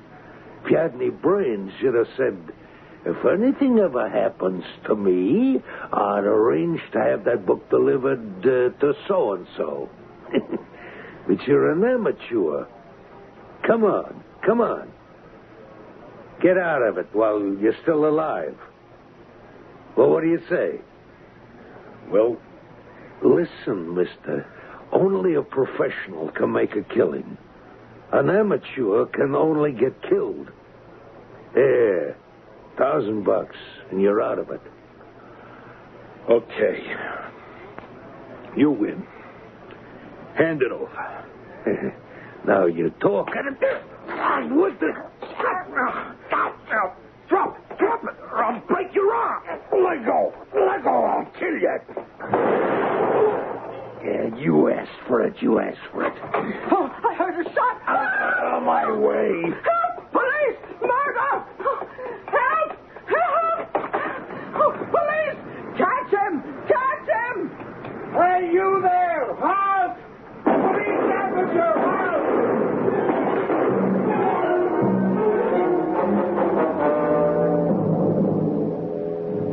Hello there, Porky. Well, if it ain't Lieutenant Foster. How do you feel, Porky? Well, I wouldn't want to go dancing tonight, copper. Well, the doctor tells me you'll be okay. So, what do you want to talk about? Who was he, Porky? Who was who? The dead man. What dead man? Oh, the one you killed. Did I kill somebody? Hey, you want to play that game, huh? The name of that game, copper, is democracy. I didn't kill nobody unless and until a jury of my peers says so. Porky, we've got you nailed. You were running from the house with a smoking pistol. Your bullet killed him. The jury won't even have to leave the box. We could make a deal. A deal? Who bought you, Porky? And why? That's what you want to know. What do you give me? I can't promise anything. No? Well, I'll do it my way. I'll keep my mouth shut and trust my connections. Nothing helps when it's murder one. Yeah. Well, Copper, you and me, we're small potatoes. We're just an extension of big hunchers. You see what I mean? Now, my hunchers knows how to put the heat on your hunchers. You'll need a miracle to beat this one. That's just what my hunches are. They're in the miracle business.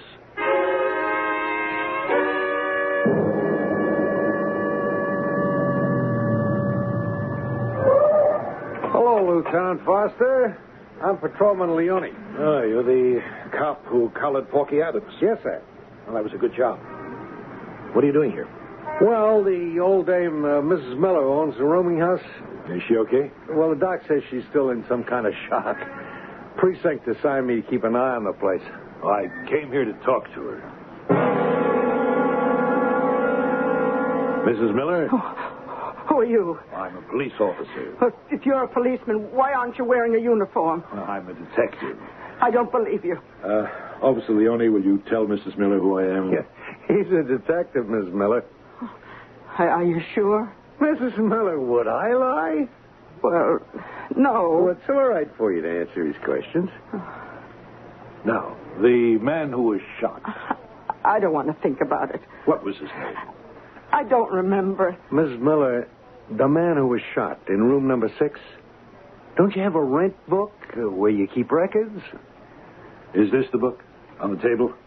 Hand it to me, Leon. That's my book. You have no right to look at that. Of course. You look in the book and tell me who was number 6. Well, I don't have my glasses. Officer Leone, will you? Yeah, sure thing, Miss Miller. All right. Room number 6. Here it is. Mr. Arthur K. Edwards. That's the last entry. Then his name was Edwards? If it says so in the book. All right, now, the killer. How did the killer get into the house? Well, he rang the bell. And? He said he was from the FBI, and he asked for Mr. Edwards. Mm-hmm. And then what happened? He rang the bell, and he asked for Mr. Edwards. Is that what happened? No, Officer Leone, that's not what happened. But you just said... He didn't ask for Mr. Edwards. He asked for someone else. Someone else? Who? Think. I can't think. I'm scared out of my wits. I was there when a human being was murdered. Who did the killer ask for? I don't know. I don't want to know. What was the name the killer asked for? I can't remember. I know it's hard, but try, eh? Promise me you'll try. Yes, Officer Leone. All right, the name. Did it sound Italian, like mine? Or maybe German, or Irish, or Polish? Was the name like yours? Miller? Or Foster? I tell you, I can't remember. Yeah. It's all right, Miss Miller. I know you're trying so hard. Honest, I'm doing my best. Sure you are. Honest, but that's his name. His name is Honest? Yes. No, it's Ernest. That's right. The killer, he rang the bell and he asked, did I rent a room to a Mr. Ernest L. Carn? That's who he asked for. Ernest L. Carn.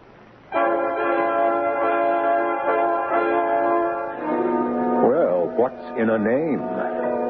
Everything or nothing. It depends on whose name it is. For instance, Ernest L. Carn is, as we know, the name of the missing chief engineer of the wrecked tanker Abaca. But where will knowledge of that name take Lieutenant Foster? It will take us into Act 3, which I shall present shortly.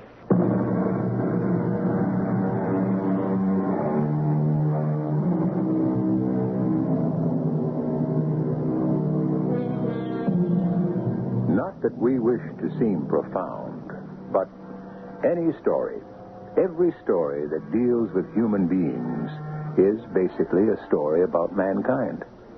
We happen to be the order that stands on top of the animal kingdom. The reason for that is we are smarter than the beasts below us. And that's the problem. We are so smart we tend to outsmart ourselves. We and the beasts share the same environment, but everything the other animals do enhances the natural environment. After all, did you ever hear of a fish that caused an oil spill? That's who we asked for. Ernest L. Kahn. Ernest L. Kahn. Lieutenant, why is that name familiar? Ernest L. Kahn. Not some hood. No, but I remember hearing that name. Kahn. Oh, I know. You do? Yeah, I heard it on the news, and I read it in the papers. Who is he, Mrs. Miller? He was rescued from that ship. Kahn, that's right. That's right, Leone.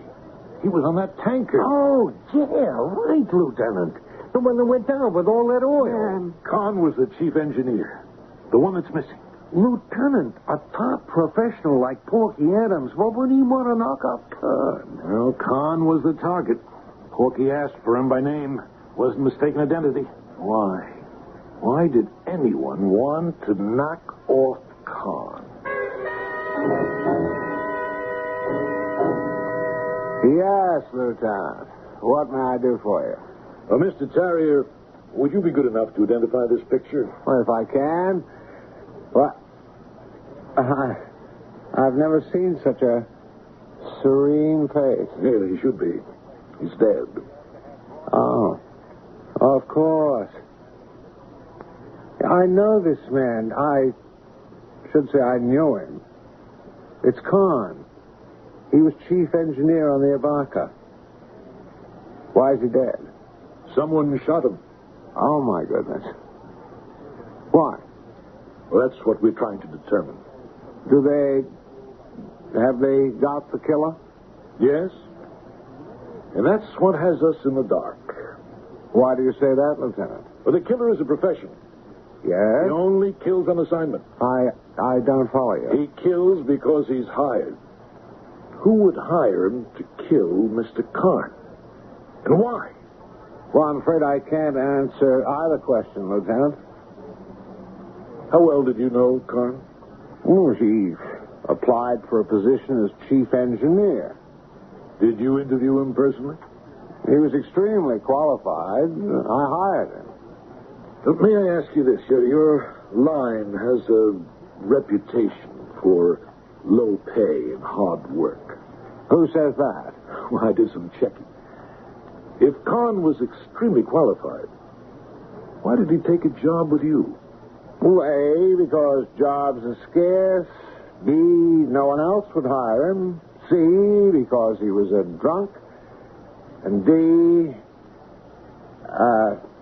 may I suggest a reason why he was killed? I'd appreciate it.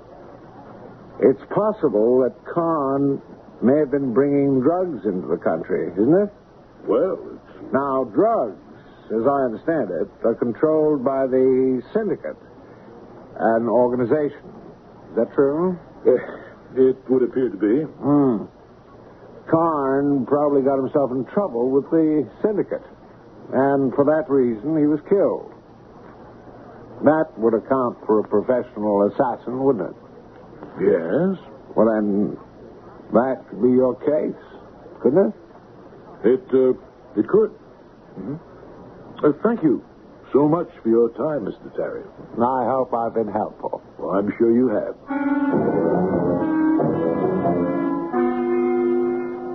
Lieutenant Foster, could I talk to you for a few minutes? Sure, Leone. Where are you on the Kahn murder? Nowhere. Look, I've been doing some thinking, and do you want to hear this? Okay. Well, this oil tanker, the Abaca, now, it goes down. You know the kind of damage it's going to create. Now, the company that owns the boat is known as Hasselbach Outfit, right? Yeah. Maybe it's their fault she sank. If it is, you know what they can be hit for? So? Who can prove it's their fault? The two best people for that are gone. The captain dies at sea, and the chief engineer is assassinated. The Terrier Company is motive. Leone, that's one of those excellent theories. Looks good, sounds great. The problem is there's no proof. On the other hand... Yes, Lieutenant? It could be good enough to scare Porky Adams. Hey, Lieutenant. Nice of you to come to visit a sick friend. You're through, Porky. You're in this all by yourself. Ah, come on, Foster. You and me, we've been around long enough. Who was this guy they brought you to knock off? I don't know what you're talking about. His name was Kahn. Ernest L. Kahn, wasn't it? Well, this is your story, Lieutenant. You know who he was? No. Who was he? Chief engineer of that oil tanker that went down. Well, looks like he was unlucky all the way around, don't it? So you see, the connections are off. The fix is out. Oh, rave on, Foster, rave on. I'll tell you what the DA's got. Kahn was ordered killed because he could prove that the tanker sank through company negligence. That's why a professional killer, Porky Adams, was employed. The way the public is up in arms about it. You think there can be a fix? All I gotta do is keep my mouth shut. And nobody's got nothing. Untrue. We've got you for murder. Murder 1. And the death penalty is back in style. Well, Porky? Now or later? Well, say, for the sake of argument. Yeah? What kind of a deal could I make? I can't promise anything, Porky. Sure, you have to say that.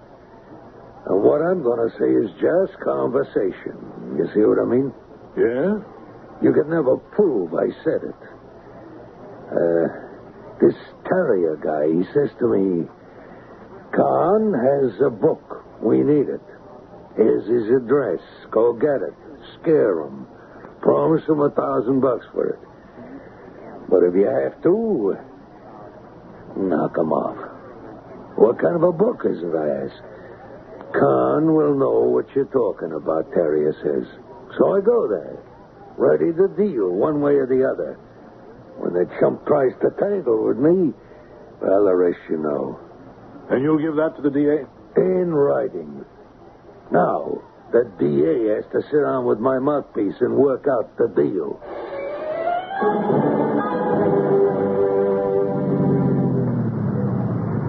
Hey there, Officer Leone. Hello, Lieutenant. Oh, I thought I'd come by and tell you your days of walking a beat may be numbered. Well, I like being on the street. You might like being a detective better. When I wrote up the report, I said it was your lead. Well, thanks, Lieutenant. You know, Leone, I've been a cop 20 years, and this is the biggest thing I've ever had. It involves millions of people. It has to do with the whole country. Not everybody has a chance to do something like this. Something important. Yeah, that's how I feel, too. I want this guy Terrier to be bagged. I never felt this personal about anything in my life. Hi there, Mr. Adams, is it? That's me, Porky Adams. Who are you? I'm the new resident doctor. You must be an important man. I see there's a policeman at the door. Oh, yeah. I'm getting more important every day. And I should be honored that I've been chosen to give you a shot. A shot? What am I getting a shot for? Well, according to the chart, it's an antibiotic. You still have some traces of the infection from that gunshot wound. The surgeon wants it cleaned up. Will it hurt? Oh, come on, roll over. You won't feel a thing.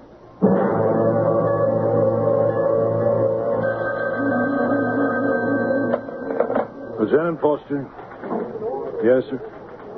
Who? You what? What do you mean Porky Adams is dead? But at the hospital? Yeah, okay, I know. Right.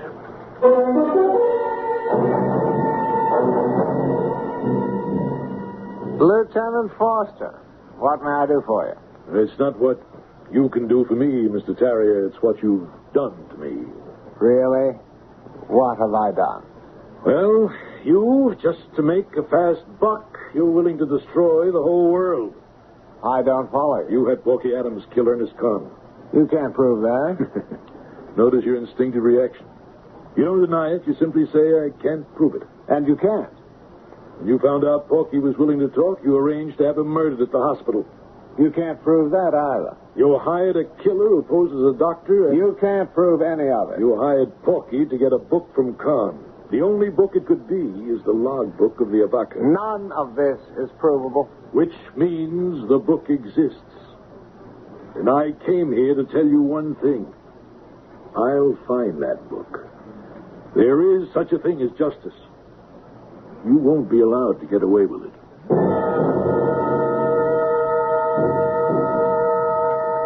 Well, Lieutenant, we turned the place upside down. There's nothing to be found. Where could he have hidden the book? He had to have it handy. Well, there's nowhere in this room. But where could it be? Now, look what you did to the room. We'll see that it's put together again, Mrs. Miller. Mrs. Miller, where could Khan have hidden something? Well, you looked, didn't you? I don't know. A book. It would have to be a pretty good size. Well, it's not in this room. He stashed it someplace. We'll never know. That's how Terrier wins. He doesn't need the book. He just has to make sure it's never found. Oh, he mustn't win. We have to stop him. But there's nothing here, Lieutenant. Oh, you're right. Okay, Mrs. Miller. I'm sorry we troubled you.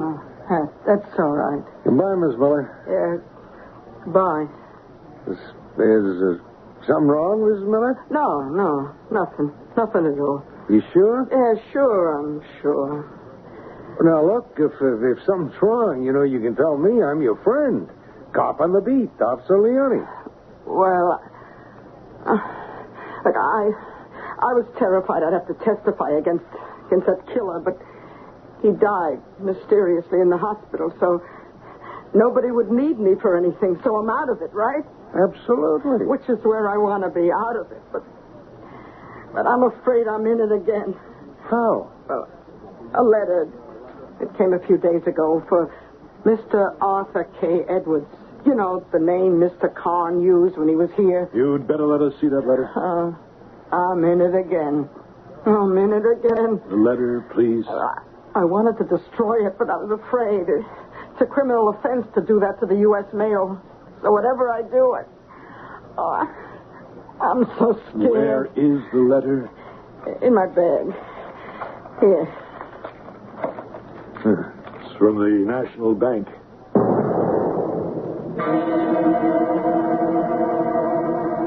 Miss Jones, I have a court order here to open the safety deposit box in the name of Arthur K. Edwards. Oh, yes, Lieutenant. I remember Mr. Edwards. He rented this box just about a week ago. Is he in trouble? He's dead. Oh. You say he just signed up for this box a week ago? Yeah, see? See, here it is on the card. This notice sent to his address says he owes a year's rental. Oh. Well, you know why that was sent out? It was a mistake on the part of the computer. Mistake? Yeah, 8787. This is the one. Yes, the computer is always fouling up on the billing. A lot of customers get mad. Oh, this is a big box. What did he keep in there, I wonder? What? It's a book. A leather-bound book. Well, what does it say?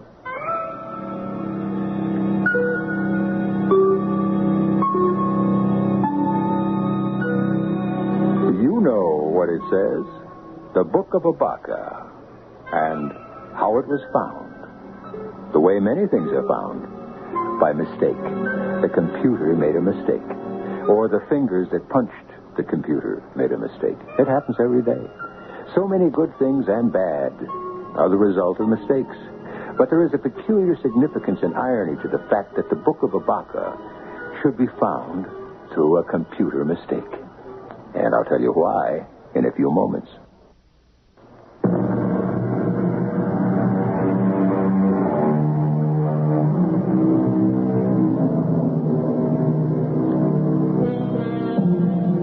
The Abaca. Abaca comes from a Greek word, abax, which means just what you think it means. Abacus, which was the first primitive computer. The Greek word abax comes from the Hebrew word abak, which means dust. Because when you wanted to add in those paperless days, you scratched the figures on the ground. So, from dust on the ground to strings in a box to fantastic electronic circuits, the Abaca becomes the computer of today. Therefore, it is altogether fitting that somehow a mistake of a computer reveals the story of the Abaca. Our cast included Alan Swift, Robert Dryden, Court Benson, and Bryna Rayburn. The entire production was under the direction of Himan Brown. Radio Mystery Theater was sponsored in part by Buick Motor Division and X-Lax. This is E.G. Marshall inviting you to return to our Mystery Theater for another adventure in the macabre. Until next time, pleasant dreams.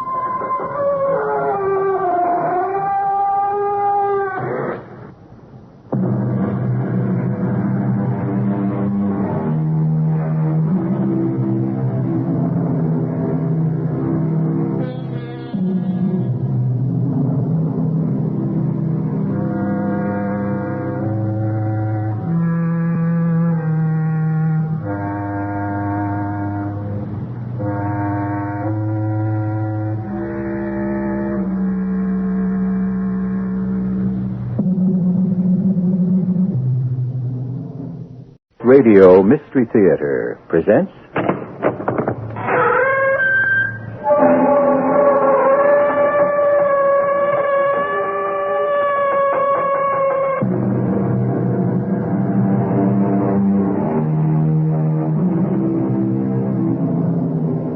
Come in. Welcome. I'm E.G. Marshall. There's a haunting, lovely song in Shakespeare's Twelfth Night which has troubled my dreams, and perhaps yours. Come away, death. Let me in sad cypress be laid. If it hasn't haunted you yet, perhaps it might after the story I bring you now. A story which, not unsurprisingly, has to do with death. What are you doing here? What do you want? I've come for you, Mr. Brokaw. It's time. What do you mean, come for me? It's time. Who are you? The name of Morris is good enough for day-to-day use and creates no difficulties. It is borrowed from the Latin, mors. My name is Death, Mr. Brokaw, and I have an appointment with you.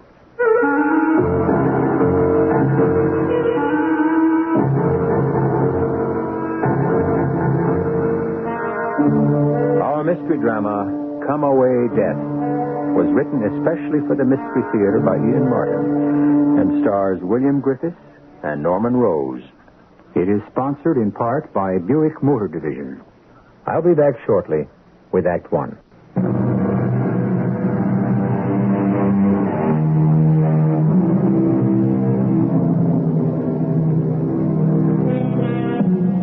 You've all heard of the old Brokaw mansion, naturally. Facing the river, occupying a full block in the heart of the city, with its gardens stretching all the way to the river, and its towering shade trees shielding the imposing bulk of the Renaissance house with its great copper roof. It's gone now, of course, to be replaced by a huge, high-rise apartment building. But it isn't so long ago that the last of the Brokaws, Simon, lived and refused to die there, no matter how many people, in and out of the real estate business, were eagerly awaiting his demise.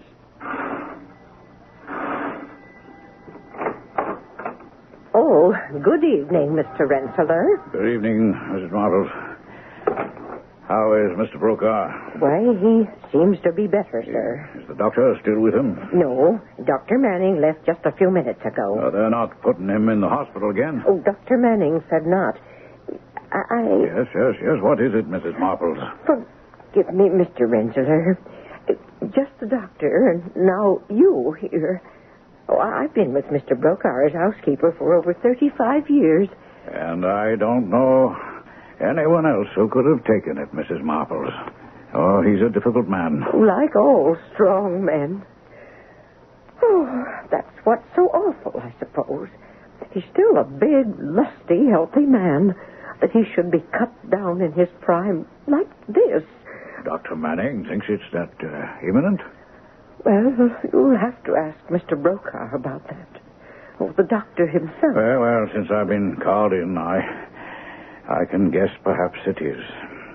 I'd better get on up, or is he resting? No, he wanted you shown up right away. I better not keep him waiting. Mr. Rensselaer? Yes?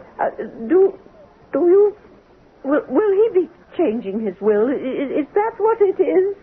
No, I don't think you have anything to worry about, Mrs. Marple. Oh, it wasn't myself I was concerned about. It was Miss Nita. Oh, yes. Well, you understand, there's nothing I can say one way or another. Oh, that sweet little niece of his has given up her private life to move in here and help nurse Mr. Brokaw ever since that first attack of... Well, ever since they discovered that he was ill. And I'd hate to see her left out in the cold if anything happens.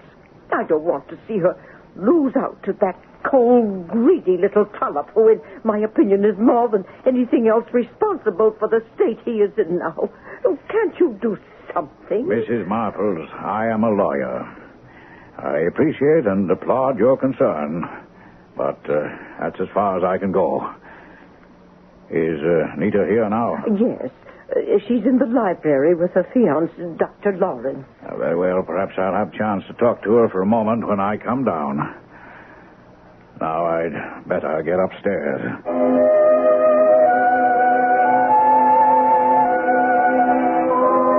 Perry, what are you doing at that half-open door? Shh, Nita, hold it a minute. Will you stop acting like a private eye? I am a private eye. Watching the legal beagle ascend to Mount Olympus and listening at the same time for the below-stairs gossip. Oh, come away from that door. What do you care, anyway? But I do care, lover. Mr. Brokaw looms very large in my life, since he's all that stands between me and the love of my life. Oh, that isn't fair. Uncle Simon isn't keeping us apart. Oh, isn't he? Then how come we're not married and you won't let me take you away from all this? But you know how ill Uncle Simon is. He needs me. I'm the only family he has. Correction, love bug. He has Mrs. Marples to take care of him. Oh, no, she's not a relative. So, all right, he has that snaky secretary, that voluptuous Venus, Miss Bunny Huggins, to provide that. Well, I'm not going to let that... She's angling to marry him now she knows he's dying. So? Well, I just don't want to see him taken. Have you ever thought maybe he deserves it? Well, he spent his life doing that to everyone else that crosses his path. How about maybe he ought to get his comeuppance for a change? Perry, he was my mom's brother. When she died, I swear she worried more about him than anything or anyone else. I mean, it was crazy. She was 10 years younger, but she always treated him like her baby brother. That barracuda? Mom said all that hard stuff was just a front. Come on, Nita. As far as her brother Simon was concerned, your mother was blind as a bat. Maybe, but I've still got to hang in, do what I can. Nita. What? It isn't the dough, is it? I mean, look, I'm not going to be an intern forever. No, it isn't the dough. It's just... Well, I don't want to see someone who's, well, sort of my own get taken. And as long as there's any way of shutting out Miss Bunny Huggins, I feel I owe at least that much to my mom. How about me? Oh, darling. Can't you wait just this little bit longer?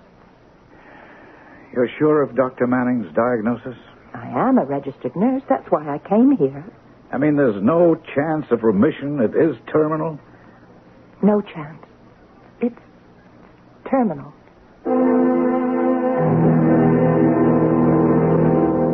Damn it, Rensselaer, I won't accept it. A little pain, all right. But die? Oh, not me. Not Simon Brokaw. I have too much left to do. I'm not about to die, no matter what the doctor says. And what am I here for? To change my will. Why does it have to be changed in the prime of health? Because I've made up my mind. I'm going to take the final step at last. At 55. I'm going to be married. Well, congratulations, I suppose. Do I know the intended bride? Well, of course you do. Who else would I... Oh. Want me to get that? No, I'll get it myself. Hello. Simon? Oh, Bunny. Who else? No one. Oh, I knew that deep, ticklish, sexy voice the moment it answered. Oh, am I interrupting anything? Oh, no. Well, just a conference with my lawyer. Oh, do you have him there, darling? Why? Well, it seemed about time. Honey, you haven't been feeling sick again, have you? Oh, no, it's nothing for you to worry about. Oh, but of course it is. You know how I worry all the time. Now, Bunny, when I get through with my lawyer, you won't ever have to worry again. Oh, but I do, darling. I don't want anything to happen to my baby. But a girl has to be practical. Just a reasonable settlement. Yeah, well, let me suggest it. Joint property when we're married and sole heir if anything happens to me. Married? Bunny, is that enough? I need you so much. Oh, you draw those papers up, darling, and at last we'll be what we always should have been together. If you need me, call me. If not, let's have a lovely drink together when we sign the wedding agreement. Oh, I love you. Yeah, I love you. Bye now. Bunny, Bye. All right, Rensselaer. Let's get down to business. I want to redraw my will. Well, before we do that, can we talk just a moment? Oh, lawyers. All right, what about? What is your hurry to rush into this marriage? Well, I don't know how long I'll be around to enjoy it. Simon, I can't. There isn't any discussion, you see. Now or never. And I choose now. All right, this is for the present, Simon, but do you have to mortgage yourself for the future, too? You're a man of my age. Wouldn't you be tempted to mortgage your future, too, for a girl like this, or someone like her, that no man could ever sensibly dream of having unless... Unless she was bought and paid for. We'll pretend that was never said. Just let me go in my own way, and the devil take the hindmost.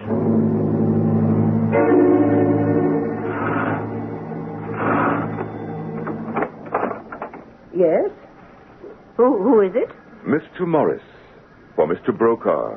Oh, is he expecting you? He very well should be. We have strict orders.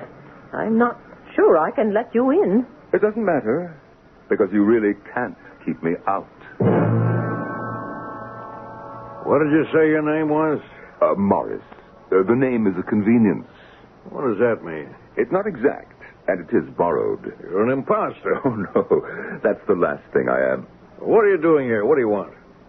I've come for you, Mr. Brokaw. It's time. What do you mean you come for me? It's time. The name of Morris is good enough for day-to-day use and creates no difficulties. As I said, it's borrowed from the Latin, mors, which in turn means death. My name is Death, Mr. Brokaw. And as I said, I have an appointment with you. Oh. No, I'm not ready to die yet. But then, who is? Well, this can't be happening. I'll have you thrown out. I am the one unwelcome visitor no one can refuse. Now, I beg you not to excite yourself. For this encounter, time is standing still, and you are frozen at the brink between life and afterlife. Get out of here. Oh, really? You cannot threaten me. I'm not going ready to die. Well, the choice isn't yours. No, but I'm not ready. As I said, whoever is. You don't understand. I'm rich. I have my health. Never mind what that stupid doctor says. I've never been married, but I've just found the woman I wanted, who excites me, thrills me. I don't mean to interrupt. It's rather a silly thing to say, isn't it? What? I mean, that's really basically what I do. I make a career of interrupting. You come right down to it. You have to be so casual about the whole thing? Oh, I don't mean to be. You see, it's all become such a ritual. It's hard not to be bored. The same thing over and over again. Well, I'm glad it bores you that much. Shall we just call off the whole thing? Well, unfortunately, I have no say in the matter. I am only an instrument, a messenger. And the message I have to bring you is that you are dead. But I can't die. I keep trying to tell you. I'm 56 years old. I have millions. I'm going to be married to a wonderful and exciting woman named Bunny Huggins, and it isn't fair that I can't be left alive to enjoy her. Now, look, I'll give anything, whatever you ask. Now, come, Mr. Brokaw. Don't you think that I've been offered every kind of bribe through the years? But... Here, look. Here's a picture of Bunny. Now, could you take any man away from that? There she is. Attractive. There's no doubt. Oh, you see why I have to stay alive. No, not at all. It's hopeless. I have to die. Well, there is one possibility. I'll take it. What? As I said, I am world-weary. I'm tired to exhaustion. And, now this Bunny is a most extraordinary-looking woman. Yeah. Now, I might be persuaded to take a brief hiatus. Yeah, well, how long? Well, that somewhat depends on Bunny and what develops. What do you mean, Bunny? Mr. Brokaw, if I should make any arrangement with you to hold off your demise, well, naturally, there would have to be some transference of personality. Oh, what does that mean? Well, it's not very difficult. You see, I would take your place, and you would take mine. For how long? Oh, I can't answer that. For as long as it suits. Well, wait a minute. You take my place, I can imagine, but I take your place? What? Yes, you would become a messenger like me. Oh, it's quite a busy job. I'd go around telling people they're dead? Oh, somebody has to. But, how would I know which ones to go to? No problem at all. You'll be told. You know, the more I think of it, a vacation from my appointed rounds could be very invigorating. All right, Mr. Brokaw, you brought it up. Would you like to make the swap?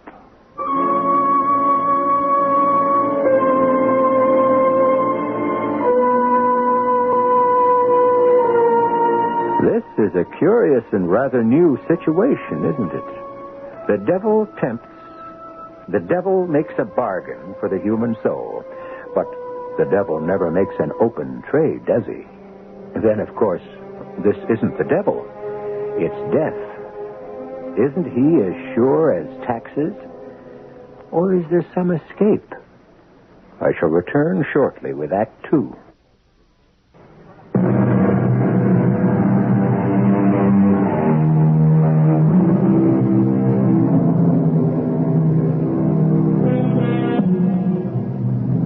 Return to our strange confrontation. In the master bedroom of the huge, gloomy old Brokaw mansion, two men face each other. Men? The one in the bed, Simon Brokaw, is certainly mortal, since he is dying. The one who sits facing him, Mr. Morris, claims to be death. He has just offered Simon one way out from the inevitable.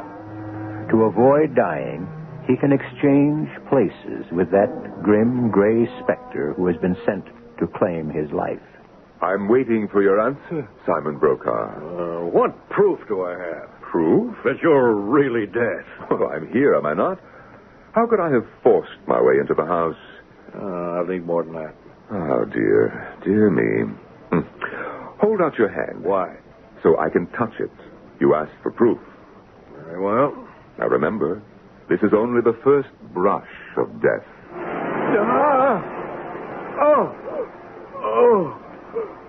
Horrible. Cold, clammy blankness. You're convinced now? Supposing I am, what is it like to be dead? Well, I'm the last person to ask that. I work only this side. Pass the message. Deliver the goods. And then? Then? I don't know. You see, I really don't want to know. I'm satisfied enough with my own job, though it tends to be a little lonely and repetitive. It's why the idea of a vacation appeals to me. Maybe I wouldn't like your job. Maybe. It's a chance you take. But then the arrangement can't be permanent. Why not? Why not? Because eventually it must come to an end. On the other hand, must it? What do you mean? Interesting speculation. If I've taken over your life and delegated my responsibilities to you, why should we not, in fact, both be immortal? Immortal? Yes, that's your wish. And mine is to have a little more fun, which I certainly might have by living your life. Yes, the more I think of it. It's a very good exchange. But what would I take with me from my life? Nothing but yourself. All the rest is mine. Now, are you ready to make the swap? What other choice have I? To die. All right. How do we go about this? Well, we just exchange places. You mean I get out of bed and give you my clothes? Oh, I think it can be simpler than that. If you're ready. All right, I'm ready. Now, let's make it as simple as possible.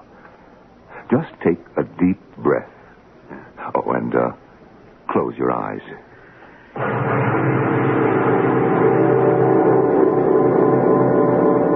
That should do it, I think. You can open your eyes. You feel any different? Of course I feel different. I'm sitting in the chair now while you're in the bed. Naturally. We've exchanged places. That was the idea, wasn't it? Yes, but I'm not ready. I don't know what to do. I told you. You don't have to. You will be told. Yes, but I can't. You hear something? Yes. I can't stay. I'm being called. I'm needed somewhere else. Oh, that's the way it goes. I began to find it deadly tiresome.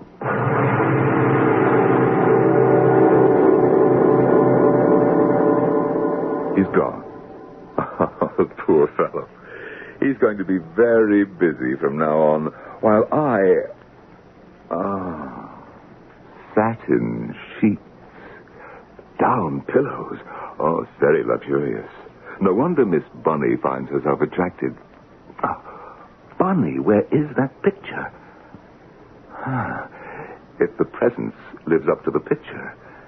Now, let's see. He must have her phone number in a book somewhere. What was the name? Yes, Huggins. Oh, what promise in that name. Here we are. Bunny Huggins.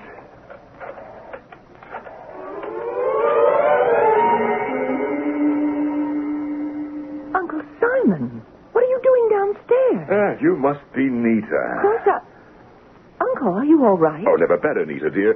Where's the young doctor? Perry? Well, you know, he's a little edgy about coming around here. Because of me? Well, yes and no. Well, what's he worried about? I'll cut you out of my will. He couldn't care less. If he had his way, he'd have me cut out of here. Can't say as I blame him. It's a gloomy old dump.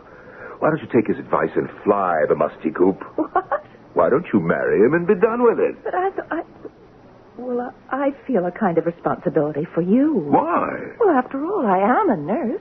One thing I don't need anymore. So feel free. I just can't walk out like that. All right. Let's have the wedding here. Would you like me to give you away? Give me... Oh, I can't think of anything I'd like better if you really mean it. Of course I do. If you'll excuse me, I'll get it. That must be my secretary, Miss Huggins. This is a moment I'm really looking forward to. He's agreed to the wedding and wants to give you away? Yes, Perry, darling. I can't tell you what he's... I mean, he's a different man. There are remissions in this kind of disease, aren't there? Oh, not from what I learned from Dr. Manning. Well, Manning's kind of old-fashioned. I'd swear that Uncle has to be in some kind of remission. I mean, he's in marvelous shape. Isn't that great? If we can get married at it, so set the date. Let's gather ye rosebuds while we may. It is what you want, doesn't it? You're what I want.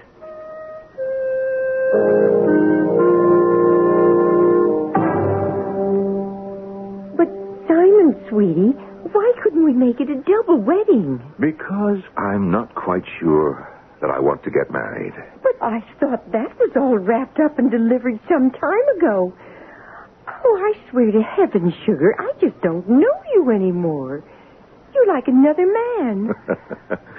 You know, I feel like another man. I reckon that's just great, isn't it? I don't plan on dying anymore, Bunny. Well, I should hope not. You are not going to be a quick widow ready to wallow in the lap of luxury. Who said I wanted to be a widow? Well, it's part of the game, isn't it? I'm not interested in games, Simon. Even the ones of chance? You still could win the jackpot. If I decided to go. You would walk out on me just like that? Oh, I swear, Simon, honey, I don't know how to talk to you anymore. You're like a stranger. Well, I have to admit that I have changed. Well, if that's the way you feel and you want to get rid of poor little Bunny, I can bow out. Mm-hmm. If you want. It's going to cost you. There's the settlement. What settlement? Why, Simon Broker, how can you talk like that? How can you expect to use up the best years of my life and think you can walk away free? Now, whoever said I wanted to walk away free? As a matter of fact, I was looking forward to some of the best years of my life with you. But I mean, with you and on my terms. Well, that might not satisfy me all the way. So, see my lawyer. Or let me see him first. And after that, we can talk again. Naturally, I had the new will drawn up, Simon. And this is it? Well, to the best of my belief, is substantially what you indicated to me at our last meeting. Basically, except for a very token amount, it leaves my entire fortune to Miss Bunny Huggins. According to your wish. A wish with which I sense you are not in agreement. Well, it's an old argument. I have no wish to reopen it. I'll call in a couple of my people to witness your signature. Of what? A new will. Oh, yes, that. Well, we won't have any need of this anymore. The old one will do well enough since I don't plan to die. Not for a long time yet. I'm sorry that you had all this work for nothing. Oh, I'm not. I never saw any labor go more cheerfully down the drain. I'd even break my lawyer's old moss back and say, I don't know what the devil has gotten into you, Simon Broker. But whatever it is, I'm for it all the way.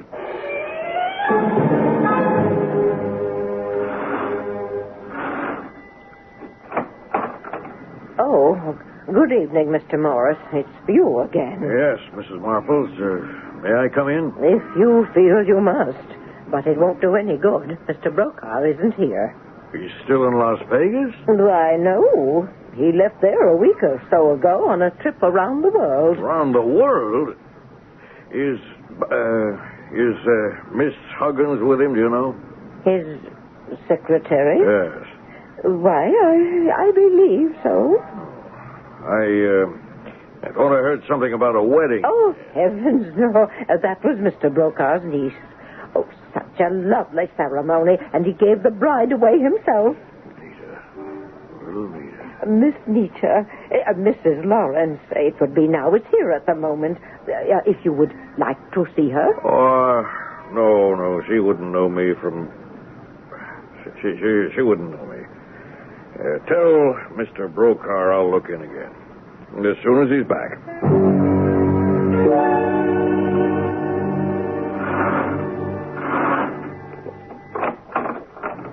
Good evening. Can I help you? Oh, good evening, Mrs. Lawrence. You know me. Well, of you. My name is Morris. I'm an acquaintance of your Uncle Simon.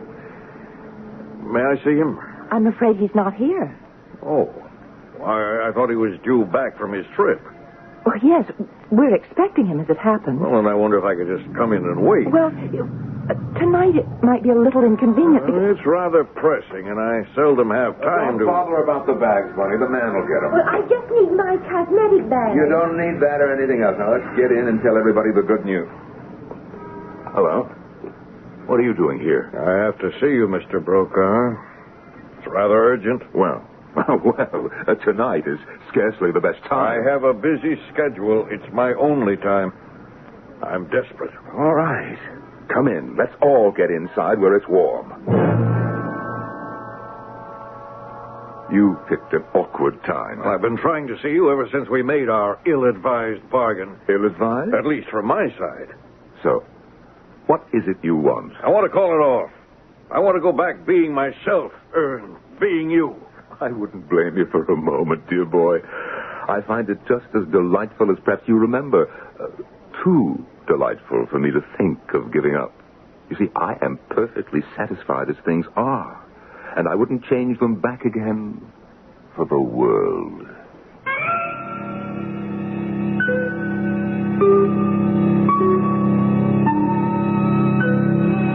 Now, this is an interesting twist. Death calls for someone and is refused out of hand. Of course, he did relinquish his peculiar power over this one individual when they struck a bargain. Or did he? Come to think of it, there are so many ramifications from that special agreement which we have never probed or looked into. That will be for when I return shortly with Act 3.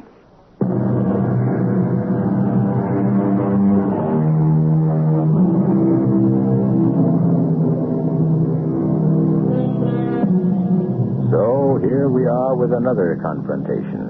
The same principles, but a vastly different set of circumstances. A man comes to death to beg for his questionable gift and is refused by death, who has found that the joys of worldly living are infinitely preferable to the cold, lonely world he used to occupy, while apparently Simon Brokaw, who eagerly exchanged his world for death's barren one in order to escape dying, is bitterly regretting his bargain. You've got to call it off. Got to? Why? Because I can't stand this ghoulish job you foisted on me. I want to be back in my own body again, to be myself. If you should become Simon Brokaw again, my first commission as death would be to claim you, as I was sent to do in the first place. You would have to die immediately. Well, I'll take my chances on that. What chances? Well, you look robust enough to me. You're healthy as a pig and eat and drink like one. You throw my money around like water. You've stolen my mistress and enjoy her. You charter planes to fly like an Arabian oil sheik. Gamble as though you were King Farouk. Enjoy wine, song, and my woman to a fault. You certainly seem remarkably healthy to me. My dear Mr. Muller. Don't call me that. It's your present name. Oh, very well.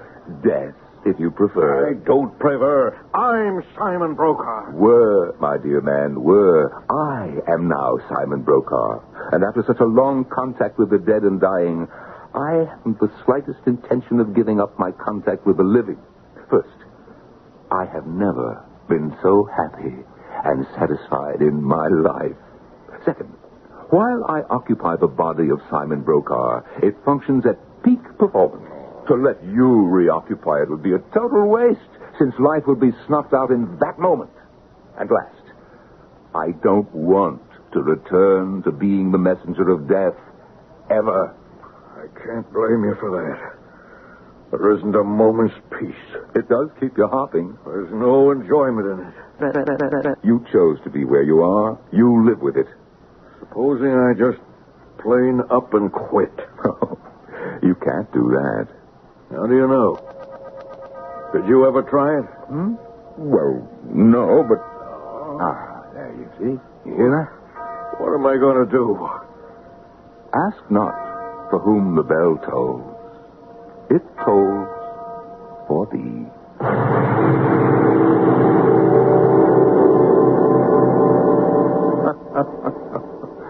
I'm sorry you had to dash away, Mr. Morris.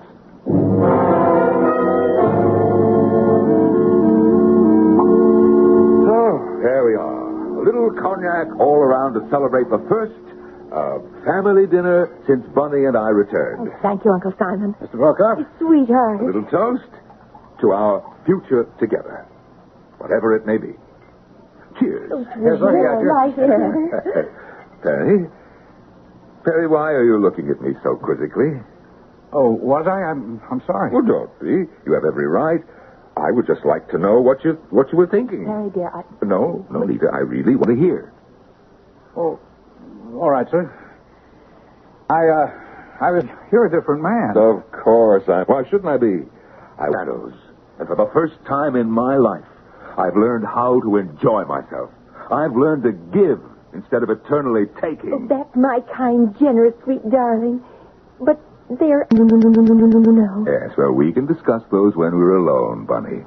For the moment, let me enjoy my family gathered around me. What was that? It's Mrs. Marple. An accident? Come on, Perry. It sounded as though she could have fallen down the stairs. Oh. What is it, Perry? I can't tell yet. Back, internal injuries, maybe a stroke. We got to get her to the hospital immediately. Bunny's phoning for an ambulance. Well, I'd better get on the phone myself. I should have enough clout to shake out emergency faster. Mr. Brokaw, I have to say something. She wants to try to tell you something, Uncle. Very well.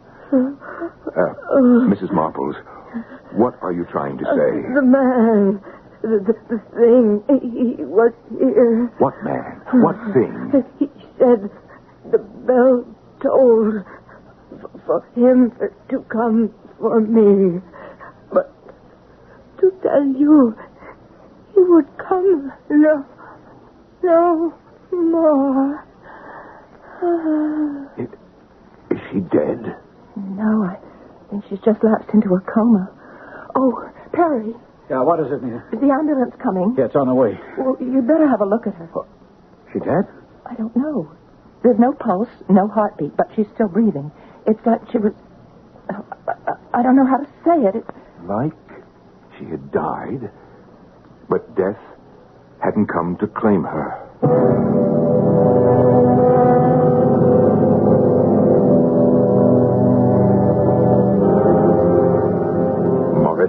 All right, Simon Brokaw, whatever you want to call yourself, where are you? Come on, man, you can't do it. You can't stop the process. Death is a fact of life. You can't stop people from dying. Is that what you're up to? Is that what you're trying? Yes. Who is it? Wait a minute. Why don't you come in, Bunny, what do you want? Well, I thought I heard you talking to someone. I was talking, and this has a very special truth. Well, you see, I was trying to talk to myself. Simon, are you all right? I wish I could answer that sensibly. Why? Well, you were so funny after they took that poor old Mrs. Marples away. I know you must have been very fond of her, but she was an old lady, and even if it was an accident, she had to die sometime. Only she didn't. Didn't what? She didn't die. Won't die. Can't die. Oh, I don't know what you're talking about. It was Macbeth who said he heard a voice say, Macbeth does murder sleep. Well, who's Macbeth? He's a character in a Shakespeare play. Well, what's he got to do with us? With me, Bunny, with me. You see, I just may have... I may have murdered death.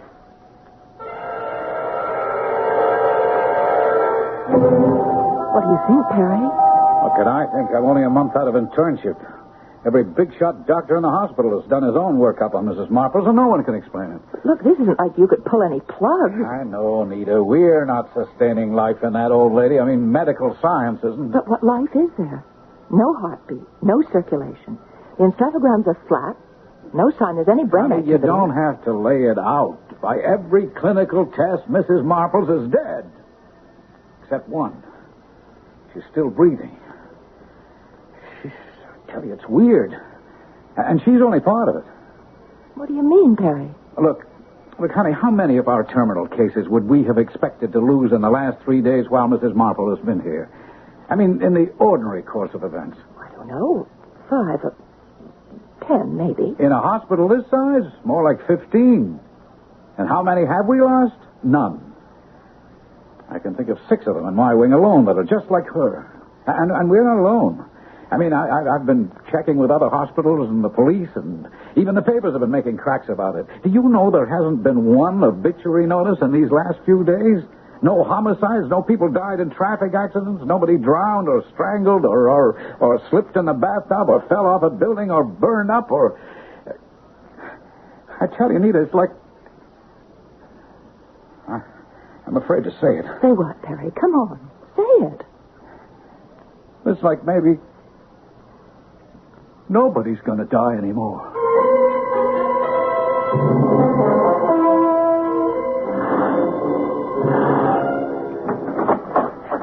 Mr. Rensselaer. I'm so glad you're here. Come in. Hi, Miss Huggins. What is it? Well, it's Simon.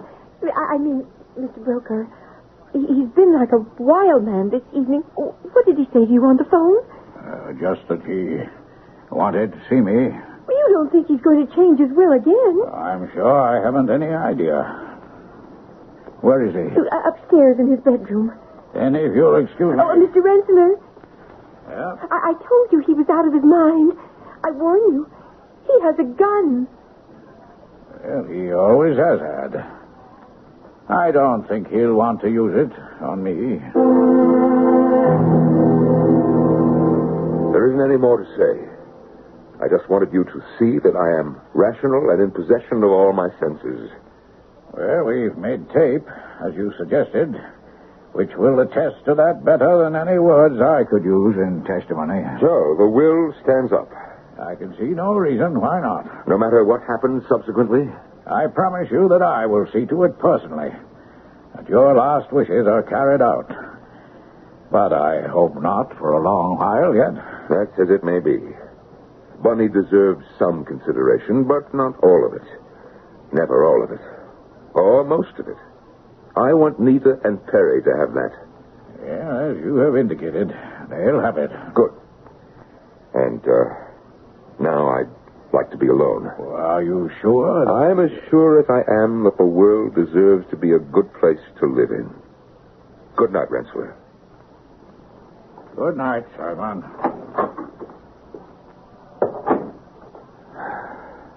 Which it never can be unless death has a place in it again.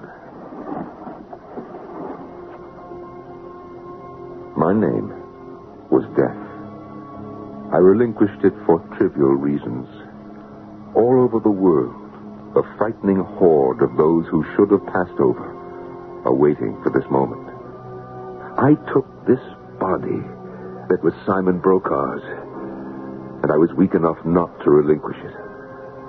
I want to give it back. Return, Simon Brokaw, who has broken the faith. Return.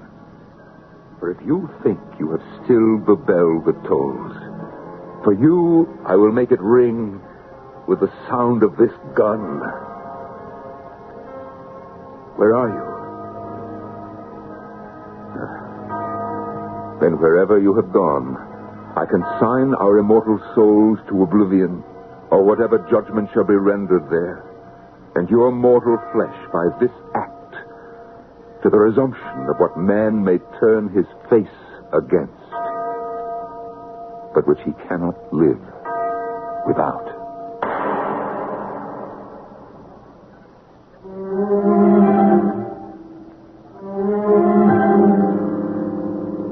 It was a night long to be remembered.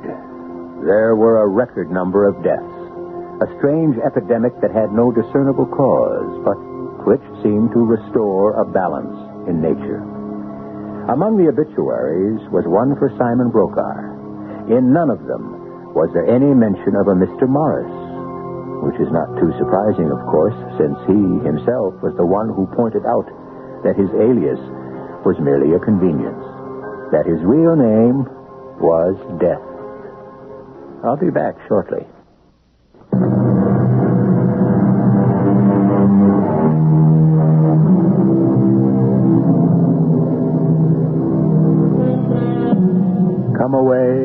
Come away, Death. Let me in sad cypress be laid. But if you ponder it a while, is it so sad? So many deaths are merciful. So many prayed for. So many long delayed. And all of them at the last, not to be questioned, but accepted.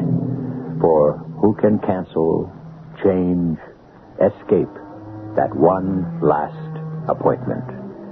Our cast included Norman Rose, William Griffiths, Marion Seldes, Joan Shea, and Ian Martin. The entire production was under the direction of Himan Brown. And now, a preview of our next tale. Is there nothing that can be done about it? Yes. Yes, there is. Franz and I have been talking about it. You can save him and his crown by going to Streltsau in his place. You mean impersonate him at the coronation. That's impossible. It's not impossible at all. You look enough like him to be his twin. But looks are not enough. Anyone who talked to me would be bound to know. The only people you would have to talk to are the Princess Flavia, and she has not seen him in weeks, and the Duke Michael. Well, what about the Duke Michael? That is exactly what makes it possible. Even if he guessed, and I don't think he would not dare say anything about it, because if he did, he would be exposing himself and his plot. I see what you mean. Radio Mystery Theater was sponsored in part by Buick Motor Division and Contact, the 12-hour allergy capsule. This is E.G. Marshall inviting you to return to our Mystery Theater for another adventure in the macabre. Until next time, pleasant dreams.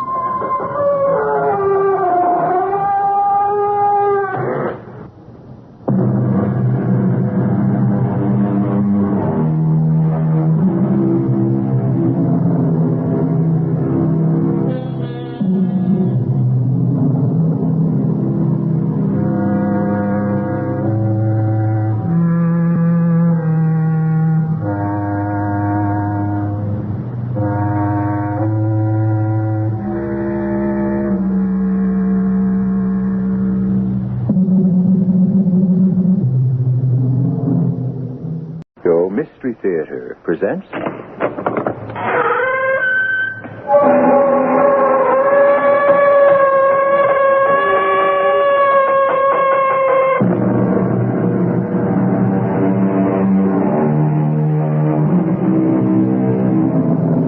Come in.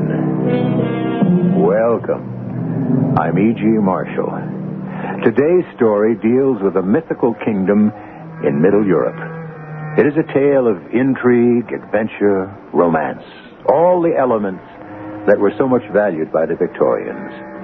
You will meet a gallant, titled Englishman, a beautiful princess, a loyal retainer, and several black-hearted villains, all playing their parts in a place that never was and in a time that is now gone, but which we all look back on with nostalgic longing. Enzo? Who... Is that you, Rasendil? Yes, and I have a sword. So I see. I hope you know how to use it. Yes, I see you can use it. Where did you learn? In the Lancers. The Duke thought he was a swordsman too, but he's dead now. And in a few moments, you will be too.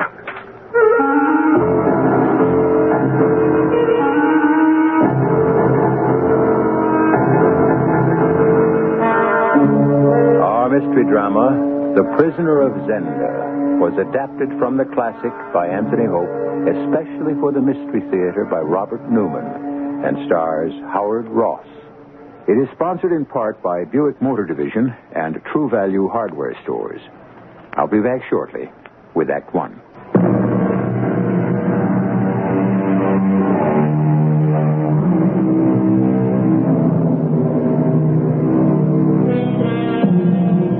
Our story begins in a railway station in Paris. Rudolph Rasendil, a young, titled Englishman, has just discovered that there is no dining car on the train and is buying some sandwiches and a bottle of wine at the buffet. As the man at the counter fumbles for the change, Rasendil hears a shrill whistle and the cry, "En voiture!" With the wine and sandwiches under his arm, he runs out to the platform. The train is moving. Dodging a guard, he jumps on the step of a first-class carriage, pulls open the door, and enters a compartment where an attractive woman in her late 20s frowns at him in annoyance. You cannot come in here, monsieur. It is reserved. I know it is, mademoiselle, and I apologize. But it was either that or miss the train. And since my luggage is on it, is anything wrong? Wrong? Besides my intrusion, I mean. Because you're staring at me, you know. Oh, I'm sorry. It is just that you took me by surprise. Who are you? My name is Rudolph Rasendil. You are English? Yes, I am. And you? You are Mademoiselle Antoinette de Maubert. How do you know that? Because you were pointed out to me at the ballet in London a week or so ago. But you're still staring at me, and I wish you'd tell me why. It is just that you look very much like someone else. So much, in fact, that for a moment... You thought I was he. And who is that? It doesn't matter. May I ask where you are going? Of course. I'm going to Ruritania. Ruritania? Yes, to Strelsau for the coronation of my namesake, the new king. Oh, no, you cannot do that. I beg your pardon. I mean, I think it would be a great mistake, and I urge you not to go there. But why? Because it might be very dangerous. The political situation is very uncertain. Yes, I've heard that. But I don't see how that would affect me. And since, though we've never met, the king happens to be a distant relation of mine. A relation? Yes. And so while I thank you for your warning, I'm determined to go. And now, if you'll excuse me, I'll go back to my own compartment. The next morning, we crossed the border into Ruritania. And in the afternoon, I got off the train at Zenda, about 20 miles from Strelsau. I had heard that it was impossible to get hotel accommodations in Strelsau, so I took a room at the inn, and then, wanting some exercise after the long train trip, I went for a walk in the surrounding forest. I had only gone a short way when I came on a heavy-set, gray-haired man in hunting costume. He was carrying a gun, and his back was toward me. When he heard me, he turned and... Excuse me, Your Majesty. I thought of... But you're not His Majesty. No, I certainly am not. Who are you talking to, Prince? I don't know, but I think we should find out. What do you mean? Well, no, it can't be. Yes, Your Majesty. If it were not for his clothes, I would swear it was you or your twin. Well, I can see that you're as surprised as I am, sir. Yes, I am. I had heard rumors that there was a resemblance. Well, then you know who I am. If I'm not mistaken, you are King Rudolph of Ruritania. Or will be when you are crowned tomorrow. That is correct. And may I ask who you are? Rudolph Razendil. Razendil? Then we're related. Yes, we are. I've never been certain as to exactly what degree. Oh, but I'm forgetting my manners. My aide, Colonel Sapt, my English cousin. I'm very happy to meet you, Mr. Razendil. And I to meet you, Colonel. But tell me what you're doing here, cousin. Since we are related, and since the coronation of a relative does not take place every day, I came here to attend yours. You mean you're going to Strelsau tomorrow? I want a photograph of my brother Michael's face when he sees us together. Impossible, sire. Why impossible? Mr. Razendil must not go to Strelsau. But why? This situation is confused enough and difficult enough as it is. I suppose it might create problems. Which the Duke Michael would take advantage of. If it will create problems, I will not go. They would not be your problems. They would be mine. By the way, what first name did they give you? Your name, sire. Rudolph? I'm flattered. Well, Cousin Rudolph, there is no need to decide about tomorrow today. I'm very pleased to meet you. Very anxious to know you better. Will you dine with me tonight? If you have no other plans. I have no other plans. There will just be you, Colonel Sapt, and my other aide, Franz von Tallenheim, and myself. And since we are staying at a hunting lodge with my brother Michael and me, it will all be very simple. Then I will be delighted.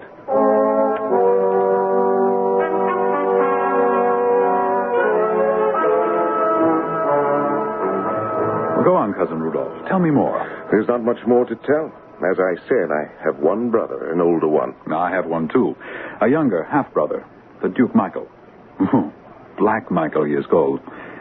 Tell me, do you like your brother? Very much. I do not like mine. And, of course, he hates me. Why, of course? Because he would like to be king, for which I do not blame him.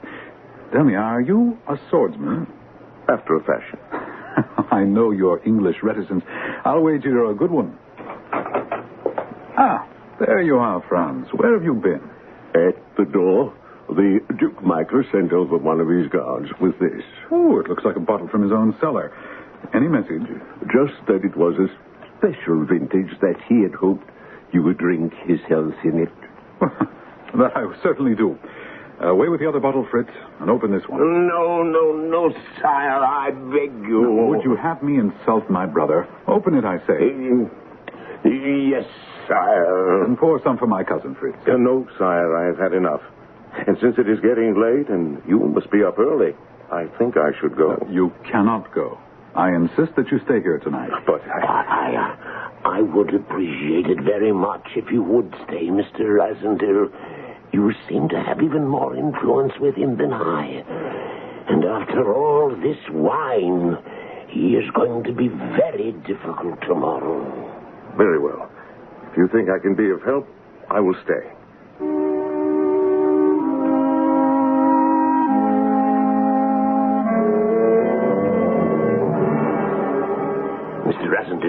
Mr. Rasendil, wake up.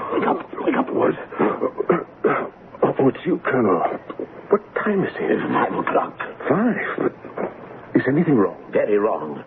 Come into the king's room with me. All right. We're not able to wake him up. The colonel and I have been trying for almost half an hour now. We think he has been drugged. He certainly looks that way.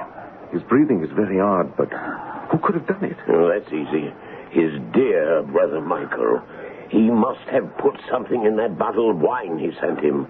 None of the rest of us drank any of it. No, but why would he do that? It's just as easy and obvious. So His Majesty would not be able to go to Strelsau for the coronation. It'll be hours before the drug wears off.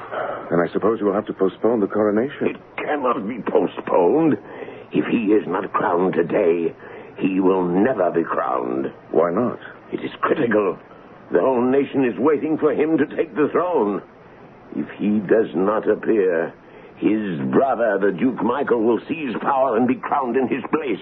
But he can't do that. He can and will. Michael is even more popular than the king, and he has a good part of the army with him. They would support him. Why do you think he gave him the drugged wine? Precisely because it would give him a chance to take the throne. But we can't let that happen. Is there nothing that can be done about it? Yes, there is. Franz and I have been talking about it. You can save him and his crown by going to Strelsau in his place. You mean impersonate him at the coronation? That's impossible. It's not impossible at all. You look enough like him to be his twin. But looks are not enough. Anyone who talked to me would be bound to know. The only people you would have to talk to are the Princess Flavia, and she has not seen him in weeks, and the Duke Michael. Well, what about the Duke Michael? That is exactly what makes it possible. Even if he guessed, and I don't think he would not dare say anything about it, because if he did, he would be exposing himself and his plot. I see what you mean. You and I will ride to the station and take the train to Strelsau, leaving the king here with Franz.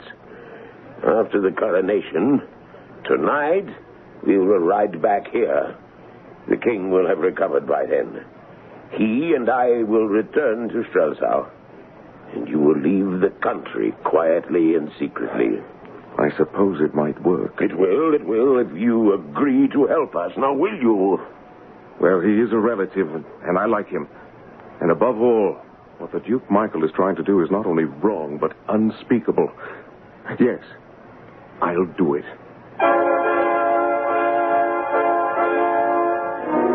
And so, to save the crown for his cousin, Rasendil agrees to impersonate him for just this one day. But will it be for just this one day? Will the Duke Michael give up his plan so easily? Isn't it possible that there is more danger involved than either Rasendil or the Colonel realize? We'll find out when I return with Act 2.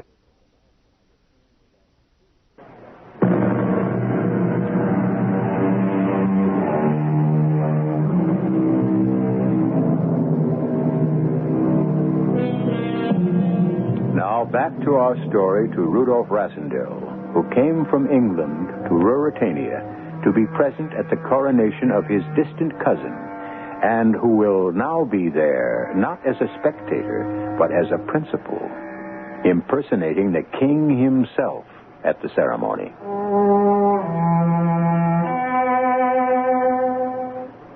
It all went much better than we had any right to hope. The royal train was waiting at the Zenda station, and while it was taking us to Strelsau, the colonel went over everything he thought I should know. When we arrived at the capital, we were met by the king's guard. A magnificent horse was brought up. I mounted it, and with the colonel close beside me, began the procession to the cathedral.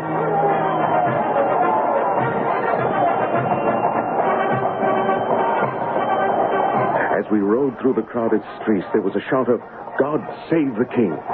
And the colonel murmured, "God save both of them." I should have been nervous. I suppose I was. But I was also strangely excited.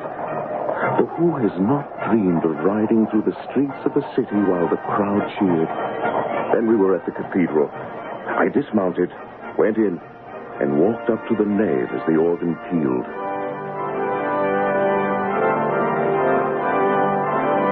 The cathedral was even more crowded than the streets, but only two faces stood out, both in front of the altar. One was that of the beautiful young woman, the Princess Flavia, who stood at one side of the cardinal. The other that of the dark-haired man who stood on the other side and stared at me as if he saw a ghost. The Duke Michael. I remember little of what followed. I knelt and the cardinal anointed me. Then I rose, was given the crown, and put it on my head. It was over, and I was walking back out of the cathedral with the Princess Flavia beside me. The royal carriage was waiting, and we got into it, just the two of us, for the ride to the palace. So you are now the king. So it seems. Somehow you seem different today. In what way? But you not only look different, a bit thinner, more sober and serious, but your whole manner is different. Would it please you if I did begin to take my responsibilities seriously? You know my views. Yes, I do. They have become very important to me. From now on, I shall do everything I can to please you. Change is beginning to overwhelm me. Has my arrival at the cathedral seemed to overwhelm Michael? Poor Michael. I'm afraid he didn't particularly enjoy the ceremony. Oh, Rudolph, be careful. You've always been too casual about Michael. Trusted him too much. I will not do so in the future. For it's quite clear to me now that he wants what I have, and perhaps something which I don't have yet, but hope to win someday.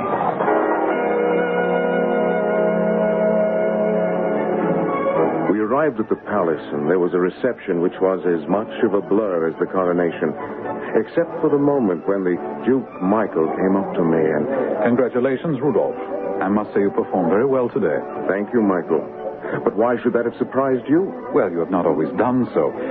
Oh, by the way, what did you think of the wine I sent you last night? I must confess that I did not drink it. I felt I should have a clear head today. Ah, that would account for it. For what, Michael? It doesn't matter. Perhaps you will try it another time.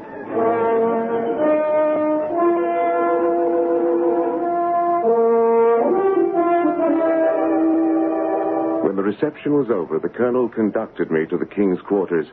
As soon as we were alone, he embraced me. Oh, Razendil, you were magnificent. Now, Colonel Sapt. Well, you were. The king himself could not have done better. I'm glad you thought it went well. But there are some things I wish I had been better prepared for. Such as? Why didn't you tell me how beautiful the Princess Flavia was? I assumed you knew. Just how does she and the king feel about one another? Well, they've known one another since they were children. She is better loved than anyone in the kingdom. And everyone except the Duke Michael, that is, hopes that they will marry. We had dinner alone in the king's quarters, and at midnight we slipped out of the palace and rode back to Zenda. My feelings were mixed when we arrived at the hunting lodge. My masquerade would be over now, and I confess that in some ways I regretted it.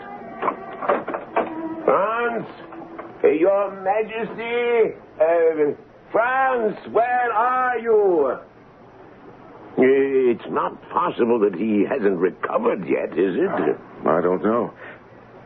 Let's look in his room. Good Lord, look! It's not the king, is it? No, it's France. Dead? Yes. And the king? Gone. Michael must have sent some of his men here to get him. France tried to protect him, and they killed him and took the king. Where? Oh, Michael has a castle here in Zenda.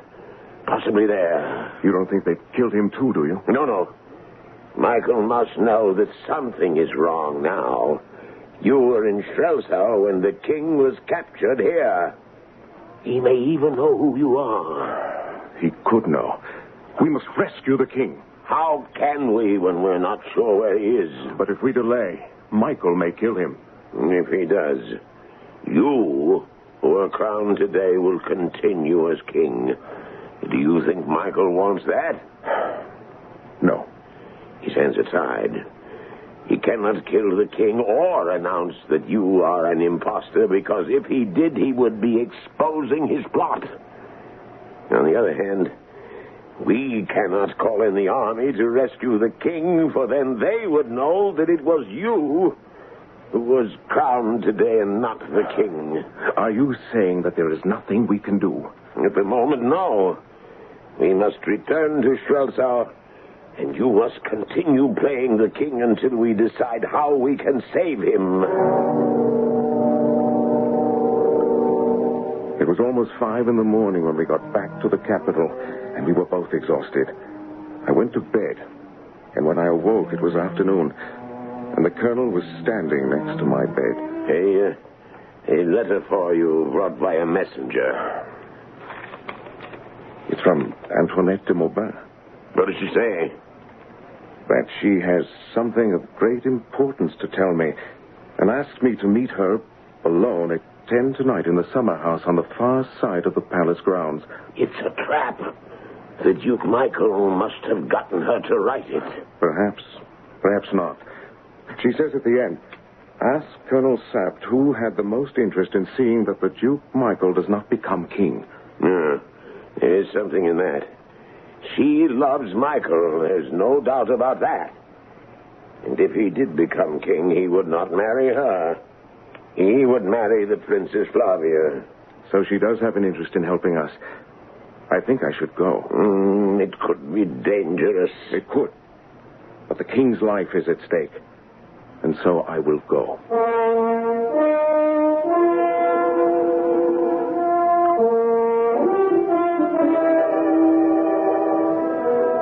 At 9 o'clock, wearing the king's dress uniform, I was in the grand ballroom.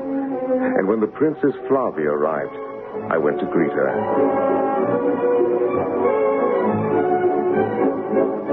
Good evening, Your Majesty. Good evening, Flavia. I've been waiting for you. Will you dance? If it would please you. Oh, it would very much. You look even more beautiful tonight than you did yesterday at the coronation. Oh, thank you, Your Majesty. Must you call me that? It's your title. It's not what you called me in the past. It was not your title then. But I would prefer it if you called me what you did. Very well. Rudolph, you really are changed, aren't you? From what I was yesterday? No, but in other ways. You not only dance better than you did, but you seem to be enjoying it. I never enjoyed it more in my life. There is only one thing I would enjoy more. No, there are several things. But I will begin with the simplest. Which is? To be alone with you. Have a chance to talk to you. Forgive me, Your Majesty. May I have a word with you? Why, yes, Colonel. Will you excuse me, Flavia? Of course. Well, Fritz. It's almost 10. If you're determined to go to the summer house, we had better go. Well, not we. The letter said I was to go alone. I don't like it, Rossendale. 2 of Michael's men, Rupert Henshaw and Datchard, have been watching you ever since they arrived. Still, we must chance it. Tell me how to get there. I will come part of the way with you, point out the path, and wait.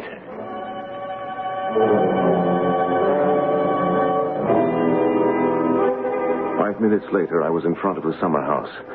The door was closed. And when I opened it... Monsieur Rosendale. Yes. Monsieur Rosendale, you are in great danger. It was the Duke Michael who made me write that letter. I thought as much. In 10 minutes or so, 2 of these men will be here to kill you. You must be gone before then. They intend to kill me here? Yes. Then Michael will declare a state of emergency and seize power. At the same time, he will send word to his castle at Zenda, and the king will be killed and his body disposed of. That is what I came to find out. The king is at Michael's castle in Zenda? Yes. Where? In one of the dungeons to the right of the main gate. I do not know how you can rescue him, but if there is a way I can help you to, I will. Listen. What is that? They're coming. Coming before they were supposed to. It doesn't matter. You've told me what I wanted to know. But they will kill you. I'm sure they'll try, but is there a bolt on the door? Yes, I see there is. Mr. Rasendale? Yes, Sensa. So you know my name. Mr. Rasendale, I have come to make you an offer. And what is that? Your presence here has made serious problems for someone. The Duke Michael? Well, yes. If you leave the country immediately, he will pay you £50,000. Well, that's quite a generous offer. Do not believe them. Look, they have drawn their sword. If you go out, they will kill you. Oh, perhaps. Perhaps not. This iron tea table will do. Do? As a shield. When I give you the word, open the door. Very well, gentlemen. Relying on your honor, I'm coming out. Now, mademoiselle. What in the name of... Look out,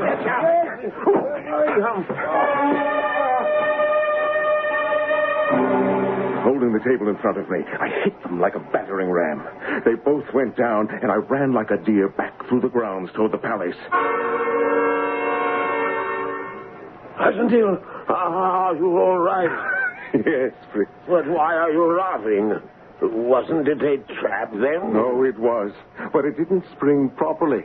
And now there are 2 very battered gentlemen outside the summer house. Oh, I knew it. I knew I shouldn't let you go. On the contrary. Now I know what we wanted to know.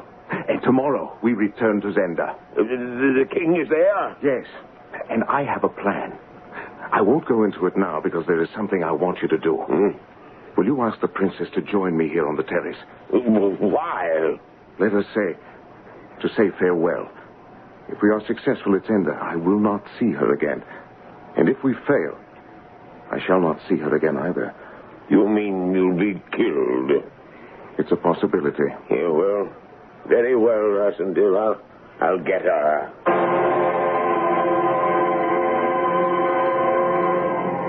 Rudolph, the colonel said you wished to see me.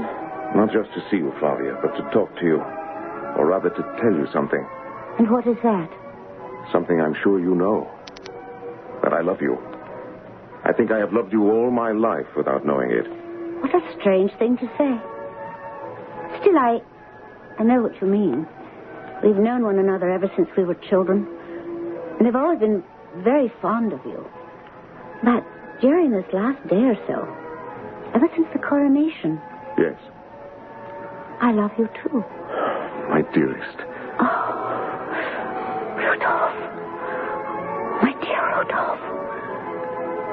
Oh, I almost wish that you were not the king. What? Why do you say that? So that I could prove that it is you yourself I love, and nothing else. Oh, my darling. There's nothing you could have said that could have made me happier. I will treasure it all my life. And when I come back... Back? You're going away? Yes. Tomorrow, to Zenda. To do what? Let us say, to do some more hunting. No, you wouldn't go away now just to hunt. It has something to do with Michael, hasn't it? Perhaps. Oh, Rudolph, I'm afraid. It sounds dangerous. There is some risk. But it is a risk that must be taken if the throne is to be secure. For the House of Elfberg. And for you.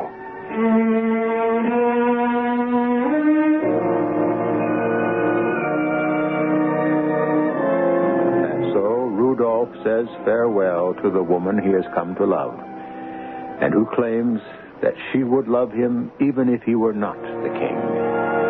But is it a final farewell, or will he see her again?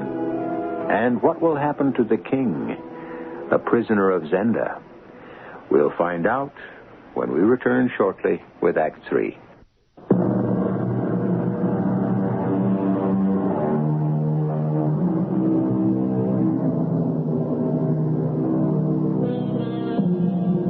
Now back to our story, to the hunting lodge at Zenda. It's about 11 o'clock the next night, and Rassendyll, wearing dark trousers and a dark jersey, and with a sword thrust through his belt, is about to leave on his dangerous mission. When I came back from the summer house, I told the colonel I had a plan. Antoinette had given me some of it, and fortune had supplied the rest. That morning, shortly after we arrived at the lodge, we learned that the Duke Michael, Antoinette, Hensau, and Deschard were now at the castle of Zenda. There was one servant there who was loyal to the king rather than to Michael.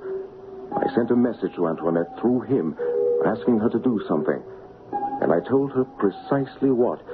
That would create a diversion at about 11 o'clock, and, if I was lucky, allow me to rescue the king. At 10:30, we left the lodge. I, the colonel, and half a dozen trusty, well-armed men, and rode to the castle. We stopped in some trees near the moat, and... I still don't know why you're doing this, Rassendyll. Oh, yes, you do. The king is my cousin. And besides, I like him. But risking your life this way... It's our only chance. Your spy at the castle told us that the king always has a guard with him who has orders to kill him if there's an attempt at a rescue. This is the only way we can save him. But break in quickly after you hear Antoinette cry out. As quickly as I can. I shook his hand, slipped into the moat, and swam across to the castle, while he and our men went around to the guardhouse on the landward side. Climbing out of the moat, I drew my sword and waited just outside the main gate, where I could see the door that led to the king's dungeon. A short while later, the door opened, and my two friends from the summer house, Hensau and Deschard, came out. Where are you going now, Hensau? Where do you think? To bed. Be careful. The Duke is angry the way things have been going. You be careful. Watch our friend in there. I'll see you in the morning. Deschard went back inside, and Hensau walked into the courtyard, looked up at a lighted window that I knew was Antoinette's, and began climbing up to it. I gasped. My plan had been for Antoinette to attract the attention of Michael and the other guards by crying out that Hensau was trying to break into her room. And here he was doing exactly that. He reached the balcony outside her window and... Who is that? Hensau! No! Michael! Michael, come quickly! What is it? It's Hensau! He's here in my room and... The door that led to the dungeon opened, and Deschard came out. He glanced up at the lighted window, then saw me. You! I cut at him, but he dodged and ran back inside and down the steps to the dungeon. By the time I had followed, he had the dungeon door open, and sword in hand was standing in front of the king, who was tied to a chair. Come a step nearer and he dies? Cousin, is that you? Yes. You mean you'd kill a helpless man? Why not? You'd have to kill me first. A good idea. You first, then him. Cousin, be careful. He's a very good swordsman. Yes, he is, but not good enough. Before I go, this is for you, Elfberg. No, you devil. Are you badly hurt, cousin? I don't know. He caught me here in the chest. Let me cut you loose. Can you walk? Yes, I think I can, but we'll never get away. There are others. We're busy. And Colonel Sapp should be breaking in at any minute. Come on. Up the stairs. I'll help you. All right, cousin. I'll try. We went up the stairs. I pulled the lever that controlled the drawbridge, and it came rumbling down. On the other side of the moat, I could hear the sap and our men breaking down the door of the guardhouse. They... Oh!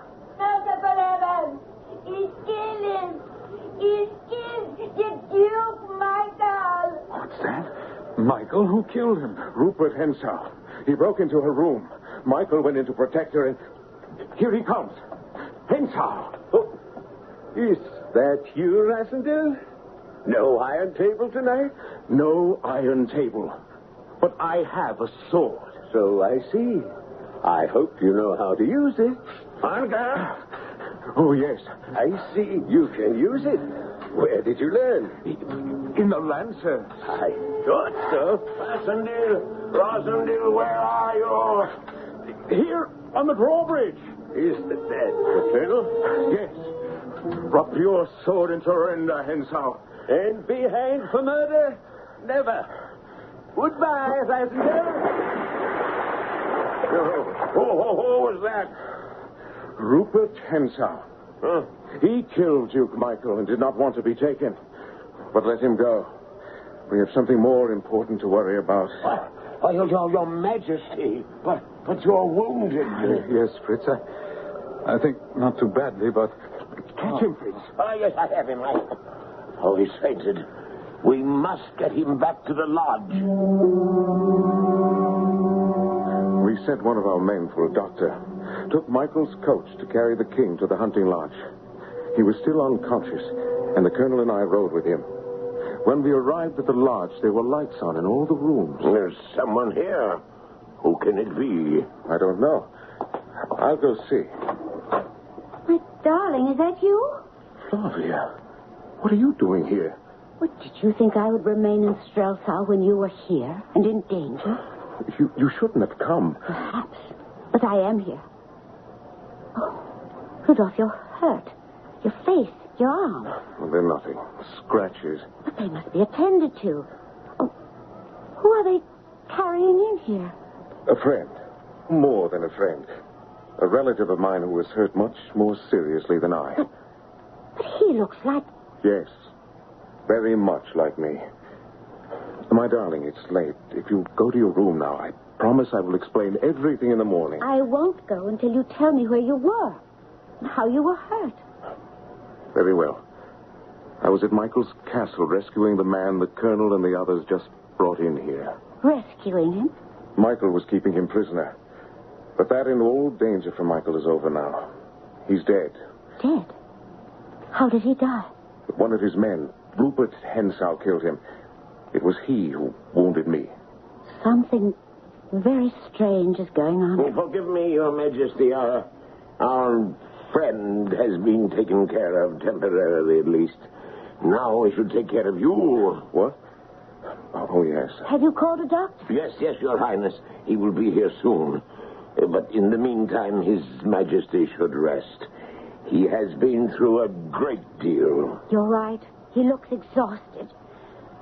Very well, my darling. I'll wait for an explanation. But why am I so afraid? Certain that nothing will ever be the same again.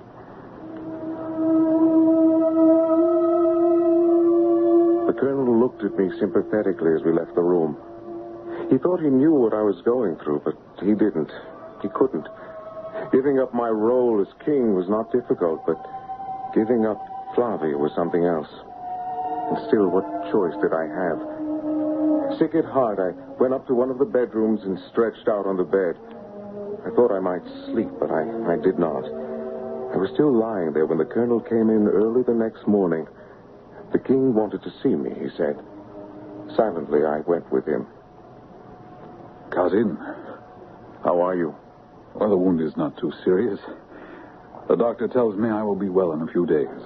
I'm glad. Yes. Yes, I think you are. I don't think I would be in your place. In fact, I'm not sure it would not have been better if I had died. For I think that you would have made a better king than I. Don't say that. Oh, why not, when it's true? I will go now. My work here is done. Yes, and done as no one but you could have done it. You have shown me how to play the king, and I will act as you would have acted for as long as I live. You praise me too much, cousin. It was only by the narrowest margin that I was not as great a traitor as your brother Michael. What do you mean? Yes. Flavia, you have fallen in love with her. Yes. What will you do? Until this moment, I was not sure. I thought perhaps I would just leave, slip away. But now I know I cannot. I must tell her the truth. Yes, I suppose you must. Cousin, I will not try to thank you.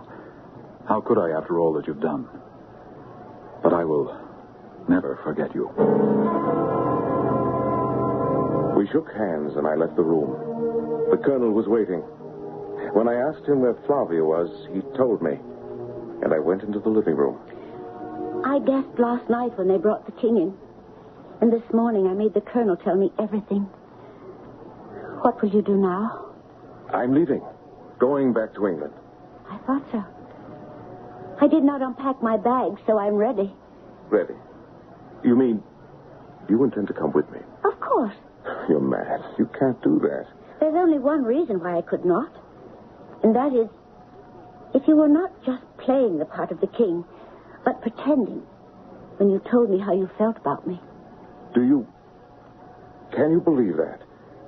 Don't you know how I feel about you? Did from the moment I saw you in the cathedral? I love you, Flavia. I will love you till the day I die. But what you're suggesting cannot be. Why?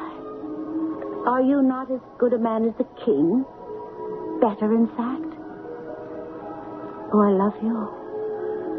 I love you with all my heart. And if I can be with you, I will be content in the meanest cottage. And is love all? What else is there? There is duty and honor. If love were all, I might have let the king die in Michael's dungeon. Then I would have had both you and the throne. But I could not. And if honor binds me, then should it not bind you, who are a princess, even more? Must you not be true to your country, the house of Elfberg? No. I say yes.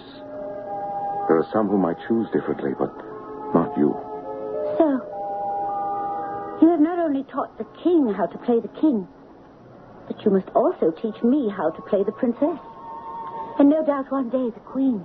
I have only told you things you already know. Yes. I tried to ignore them, but I knew them. Everything you said. Then you will let me go, and you will stay. Yes. I knew it. Knew you would do what you must.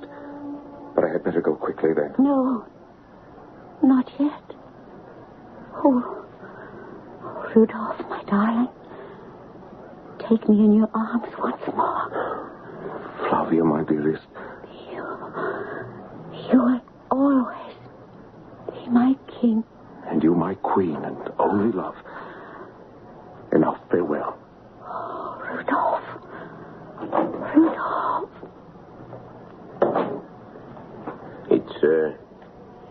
It's over. Yes. What arrangements have you made? I have a carriage waiting. I will take you to the border myself. Put you on the train to Paris. Very well. I have learned something. What is that? I said you were the finest Elfberg of them all. And it's true. What I have learned is that heaven does not always choose the best man to be king.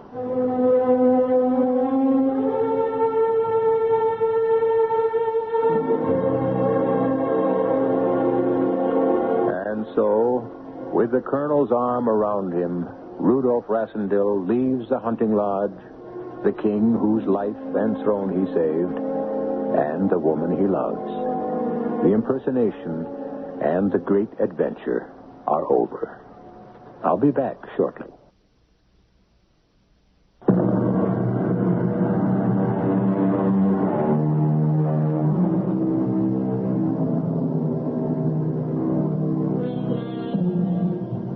Prisoner of Zenda is a story about a place that never was, but one that fulfilled the dreams of many.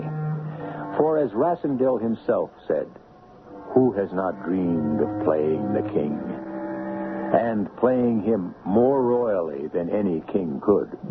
Who has not wished to do daring and heroic things, love a princess, and, in the end, be strong enough to give up all for honor? You would not have done it?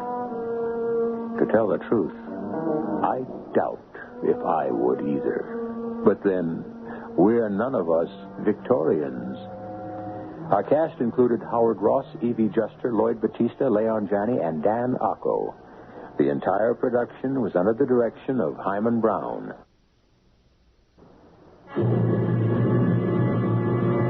And now, a preview of our next tale. I hope his jaw aches all night long. Lily, lock up. And, Doc, don't fall overboard on your way back to the cabin. He is very sick, Doctor? Oh, not at all, Lily. Mild upset, nothing more. Buku said he will die. Well, then he knows more than I do, which he doesn't. Now, don't worry. Pete will be all right. Buku knows. How does he know? He knows. Well, I know he's superstitious. Don't tell me that you are, Lily. I have seen things. Your medicine won't help Pete. There is other medicine. It is of the mind and the soul. A curse can kill. Buku? He has had a curse put on the captain. Radio Mystery Theater was sponsored in part by Buick Motor Division. This is E.G. Marshall inviting you to return to our Mystery Theater for another adventure in the macabre. Until next time, pleasant dreams.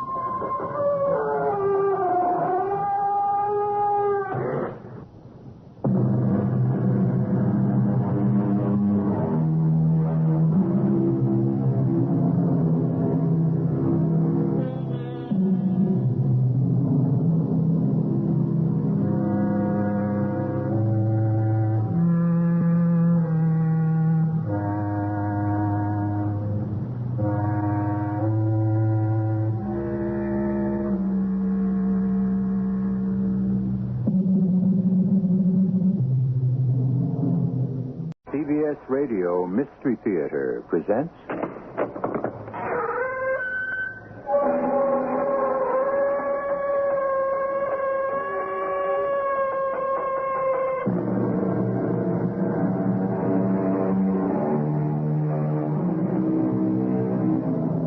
Come in. Welcome. I'm E.G. Marshall, your host for these adventures in the macabre. Together, we explore out-of-the-ordinary places and share experiences that are unusual, sometimes weird and chilling. We travel unmarked roads in the expectation of encountering the bizarre. It's as if you entered a house long abandoned, dark and forbidding, and for no explainable reason, you see the sudden light of a candle in a far corner of a room. Do you go in? Turn back? You stand, perhaps, in the presence of something supernatural, an order of existence beyond nature. A belief firmly held by Buku Chin, first mate of the tramp steamer the Molly Moran, anchored at Port-au-Prince, Haiti. Oh, yes, Doctor.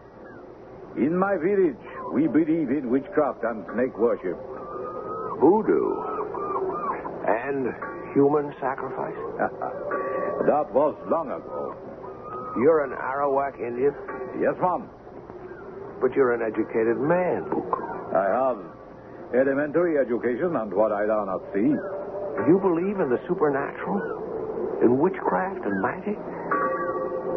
I have seen it work, Doctor.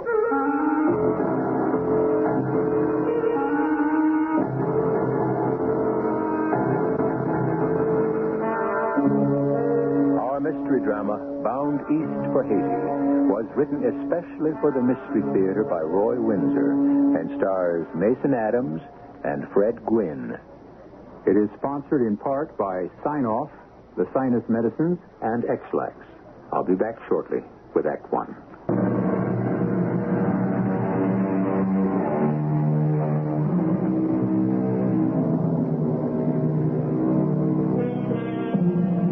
If someone conducted a poll and asked the question, do you believe in the supernatural? How many would say yes, no, or don't know? I suspect that most persons would say no, even though there is evidence dating from the beginning of civilization of supernatural experiences. Witches invoked the spirits to foretell the future, to bring good luck or bad. It is still practiced today. And some 40 years ago, Dr. Philip Armistead... but let him tell us.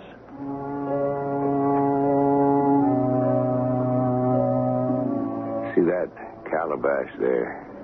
That gourd cut in half? There on the small table in the corner of my study. A calabash is the hard-shelled fruit of a tropical American tree. Years ago, they were cut in half, scooped out, and used for wash basins and drinking utensils by sailors aboard tramp steamers which plied their trade around the Caribbean. That one belonged to Buku Chin, an Arawak Indian from Haiti, who was first mate to Captain Pete Johnson of the Molly Moran. Some 40 years ago, I had just completed my Florida medical board examinations, and I badly needed a few weeks' rest. So I drifted down to the docks and shipped out as a paying guest. It's wonderful, Captain. It's nice to have you aboard. Are you really a doctor? I really am. Passed the exams, and you saw me arrive with my little black bag. If anyone needs my services... No. Thanks all the same, Doc. We've been getting along for years with an old first aid kit. Well, I'm not going to think about anything for the next 4 weeks. Oh, I smell that air.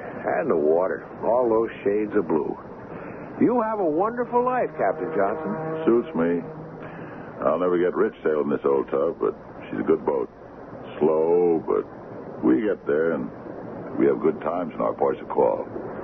2-3 days of that, we're glad to be back at sea. And now we're bound east for Haiti. That's right. Port-au-Prince. We'll pick up a cargo of coffee in Sisal, then we'll sail to Georgetown and Exuma, Savannah Lamar, in Jamaica, and home. How long will we be in Haiti? A couple of days. Why? Want to explore the island? Yeah, some of it. Watch your step. Better speak to Buku.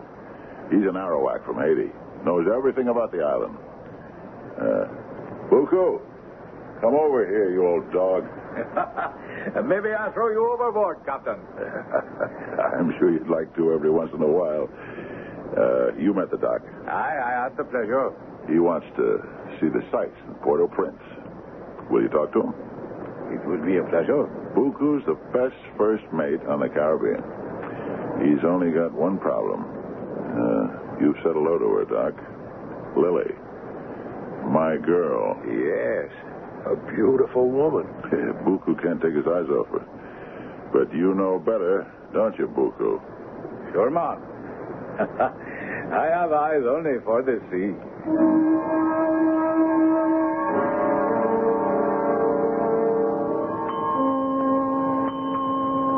We'll have chow in half an hour.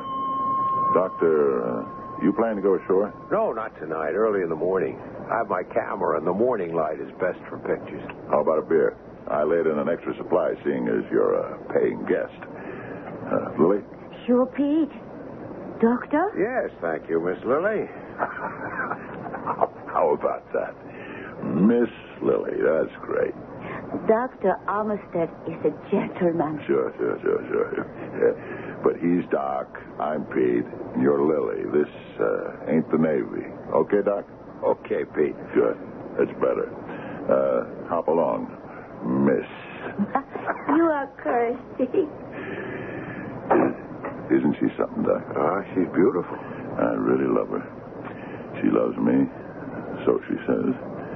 Why, Why, the Lord knows, but that's the way it is. I guess I'd better marry her. Maybe when we put in at Savannah Lamar. She comes from there. I approve. Yeah, that's what I'll do. I'm getting on, 40. Remember, we're going to get married. I guess now's the time. And, hey, you'll be the best man. All right, that'll be a pleasure. Will you tell her? The night before we dock. And that ought to take care of Buku Chin. You were serious about him? Certainly. He's 32 or 3 and pretty good looking. He's always giving Lily the eye. Can't blame him because she's an eyeful. Agreed? I certainly do. Beautiful dark hair and perfect features. And eyes. Big and tawny, like a cat's. Well, once she's Mrs. Pete Johnson, Buku will lose his steam, right? She hates him. That must make her uncomfortable. It does. She wants me to get rid of him, but see, Buku's an expert first mate. I'd never fire him. You talk with him about Haiti? Yeah, it was fascinating. All that junk about voodoo and snake worship and magic. He's full of it. And he believes it. In the village that he comes from. I know. I've heard it 100 times. Well, if it makes him happy to believe in superstition, what's the harm? There is none. Someday I'd like to come here for a few weeks and explore the island. There's a mystery about it. And not just in Haiti. There's mysterious things in small islands all over the Caribbean.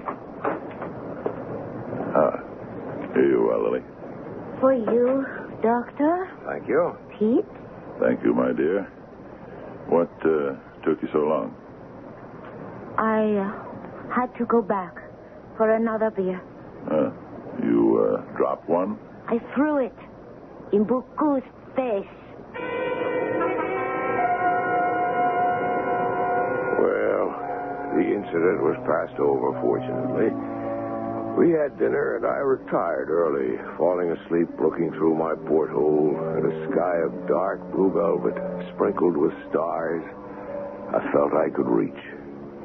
For the next 2 days, I explored Port-au-Prince, snapped pictures, and mailed postcards back home.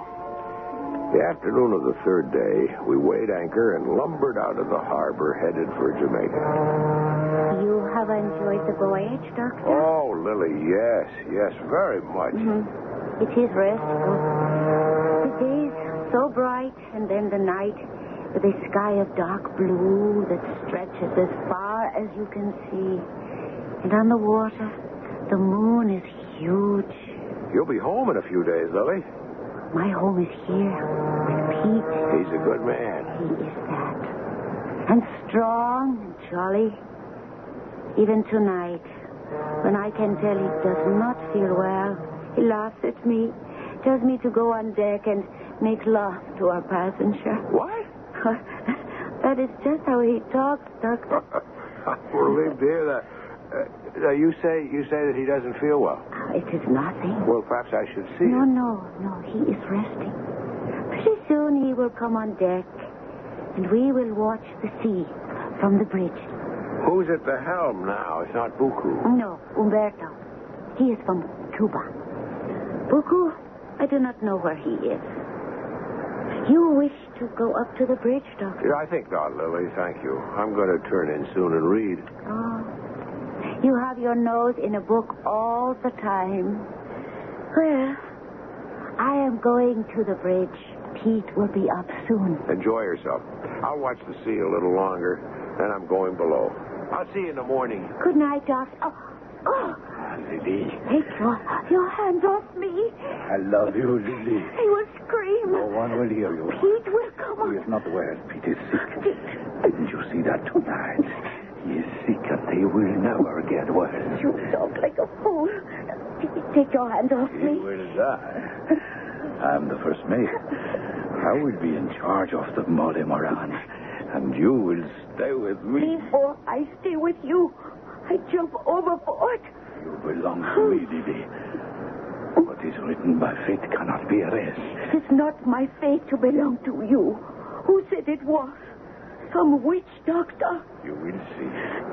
When Captain dies, you will see. I know you, Lily. You love the see. You do not want to return to Kenfield. You will stay with Buku. Pete will take care of you. Now, take your hands off me. It's me, Lily. You busy man. I warned you, Buku. Pete, he said you would die. Oh, are you Pete. Don't touch him. Pete. No. I warned the dog not to touch Lily. Leave him there. When he comes to, he'll think twice about making another pass at her. Lily, go to the cabin. Yes, Pete. Pete, what's that gleaming in the moonlight on your hand? Brass knuckles. You'll stay in line now. The tension, when I reflected about it, had been there all along, from Freeport to Georgetown and out of Haiti. But it was after we weighed anchor from there that the tension became charged.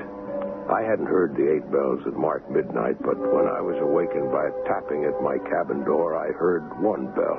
So it could have been anywhere between 12:30 and 4 a.m. It was Lily. Calm, Doctor. Pete is not well. I said, of course, and I slipped into a robe, picked up my doctor's bag, and a few minutes later, I was sitting next to the captain's bunk. Sorry she woke you up, Doc. Lie quietly. Now, let me get your pulse first. Pete, Buku is... Don't mention his name. Now, open your mouth, Pete. All right. It looks all right. Your forehead's damp. Do you feel chilled?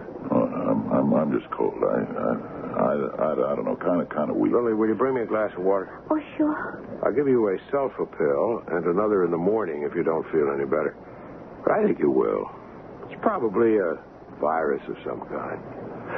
Thank you, Lily. Doc, how much? No charge. Take the pill, Pete. Cover up and get a good night's rest. Umberto is at the helm. Do not worry. All this fuss. Now, go to sleep. Okay, Miss Lily. How's old Buku? Up and around? Oh, he dragged himself to his cabin. Good. I hope his jaw aches all night long. Mm-hmm. Lily, lock up. And, Doc, don't fall overboard on your way back to the cabin. He is very sick, Doctor?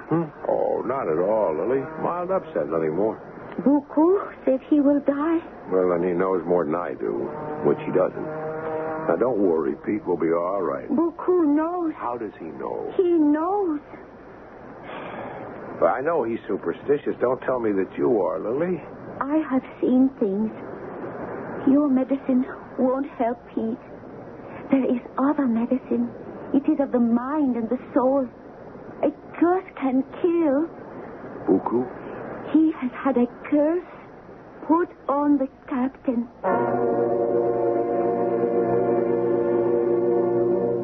You cannot discount magic. Islanders in the West Indies sometimes still practice the kind of magic that affects another person for good or for evil. The voodoo doll still exists. It is a small image of an enemy into which pins are driven, or it is cut up or burned. To a modern doctor, and to most of us, magic is primitive nonsense. Dr. Armistead will find out for us when I return with Act 2.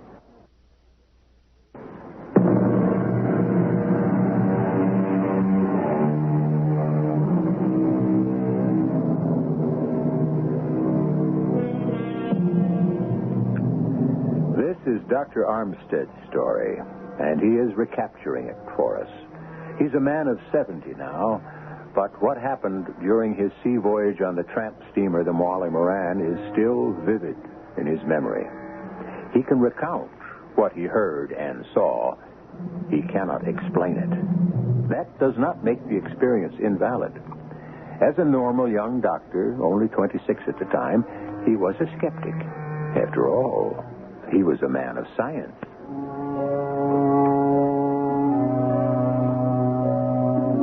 Of course, I didn't believe a word of what Lily said.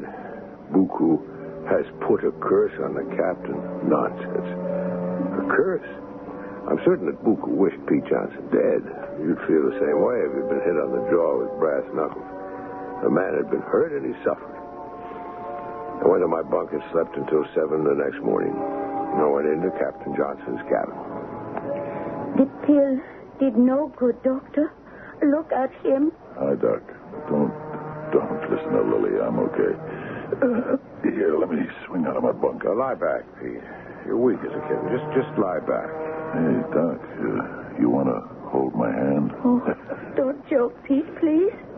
I am so worried. Won't have that, Lily. Don't want you to worry, babe. I've been through worse. Another day I'll get my strength back. I'll be up and around. You'll see. Doctor? That baffles me. Still no sign of infection. Pulse abnormally slow. It's as if his body has slowed down. You give him a shot? I could, but there's no point to it. I don't know what I'm trying to cure. I'm sorry, Pete. Whatever's the matter with you is something I didn't learn in medical school. You have that medical book? I know, Lily. I'll search again. But I've got a better idea. We reach Savannah Lamar tomorrow morning. I'll take Pete ashore. No, I'm not going ashore. I am taking you to a hospital. I know there's one in Montego Bay. Forget it, Doc.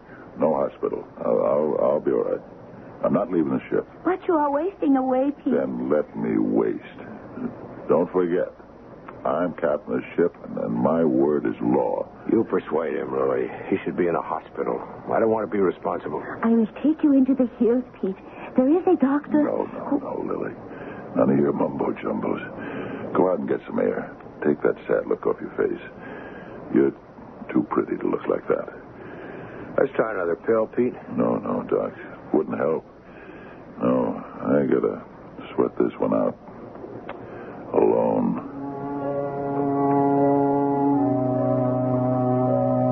I left the cabin and went on deck.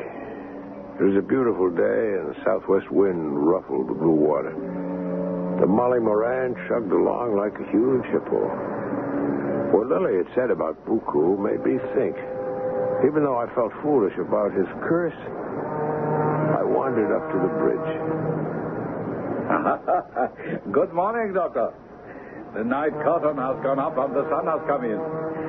Like the eye of a man. Blink, it's dark. Blink, it's night. He sees in, he sees out, until he sees no more. You're in a good mood, Buku. I am happy, man. With the captain lying ill in his bunk? He is still alive. Oh, yes. I expect him to come on deck later this morning. I do not believe you, Doctor. The captain will die. You know that? I know it. How do you know, Buku? My medicine... Your medicine was good for my injury. And I do not forget your goodness to me, cleaning my cut face and giving me a pill to sleep. But that medicine cannot save the captain. Nothing can. You know what his illness is? Only that he will die. Fate will strike him down. Have you called on fate to kill the captain? Look, Doctor. Purposes of the port bow. Buku, when we were 2 days in Port-au-Prince, did you return to your village? Oh, yes. When we drop anchor at Hati, I go with things for my people. I tell you about them. You do not believe some of the things I tell you. I didn't at the time. Can one of your tribe put a curse on another person? It has been known. Have you had a curse put on the captain? No. Fate, that is what killed him. He will not leave Savannah Lamar. Hey, you want to handle the helm? I go below for breakfast. It is wonderful to feel a ship under your hands, Doc. I know. All right, Buku. Go below. I'll take over. You have much to think over, Doctor. I have indeed. I felt helpless. Captain Johnson was a strong man. From what I could determine, there was nothing wrong with him. I was young, of course, and inexperienced. But Johnson's affliction was a mystery. Well, he grew weaker during that day and night. When I awoke the next morning, we had dropped anchor in the vividly clear waters of Savannah, Lamar, Jamaica. I went at once to check on my patient. Lily was sitting next to his bunk. He is worse, Doctor. We make port? Yes, Pete. You'll like it. Beautiful island, Jamaica. Pete, I must insist you go ashore. There must be a hospital. In Montego Bay. No. I said before, no. Then I will go ashore and bring back a witch doctor. Oh, for heaven's sake, Lily. In the maroon country, there is a powerful old man. Doc, tell her no. Don't want some dumb hillbilly with his hocus pocus. Don't want him. What harm could it do, Pete? What, Doc? You approve? No, I think you need hospital care, but you won't listen, so why not let Lily find this man and bring him aboard? People would laugh at me. Well, you won't have a chance to hear them if you get any worse. Okay. You go ashore, Lily. Go home. Don't come back. It's over with me. With us. Maybe Buku's right. I won't get well. Pete? Better go, Lily. I will bring back the man later. He will know what to do. Go see the town, Doc. Find someone to drive you to Montego Bay. No, I'll stay with you. No. I'm tired. Poor Lily. Remember, you were going to be the best man at our wedding. I'll check in every hour or so. Oh, well, go ashore. No, I'll just watch the loading. Witch doctor. Magic. You don't believe in that junk, do you, Doc?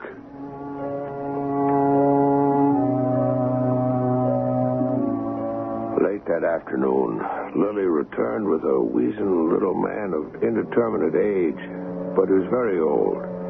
Wore a threadbare undershirt, faded blue denim trousers. Was barefooted. Pete lay in his bunk. I sat next to him. Lily stood near the witch doctor, who squatted like an old-fashioned tailor in front of the cabin door. Ugly devil, ain't he, Doc? Lily, doesn't your friend want to examine Pete? That is what he is doing, Doctor. I see. From 15 feet away. Hey, why doesn't he say something rather than just chant and keep I don't know. chanting? I don't know. He's just, I guess, studying you. Casting a spell. That's what they do, you know. He ought to break a spell if that's what you're under. Hey, tell him to go away. I'll leave that up to Lily. He gives me the creeps. No. Oh, no. What is it? What's got into it? Lily. Stay away. Lily, what is it? Why did you cry out? I cannot tell you. Why not? You brought him here to help. He knows what is wrong with Pete. Tell me. I cannot. I have to do something. And I don't know how to. I don't know how. What was that all about? I have the wildest idea. He seemed to say something to Lily, and she cried out. I'll find out, Pete. I'll be right back.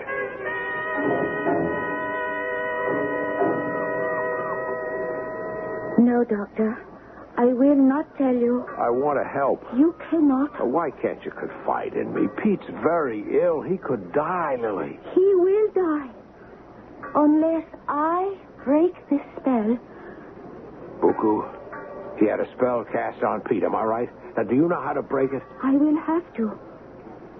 But I don't know how. Tell me. Maybe I'll think of a way. No, Doctor. If I begin to act strange, do not interfere. I don't understand. It is the only way. I must do it. Only I can do it. I must.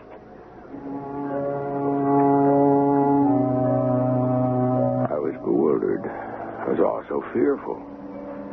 What did Lily have to do to break the spell which Buku had cast over the captain?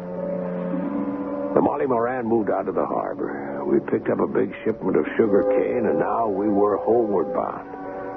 Lily was at the railing, watching the receding town. Do not talk to me. Lily, is that part of your acting strange? Just stay away from me. I'm going to check on Pete if you're there. I won't be there. What the devil does she mean by that?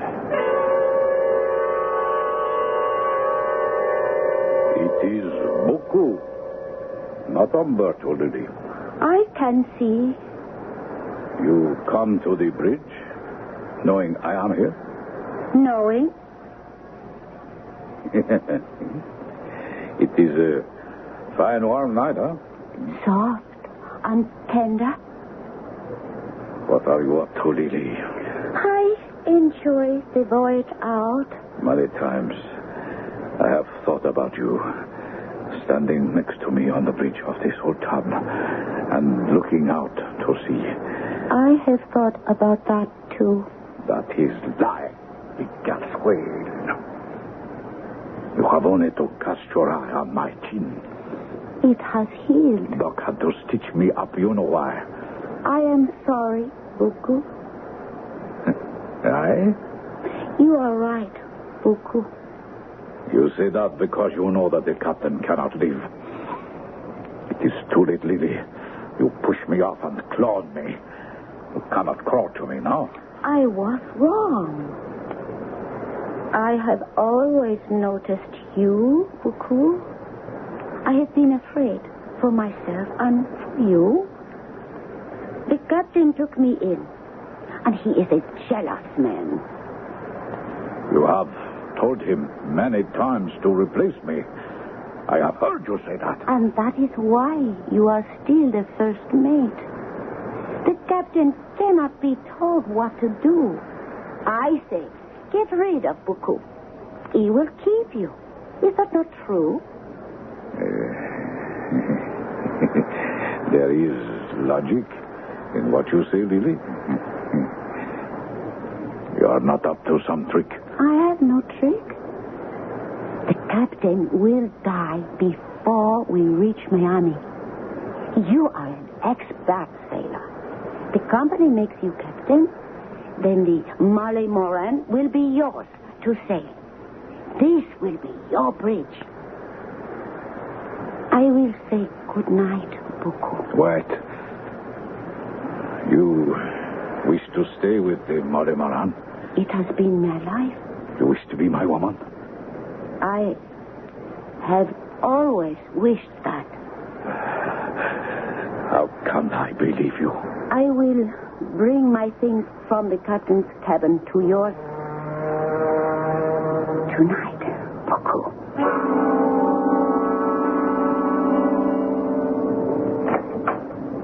Good evening, Lily. What? Lily, why don't you say hello to the doc?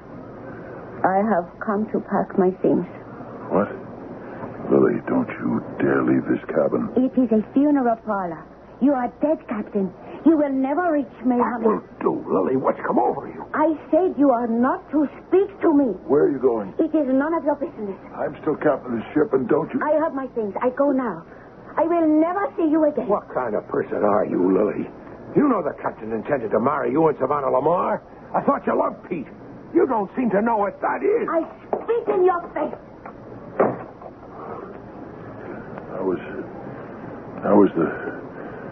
That was the worst punch in the gut of all, Doc.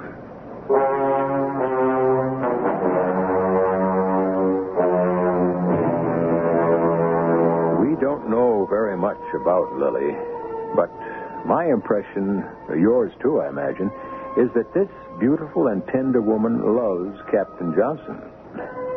Well, we're wrong, it seems. When Dr. Armstead resumes the voyage from Savannah Lamar to Miami, we'll find out. I'll return shortly with Act 3.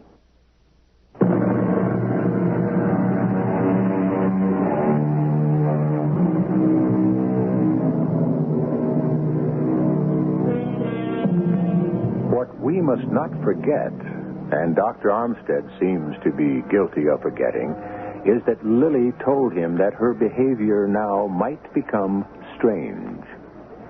The shock of her sudden departure from Captain Johnston's cabin and her cruel remarks have convinced the doctor that Lily is not devoted to the captain, that she deceived him, and that now she has sold herself to Buku Chin. But let the young doctor pick up his story.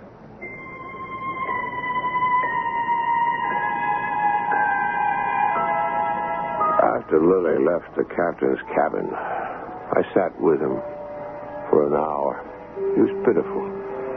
When he fully realized the truth about Lily's desertion, he called her and Buku every name he knew and some I had never heard of.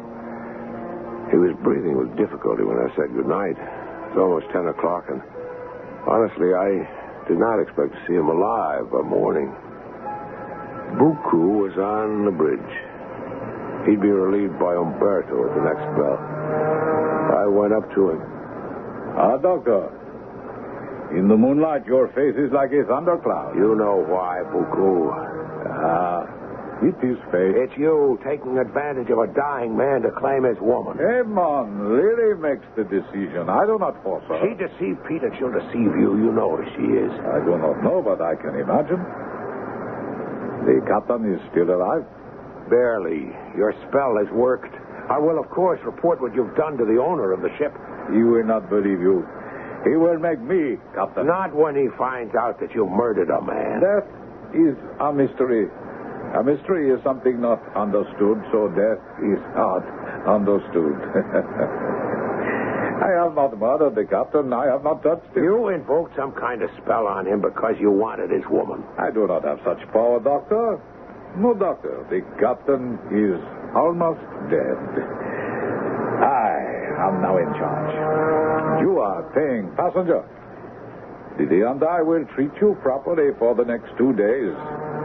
Then you go your way, and we go out again to sea. For a half hour, I leaned on the railing and frowned at the sea. Occasionally, I heard a gull. And once I saw some long, black object break the water with its back and then slide under it. At last, I turned in. In the morning, I rang a buzzer, and one of the deckhands brought me breakfast. It was early, just shortly after 6 o'clock. Later, I walked to the captain's cabin, and to my surprise, he was still alive. Hi, Doc. We'll be in Miami tonight, Pete. Hang on. I'll get you to a hospital, and we'll get you well. I don't think I can make it, Doc. That damn Buku has done something to me. Some curse. I've been thinking about it all night long. Wish I knew what that witch doctor told Lily. I've been thinking about her, too. Forget Lily. I was going to marry her. And forget that. She moved in with him, Doc. I don't know. I don't want to see either of them. I had breakfast in my cabin. How about you? You feel up to some food? No. Couldn't get it down. Pete, could you hear anything Lily's witch doctor was muttering? No. Oh, a word here or there, maybe. They have a gibberish of their own. They run words together. English, but it ain't English. What words, Pete? What, that the witch doctor mumbled? I don't know. Calabash. Yeah. I think I heard calabash. Like the wash basin in my cabin. Yeah. I got one, too. Well, now, why would he be talking about a calabash? Beats me. What has a calabash got to do with a magic spell? Doc, you don't really believe I'm under some spell, do you? Lily was convinced as soon as you got sick that there was something mysterious about it. And Buku said you're fated to die. Then I got to believing it, and now I don't know what I believe. Now, you hang tight. I'll try. A wireless ahead to have an ambulance at the dock. We'll get you well. And then you'll spend a week with me and my parents, and you'll be as good as new. Thanks, Doc. If Lily... Put Lily out of your mind. I can't. I miss her, and when I think of her with Buku... Now, cut it out, Pete. She's out of your life, and so is Buku. Think of them as dead. That's a curse I'd like to invoke on both of them, and have it work.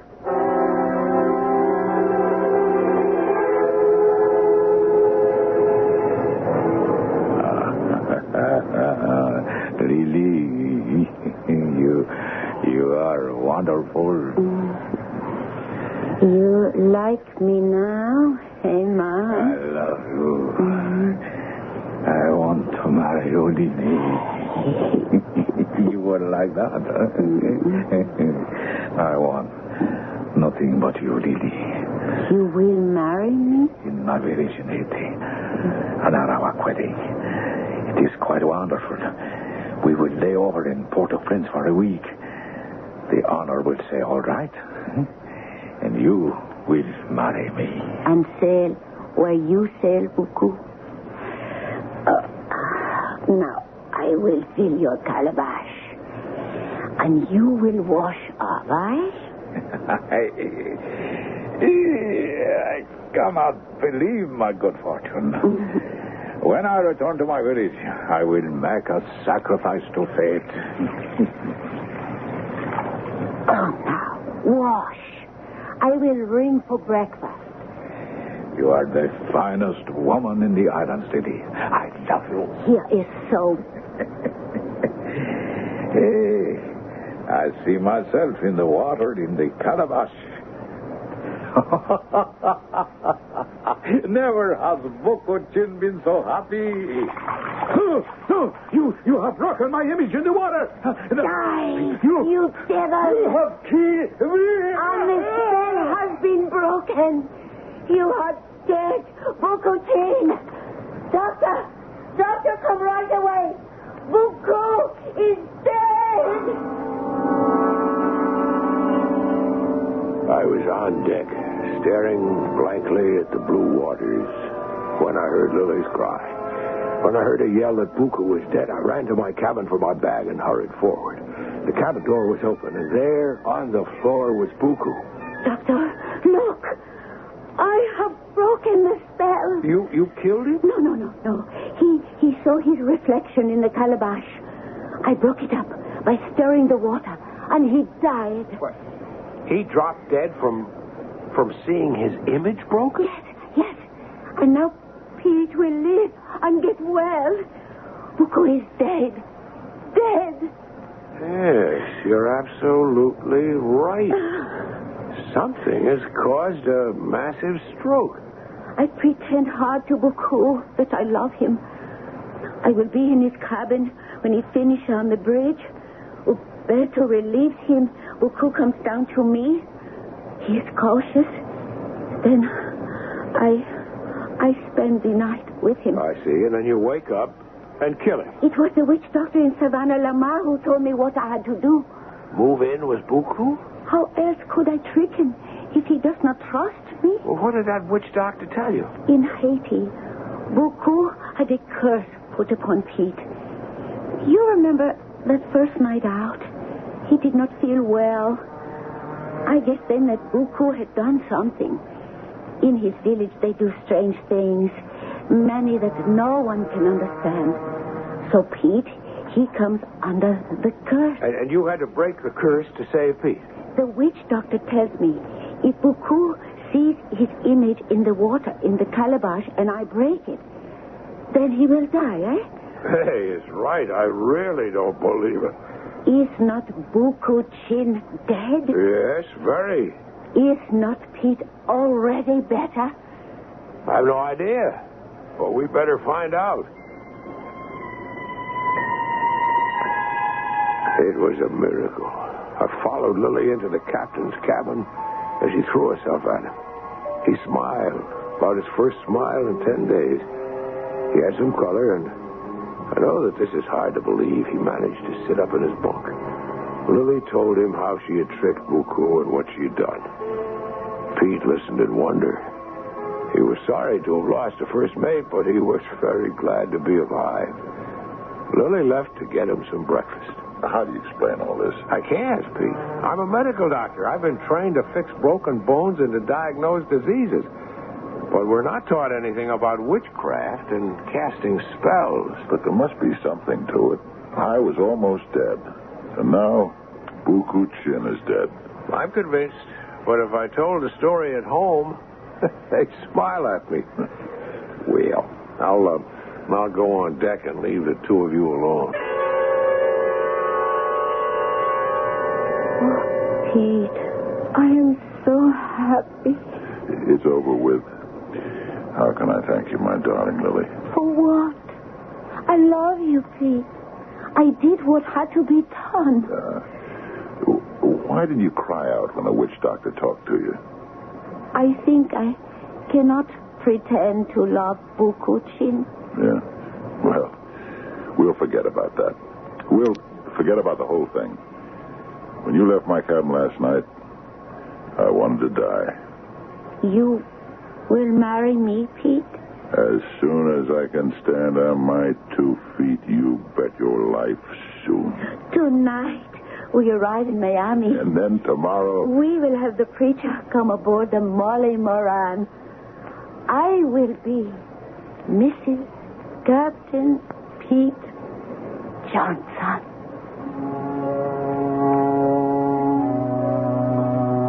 Well, that's the story of what happened bound east for Haiti. It happened just as I've recalled it. As a memento of my month at sea, Pete had given me Buku's calabash. There it is on that small table over there in the corner. I've never filled it with water, of course. I remember what a reflection can lead to.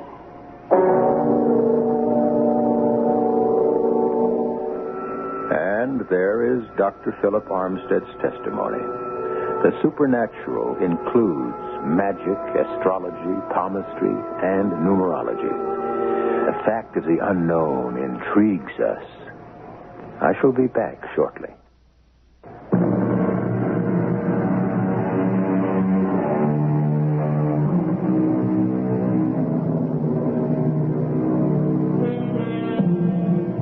What about carrying a rabbit's foot, an amulet, wearing a good luck ring? You see, here we are, supposedly civilized, and there are those vestiges of an innate suspicion that there may be something to magic after all.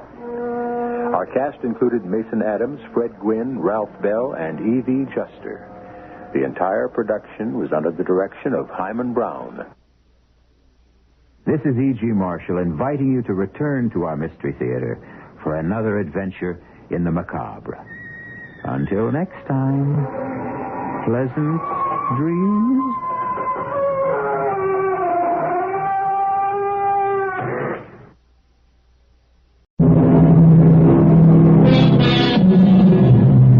Recently, the left-handed people of the world have been voicing some legitimate complaints. They feel, with some justice, that they're being penalized for being different, since almost all the gadgets and conveniences of life are built for people who are right-handed. They also feel they're unjustly accused of being less reliable than their right-handed brethren.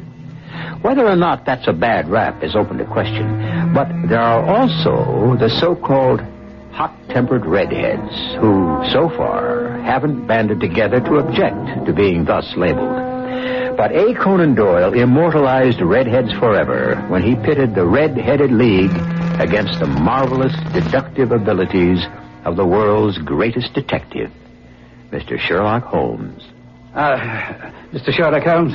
I'm Holmes, and this is my colleague, Dr. Watson. How do you know? Now, you've told me your name is Jabez Wilson, and beside the obvious facts that you've at some time done manual labor, that you take snuff, that you're a Freemason, that you've been in China, and that you've done a considerable amount of writing lately, I can deduce nothing else about you. What? How in the name of all that's holy do you know all that? Are you some kind of a wizard, Mr. Holmes? Not at all. Well, then it's some kind of trick. Oh, certainly, I began working in life as a ship's carpenter, but there's no way you could have known that except... Your hands, my dear sir. Your right hand is at least one size larger than your left. Oh. Therefore, you've worked with it. The muscles are obviously more developed. Oh, well, but the snuff, then, and the Freemasonry. I won't insult your intelligence by explaining the snuff. As for the Freemasonry, against the strict rules of your order, you use an arc and compass breastpin. Of course, I forgot that. But the writing, sir. What else can be indicated by that right cuff? So very shiny for 5 inches, and the left one with the smooth patch near the elbow where you rested it upon a desk? Yes.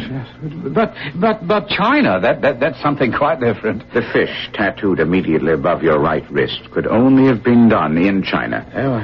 I've made a small study of tattoo marks, and that trick of staining the fish's scale a delicate pink is quite peculiar to China. When, in addition, I see a Chinese coin hanging from your watch chain, the matter becomes even more simple. Ah, well, I thought at first you'd done something clever, but I see there was nothing to it after all. I begin to think, Watson, that I make a mistake in explaining. Oh, sir. I fear my reputation will suffer shipwreck if I continue to be so candid. But, now, Mr. Wilson, what brings you to me? Oh, it was this advertisement here. Read it for yourself, sir. Thank you. You don't mind if I let Dr. Watson read it? No, not at all. To the Red-Headed League. On account of the bequest of the late Ezekiah Hopkins of Lebanon, Pennsylvania, USA, there is now another vacancy open which entitles a member of the League to a salary of £4 a week for purely nominal services. All red-headed men who are sound in body and mind and above the age of 21 are eligible. Oh, my goodness. Apply in person Monday at 11 o'clock to Duncan Ross at the offices of the League, 7 Pope's Court, Fleet Street. What on earth does this mean, Holmes? Well, it is a little off the beaten track and may well be the start of a very pretty puzzle. Mr. Wilson, tell us all about this strange advertisement and you. Watson, you, of course, noted the date of the newspaper. Yes, April the 27th, 1890. Just 2 months ago. Excellent. Now, Mr. Wilson. Oh, well, I keep a small tobacconist shop at Coburg Square. It's not very large, and it doesn't do more than just give me a living, you know, but since I have a flat above the shop, I make out all right. Well, sir, I used to keep 2 assistants, but now I can only afford 1. And that only because he's willing to work at half wages to get a place to live while he learns the business. Mm-hmm. What's the name of this obliging youth? Oh, his name is Vincent Spaulding, and he's not such a youth either. Oh, it's hard to say how old he is, but I tell you, Mr. Holmes, I couldn't have a sharper assistant. Never was such a fellow for photography. Snapping away all the time with a camera and then diving down into the cellar to develop his pictures. That's his main fault, but there's no vice in him, you know. As a matter of fact, it was he who called my attention to the advertisement. Ah. Can you remember how that happened? Oh, like it was yesterday, Mr. Holmes. I was coming down from my living quarters into the shop when Vincent said, I wish to heaven, Mr. Wilson, that I was a red-headed man. Huh? Oh, why on earth should you wish that? Why? Because here's another vacancy on the League of the Red-Headed Men. What? It's worth quite a bit of money to the man who gets it. Only my hair would change colour. It'd be a nice little post all ready for me to step into. Oh, well, what is this Red-Headed League? Oh, I'm that surprised you've never heard of it. With your head of red hair, you're eligible for one of the vacancies. Huh? What's a vacancy worth? Couple of £100 a year. But the work doesn't interfere with one's other occupations. Doesn't it? Well, tell me about it. Do you know how it got started? Well, as far as I know, the League was founded by an American millionaire, Ezekiah Hopkins, who was a real eccentric. He himself was red-headed, and he had a great sympathy for all red-headed men.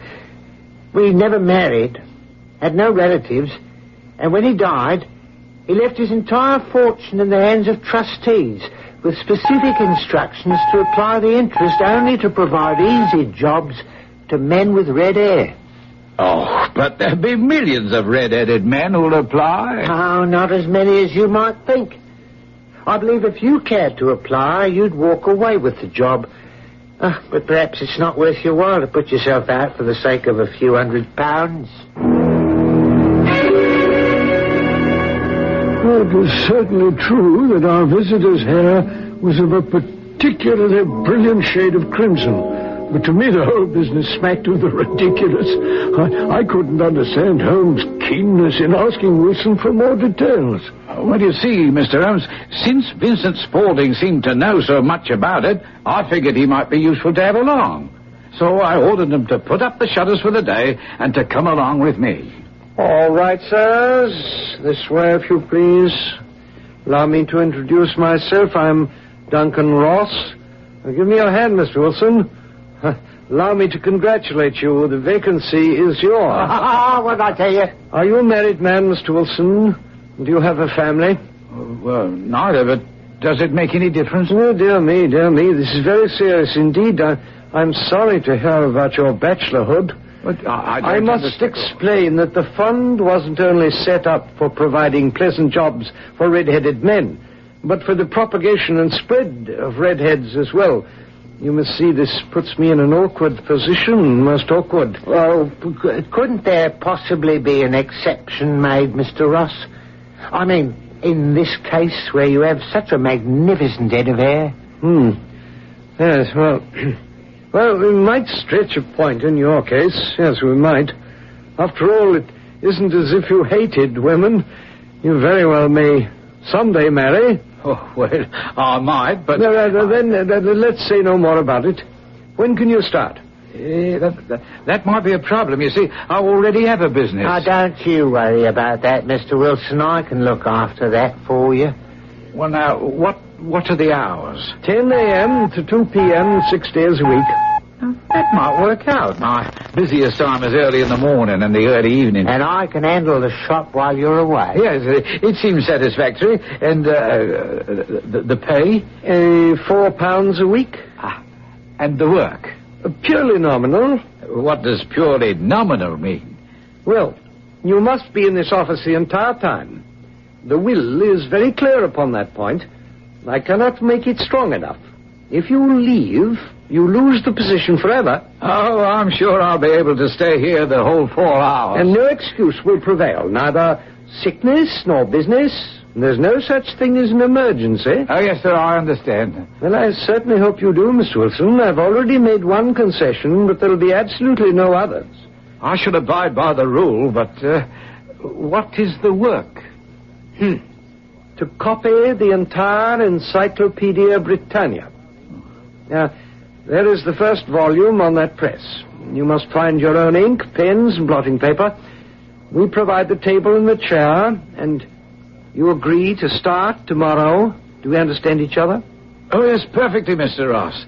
And you may depend upon me being here promptly at 10 tomorrow.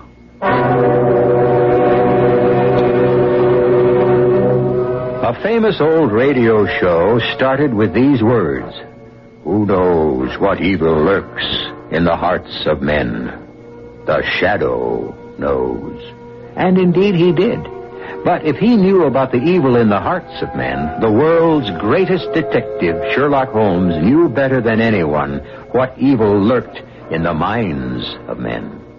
I'll be back to hear what Sherlock Holmes unravels in the puzzle of the red-headed leader.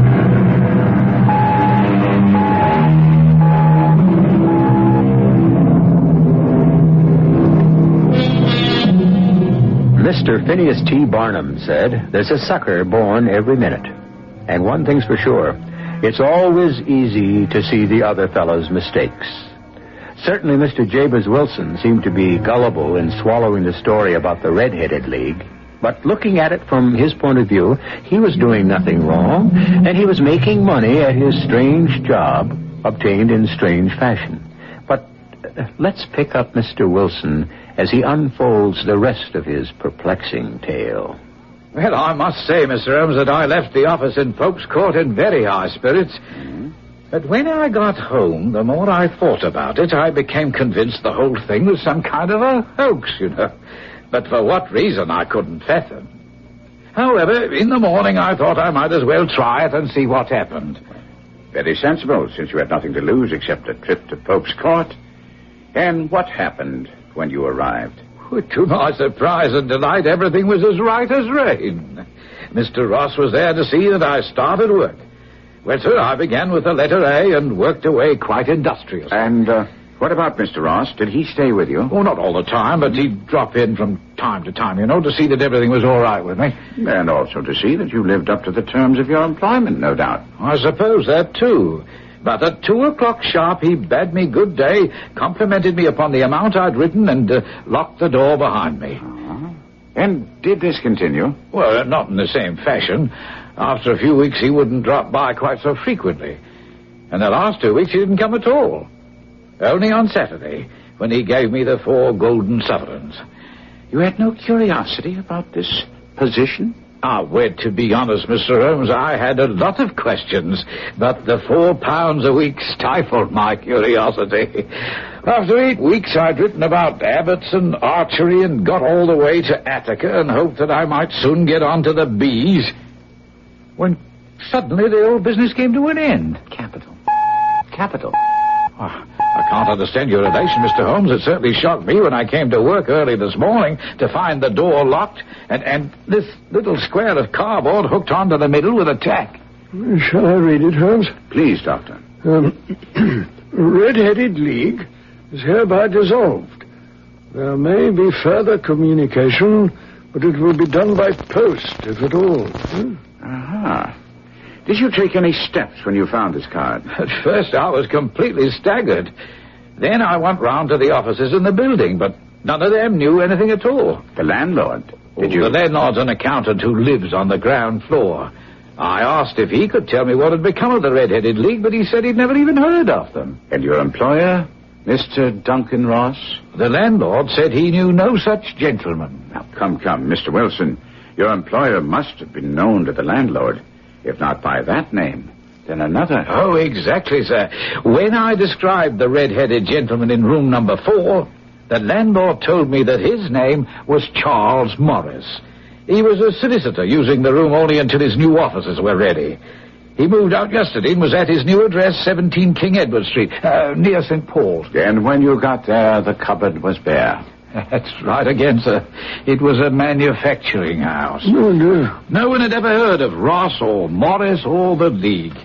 Oh, I tell you, sir, I was in a state. I hurried back to my shop and started in on Vincent, who kept trying to calm me down. No, please, Mr. Wilson. Shouting won't do you any good.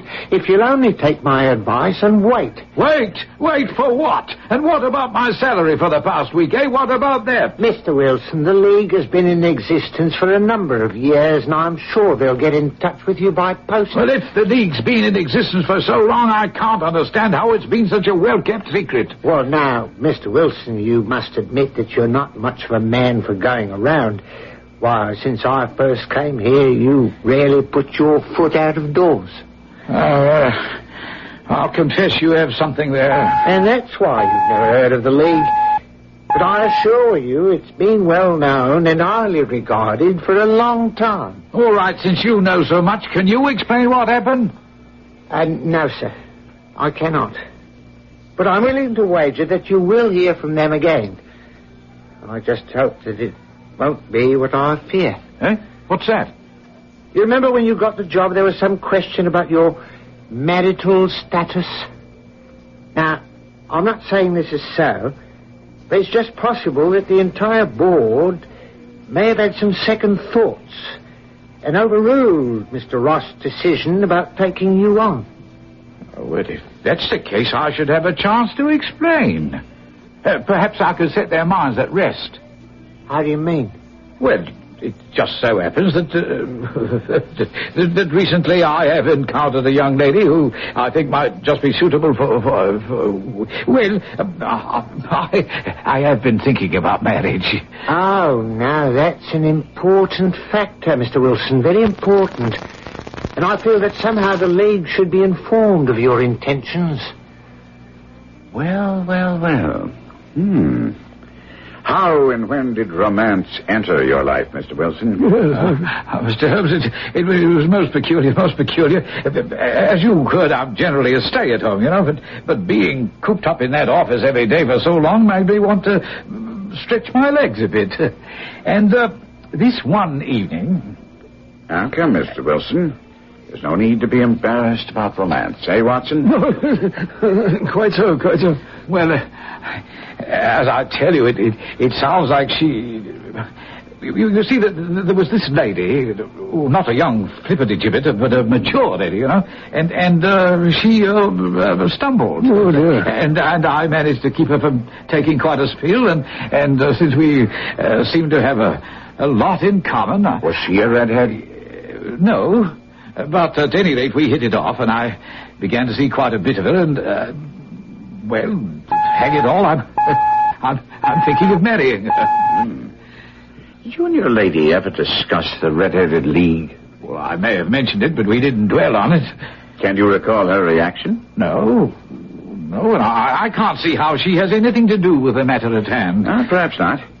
At any rate, Mr. Wilson, today is Friday, and if you'll see me on Monday, we may have some answers for you. Do you think that I should... You should go back to your shop and take care of your business. After our red-headed visitor had left, Holmes sat with his lean figure hunched in his chair and his eyes closed. Suddenly he opened his eyes and asked... Well, Watson, what do you make of it? I make nothing of it, Holmes. It's a most mysterious business that seems to have no rhyme or reason. As a rule, the more bizarre a thing is, the less mysterious it proves to be. But I feel that this may very well be a serious matter.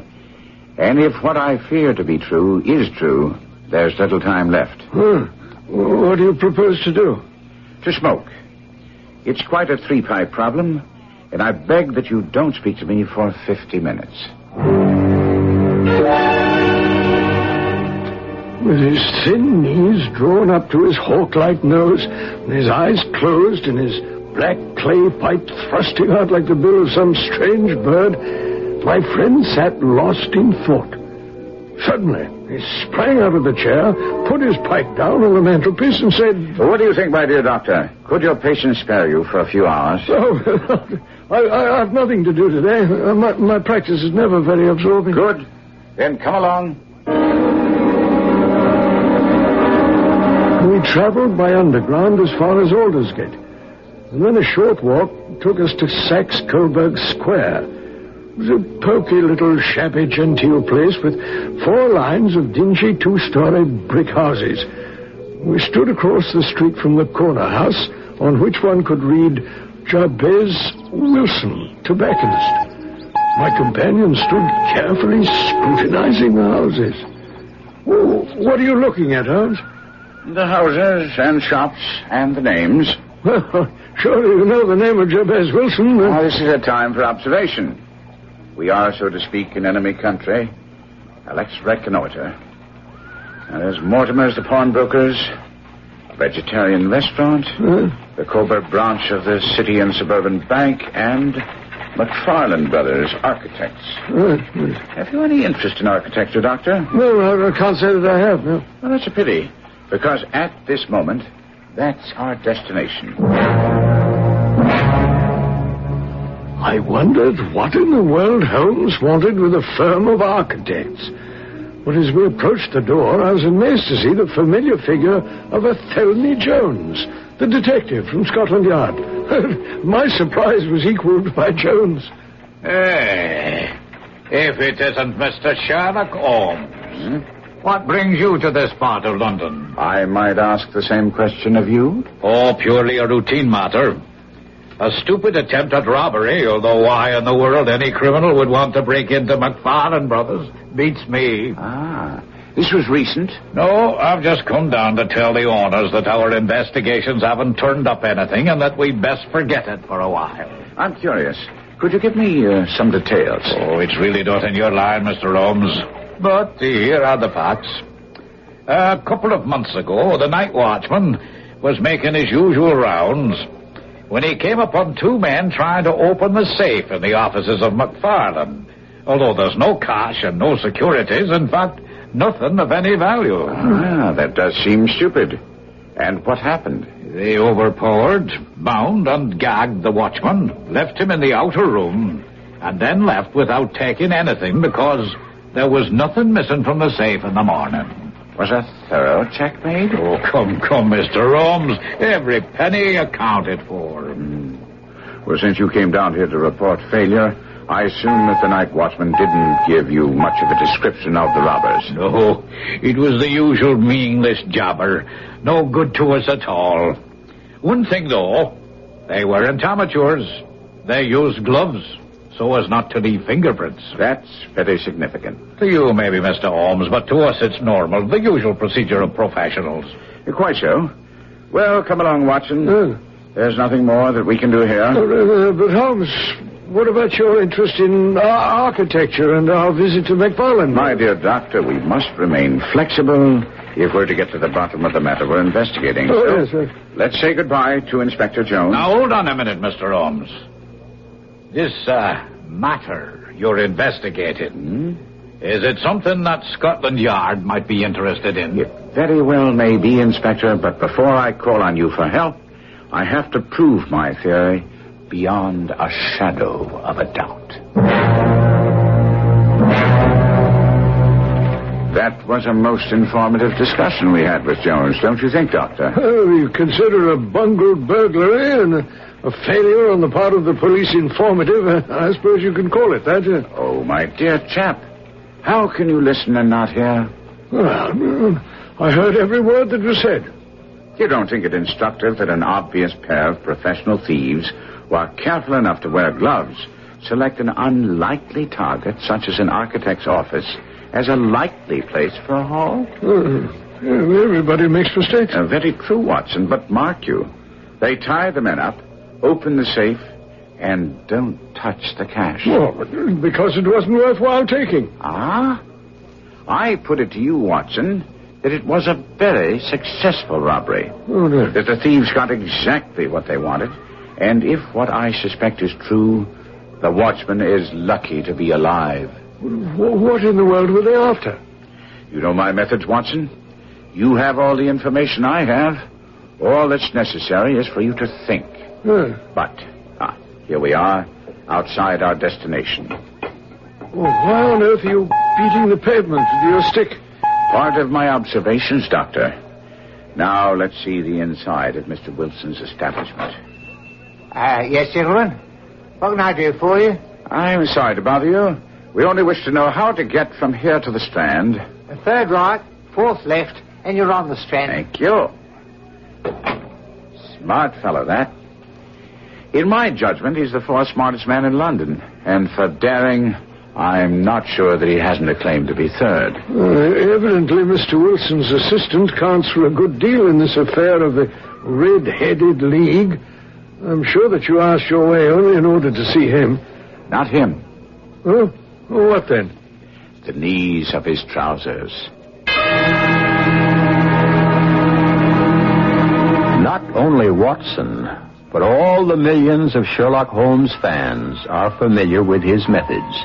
You, like Watson, have all the information. All you have to do is apply the science of deductive reasoning as expounded so often and so well by Sherlock Holmes, and you'll come up with the answer as to why Holmes was interested in the knees of Vincent Spaulding's trousers.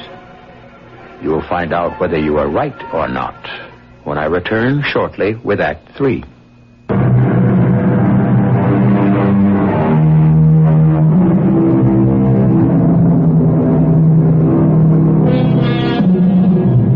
At the risk of being labeled a male chauvinist, I submit that writers of detective fiction believe that thinking and women are incompatible.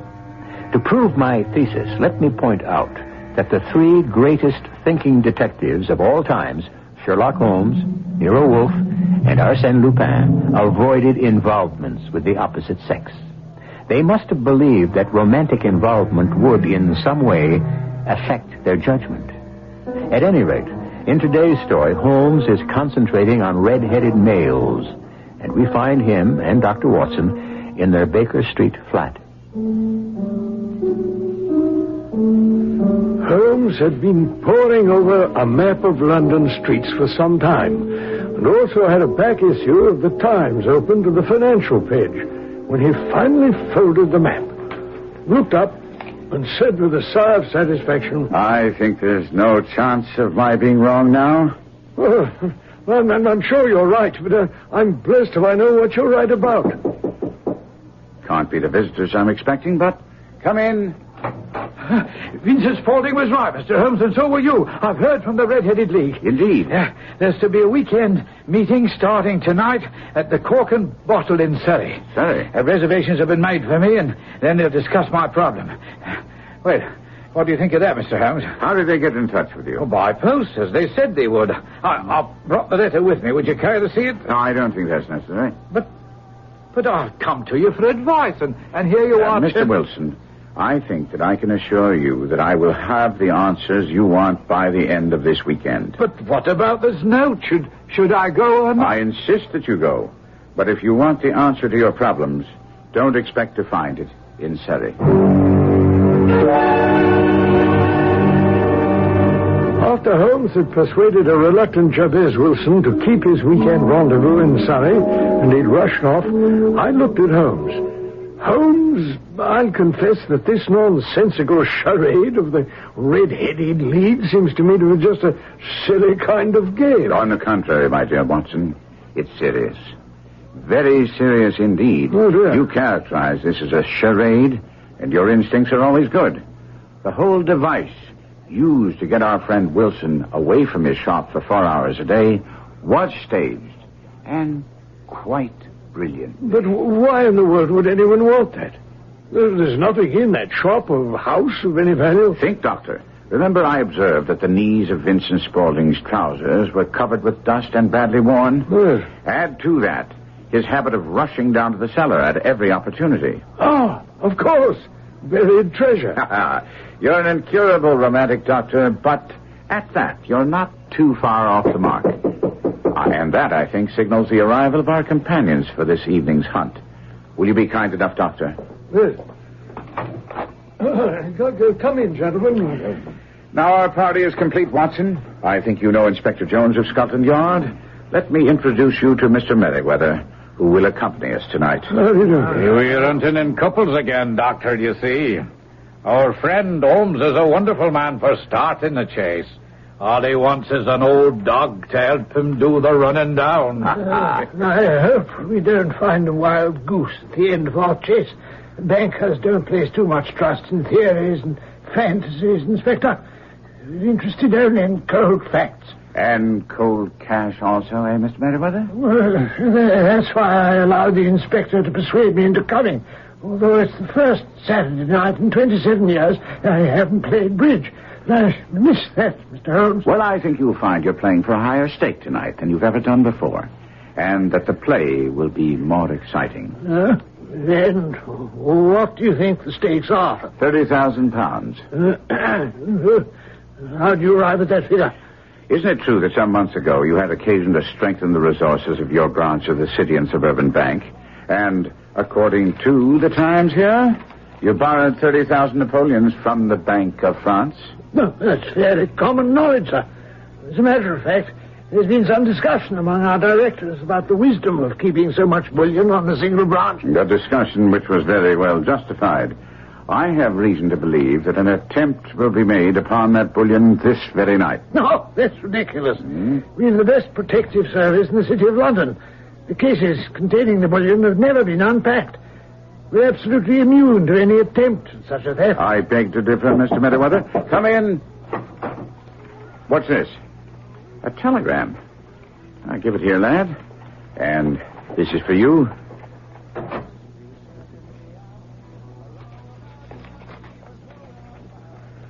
The fool. This may spoil everything. What is it, Holmes? Our friend Wilson arrived in Surrey and found he was the only guest expected. He's furious. And returning to London tonight, he must be stopped at all costs. Well, that's hardly possible, unless he isn't already on the train. Well, if he returns to his shop, we may miss our chance to lay these fellows by the heels. His life is also very much in danger. Inspector, you didn't tell me there might be some physical danger in this situation. Not to you, Mr. Merriweather. They don't know you, but if this Vincent Spaulding is the man I believe him to be, murder isn't beyond him. And if Jabez Wilson interrupts those plans, Spaulding would think nothing of killing him. Well, here, let's see. From Surrey. Earliest train out. Wouldn't get in before 10 tonight. Capital. Watson, get down to Waterloo Station and intercept Wilson. Yes, sir. Then join us in Saxe-Coburg Square in front of the bank as soon as you can. We daren't go in until we hear from you that Wilson is safe. I was at Waterloo Station in time to meet the train from Surrey. I just hoped that Wilson would be on it.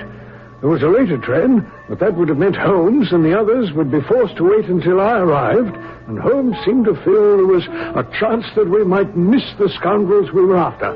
Well, unfortunately, I spotted his flaming red hair. Oh, Dr. Watson, I hardly expected to be met. Yes, right. Well, Sherlock Holmes sent me.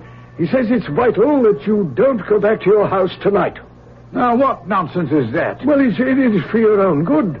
If you go home, Holmes feels you're in grave danger. Oh, well, nothing's going to stop me from sleeping in my own bed tonight. If your detective friend thinks I'm in danger, let him protect me. Well, that's why I'm here. All right, fine, then come on home with me. Well, now, look here.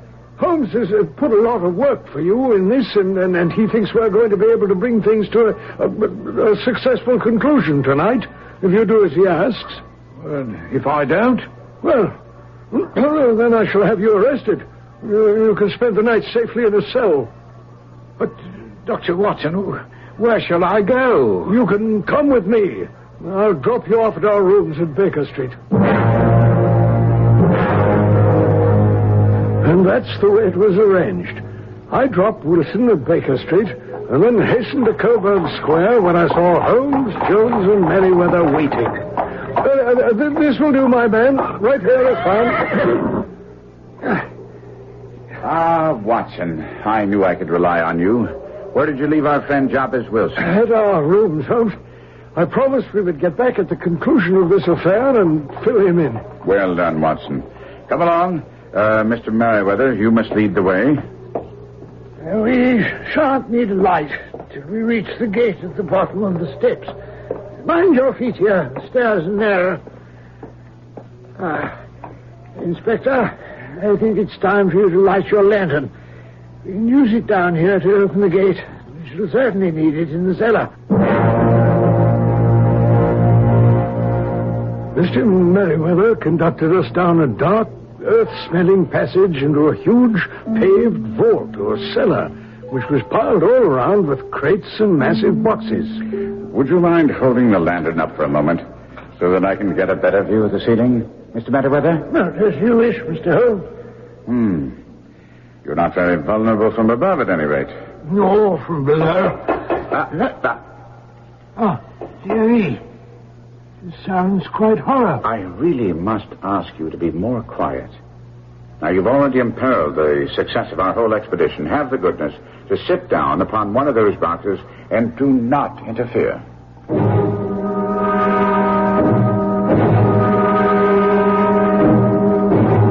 Holmes fell to his knees on the floor and with the lantern and magnifying glass began to examine minutely the cracks between the stones. I suspect we have at least an hour's wait. When they start, they won't lose a minute, however. But the sooner they complete their work, the more time they'll have for their escape. They'll need a great deal of time, if your theories are correct, Mr. Holmes. The crate on which I sit contains 2,000 Napoleons packed between layers of lead foil. There are 15 of these crates altogether. How you imagine these so clever thieves are going to transport them is beyond me. That problem concerns me, too, but I'm afraid that we shan't have the answer until we've bagged the men themselves.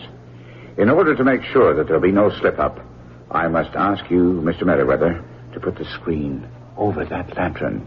And sit in the dark? I'm afraid so.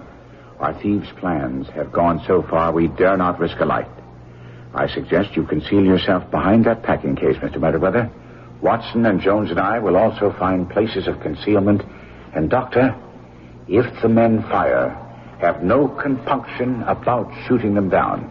If there's anyone to shoot at, this whole fantastic scheme isn't the product of your fevered imagination. Fortunately, I do my work for pleasure alone, Mr. Merriweather. let me use this part of our wait by asking you some questions.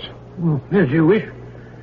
Why would anyone pay a man £4 a week to copy the Encyclopedia Britannia?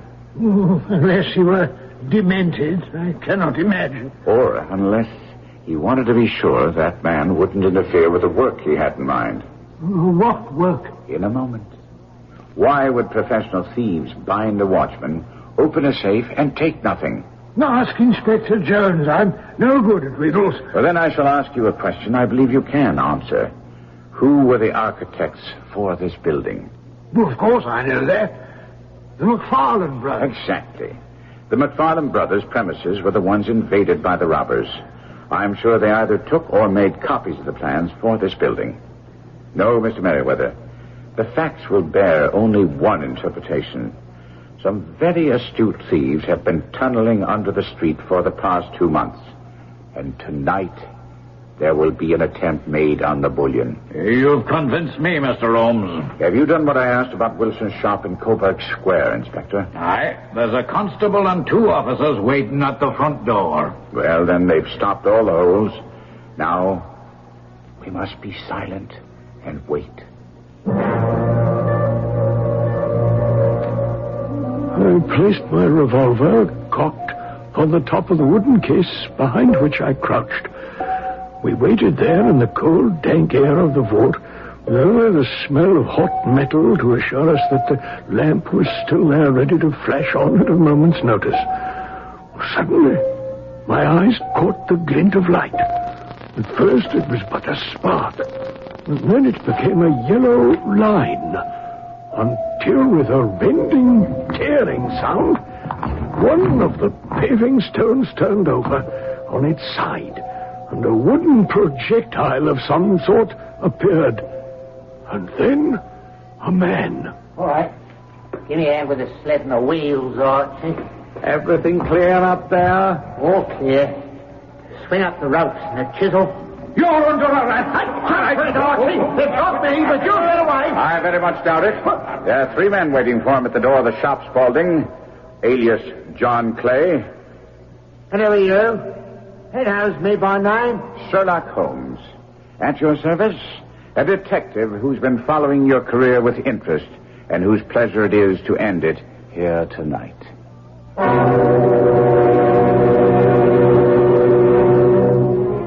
The Adventure of the Red-Headed League was written back in 1890. And yet, last year, we read of 2 daring robberies in France where exactly the same methods were employed. Tunnels were dug under streets, connecting with sewers, and then on up into the vaults of 2 banks.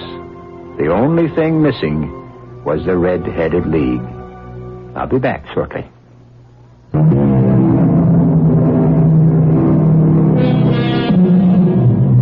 A. Conan Doyle was never noted as a man with a great sense of humor, but that's only because he rarely employed it in his writing. As a matter of fact, he had a keen wit. The proof? In his first year of independent medical practice, before he started writing, his earnings were exactly £154. When he filed his tax return, he showed that he owed no tax at all because of his earnings. The authorities returned his form with the words, "most unsatisfactory," scrawled across it. He sent it back with his own comment, which was, "I entirely agree." Our cast included Kevin McCarthy, Court Benson, Robert Dryden, and Ian Martin. The entire production was under the direction of Himan Brown. And now, a preview of our next tale. Oh, I can control myself, Uncle John. If I could keep myself in hand, swallow my bile all those years I had to scratch for handouts, how easy do you think it's going to be for me now that I'm king of the hill? Carl, boy, save some pity and sorrow for the poor old man. He was your great-uncle. He was a family nemesis. He sat on the estate and the money, pontificating on the virtues of frugality and self-denial, refusing my father his share, hounding him into mediocrity, turning him into a fawning dog, killing him in the end. And my mother with him, may he rot in hell. The bishop. Well, then, in heaven, wherever he chooses, or wherever he was led, all I care for is that at last he is dead and I am alive and free. This is E.G. Marshall inviting you to return to our Mystery Theater for another adventure in the macabre. Until next time, pleasant dreams.